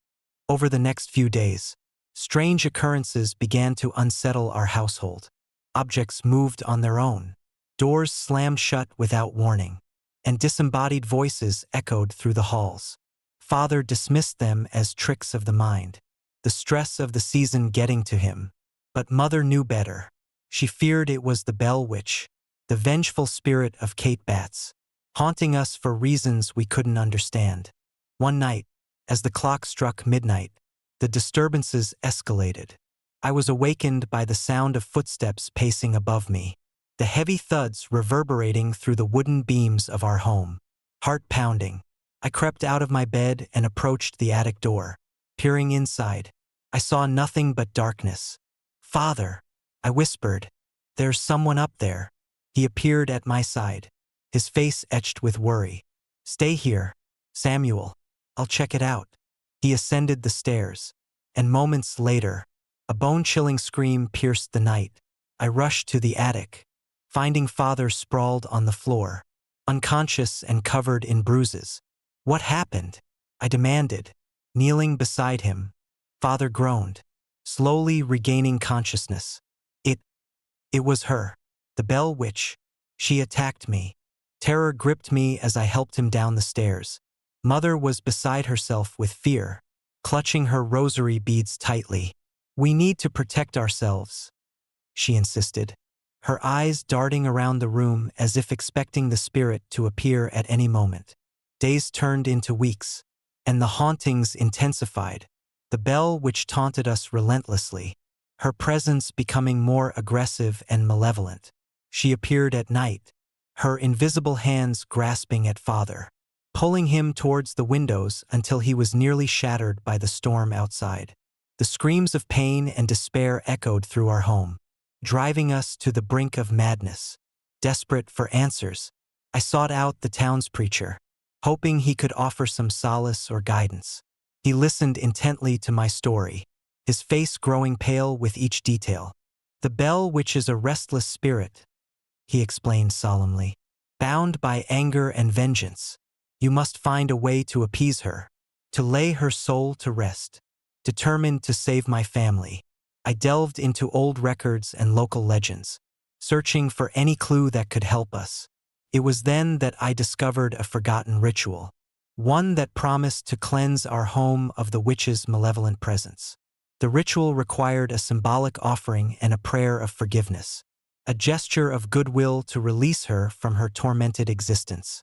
One stormy night, with the wind howling like the spirits of the damned, I prepared for the ritual. Mother lit candles around the house, their flickering flames casting wavering shadows that danced eerily on the walls. Father, still recovering from his latest encounter, stood by my side, his resolve steely despite the fear in his eyes. We gathered the necessary items: a loaf of bread, a bottle of wine, and a prayer book handed down through generations. As we began the ceremony, the air grew thick with tension, the temperature dropping further as if the house itself was resisting our efforts. "Spirits of the past," I intoned, my voice steady despite the tremor in my hands. "We seek peace and forgiveness. Lay your anger to rest and let our home be free from your torment." The candles flickered violently, their flames struggling against the oppressive darkness. The room seemed to close in around us, the walls pulsing with unseen energy. Suddenly, a deafening silence enveloped the house, broken only by the sound of our own breathing. Then, from the corner of the room, the bell which manifested. Her form was hazy, a shadowy figure with hollow eyes that seemed to pierce through my very soul. "Why should we forgive you?" she hissed, her voice dripping with venom. "You brought this curse upon us." Tears welled up in my eyes as I pleaded.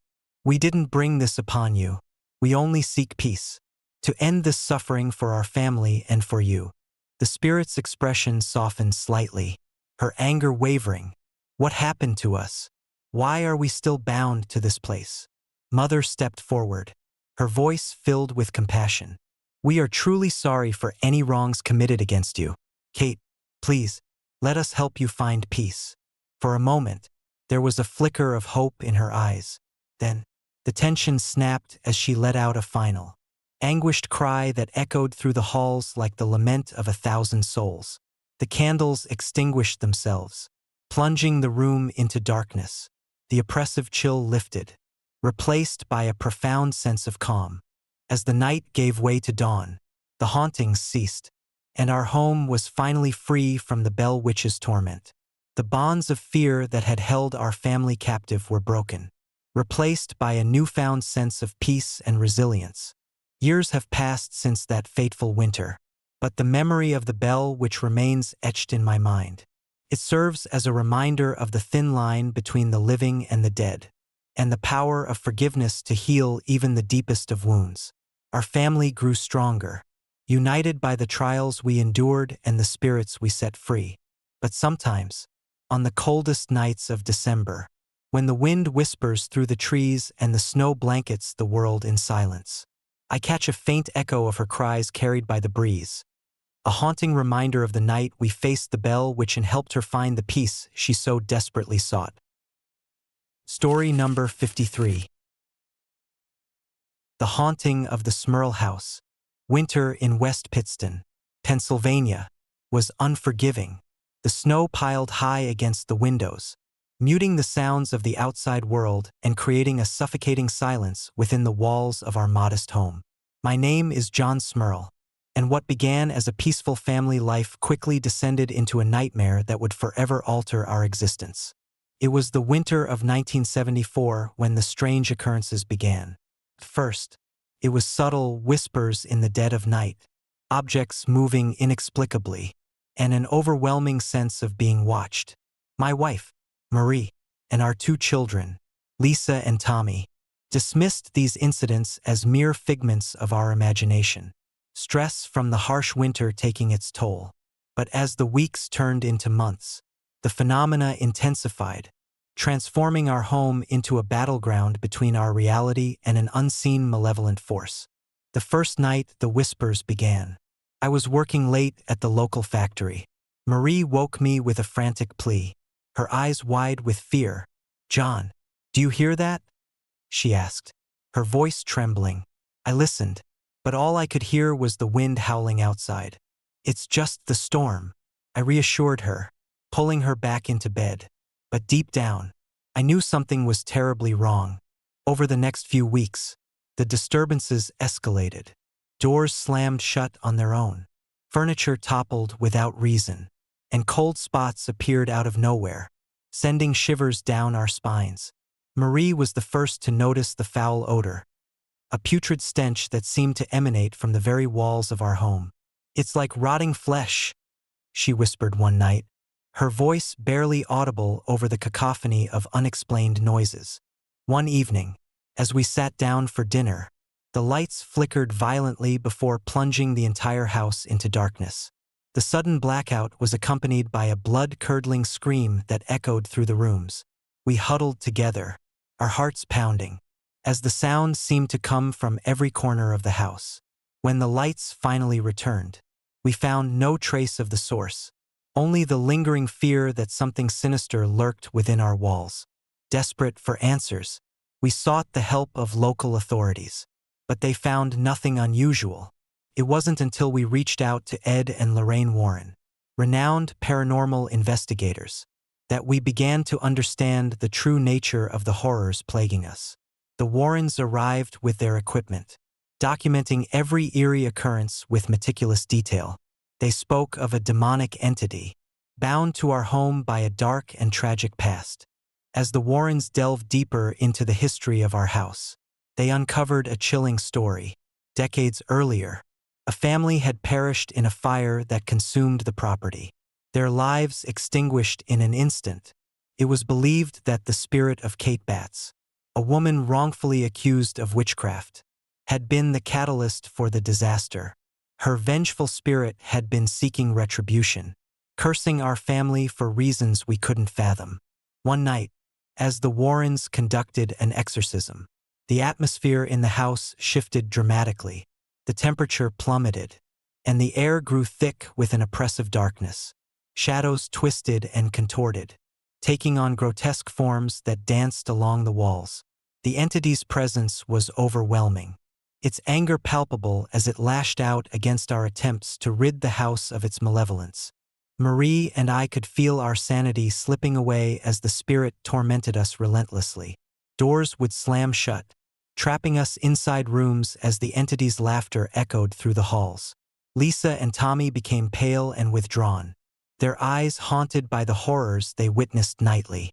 The Warrens worked tirelessly, their faces etched with determination and exhaustion. But the spirit proved to be a formidable adversary. One particularly harrowing night, as the Warrens led another exorcism ritual, the entity reached its peak of fury. The house seemed to come alive, the walls pulsating with dark energy as the spirit screamed for release. Lorraine Warren, with tears streaming down her face, chanted prayers of protection and salvation, her voice unwavering despite the chaos around her. Ed stood beside her, his eyes locked on the malevolent force, his presence a beacon of hope amidst the darkness. As the ritual intensified, I felt a surge of hope. Perhaps, with the Warrens' expertise, we could finally break free from the entity's grasp. But just as it seemed the spirit was beginning to relent, a powerful force threw Lorraine across the room, her body slamming into the far wall with a sickening thud. Ed immediately rushed to her side, his hands trembling as he checked her vitals. "We need to finish this now," he said, his voice strained but resolute. With renewed determination, Lorraine stood up, her face bruised but her spirit unbroken. Together, she and Ed chanted the final prayers, their voices merging into a harmonious plea for peace. The entity let out a final, ear-splitting scream before dissipating into the ether, the oppressive darkness lifting as quickly as it had descended. Exhausted but victorious, the Warrens declared the house free from its malevolent presence. In the aftermath, our home felt lighter, the heavy burden of fear and despair lifting like the morning mist. Lisa and Tommy began to regain their smiles, their eyes no longer clouded with fear. Marie and I found solace in the knowledge that we had survived the ordeal, our family stronger for having endured the unthinkable. But even now, years later, the memory of those dark winter nights lingers like a shadow over our lives. Sometimes, when the wind howls just right and the snow blankets the world in silence, I catch a faint echo of Lorraine Warren's prayers carried by the breeze, a haunting reminder of the night we faced the Bell Witch and the enduring power of hope and resilience in the face of unimaginable evil. Story number 54. The Mermaid of Flathead Lake. Winter in Montana brings a stillness to Flathead Lake that feels almost otherworldly. The vast expanse of frozen water stretches out like a mirror, reflecting the skeletal trees and the heavy clouds above. My name is Ryan Matthews, and I've spent every summer since I was a child exploring the hidden corners of this lake. But nothing I experienced that December night could have prepared me for the encounter that would forever change my perception of Flathead. It was December 14th, 2015, and the first heavy snowfall had blanketed the region. The temperature had plummeted, and the wind howled through the pine forests surrounding the lake, carrying with it whispers of old legends and forgotten fears. I had decided to brave the cold for one last evening of solitude before the lake fully froze over. Armed with my camera, a thermos of coffee, and a sense of adventurous spirit, I set out to capture the untouched beauty of Flathead in winter. The sun had dipped below the horizon hours before, leaving the sky a deep indigo that gradually faded into black. As darkness enveloped the lake, the ice began to crack and shift, creating a symphony of groans and creaks that echoed across the still water. I found a secluded spot near a rocky outcrop, where the ice was thick and the snow untouched, perfect for setting up my tripod and getting comfortable. Hours passed in peaceful solitude, broken only by the occasional rustle of wildlife and the rhythmic cracking of the ice. I reviewed my photos periodically, satisfied with the eerie beauty they captured. It was around midnight when I first noticed something unusual, a subtle disturbance beneath the ice, like ripples in a pond. Curious, I adjusted my camera settings to capture the movement, but the image remained obscured by the darkness. Suddenly, a low, mournful cry pierced the night air, sending a chill down my spine. It wasn't the wind or any known animal call. It was something more haunting, more human. My heart raced as I strained to listen, trying to locate the source of the sound. The cries grew louder, reverberating across the frozen expanse, filled with sorrow and desperation. Instinctively, I grabbed my flashlight and scanned the area, but the darkness seemed impenetrable. That's when I saw it. A massive black shadow gliding effortlessly beneath the ice, creating large waves that rippled out to the surface. My mind raced to identify the creature, but nothing I had ever heard matched the sight before me. Then, out of the corner of my eye, I glimpsed something else, a figure with a haunting grace, its form both beautiful and terrifying. The legend of the Flathead mermaid had always been dismissed as a mere folktale, a story to keep children from wandering too far from shore. But here it was, undeniable and terrifying. The creature surfaced partially, revealing a long, flowing tail that shimmered with an unnatural darkness. Its eyes met mine, hollow and filled with an unending sorrow that seemed to pierce through my very soul. Frozen with fear, I watched as the mermaid of Flathead Lake moved closer, her movements fluid and almost hypnotic. The air grew colder, and the cries intensified, now accompanied by whispers that seemed to come from the depths of the lake itself. "Don't leave us," the voice echoed, a plea that resonated with the anguish of lost souls. Desperate to escape, I stumbled back, tripping over my equipment and falling to the icy ground. The mermaid loomed above me, her presence both captivating and malevolent. "Why do you disturb our peace?" she whispered, her voice a haunting melody that sent shivers down my spine. I scrambled to my feet, my breath visible in the frigid air. I didn't mean to. I was just photographing the lake," I stammered, my voice barely audible over the howling wind. She extended a hand, her fingers cold and translucent. "Our stories are forgotten," she lamented. "Remember us." Before I could respond, the mermaid began to dissolve into the snowflakes swirling around me, her form fading like mist under the morning sun. The cries and whispers subsided, replaced by an oppressive silence that pressed in on me from all sides. I stood there, trembling, the reality of what I had witnessed sinking in. Shaken, I packed up my gear and made my way back to my truck, the storm still raging but the immediate threat gone. As I drove away, I glanced back toward the lake, expecting to see nothing but the vast expanse of ice and snow. Instead, the surface shimmered briefly with a dark, reflective sheen, as if the mermaid was watching me leave.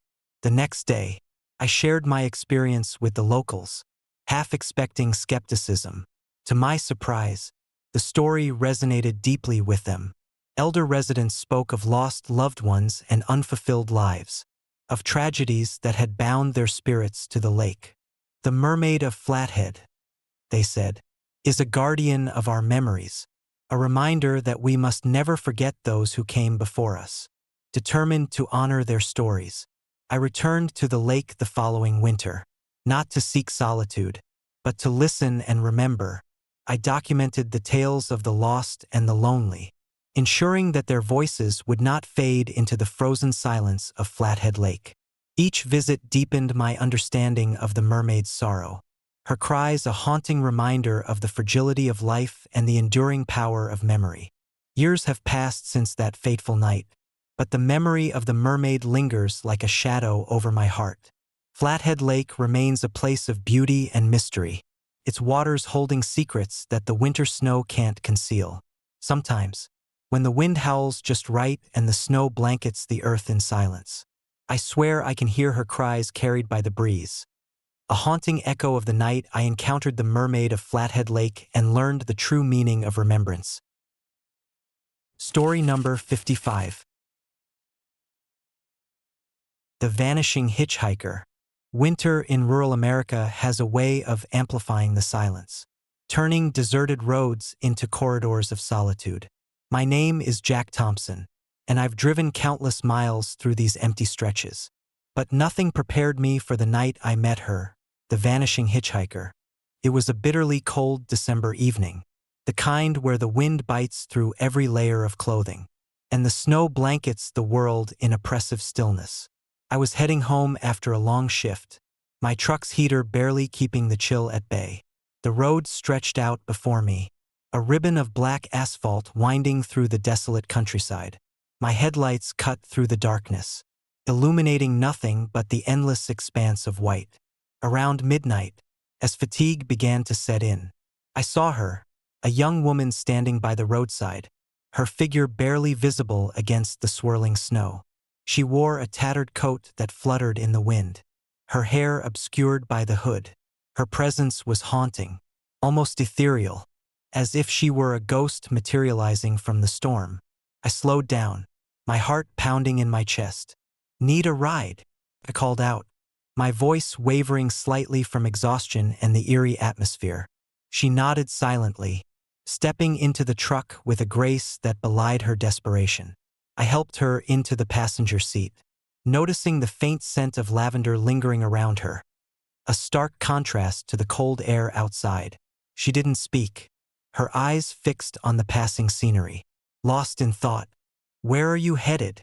I asked, trying to break the silence. She glanced at me, her eyes wide and filled with an unspoken sadness. "Home," she replied softly, her voice barely above a whisper. I glanced at the map, but her destination was nowhere to be found. No houses, no landmarks, just more miles of empty road. "Are you sure? This is pretty far out of the way." She didn't respond, her gaze returning to the dark horizon. Unease settled in as I realized there was something unsettling about her presence. My instincts screamed at me to turn back, but I pressed on, hoping to find some semblance of civilization before the storm worsened. After what felt like hours, the road finally opened up to a small cluster of houses nestled between the snow-covered hills. "This must be it," I said, the relief evident in my voice. I pulled over, turning off the engine to let her exit the truck. She stepped out into the snow, her figure blending seamlessly with the wintry landscape. I reached out to help her, but as my hand touched her shoulder, she vanished, gone without a trace. My heart raced as I looked around, but she was nowhere to be seen. The only evidence of her presence was the faint imprint of her coat on the snow and the lingering scent of lavender. Shaken, I decided to check the address she had mentioned. The nearest house was old and abandoned, its windows boarded up and the door hanging loosely on its hinges.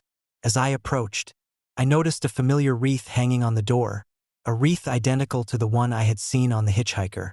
My mind raced, piecing together the fragments of this surreal encounter.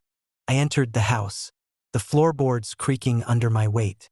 The interior was frozen in time. Dust-covered furniture arranged as if waiting for occupants who would never return.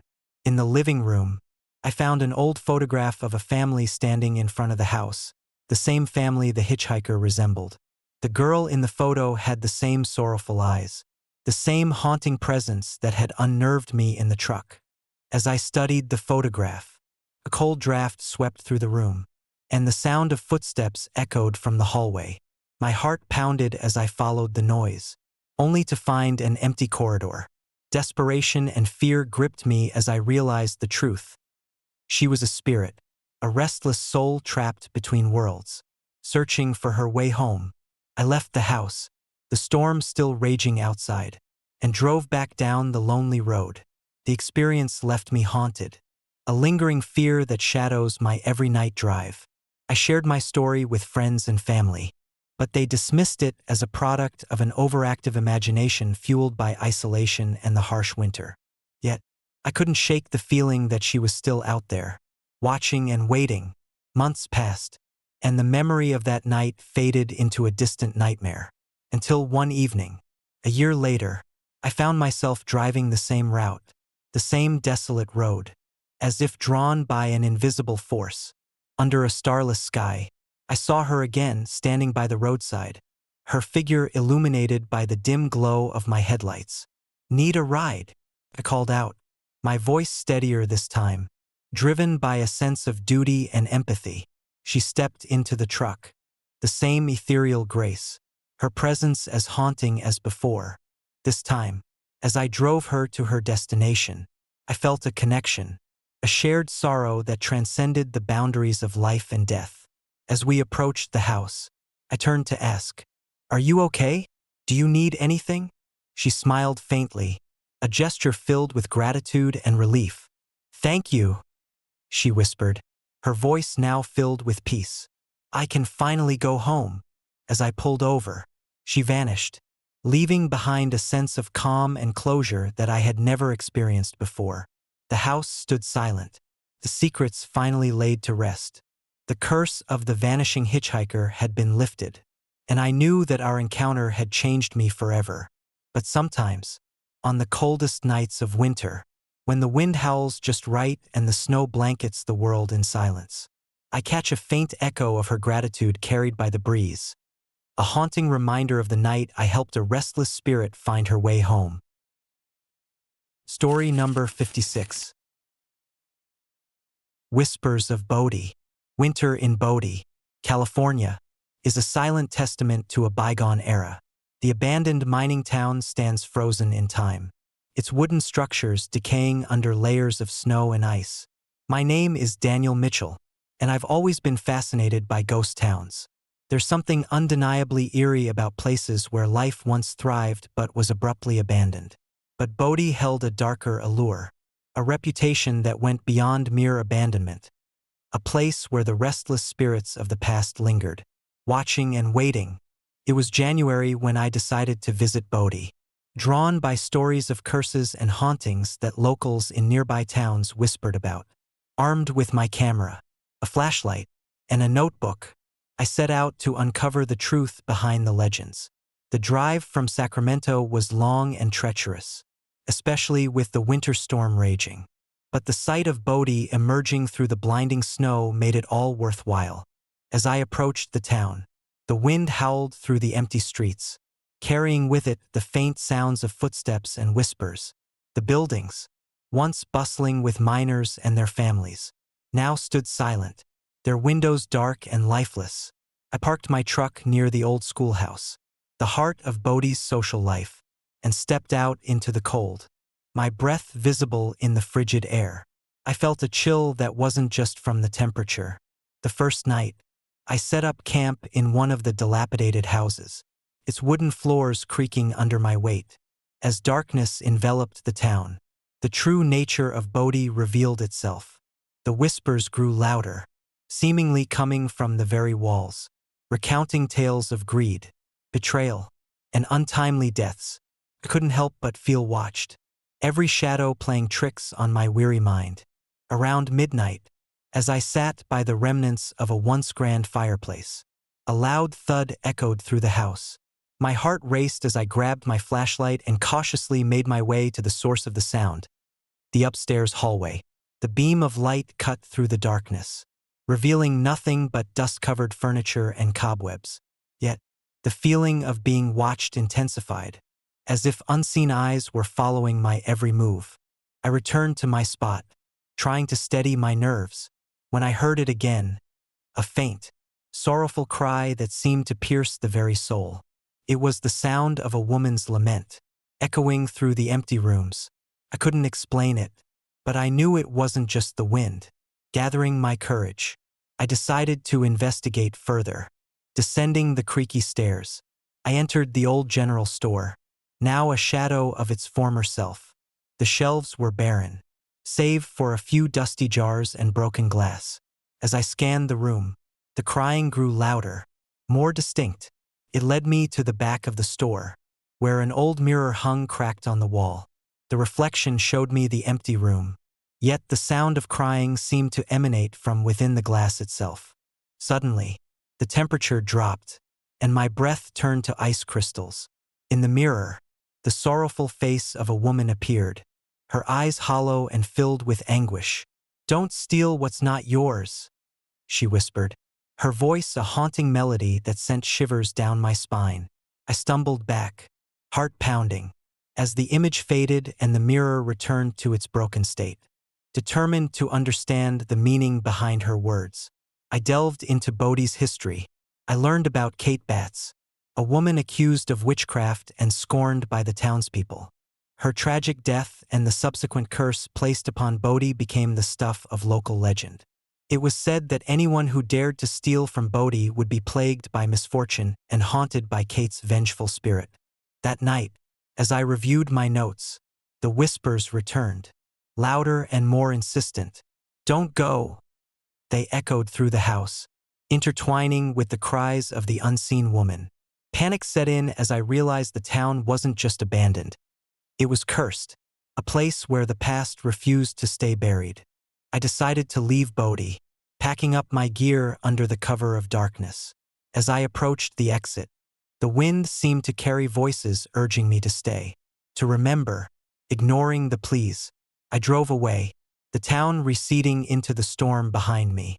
But the curse wasn't so easily left behind. The road twisted unnaturally, stretching endlessly, making it seem as though I was driving in circles. Hours turned into days as I found myself lost in the unforgiving winter landscape. The memories of Bodhi haunted my every thought. The cries, the whispers, and the sorrowful eyes of Kate Batts. Desperation set in as I realized that the curse wasn't just a tale. It was real, binding me to the ghostly town and its tormented spirits. One night, as I struggled to keep my truck warm in the dead of winter, the same shadowy figure from Bodhi appeared at the edge of my sight. The woman without legs, her eyes hollow and pleading, stood watching me from the snow-covered trees. I tried to drive away, but the roads were impassable, blanketed in deep snow with no sign of civilization. "Don't forget us," her voice echoed in my mind, a haunting reminder of the night I encountered the Bell Witch and now the Goatman of Maryland. The curse of Bodhi had reached out, entwining my fate with its own, ensuring that I would never forget the horrors that lay hidden in the shadows of abandoned towns. Now, as I sit here recounting my tale, I realize that some places should remain forgotten, their dark secrets buried beneath layers of time and snow. Bodhi, with its restless spirits and eternal curse, serves as a chilling reminder that the past can never truly be escaped, and that some legends are born from truths too terrifying to ignore.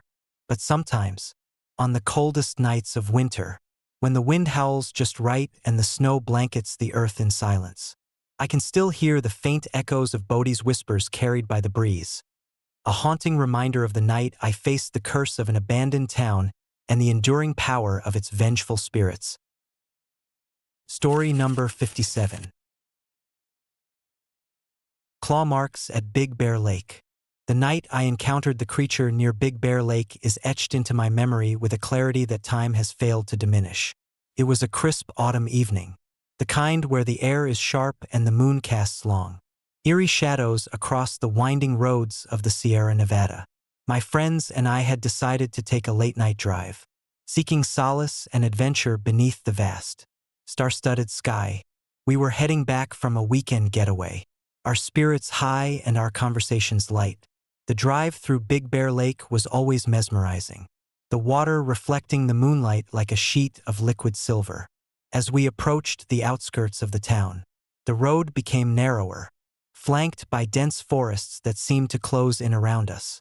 The darkness was punctuated only by the occasional flicker of headlights from passing cars, creating an illusion of movement within the stillness. I was at the wheel, my hands steady on the steering wheel, while Jake navigated and Sarah managed the music. Emily sat in the back, her head resting against the window, eyes fixed on the shadows that danced between the trees. It was a serene scene, one that belied the terror that was about to unfold.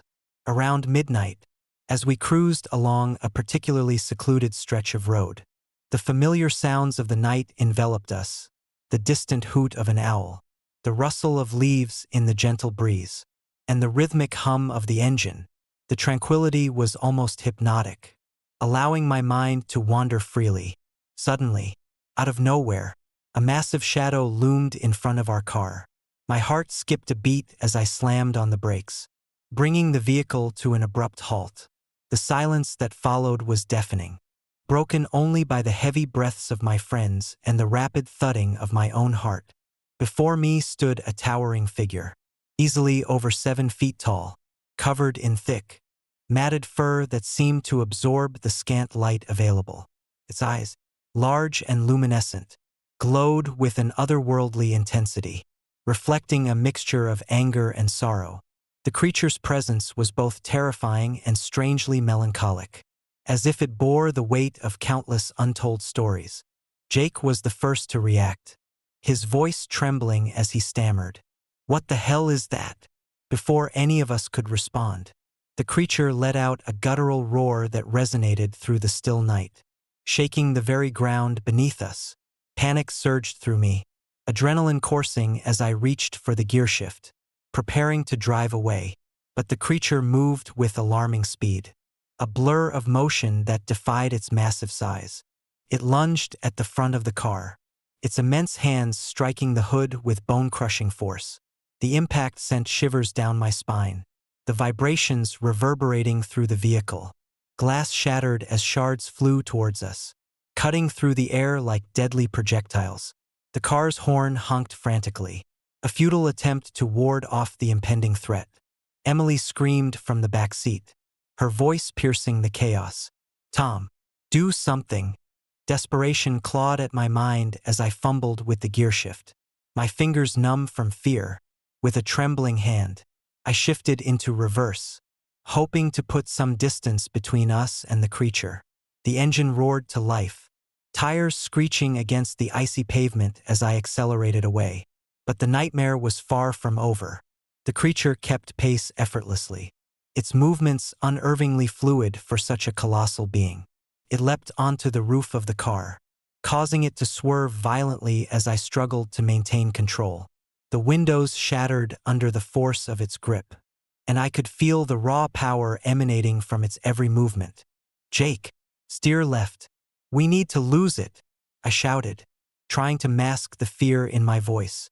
Jake took the wheel, his hands slick with sweat, as he maneuvered the car through the narrow bends of the road. The headlights cast frantic beams into the darkness, illuminating glimpses of the forest that seemed to close in around us. Every turn felt like a race against an unstoppable force, the creature relentlessly pursuing us through the unforgiving wilderness. The car's speed became a blur, the lines between reality and nightmare merging as we plunged deeper into the night. My mind raced, thoughts jumbled and chaotic, searching for any semblance of rationality amidst the terror. The sound of the creature's heavy breathing and occasional roars echoed in my ears, a constant reminder of the danger that was never far behind. As we neared the end of the road, a sense of hopelessness began to take hold. The creature was still on our tail, its presence an ever-looming threat. The trees seemed to whisper ominously as we barreled through. The forest a dark maze that offered no escape. My hands trembled on the steering wheel, muscles straining as I fought to keep the car steady. Then, as if sensing our desperation, the creature made one final, horrifying attempt to stop us.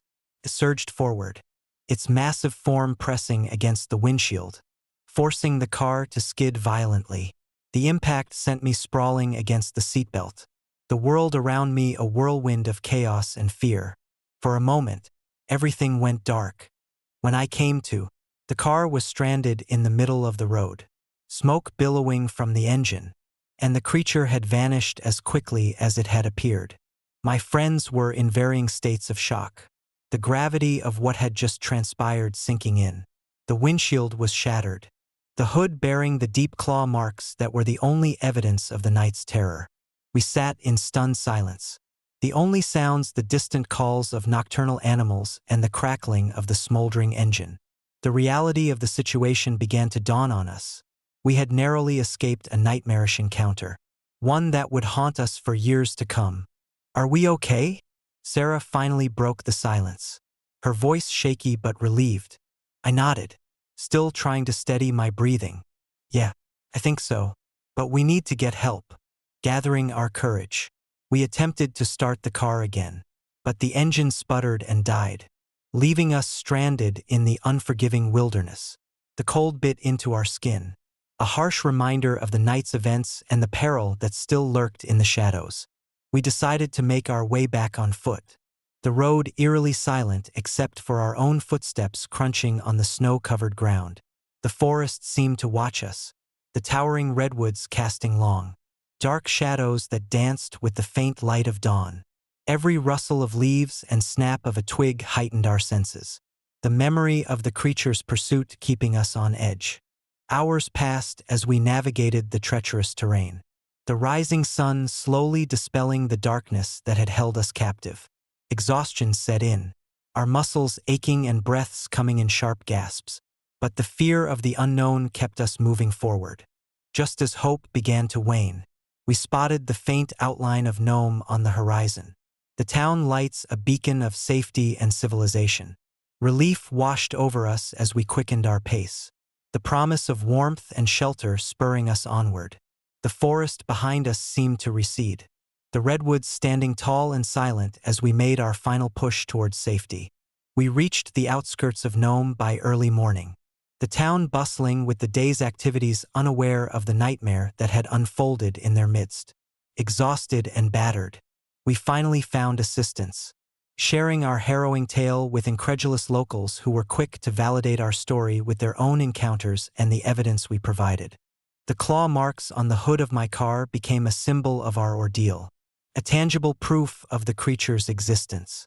The stories of Bigfoot in Bluff Creek took on a new level of authenticity, the legends now intertwined with our personal experience.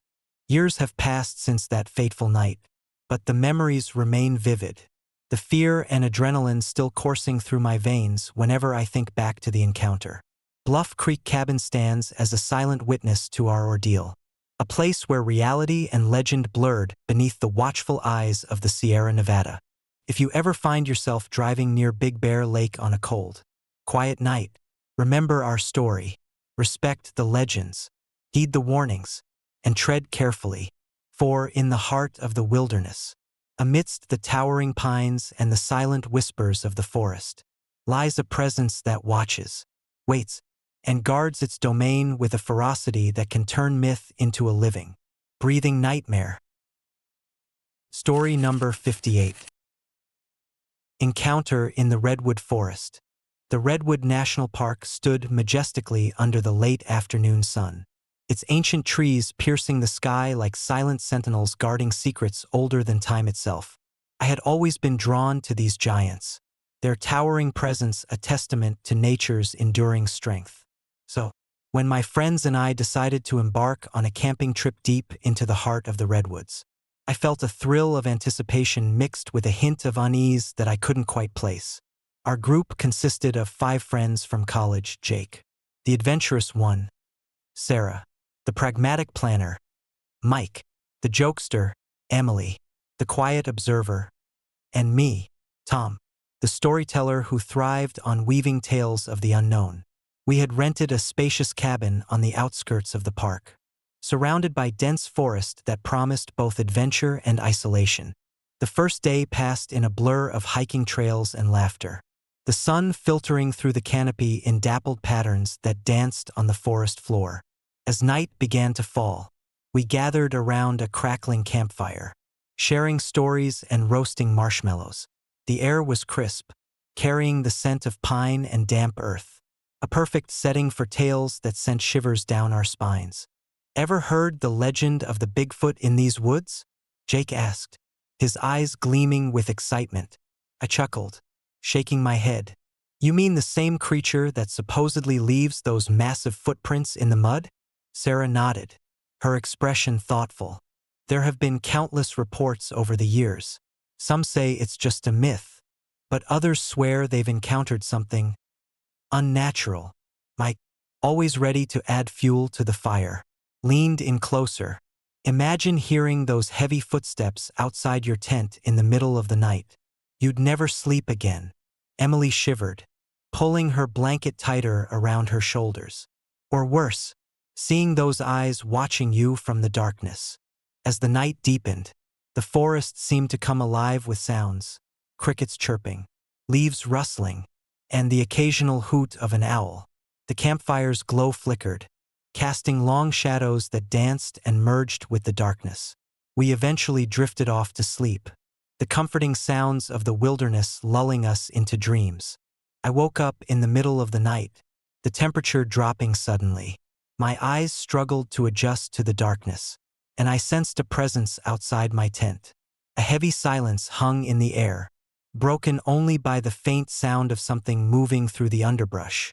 My heart pounded as I lay still, listening intently. "Guys, wake up," I whispered, shaking Jake awake. "I think someone or something is out there." Jake rubbed his eyes, groaning. "Calm down, Tom. It's probably just an animal." But before we could settle back into sleep, a series of thuds echoed through the forest, each one heavier and more deliberate than the last. The ground seemed to vibrate with each step, a rhythm that felt both menacing and purposeful. We sat up, the flickering shadows around us intensifying the sense of foreboding. "That's not any normal animal," Sarah said, her voice barely above a whisper. "Those steps, they're too big." Mike grabbed a flashlight, his usual bravado replaced by genuine fear. "Maybe we should check it out, see what's making those noises." I hesitated, the adrenaline coursing through my veins making it hard to think clearly. "Are you crazy? We don't know what's out there." Jake nodded in agreement. "Tom's right. Let's stay here. It's safer." But curiosity gnawed at me, the storyteller within yearning to uncover the truth behind the legends. As the minutes ticked by, the footsteps grew louder, closer, until they seemed to be right outside our tents. The air felt thick with tension, each breath a struggle against the mounting fear. Suddenly, a massive shadow loomed over the campsite, blocking out the moonlight. My friends and I froze, eyes wide with terror as the figure stood there, his presence overwhelming. The creature was unlike anything I'd ever seen, towering and hulking, covered in matted fur that seemed to absorb the light around it. Its eyes glowed a menacing red, piercing through the darkness with an intensity that sent chills down my spine. "Run!" Jake hissed, his voice breaking the paralyzing fear. We scrambled out of our tents, adrenaline propelling us forward as we fled into the dense forest. The creature let out a guttural growl, the sound reverberating through the trees like thunder. Behind us, the ground trembled with each of its heavy steps, the footprints it left in the mud massive and deep. "Over here," Mike shouted, leading us toward a narrow trail that we hoped would offer some cover. The snow crunched under our feet, muffling our movements as we raced through the trees, branches clawing at our faces and snagging our clothes. Sarah stumbled, her breath coming in sharp gasps. "It's gaining on us. We need to find somewhere to hide." I glanced back, the creature's glowing eyes fixed on us as it advanced with terrifying determination. Panic surged through me, the primal fear of being hunted taking over every rational thought. We darted down the trail, the redwoods towering above us like ancient guardians, their trunks wide enough to shield us from the creature's pursuit. Finally, we reached a small clearing where an old ranger station stood, its windows boarded up and the door hanging loosely on its hinges. Desperation fueled our actions as we pushed the door open and fled inside, slamming it shut just as the creature reached the edge of the clearing. Inside, the ranger station was dark and musty, the remnants of old supplies and forgotten memories scattered around. We huddled together, hearts pounding, as the creature's growls echoed outside. The sound of its heavy breathing seeped through the cracks in the walls, a constant reminder of the danger that lurked just beyond our temporary sanctuary. "We need to call for help," Sarah said, her voice trembling. "But our phones have no signal out here." Jake pounded on the door, his frustration palpable. "We can't stay here forever. It won't go away." Mike, ever the pragmatist, scanned the room for any possible weapons or tools that could help us defend ourselves. "We need to stay calm and think. Maybe there's something we can use to scare it off." As if on cue, the creature began to pound on the door, the force of its blows threatening to shatter the fragile barrier between us and the nightmare outside. The sound was deafening, a relentless assault that left us trembling with fear. Suddenly, a burst of static crackled through my portable radio, a forgotten piece of equipment we had brought along for emergencies. Hope flickered within me as I fiddled with the dial, trying to find a signal. "Hello? Is anyone out there?" I called out, my voice wavering. For a moment, there was silence. Then, a faint response came through. "Help us." A chill ran down my spine as I realized the radio was picking up transmissions from others, maybe even from the spirits of those who had vanished in these woods before us. The creature outside seemed to sense the shift in energy, its growls turning into agitated screeches as it began to retreat, the sound of its heavy footsteps fading into the distance. "Did you hear that?" Emily whispered, her eyes wide with fear and awe. I nodded, a mix of relief and dread washing over me. "We need to get out of here while we still can." Gathering our courage, we exited the ranger station, the night air biting at our skin. The forest seemed eerily silent, the usual nocturnal sounds conspicuously absent. We made our way back along the trail, the footprints in the mud now mingled with ours, a testament to the night's harrowing events. As dawn broke, painting the sky with hues of pink and orange, we stumbled out of the forest, exhausted and shaken but alive. The creature had vanished without a trace, leaving behind only the memory of its terrifying presence and the deep, imprinted footprints that told a story of fear and survival. Back at our cabin, we sat in stunned silence, the gravity of what we had experienced settling in. The legend of the Redwood Bigfoot had always been a tale to scare children, but now we knew it was something far more real and terrifying. In the days that followed, we shared our story with the local authorities and fellow campers, but many dismissed it as a vivid hallucination brought on by the isolation and the eerie atmosphere of the redwoods. However, the evidence was undeniable: our large, deep footprints in the mud and the lingering fear etched into our memories. Years have passed since that fateful night, but the encounter in the redwood forest remains a defining moment in my life. I often find myself gazing into the dense woods, the towering redwoods a constant reminder of the unknown forces that dwell within. The legend of the Redwood Bigfoot took on a new meaning for me, not just a myth, but a real and terrifying presence that reminded me of nature's untamed and mysterious side. If you ever find yourself camping in the Redwood National Park, remember our story, listen to the sounds of the forest, respect its boundaries, and be aware that some legends are rooted in truths far more unsettling than mere folklore. The redwoods may offer beauty and serenity, but beneath their majestic canopies lie secrets that should remain undisturbed, guarded by creatures that are as enigmatic as they are fearsome. Story number 59.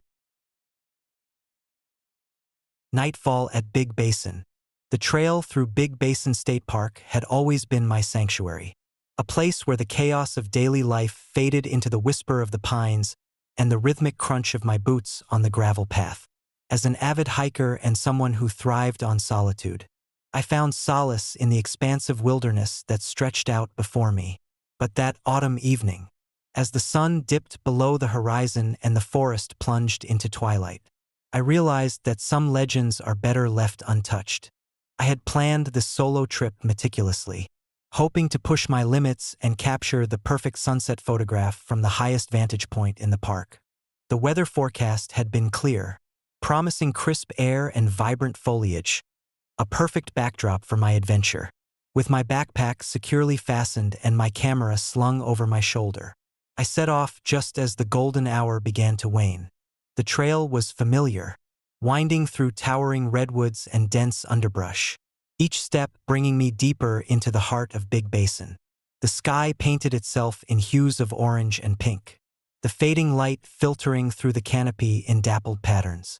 Birds chirped their evening songs, and the scent of damp earth and pine filled the air, creating an intoxicating blend that only nature can offer. As I approached the clearing near the summit, the sounds of the forest seemed to grow quieter, the usual symphony of nocturnal creatures taking on a hushed tone. I paused to adjust my camera, capturing the last rays of sunlight as they kissed the treetops. It was then that I heard it, a faint rustling, almost imperceptible, coming from the dense foliage to my right. I turned, heart pounding, trying to locate the source of the noise. The forest was vast, shadows dancing between the trees as night began to assert its dominance.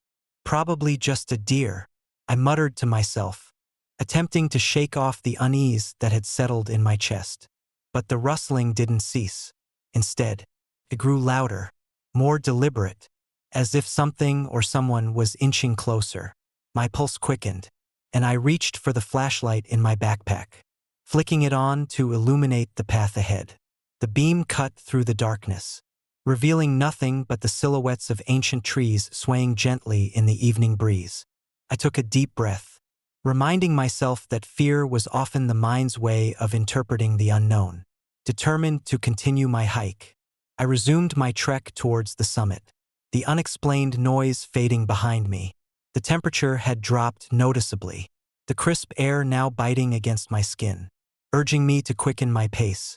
Halfway up the trail, I decided to take a short break, settling onto a rocky outcrop that offered an unobstructed view of the entire park. The lake below mirrored the star-studded sky, its surface calm and reflective. I pulled out a granola bar, savoring the simple pleasure of a well-earned snack. As I munched, the forest around me seemed to hold its breath, the silence thick and almost oppressive. Then, without warning, a loud crash echoed through the trees, jolting me from my reverie. I sprang to my feet, scanning the darkness with my flashlight. The beam landed on a large mass moving swiftly between the trees, a shadowy figure that stood out against the night. My heart raced as I tried to make sense of what I was seeing. "Who's there?" I called out, my voice wavering despite my attempt to remain calm. The figure stopped, and for a moment, we locked eyes. It was impossibly tall, easily over 7 feet, with broad shoulders and a hunched posture that suggested immense strength. Thick, matted fur covered its body, blending seamlessly with the surrounding shadows. But it was the eyes that held my attention, bright, almost luminescent, piercing through the darkness with an intensity that sent chills down my spine. A deep, guttural growl rumbled from its throat, the sound vibrating through the air and reverberating in my bones. Panic surged through me as I realized I was face to face with something, or someone, beyond my understanding. The legends of Big Basin spoke of creatures lurking in the depths, but I had always dismissed them as mere folklore, stories told to scare off trespassers.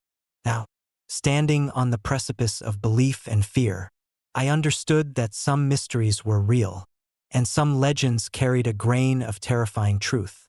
I backed away slowly, keeping my eyes fixed on the creature. Every instinct screamed at me to run, but my legs felt like lead. rooted to the spot by a mix of fear and awe. The creature took a step forward, its movements deliberate and heavy, each footfall sending vibrations through the ground. "Please, leave me alone," I whispered, hoping my plea would reach whatever consciousness lay within those luminous eyes. But the creature didn't respond. Instead, it let out another growl, this one more menacing, and lunged towards me with terrifying speed. I turned and bolted, sprinting down the trail with adrenaline fueling every desperate stride. The sounds of its pursuit echoed behind me, a relentless reminder of the nightmare I was now living. Branches whipped against my face as I ran, the forest blurring around me. My breath came in ragged gasps, each inhale a struggle against the cold night air. The howls and growls of the creature seemed to grow louder, more urgent, pushing me to flee further into the wilderness. I didn't stop until I reached the safety of a nearby overlook. The trail now nothing more than a winding path lost in the darkness, collapsing onto the ground. I looked back, eyes wide with terror, but the creature had vanished, swallowed by the depths of the forest. The silence that followed was deafening, the oppressive fear lingering like a shadow in my mind. I sat there for what felt like hours, heart pounding, legs trembling, trying to process what had just happened. The realization that the legends were real settled in, a cold certainty that gnawed at my sanity. The forest that had once been my refuge was now a place of fear, haunted by a presence that defied explanation.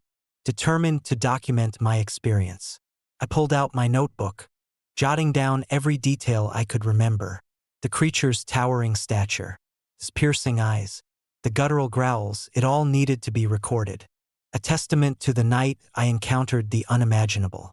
As I wrote, the first light of dawn began to break, the colors of sunrise painting the sky in shades of pink and gold, offering a semblance of hope after the night's horrors.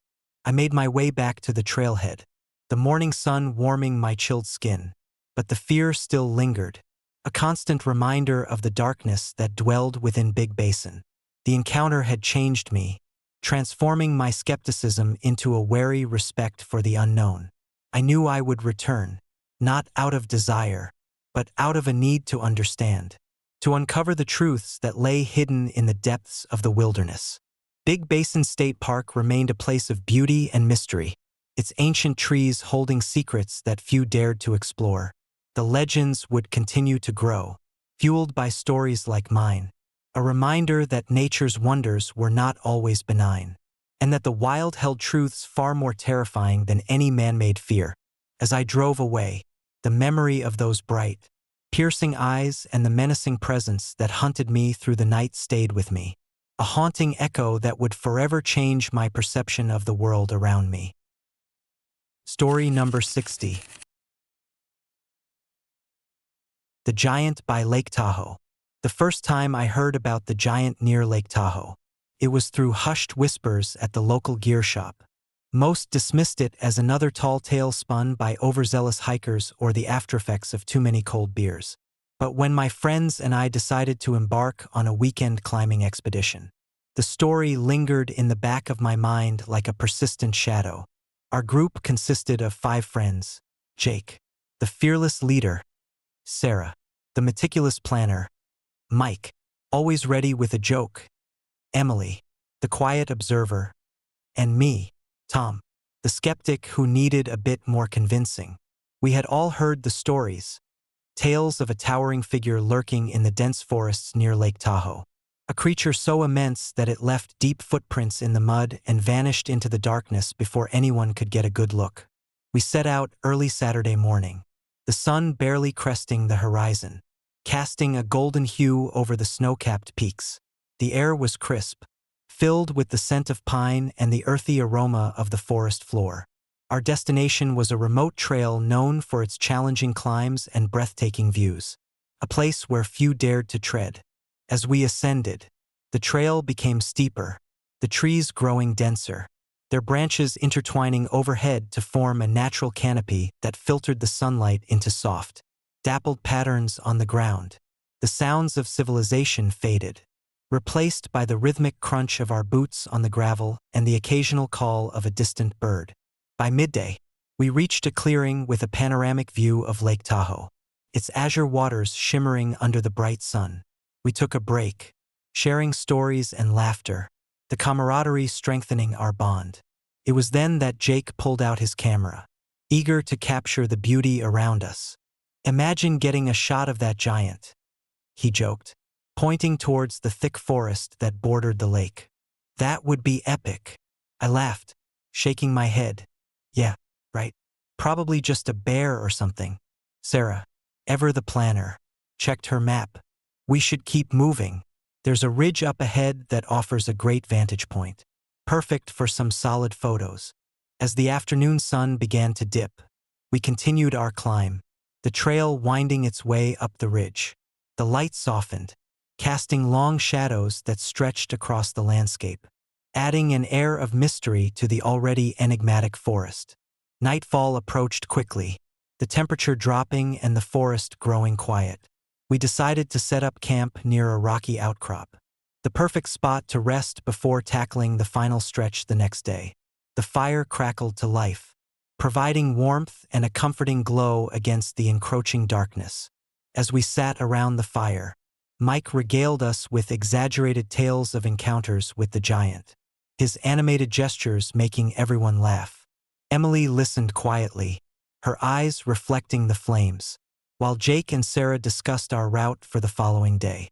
I found myself staring into the fire, contemplating the day's adventures and the lingering presence of the stories we'd heard.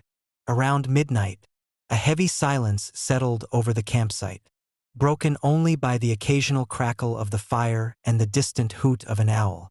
I decided to take a walk, needing some fresh air to clear my mind. Bundled in my jacket, I stepped into the night, the cold air biting at my cheeks. The forest was alive with sounds, rustling leaves, snapping twigs, and the subtle movement of wildlife. Moonlight filtered through the canopy, casting eerie shadows that danced among the trees. As I wandered deeper into the woods, the path became less defined, the underbrush thickening with each step. Suddenly, I heard it, a series of heavy footsteps approaching, each one thudding against the soft earth with an unsettling rhythm. My heart raced as I strained to see through the darkness, but the dense foliage provided little visibility. The footsteps grew louder, closer, until I could feel their presence pressing in on me. "Who's there?" I called out, my voice wavering with a mix of fear and curiosity. There was no response, only the sound of the creature moving towards me. Panic set in as I realized I was alone, miles away from the safety of the campsite. I turned to run, my breath quickening, but the forest seemed to close in around me, the trees towering like silent guardians blocking my path. In the faint moonlight, I caught a glimpse of movement, a towering figure, its form obscured by the shadows, yet undeniably massive. It stood still for a moment, eyes glowing faintly in the darkness, before turning and disappearing into the depths of the forest. I stood frozen, unable to tear my eyes away, before finally snapping back to reality and sprinting towards the trail. I reached the edge of the forest, the campsite just a short distance behind me. My friends were still asleep, unaware of the nightmare that had nearly claimed me. Gasping for breath, I struggled to calm my racing heart. The image of the giant seared into my mind. The next morning, we gathered our gear and prepared to continue our climb, the events of the night still haunting my thoughts. As we ascended the ridge, the sun broke through the clouds, illuminating the trail ahead. We reached the summit by noon, rewarded with an unobstructed view of the entire lake and the sprawling forest beyond. "We should take some photos here," Sarah suggested, pulling out her camera. "This spot is perfect."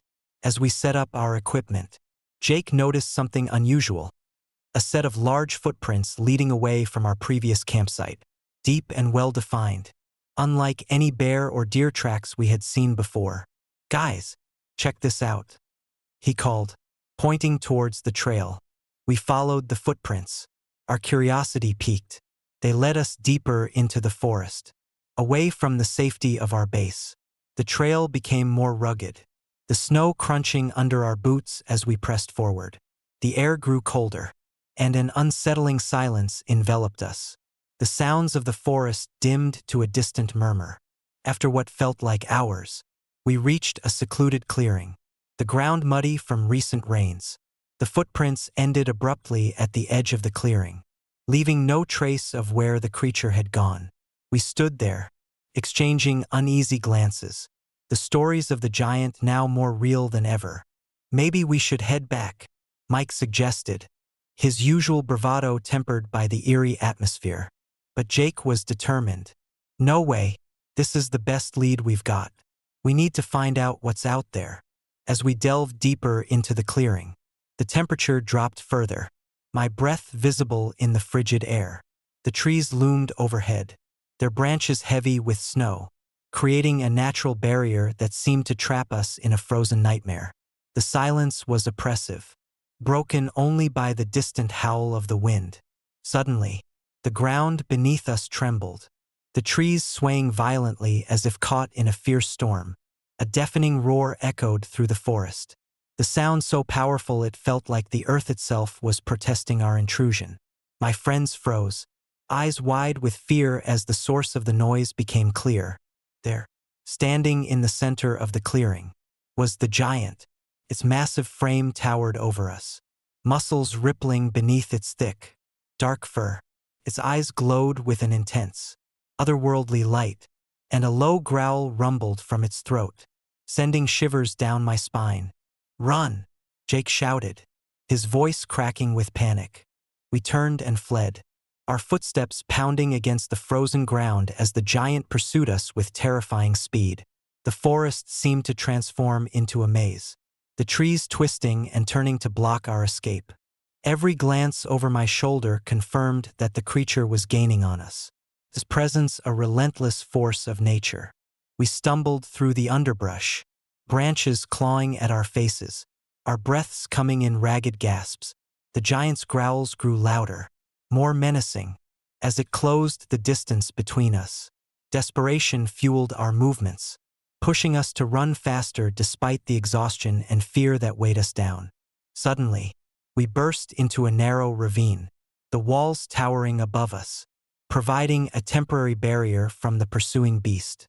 We collapsed onto the icy ground, our hearts pounding in our chests, the sounds of the giant's pursuit fading into the distance.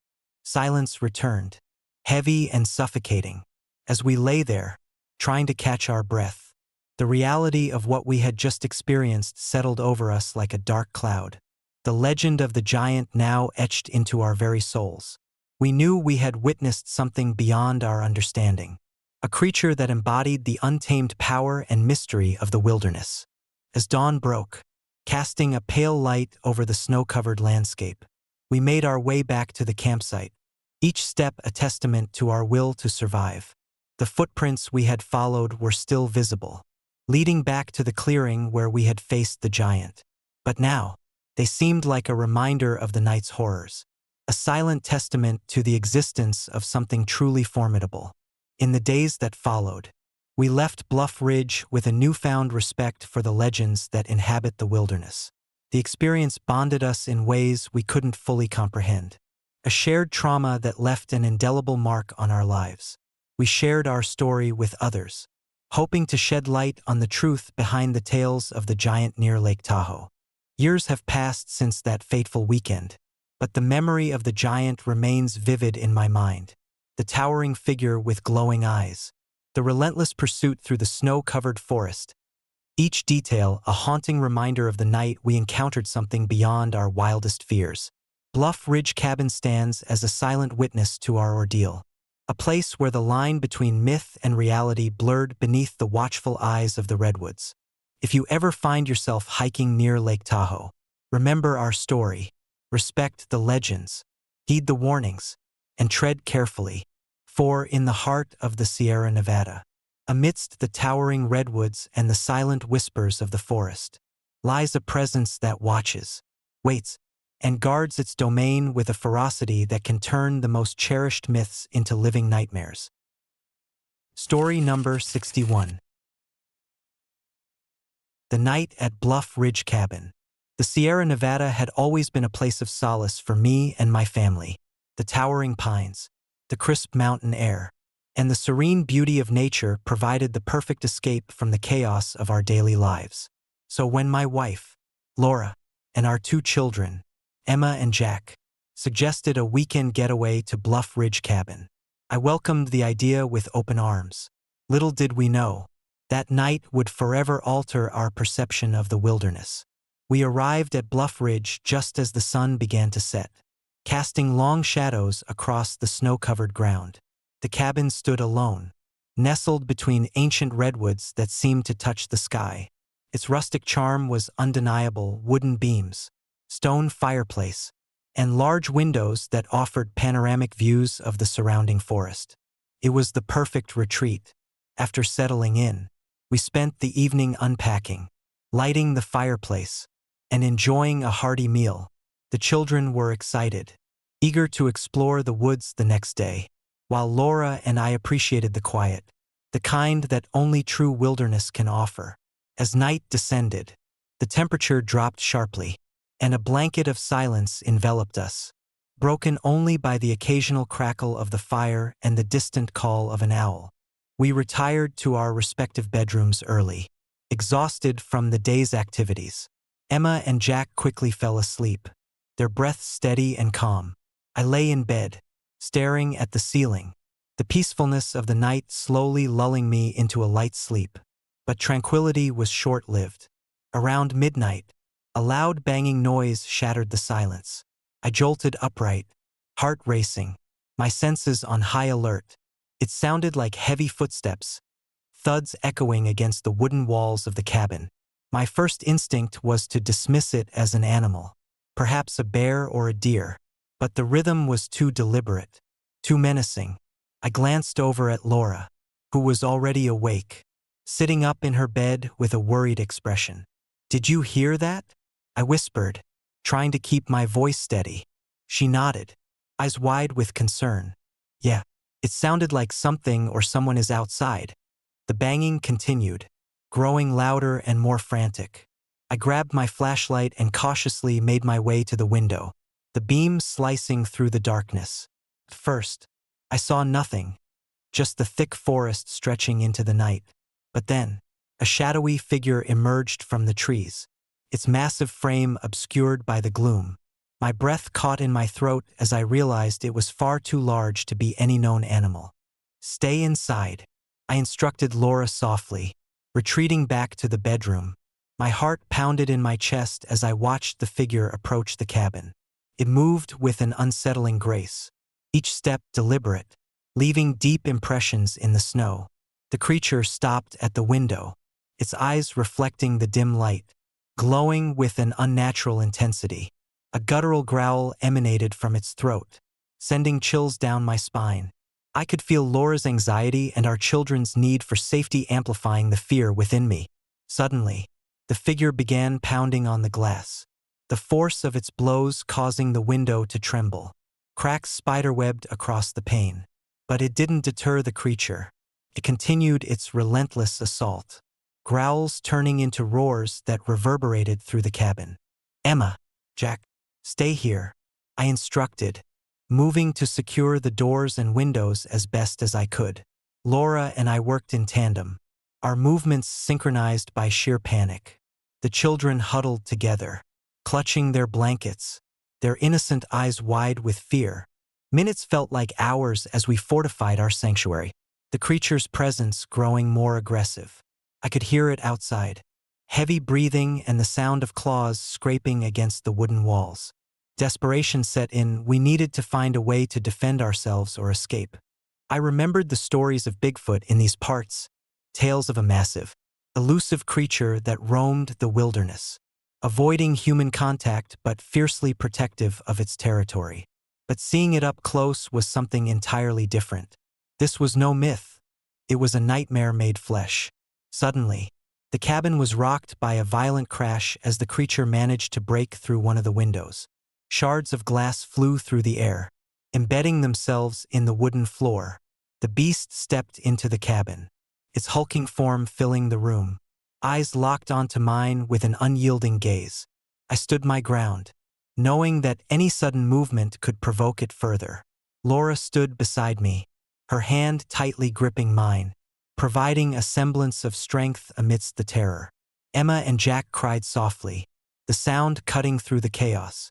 The creature let out another roar, this time more desperate, almost pleading. Its eyes, once filled with menace, now seemed to convey a deep, unspoken sorrow. I felt a strange connection, a glimpse into the soul of this misunderstood being. Perhaps it wasn't here to harm us, but driven by something beyond its control. Please, I whispered, my voice barely audible over the creature's growls. We don't want to hurt you. For a moment, there was a tense silence. The creature hesitated, its growls subsiding into softer, more mournful sounds. Took a step back, I still fixed on me, then turned and retreated toward the window, leaving the cabin as abruptly as it had entered. The door and windows shuddered from the force of its departure, and an eerie calm settled over the room. Laura and I exchanged bewildered glances, unsure of what had just transpired. The children began to relax, their cries fading into the background as the immediate threat seemed to dissipate.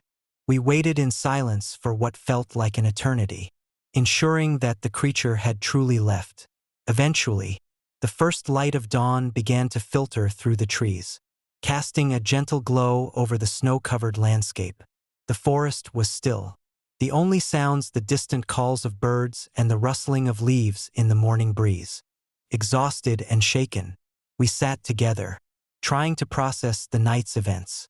The creature had vanished without a trace, leaving behind only the broken glass and our lingering fear. But there was also a sense of relief, a feeling that perhaps we had been spared a fate worse than fear. In the days that followed, we left Bluff Ridge with a renewed appreciation for the fragile boundary between humanity and the wild. The experience bonded us in ways we couldn't fully comprehend, a shared trauma that left an indelible mark on our lives. I often think back to that night, the terrifying yet strangely poignant encounter with the creature.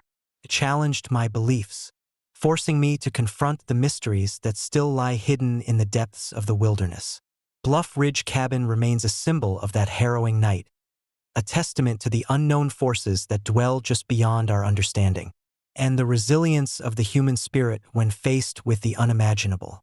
If you ever find yourself camping in the Sierra Nevada, remember our story, respect the legends, heed the warnings, and tread carefully, for in the heart of the redwoods, amidst the silence and the shadows, lies a presence that watches, waits, and guards its domain with a ferocity that can turn myth into a living, breathing nightmare.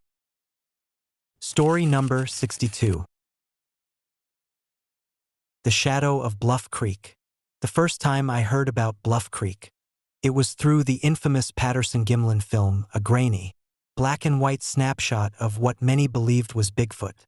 The footage had become legendary, spawning countless debates and daring expeditions by those hungry for the truth. As a seasoned outdoorsman and amateur filmmaker, I found myself irresistibly drawn to the mystery. So, when my friends Jake and Sarah proposed a weekend camping trip to Bluff Creek, I didn't hesitate to join them. Bluff Creek was nestled deep within the dense forests of Northern California, a place where towering redwoods whispered ancient secrets, and the air was thick with the scent of pine and damp earth. The drive was long and winding, the road narrowing as we delved deeper into the wilderness. By the time we arrived, dusk was settling in, casting elongated shadows that danced eerily among the trees. We set up our campsite near the banks of the creek, the water's gentle babble providing a soothing backdrop to our chatter. As night fell, the forest transformed. The sounds of nocturnal creatures stirred, and the moonlight filtered through the canopy, creating a patchwork of light and darkness on the forest floor. We sat around the campfire, sharing stories and recounting our favorite moments from the legendary footage. Imagine actually seeing one of those things, Jake mused, tossing another log onto the fire. Just standing there, watching us. Sarah shivered, pulling her jacket tighter. Yeah, It would be both terrifying and incredible. But honestly, I think it's just a myth. I chuckled, taking a sip of my coffee. Or maybe there's a grain of truth to it. After all, why else would there be so many sightings and footprints? As the night deepened, the conversation dwindled, replaced by the crackling of the fire and the symphony of the forest. I decided to capture some time-lapse footage of the night sky, the stars twinkling like distant eyes watching over us. Jake and Sarah dozed off, exhaustion catching up after a day of hiking. Around midnight, a sudden rustling broke the silence. I glanced up, expecting to see a nocturnal animal passing by.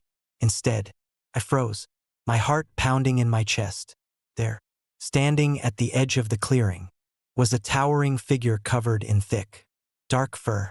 Its eyes gleamed with an unnatural intelligence, reflecting the firelight like burning embers. I blinked, certain my mind was playing tricks on me, but the figure remained, motionless yet somehow emanating a palpable sense of menace.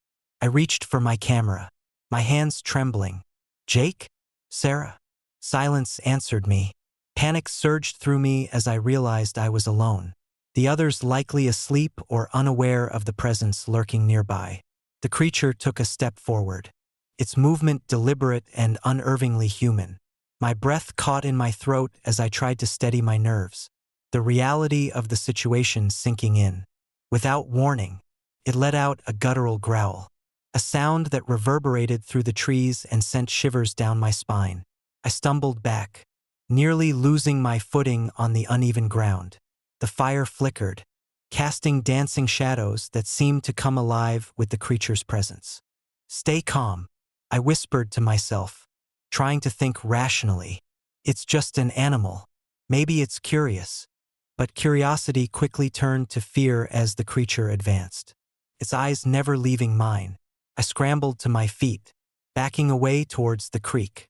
The ground beneath me was soft with recent snowfall, making each step a precarious effort.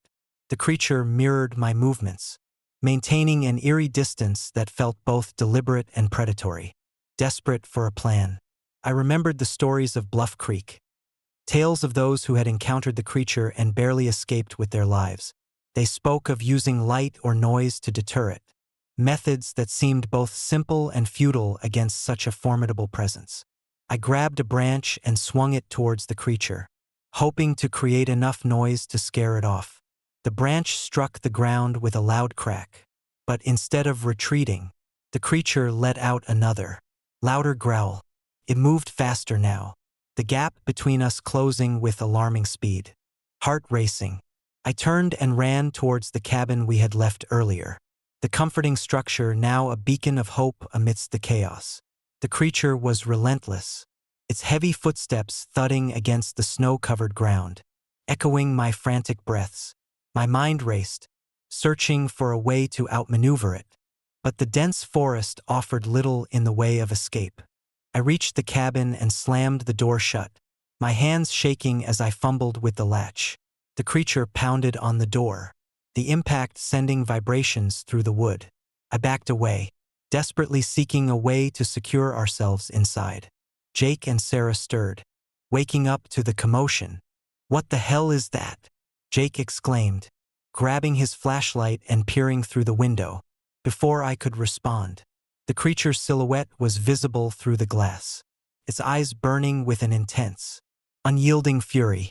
Sarah grabbed a nearby log, preparing to defend ourselves if necessary. The tension in the cabin was palpable, the air thick with fear and uncertainty.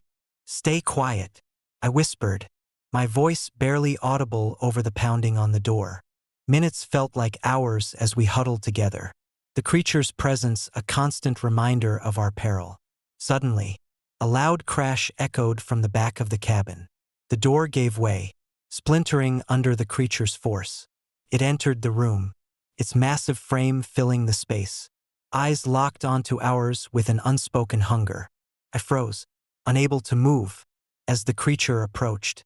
Its hands were large and clawed, each movement calculated and deliberate. Jake and Sarah stood their ground, their expressions a mix of fear and determination.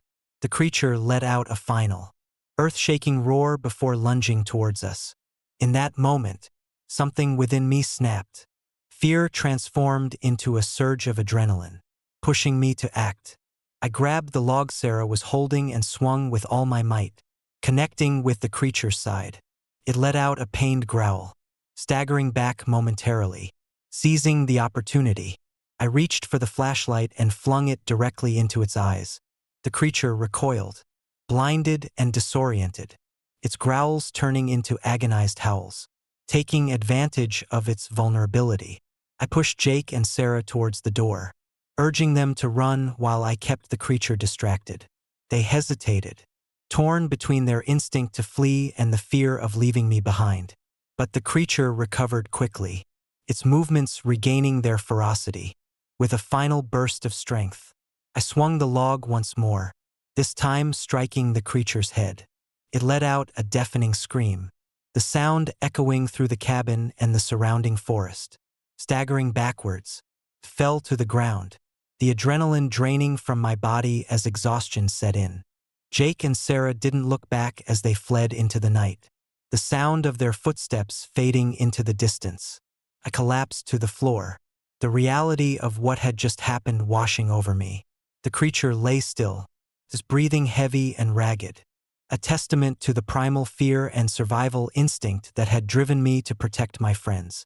As dawn broke over Bluff Creek, the forest was eerily quiet, the aftermath of the night's terror laid bare in the morning light. I emerged from the cabin, the first rays of sun piercing through the canopy and illuminating the path back to civilization. The footprints in the mud, a mix of our hurried steps and the creature's massive ones, told a story of fear, courage, and the thin line between myth and reality. Weeks later, I returned to Bluff Creek, the memories of that night still vivid in my mind. The Patterson-Gimlin film had been confirmed, but my experience added a new layer of truth to the legend. The creature of Bluff Creek was real, a formidable presence that guarded the secrets of the redwoods with an unwavering resolve. I documented everything, sharing my story with local authorities and the wider community. Some dismissed it as an exaggerated tale, but the evidence, the deep footprints and the lingering fear in my eyes, spoke for itself. Bluff Creek remained a place of mystery and danger, a reminder that some legends are born from the shadows of the wild, where the line between the known and the unknown is as thin as a whisper in the night. If you ever find yourself wandering through the Redwood National Park, remember my story, respect the legends, heed the warnings, and tread carefully, for in the heart of the redwoods, beneath the towering giants and amidst the whispers of the past, lies a presence that watches, waits, and defends its domain with a ferocity that can turn myth into a nightmare. Story number 63. Whispers in the Shadows of Mount Shasta. The first time I heard about the strange howls near Mount Shasta, it was through a conversation at the local gear shop in Redding. Most dismissed it as another tall tale spun by overzealous hikers or the aftereffects of too many cold beers.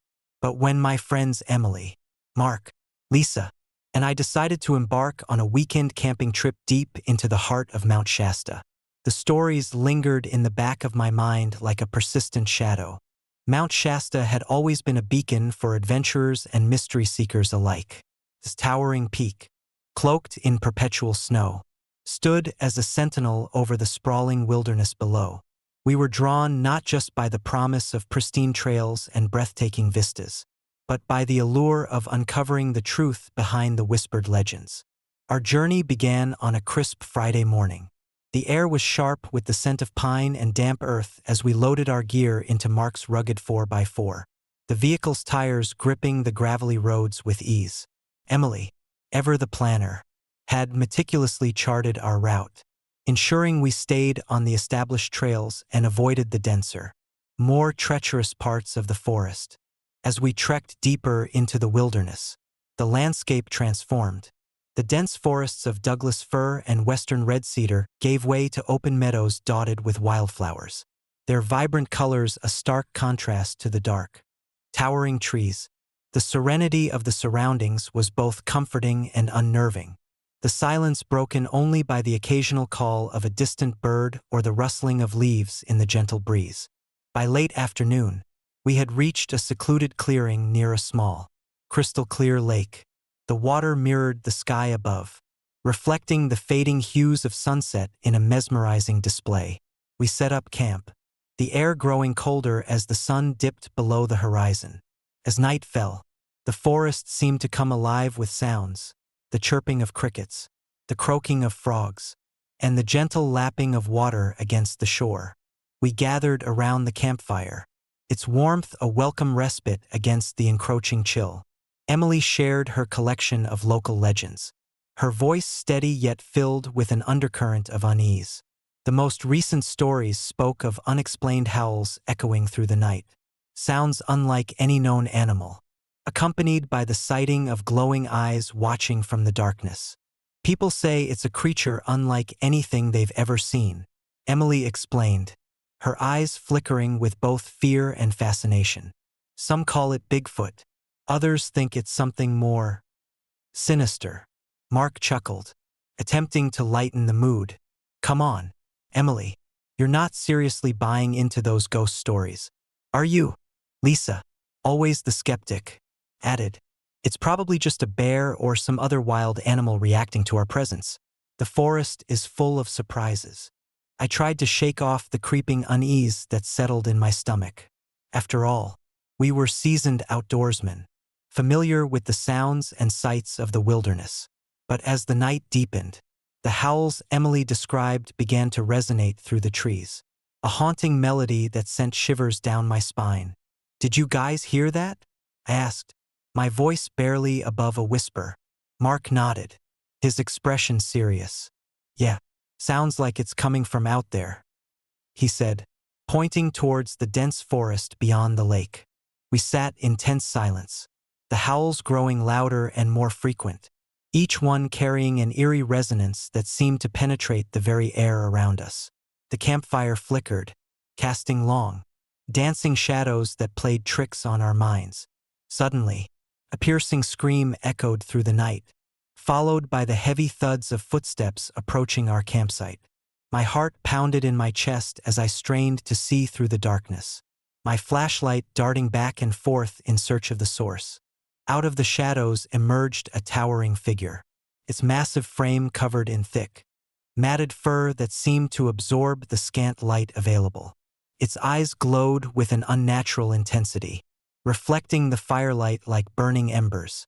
The creature stood still for a moment, his presence overwhelming, before letting out a guttural growl that reverberated through the clearing. Run! Mark shouted, grabbing my arm and pulling me to my feet. We need to get out of here. Panic surged through me as we bolted from the campsite, the creature in hot pursuit. The forest seemed to close in around us, the trees towering like silent sentinels blocking our path. Every rustle of leaves and snap of a twig heightened our senses, the fear of the unknown propelling us forward. We stumbled through the underbrush, branches clawing at our faces and snagging our clothes, the snow crunching under our frantic footsteps. The howls and growls of the creature echoed behind us, a relentless reminder of the danger we faced.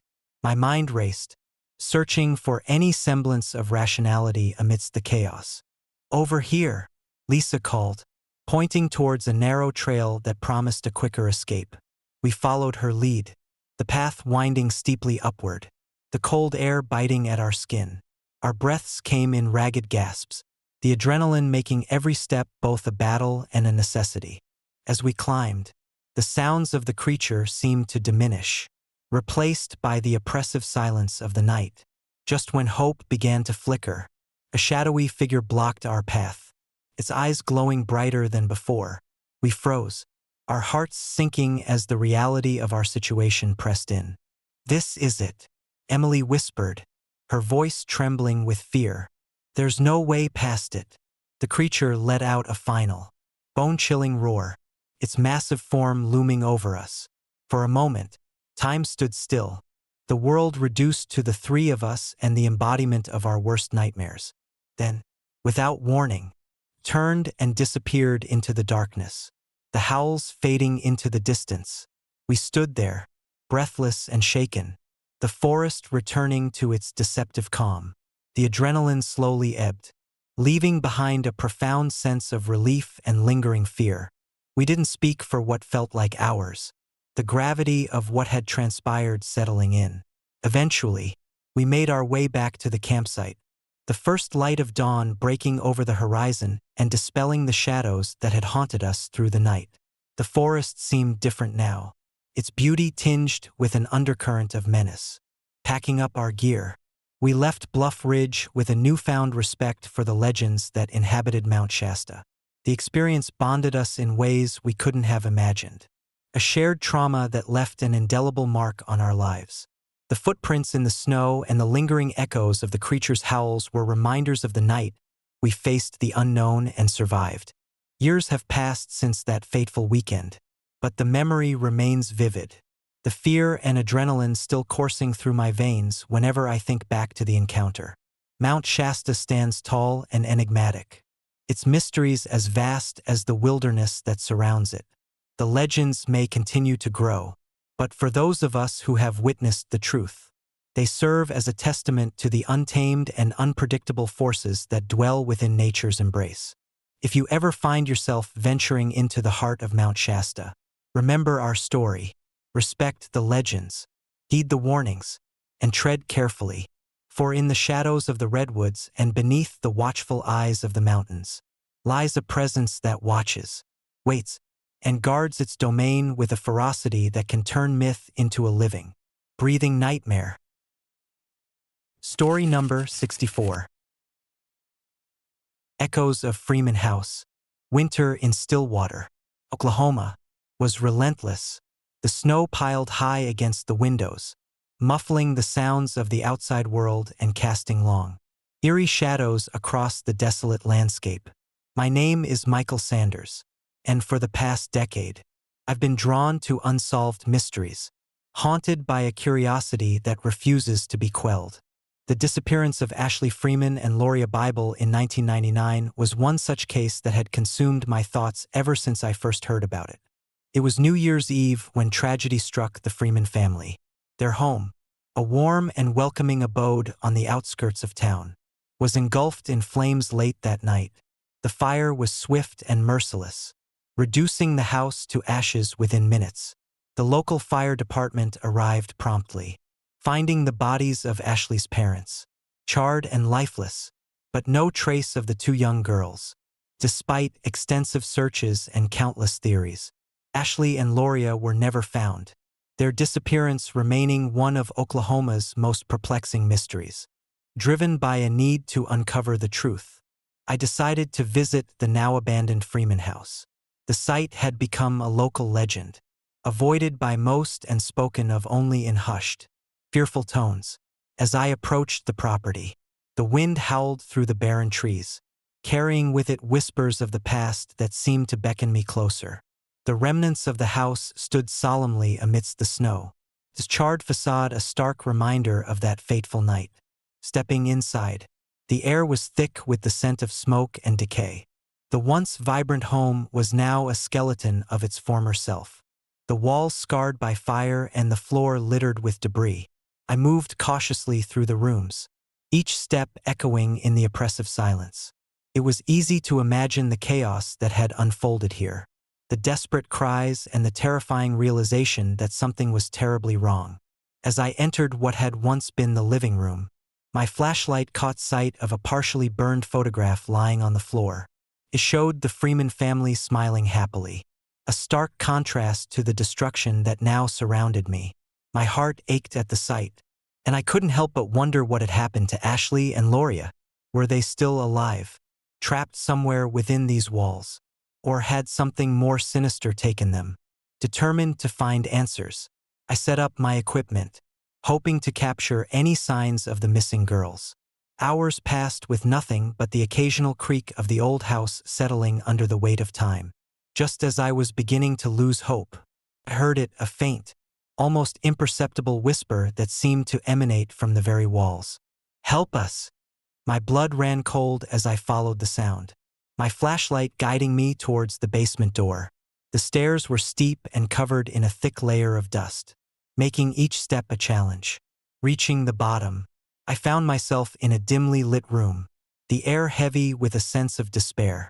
The whispers grew louder, more distinct, forming words that sent shivers down my spine. Ashley, Loria. I scanned the room, my heart pounding in my chest, but saw nothing out of the ordinary. Just as I was about to turn back, a cold gust of wind swept through the basement, extinguishing my flashlight and plunging me into darkness. Panic surged through me as I fumbled for my backup light, but the room remained silent once more, desperate to make sense of what I was experiencing. I sat down and began to document everything. The night stretched on, each minute feeling like an eternity as the house seemed to come alive with the echoes of the past. The whispers returned intermittently, always the same names, always the same plea for help. It was as if Ashley and Loria were reaching out from beyond, their spirits unable to move on from the tragedy that had befallen them. As dawn approached, the oppressive atmosphere began to lift, replaced by a heavy sense of exhaustion. I knew I had to leave, to take what I'd learned and share it with the world, hoping that someone, somewhere, might finally uncover the truth behind the Freeman girl's disappearance. Driving away from the house, the first light of day breaking through the clouds, I felt a mix of relief and sorrow. The Freeman house stood silent once more, its secrets still tightly held within its walls. But the whispers of Ashley and Loria had left an indelible mark on my soul, a haunting reminder of the lives lost and the mysteries that linger in the shadows. In the weeks that followed, I continued my investigation, speaking to anyone who might have information about that tragic night. I met with old neighbors, family friends, and even former investigators, piecing together the fragmented accounts and searching for any clue that could shed light on the girl's fate. Each conversation deepened the mystery, revealing inconsistencies and unexplained phenomena that only fueled my determination. One night, as I was poring over old case files in my study, the power went out, plunging the room into darkness. The only light came from the flickering candles I had lit to stave off the chill. I felt a sudden presence in the room, a coldness that made my skin crawl. The whispers began anew, louder and more urgent this time. Find us, help us find our way. Terrified yet resolute, I grabbed my coat and rushed back to the Freeman house, determined to confront whatever force was keeping Ashley and Loria tethered to this world. The storm had returned, the wind howling through the trees as if warning me to turn back. But I couldn't, too much was at stake. Arriving at the house, I was greeted by an otherworldly sight. The house seemed to pulse with an energy that was both terrifying and mesmerizing. As I stepped inside, the temperature plummeted, my breath visible in the icy air. The whispers filled the rooms, guiding me towards the attic, a place that had never been thoroughly searched. Climbing the narrow staircase, I felt the weight of unseen eyes upon me. The attic door creaked open, revealing a room that had remained untouched by the flames. Shelves lined the walls, filled with old toys and personal belongings, remnants of the girls' lives that had been abruptly interrupted. In the center of the room stood two figures, Ashley and Loria, both young and lifeless, their eyes hollow and filled with an eternal sadness. "Tear us away from this place," Loria whispered, her voice echoing through the attic. "We can't move on." I approached them slowly, tears welling up in my eyes. "I'm here to help you," I said softly. "I want to set you free." The girls reached out their hands, their cold touch sending a jolt of energy through me. The attic began to shake, the walls closing in as the whispers grew louder. More desperate, I grabbed their hands, feeling a surge of power that connected me to their spirits, a bond forged in the depths of tragedy. Together, we stood in the center of the attic, the storm raging outside mirroring the chaos within. The whispers transformed into a harmonious chant, a plea for peace that resonated deep within my soul. I closed my eyes, focusing on their faces, willing their spirits to find the closure they so desperately sought. A blinding light enveloped the room, and I felt the grip of darkness loosening. The girls began to fade, their forms dissolving into the light as a sense of calm washed over me. The attic door swung open, the storm subsiding as the first rays of dawn broke through the clouds. As I stood there, alone in the now peaceful attic, I knew that Ashley and Loria had finally found their way to peace. The Freeman house stood silent, this tragic history finally acknowledged and understood. The mystery that had haunted me for years had been unraveled, not through answers, but through empathy and compassion for the lost souls who had reached out for help. Driving away from the house, the morning sun casting a warm glow on the snow-covered landscape, I felt a profound sense of fulfillment. The echoes of the Freeman girls' whispers had finally been silenced, their spirits free to move on from the shadows that had held them captive for so long. But sometimes, on the coldest nights of winter, when the wind howls just right and the snow blankets the world in silence, I catch a faint echo of their whispers carried by the breeze, a haunting reminder of the night I faced the tragedy of the Freeman family and helped two restless souls find their way to peace. Story number 65. Echoes of Sodder, a haunting legacy. Winter in West Virginia was unforgiving. The snow lay thick on the ground, muffling the sounds of the night and casting long, ghostly shadows across the desolate landscape. My name is Michael Soderman, and though my last name bears no relation to the tragic events of 1945, the haunting legacy of the Sodder family has always intrigued me. As a freelance journalist with a penchant for uncovering the truth behind unsolved mysteries, the story of the Sodder house fire has been a constant thorn in my side, urging me to delve deeper into its enigmatic past. It was a cold December night when I first stumbled upon the case. I was sipping hot coffee in a dimly lit cafe in Charleston, scrolling through old newspaper archives for my latest assignment. Amidst the pages yellowed with age, one headline caught my eye. Mysterious fire ravages Sodder home. 5 children disappear. My curiosity piqued. I clicked on the digital version, revealing a tragic story that had left an indelible mark on the community. The Sodder family, George and Jenny Sodder and their 10 children, experienced a devastating fire on Christmas Eve, 1945. The blaze consumed their home in West Point, yet 5 children, Georgina, Louis, Martha, Jenny, and Betty, vanished without a trace. No bodies were found among the ashes, and despite extensive searches, their whereabouts remained a haunting mystery. Over the years, theories abounded: kidnapping, arson, and even supernatural explanations. But the truth, as elusive as it was, remained just out of reach. Determined to uncover the truth, I decided to visit West Point. The town had grown, its population swelling with new residents unaware of the chilling history that lurked beneath its serene surface. As I drove through the snow-covered streets, the old Sodder house stood at the end of a quiet cul-de-sac, its facade marred by years of neglect and the harshness of winter. The once grand home now appeared desolate, its windows boarded up and the garden overrun with wild shrubs.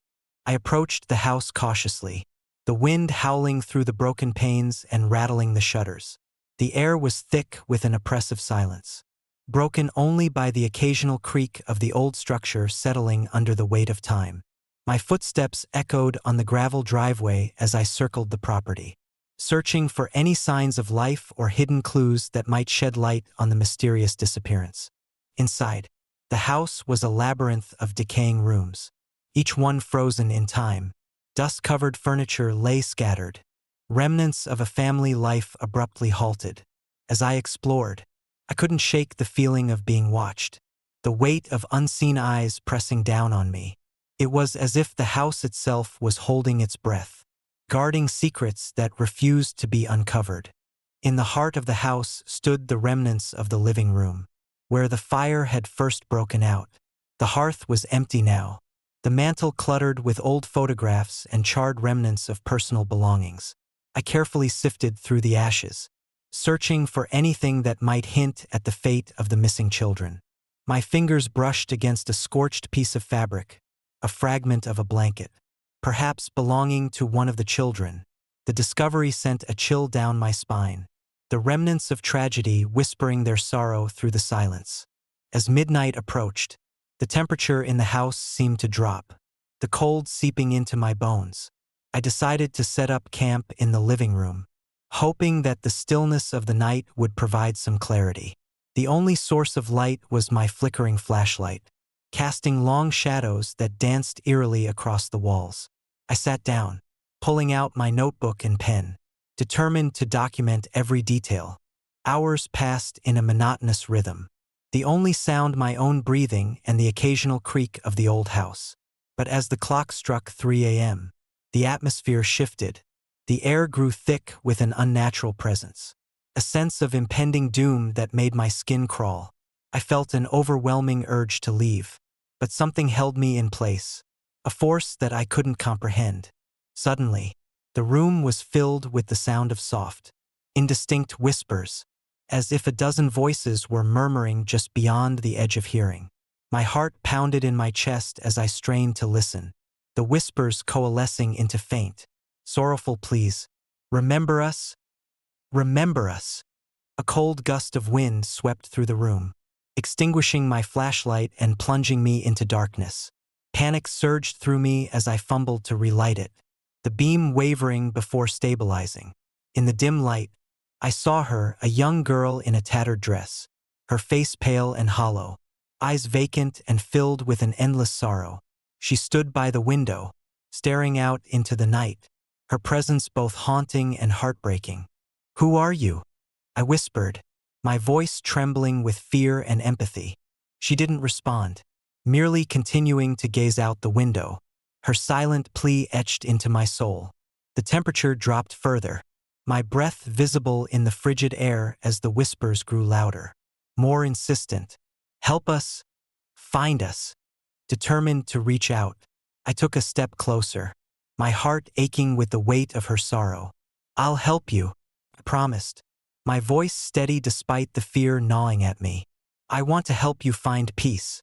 At that moment, the room seemed to blur around the edges, the boundaries between past and present dissolving as the spirits of the Sodder children reached out to me.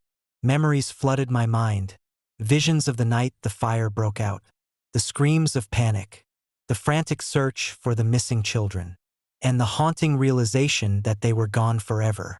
The girl before me began to fade, her form dissolving into the shadows like mist under the morning sun. But her presence left an indelible mark on my heart, a reminder of the fragility of life and the enduring pain of loss. The whispers softened, their sorrowful pleas giving way to a peaceful silence that settled over the house. As dawn broke, the oppressive chill lifted, replaced by the soft glow of the rising sun filtering through the broken windows. I knew that the spirits had found some semblance of peace, their lingering anguish finally acknowledged and understood. Packing up my equipment, I took one last look around the house, feeling a sense of closure that had eluded the Sodder family for decades. Driving away from West Point, the snow began to fall gently, the world slowly waking to a new day. The story of the Sodder family's tragic loss had found its voice, a haunting legacy that would forever be etched in the annals of unsolved mysteries. As I drove through the quiet streets, the echoes of their sorrow whispered through the cold air. A haunting reminder of the night I faced the ghosts of the past and helped them find the peace they so desperately sought. Years later, the case remains unsolved, the missing children forever lost to the shadows of time. But the memory of that night lingers, a testament to the enduring power of empathy and the belief that even in death, there is hope for redemption. And sometimes, on the coldest nights of winter, when the wind howls just right and the snow blankets the world in silence, I can almost hear their faint whispers carried by the breeze. A haunting echo of the night, I uncovered the truth behind the Sodder family tragedy and the restless spirits that continue to linger in the heart of West Virginia. Story number 66. The director's cut. Winter in Alberta was unforgiving. The biting cold seeped into every crevice of the town, turning the streets into silent, frozen corridors. My name is Daniel Mitchell, a freelance journalist with a knack for uncovering the darkest corners of human nature. When I first heard about the disappearance of John Altinger, a man from our town, I knew there was more to the story than met the eye. John was a quiet man, known for his gentle demeanor and love for photography. He lived alone in a modest home on the outskirts of town, his days spent capturing the serene beauty of the Alberta landscape. But on New Year's Eve in 2008, everything changed.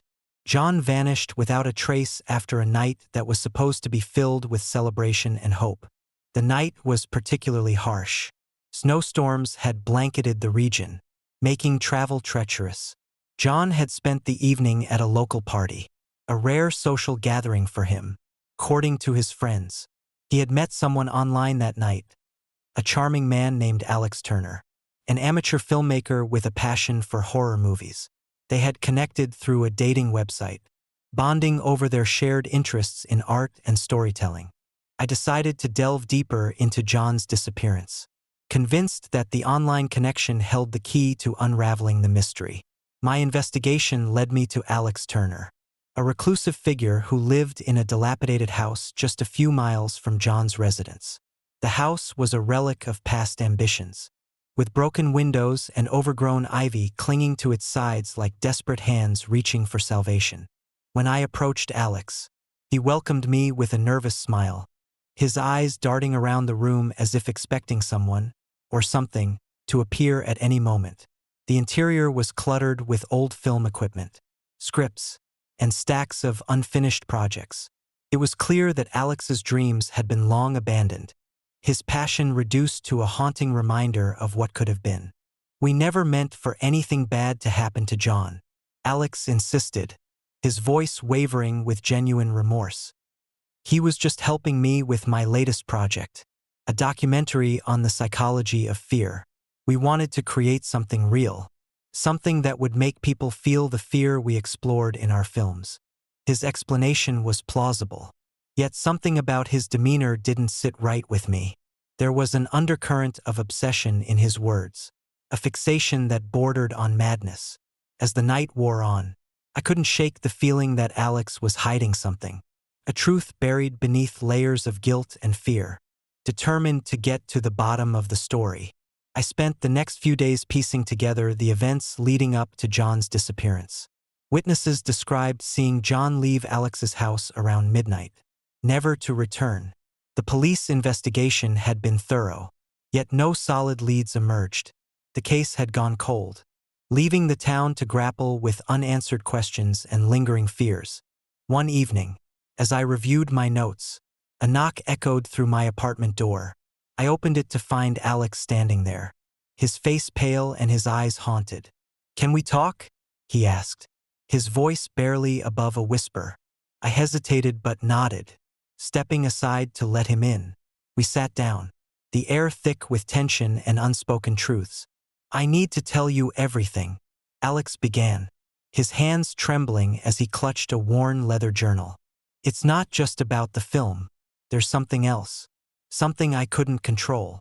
He opened the journal, revealing pages filled with frantic handwriting and disturbing sketches of shadowy figures and grotesque scenes. "I started seeing things after we began filming," he confessed. "Visions of darkness, of people who shouldn't be here. John tried to help me, to find rational explanations. But the more we delved into the psychology of fear, the more these apparitions became real." As he spoke, the room seemed to grow colder, the shadows lengthening as if the darkness Alex described was creeping in around us. One night, after a long shoot, I woke up to find John missing. The visions were more intense, the fear palpable.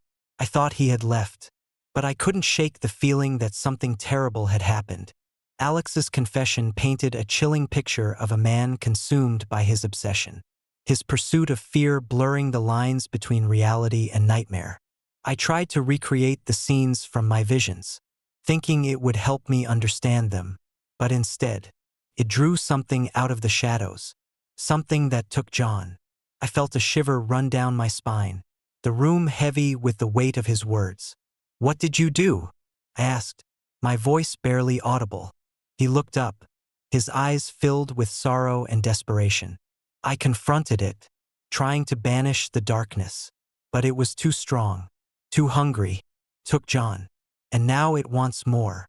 The revelation left me speechless, the gravity of the situation sinking in. It was no longer just a case of a missing person. It was a descent into a supernatural horror born from human obsession and the thin veil that separates reality from the abyss. Determined to uncover the truth and bring peace to John's restless spirit, I knew I had to confront the darkness Alex had unleashed. Armed with the journal and a newfound resolve, I returned to Alex's house, the snow swirling in the wind like ghostly apparitions dancing in the night. As I approached, the house seemed to pulse with a malevolent energy, the shadows flickering in unnatural ways. I found Alex in his workshop, the room dimly lit by the eerie glow of old film projectors casting twisted images on the walls. "It's here," he whispered, pointing to the corner where the shadows seemed to writhe and contort. "It's feeding on our fears, our obsessions. If we don't stop it, it will consume everything." Together, we devised a plan to reverse the ritual that had summoned the darkness, using the very techniques Alex had developed for his films. The process was grueling, filled with moments of intense fear and moments where it felt like the darkness was closing in on us. The shadows danced around us, whispering threats and promises of eternal torment.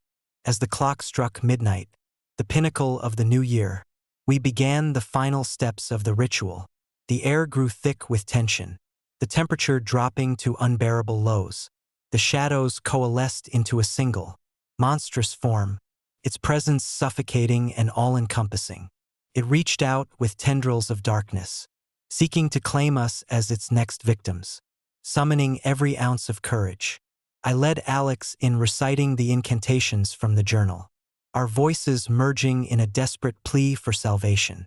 The darkness screamed, a sound that tore through the very fabric of reality, as we fought to banish it back into the abyss from which it had come.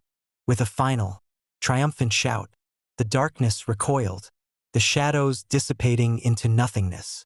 The oppressive weight lifted, and the room was bathed in the first light of dawn, the storm outside subsiding as if the battle had been waged not just within the walls of the house, but within the very soul of our town. Exhausted but victorious, Alex and I stood amidst the ruins of his obsessive pursuits, the haunting legacy of that fateful night finally put to rest. The truth had been uncovered, and the restless spirit of John Altinger could finally find peace, free from the shadows that had held him captive for so long. As I drove away from Alex's house, the first rays of sunlight breaking through the storm clouds, I felt a sense of closure that had eluded me for years. The story of John Altinger was no longer a haunting mystery but a testament to the resilience of the human spirit and the enduring battle between light and darkness. But sometimes, on the coldest nights of winter, when the wind howls just right and the snow blankets the world in silence, I catch a faint echo of that night carried by the breeze, a haunting reminder of the night I faced the darkness of obsession and helped a lost soul find his way to peace. Story number 67. Whispers by Herman Lake. Winter in Northern California has a way of seeping into your bones, making the nights feel endless and the shadows grow long with secrets. My name is Tom Walker, and I never believed in ghosts or the supernatural. Growing up near Herman Lake, I heard the stories, tales of the Zodiac Killer, a name that sent chills down the spines of even the bravest souls. But I dismissed them as urban legends, until one fateful New Year's Eve in 1968 changed everything. It was December 31st, 1968, and the air was crisp with the promise of a new beginning. The town of Benicia was bustling with preparations for the midnight celebrations, but the serenity of the lake belied the darkness that lurked in its depths. I was working the night shift at the local diner, a modest establishment that served as a gathering place for truckers, late-night workers, and the occasional wanderer seeking solace in a warm meal. The night was uneventful at first. The regulars trickled in, sharing stories and laughter over steaming cups of coffee and plates of hearty stew. But as the clock edged closer to midnight, an uneasy tension settled over the diner. It wasn't just the anticipation of the coming year. There was an unspoken fear, a collective anxiety that something was amiss. At around 11:45 p.m., the door swung open, and a man stepped inside. He was tall, with a lean build and a trench coat that seemed out of place on a chilly December night. His face was obscured by the brim of his hat, casting deep shadows over his eyes. There was an air of menace about him, a palpable sense of danger that made even the most hardened patrons shift uncomfortably in their seats. "Evening," I greeted him, trying to keep my voice steady despite the unease gnawing at me. He nodded curtly and took a seat at the corner booth, away from the other customers. I watched him out of the corner of my eye, noting the way his hands clutched a worn leather briefcase tightly. There was something unsettling about his presence, a feeling that he was not just another traveler passing through. As the night wore on, the man remained silent, his eyes fixed on the menu as if searching for something. I refilled his coffee cup without a word, feeling an inexplicable urge to make him comfortable despite the growing tension. Around midnight, just as the crowd began to thin, the man stood up, leaving a generous tip before heading towards the door. But as he reached the exit, something strange happened. The lights flickered, and the temperature in the diner seemed to drop drastically. I felt a shiver run down my spine as I followed him out. Drawn by a mix of curiosity and fear, the streets were deserted, the snow-covered ground reflecting the dim light of the street lamps.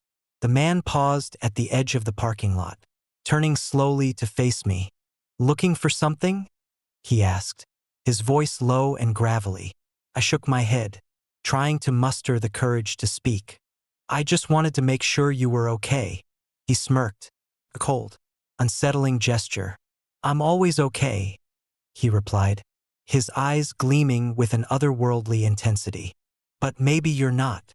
Before I could react, he lunged forward, and everything went black. When I regained consciousness, I was lying on the cold ground near the edge of Herman Lake. My head throbbed with pain, and my vision was blurry. Panic set in as I struggled to sit up, my mind racing to piece together what had happened. The man was nowhere to be seen, and the lake before me was calm, its surface undisturbed by the night's chaos. I stumbled to my feet, my legs weak and trembling, and began to make my way back to the diner. As I walked, memories of the encounter flooded back, his hollow eyes, the sinister smile, and the feeling of impending doom that had settled over me like a dark cloud. The whispers of the Zodiac killer stories now seemed all too real, their eerie presence woven into the fabric of my reality. Reaching the diner, I found it empty, the remnants of the night's patrons gone without a trace. The clock on the wall showed it was well past midnight, the new year already upon us. I approached the counter, my hands shaking as I searched for something to soothe my nerves. But before I could take a sip of coffee, the lights flickered again, and the door creaked open. There he was, the man in the trench coat, standing once more in the doorway. This time, his face was partially visible, revealing sharp features and eyes that seemed to pierce through my very soul. He walked towards me with deliberate steps, the air around him growing colder with each passing second. "Happy New Year," he whispered, his voice a haunting echo that sent chills down my spine.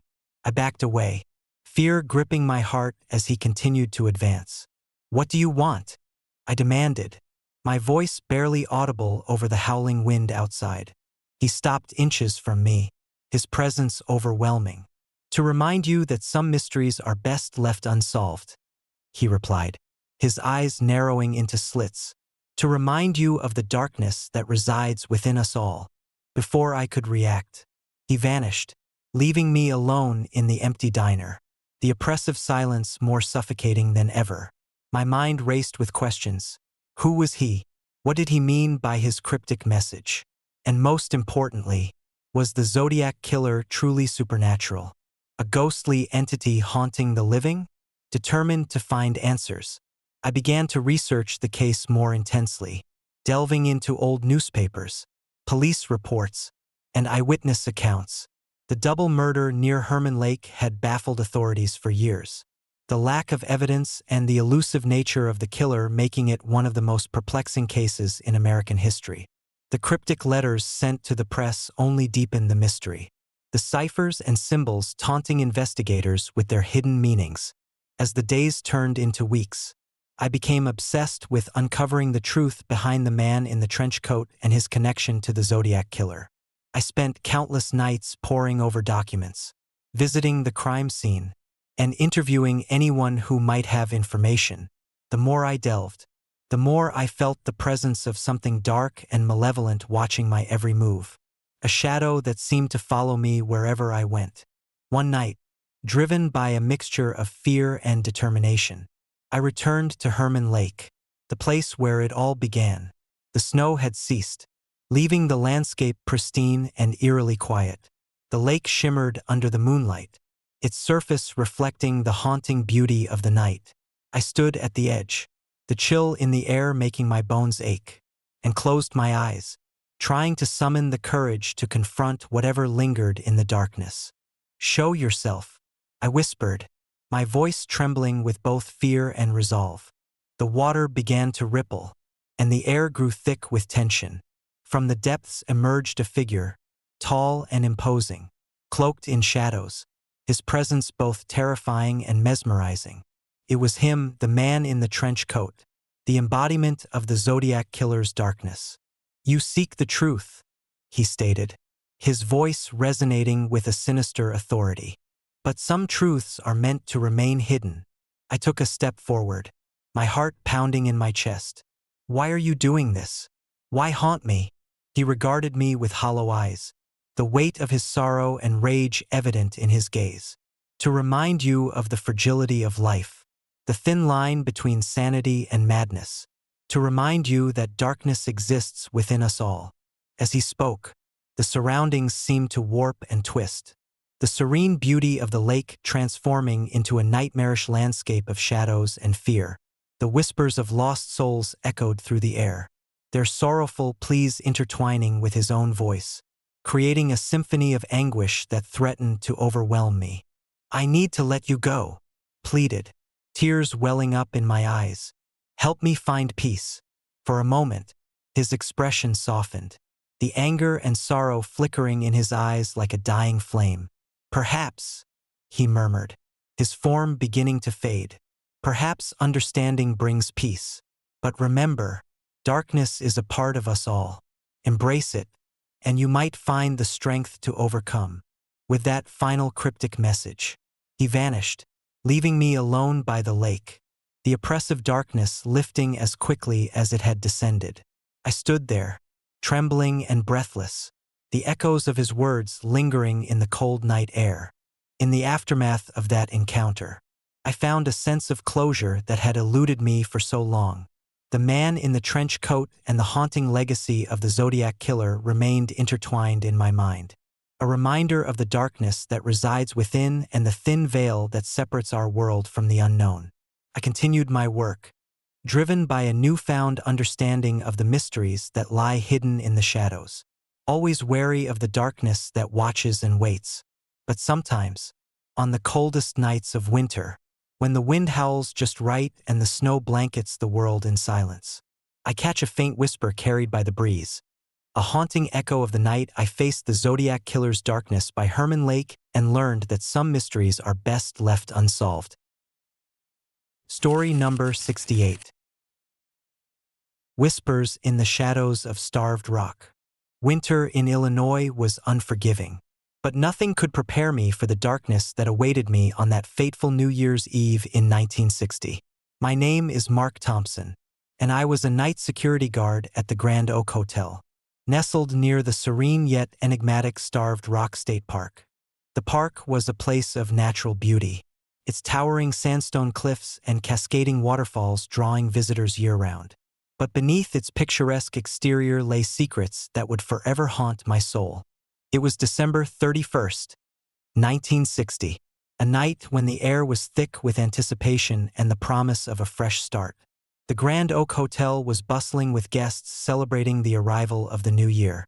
The grand ballroom filled with laughter, music, and the clinking of champagne glasses. As the night deepened, the hotel quieted down, the revelers retreating to their rooms, leaving behind an eerie silence that enveloped the grand old building. My shift began at midnight, the perfect time to ensure everything was in order before the dawn broke. The corridors were dimly lit, the shadows dancing on the walls as my flashlight cast fleeting patterns across the ornate wallpaper. I patrolled the hallways, checking the locks and ensuring that all was well. It was during one of these routine checks that I first heard it, a faint whisper, barely audible over the distant sounds of the party fading away. I paused, straining to listen. The whisper seemed to call my name, a soft, mournful echo that sent chills down my spine. Mark! Mark! It was as if someone, or something, was trying to reach out to me from the depths of the night. I shook off the unease, convincing myself it was just the wind or the building settling, and continued my patrol. But the whispers persisted, growing louder with each passing hour. They seemed to emanate from the grand staircase, a place I had always found strangely unsettling. The staircase was a marvel of craftsmanship, its ornate banisters and intricate carvings a testament to the hotel's grandeur. Yet, on this night, it felt like a gateway to another realm, a place where shadows whispered secrets and darkness held sway. As I approached the staircase, the temperature dropped sharply, my breath visible in the frigid air. The whispers turned into soft sobs, their sorrowful tones resonating through the silent halls. I hesitated, a knot of fear tightening in my stomach, but my sense of duty pushed me forward. I ascended the staircase, each step creaking under my weight, the whispers growing more intense with every floor. Reaching the top of the staircase, I found myself in a grand hallway lined with closed doors. The sobs echoed off the walls, guiding me towards the end of the corridor where an old, wooden door stood ajar.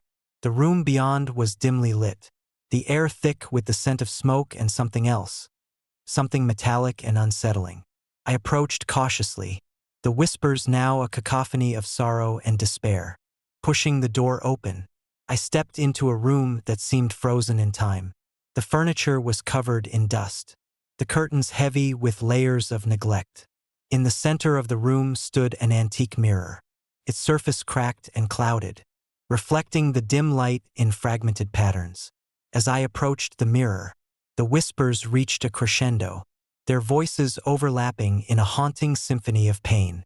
Suddenly, the temperature plummeted further, and the room plunged into darkness. My flashlight flickered and died, leaving me in complete blackness. Panic surged through me as I fumbled for my backup light. But before I could find it, a figure materialized before me, a woman dressed in an elegant red gown, her face pale and contorted with anguish. Her eyes were hollow voids, staring directly into mine with an intensity that made my blood run cold. "Help us," she whispered, her voice barely audible over the deafening silence. "Remember us." I staggered back, my mind racing with fear and confusion. "Who are you?" I demanded, my voice trembling despite my efforts to stay calm. The woman didn't respond. Instead, she reached out a hand, her fingers elongated and ethereal, as if trying to grasp something just beyond reach. The whispers returned, louder and more insistent, forming words that sent shivers down my spine. "Remember our stories. Remember our pain." Suddenly, the room began to distort, the walls melting into shadows and the floor twisting into unnatural shapes. I felt an overwhelming sense of despair, as if the very essence of the place was absorbing my fears and regrets. The whispers transformed into screams, the sound echoing through my very soul, each cry a testament to lives lost and dreams shattered. In that moment, I realized that the whispers were not just random sounds but the lingering souls of those who had met untimely ends within these walls. The hotel, with its grand facade and elegant interiors, was a prison for their restless spirits, trapped in a cycle of pain and remembrance. I knew I had to help them, to find a way to break the chains that bound them to this place. Desperate to escape the nightmare unfolding around me, I turned to leave, but the shadows closed in, their presence suffocating and oppressive. The whispers grew louder, their voices merging into a single, mournful plea.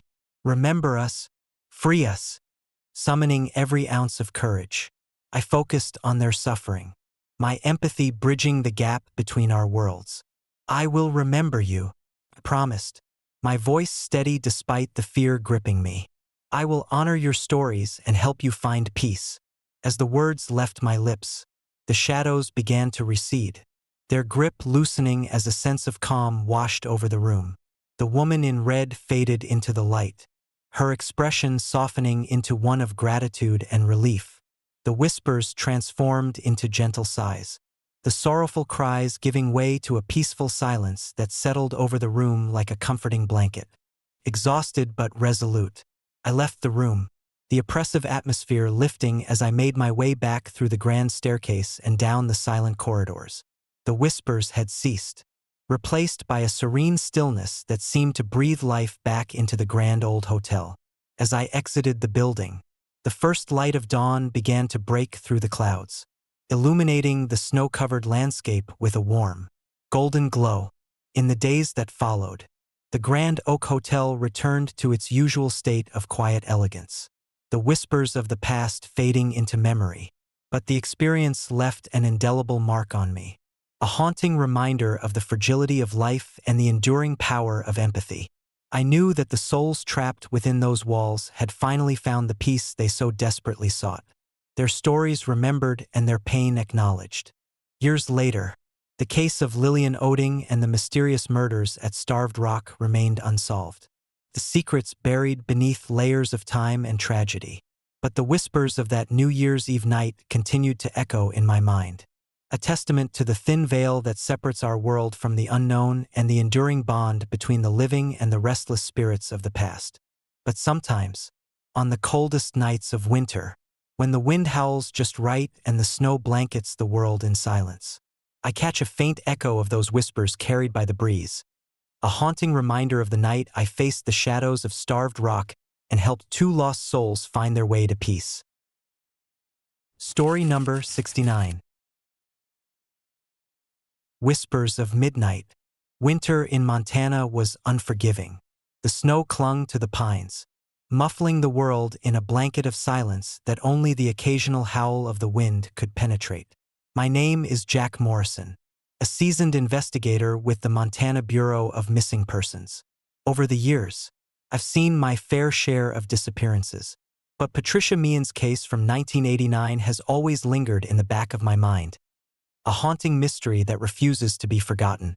Patricia was a vibrant young woman, full of life and dreams, who vanished on New Year's Eve after a car accident. Witnesses reported seeing her standing by the roadside, seemingly unharmed, staring blankly at the wreckage before she simply walked away into the night. Despite extensive searches, she was never found, and her disappearance remains one of the most perplexing cases in Montana's history. It was a particularly cold December night when I decided to revisit Patricia's case, driven by an inexplicable pull that I couldn't quite understand. The old case files were spread out on my desk, each one a testament to the desperation and hope that had characterized the search for her. But something was different this time, an unshakable feeling that there was more to Patricia's disappearance than met the eye. I drove to the site of the accident, a desolate stretch of highway flanked by dense forests that seemed to watch silently as I approached. The road was slick with ice, and my headlights barely cut through the darkness. Parking my car near the edge, I stepped out, the cold biting through my coat as I surveyed the area. The remnants of the crash were still visible, a twisted wreckage that had long since been claimed by nature. As I walked closer, the memories of that night flooded back. Patricia's laughter, her fear as she exited the vehicle, and the eerie calmness that enveloped her as she stood by the wreckage. I pulled out my flashlight, the beam piercing the inky blackness, and began to explore the surroundings, hoping to find something I might have missed years ago. Hours passed with nothing out of the ordinary, just the relentless whisper of the wind and the crunch of snow under my boots. Just as I was about to call it a night, a faint sound caught my attention, a soft, almost imperceptible whisper that seemed to emanate from the very trees around me. I froze, straining to listen, but the sound faded as quickly as it had appeared. Shaking off the unease, I continued my search, moving deeper into the forest. The moon was a mere sliver in the sky, its light barely illuminating the path ahead. That's when I saw her, a figure standing just off the road, partially obscured by the trees. My heart raced as I approached, the hairs on the back of my neck standing on end. "Patricia," I called out, my voice barely a whisper against the howling wind. She didn't respond. Instead, she turned slowly, her face pale and expressionless, eyes hollow and devoid of any warmth. My breath caught in my throat as I took a step closer, the flashlight revealing more of her unsettling appearance. Her clothes were tattered, and her movements were jerky, almost unnatural, as if she were a puppet controlled by unseen strings. "Patricia, please," pleaded, reaching out a hand to touch her shoulder. But as my fingers made contact with her cold skin, she vanished, leaving behind only the lingering scent of lavender and a trail of wet footprints leading into the darkness.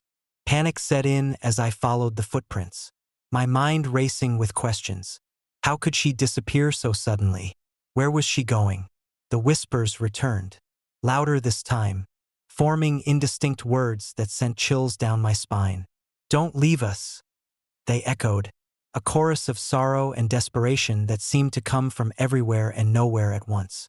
I stumbled through the forest, the path ahead obscured by snow and shadows.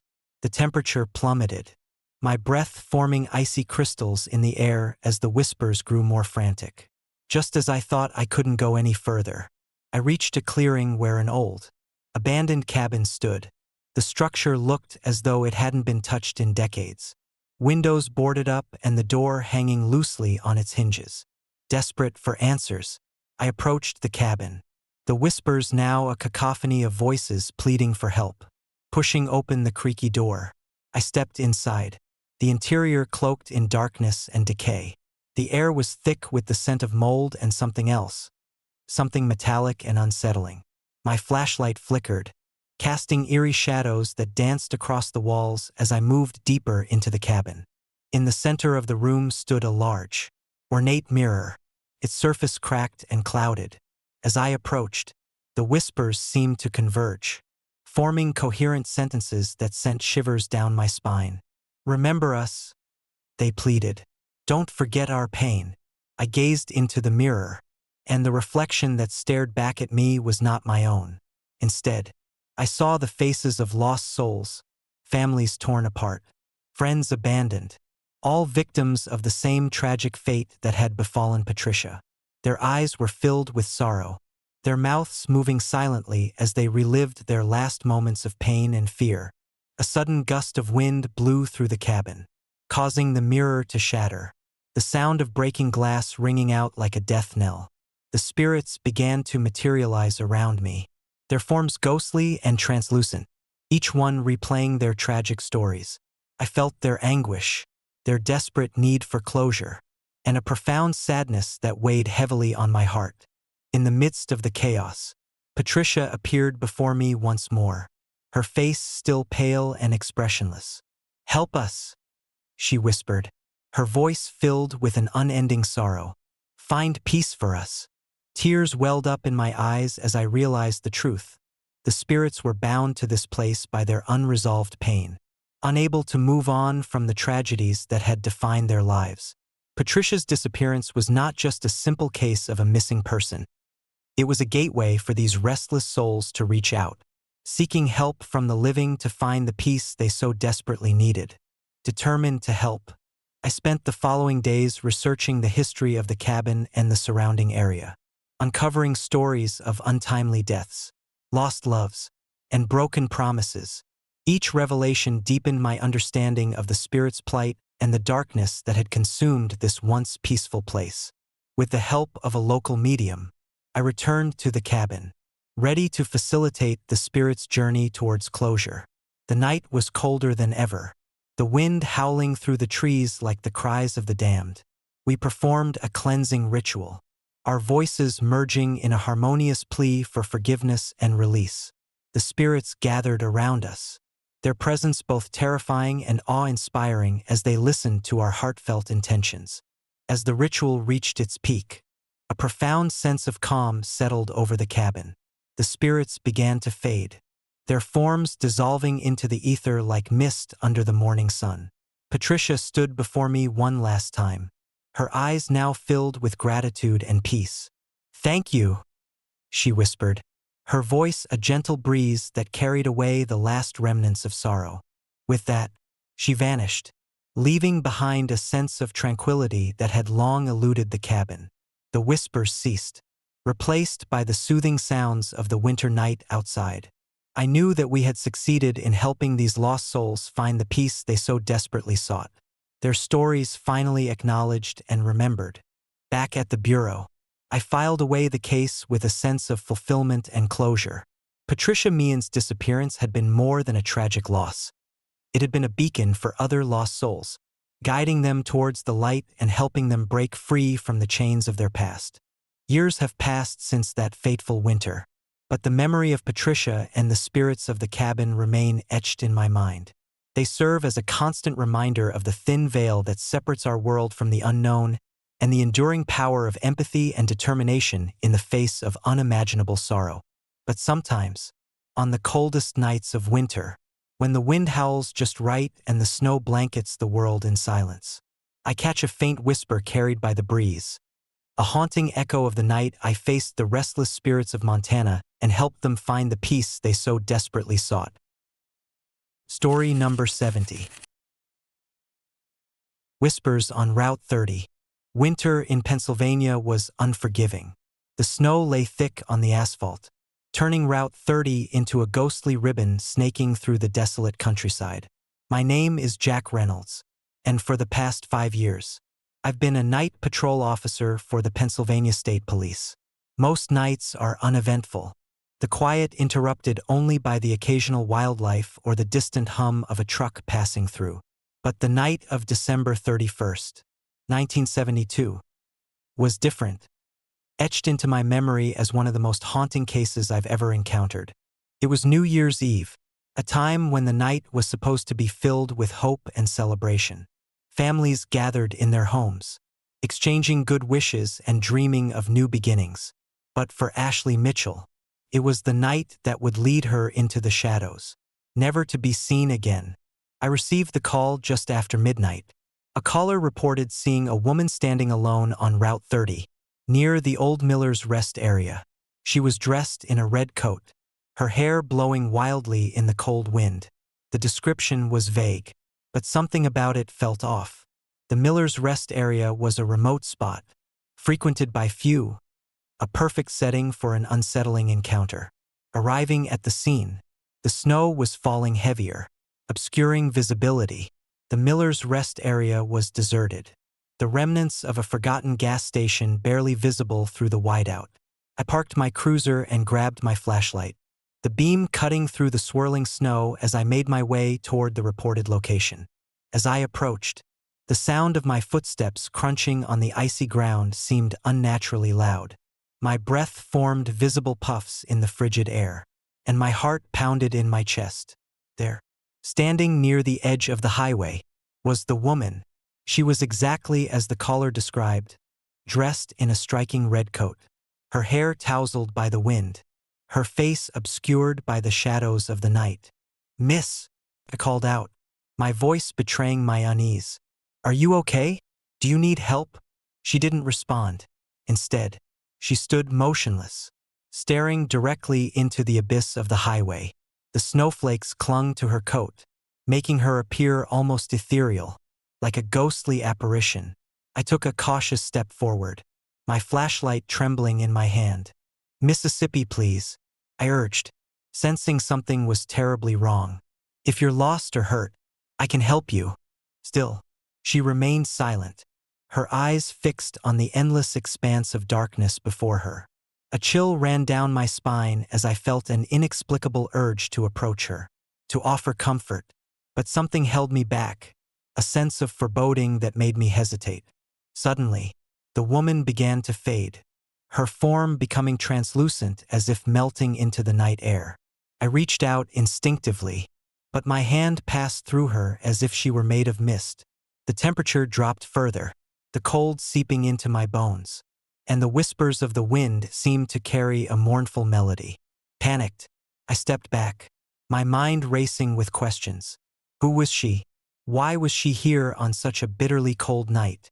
As I stood there, trying to make sense of the impossible sight, the whispers grew louder, forming coherent words that sent chills down my spine. "Don't leave us!" I spun around, the sound echoing through the empty rest area. The highway stretched out before me, dark and unwelcoming, and the realization hit me like a ton of bricks. She wasn't alone. There was a presence here, something dark and malevolent that clung to the night like a shroud. Desperate to escape, I turned to my cruiser, fumbling with the keys as the whispers intensified. But the engine wouldn't start, the dashboard lights flickering ominously. I was trapped, caught in a nightmare from which there was no awakening. As I struggled to free myself, the woman's voice echoed in my mind, her plea intertwined with the howling wind. "Remember us!" The air around me grew thick with a suffocating darkness, the shadows lengthening and twisting into grotesque shapes that danced along the edges of my vision. I could feel their sorrow, their pain, wrapping around me like invisible chains, pulling me deeper into the abyss. In a moment of sheer terror, I managed to get the cruiser running, the engine roaring to life as I slammed the accelerator, the tires skidding on the icy pavement. The rest area disappeared behind me as I sped down Route 30, the night swallowing me whole. But the nightmare wasn't over. No matter how fast I drove, the whispers followed, their sorrowful pleas echoing in my mind. The woman's face haunted me, her hollow eyes staring into my soul, reminding me of the tragedy that had unfolded on that fateful night. Determined to uncover the truth, I dove into the archives, poring over old newspaper clippings and police reports. The story of Ashley Mitchell and Loria Bible had faded from public memory, overshadowed by the passage of time. But the mystery of their disappearance remained, a puzzle with pieces that refused to fit. Ashley and Loria were best friends, inseparable since childhood. On that New Year's Eve, they had decided to go ice skating at a nearby pond, popular spot for locals. But somewhere along the way, their path had led them astray, down the treacherous Route 30 that snaked through the unforgiving winter landscape. No witnesses had seen what happened that night. No clues had been found to explain their sudden disappearance. The only evidence was the charred remains of their parents, victims of the same mysterious fire that had claimed their lives. It was as if the entire family had been erased from existence, leaving behind only unanswered questions and lingering fears. As I delved deeper, I began to uncover unsettling patterns, stories of similar disappearances, unexplained phenomena, and rumors of restless spirits haunting the highways and byways of Pennsylvania. The more I learned, the more I realized that Ashley and Loria were not alone in their fate. They were part of something far greater, something dark and ancient that thrived on fear and sorrow. One night, as I sat alone in my office, the wind howling outside like the cries of lost souls, I heard it, the familiar whisper that had haunted me since that night on Route 30. "Remember us." I jumped up, heart racing, and grabbed my coat, the chill of the night urging me to take action. I knew what I had to do: confront the darkness that had claimed Ashley and Loria, to give their spirits the closure they so desperately needed. Driving back to the Miller's Rest area, the snow falling in relentless sheets, I felt a presence watching me, the eyes of the lost staring into my very being. The highway stretched out before me, a desolate path illuminated only by the pale glow of the moon. I parked my cruiser and approached the scene, the weight of the past pressing down on me. Standing at the edge of the highway, I felt the air grow colder, the whispers enveloping me in their mournful embrace. Don't leave us. Drawing a deep breath, I spoke into the night, my voice steady despite the fear that gnawed at my insides. Ashley, Loria, I'm here to help you find peace. Let go of your pain and move on. The whispers transformed into a harmonious melody, the sorrowful notes intertwining with the stillness of the night. The snow around me began to swirl, forming ethereal shapes that danced in the pale light. Slowly, the figures of Ashley and Loria materialized before me, their translucent forms shimmering like specters in the snow. How? I asked, my voice barely above a whisper. How can I help you? They reached out their hands, their eyes filled with an endless sadness. You must remember us, Ashley whispered, her voice echoing through the night. Keep our stories alive, so we are never forgotten. Loria nodded, her gaze unwavering. Only then can we find the peace we seek.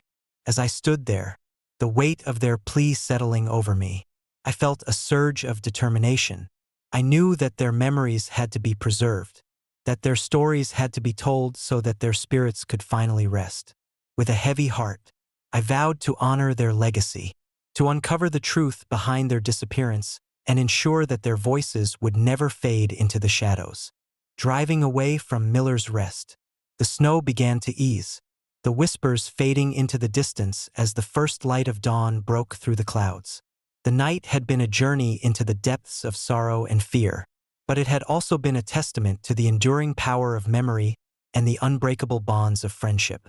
In the days that followed, I continued my investigation with renewed purpose, piecing together the fragments of Ashley and Loria's lives and the events that had led to their tragic end. Their story became a beacon of hope, a reminder that even in the darkest of times, there is a light that can guide us home. But sometimes, on the coldest nights of winter, when the wind howls just right and the snow blankets the world in silence, I catch a faint echo of their whispers carried by the breeze, a haunting reminder of the night I faced the ghosts of Route 30 and helped two lost souls find their way to peace.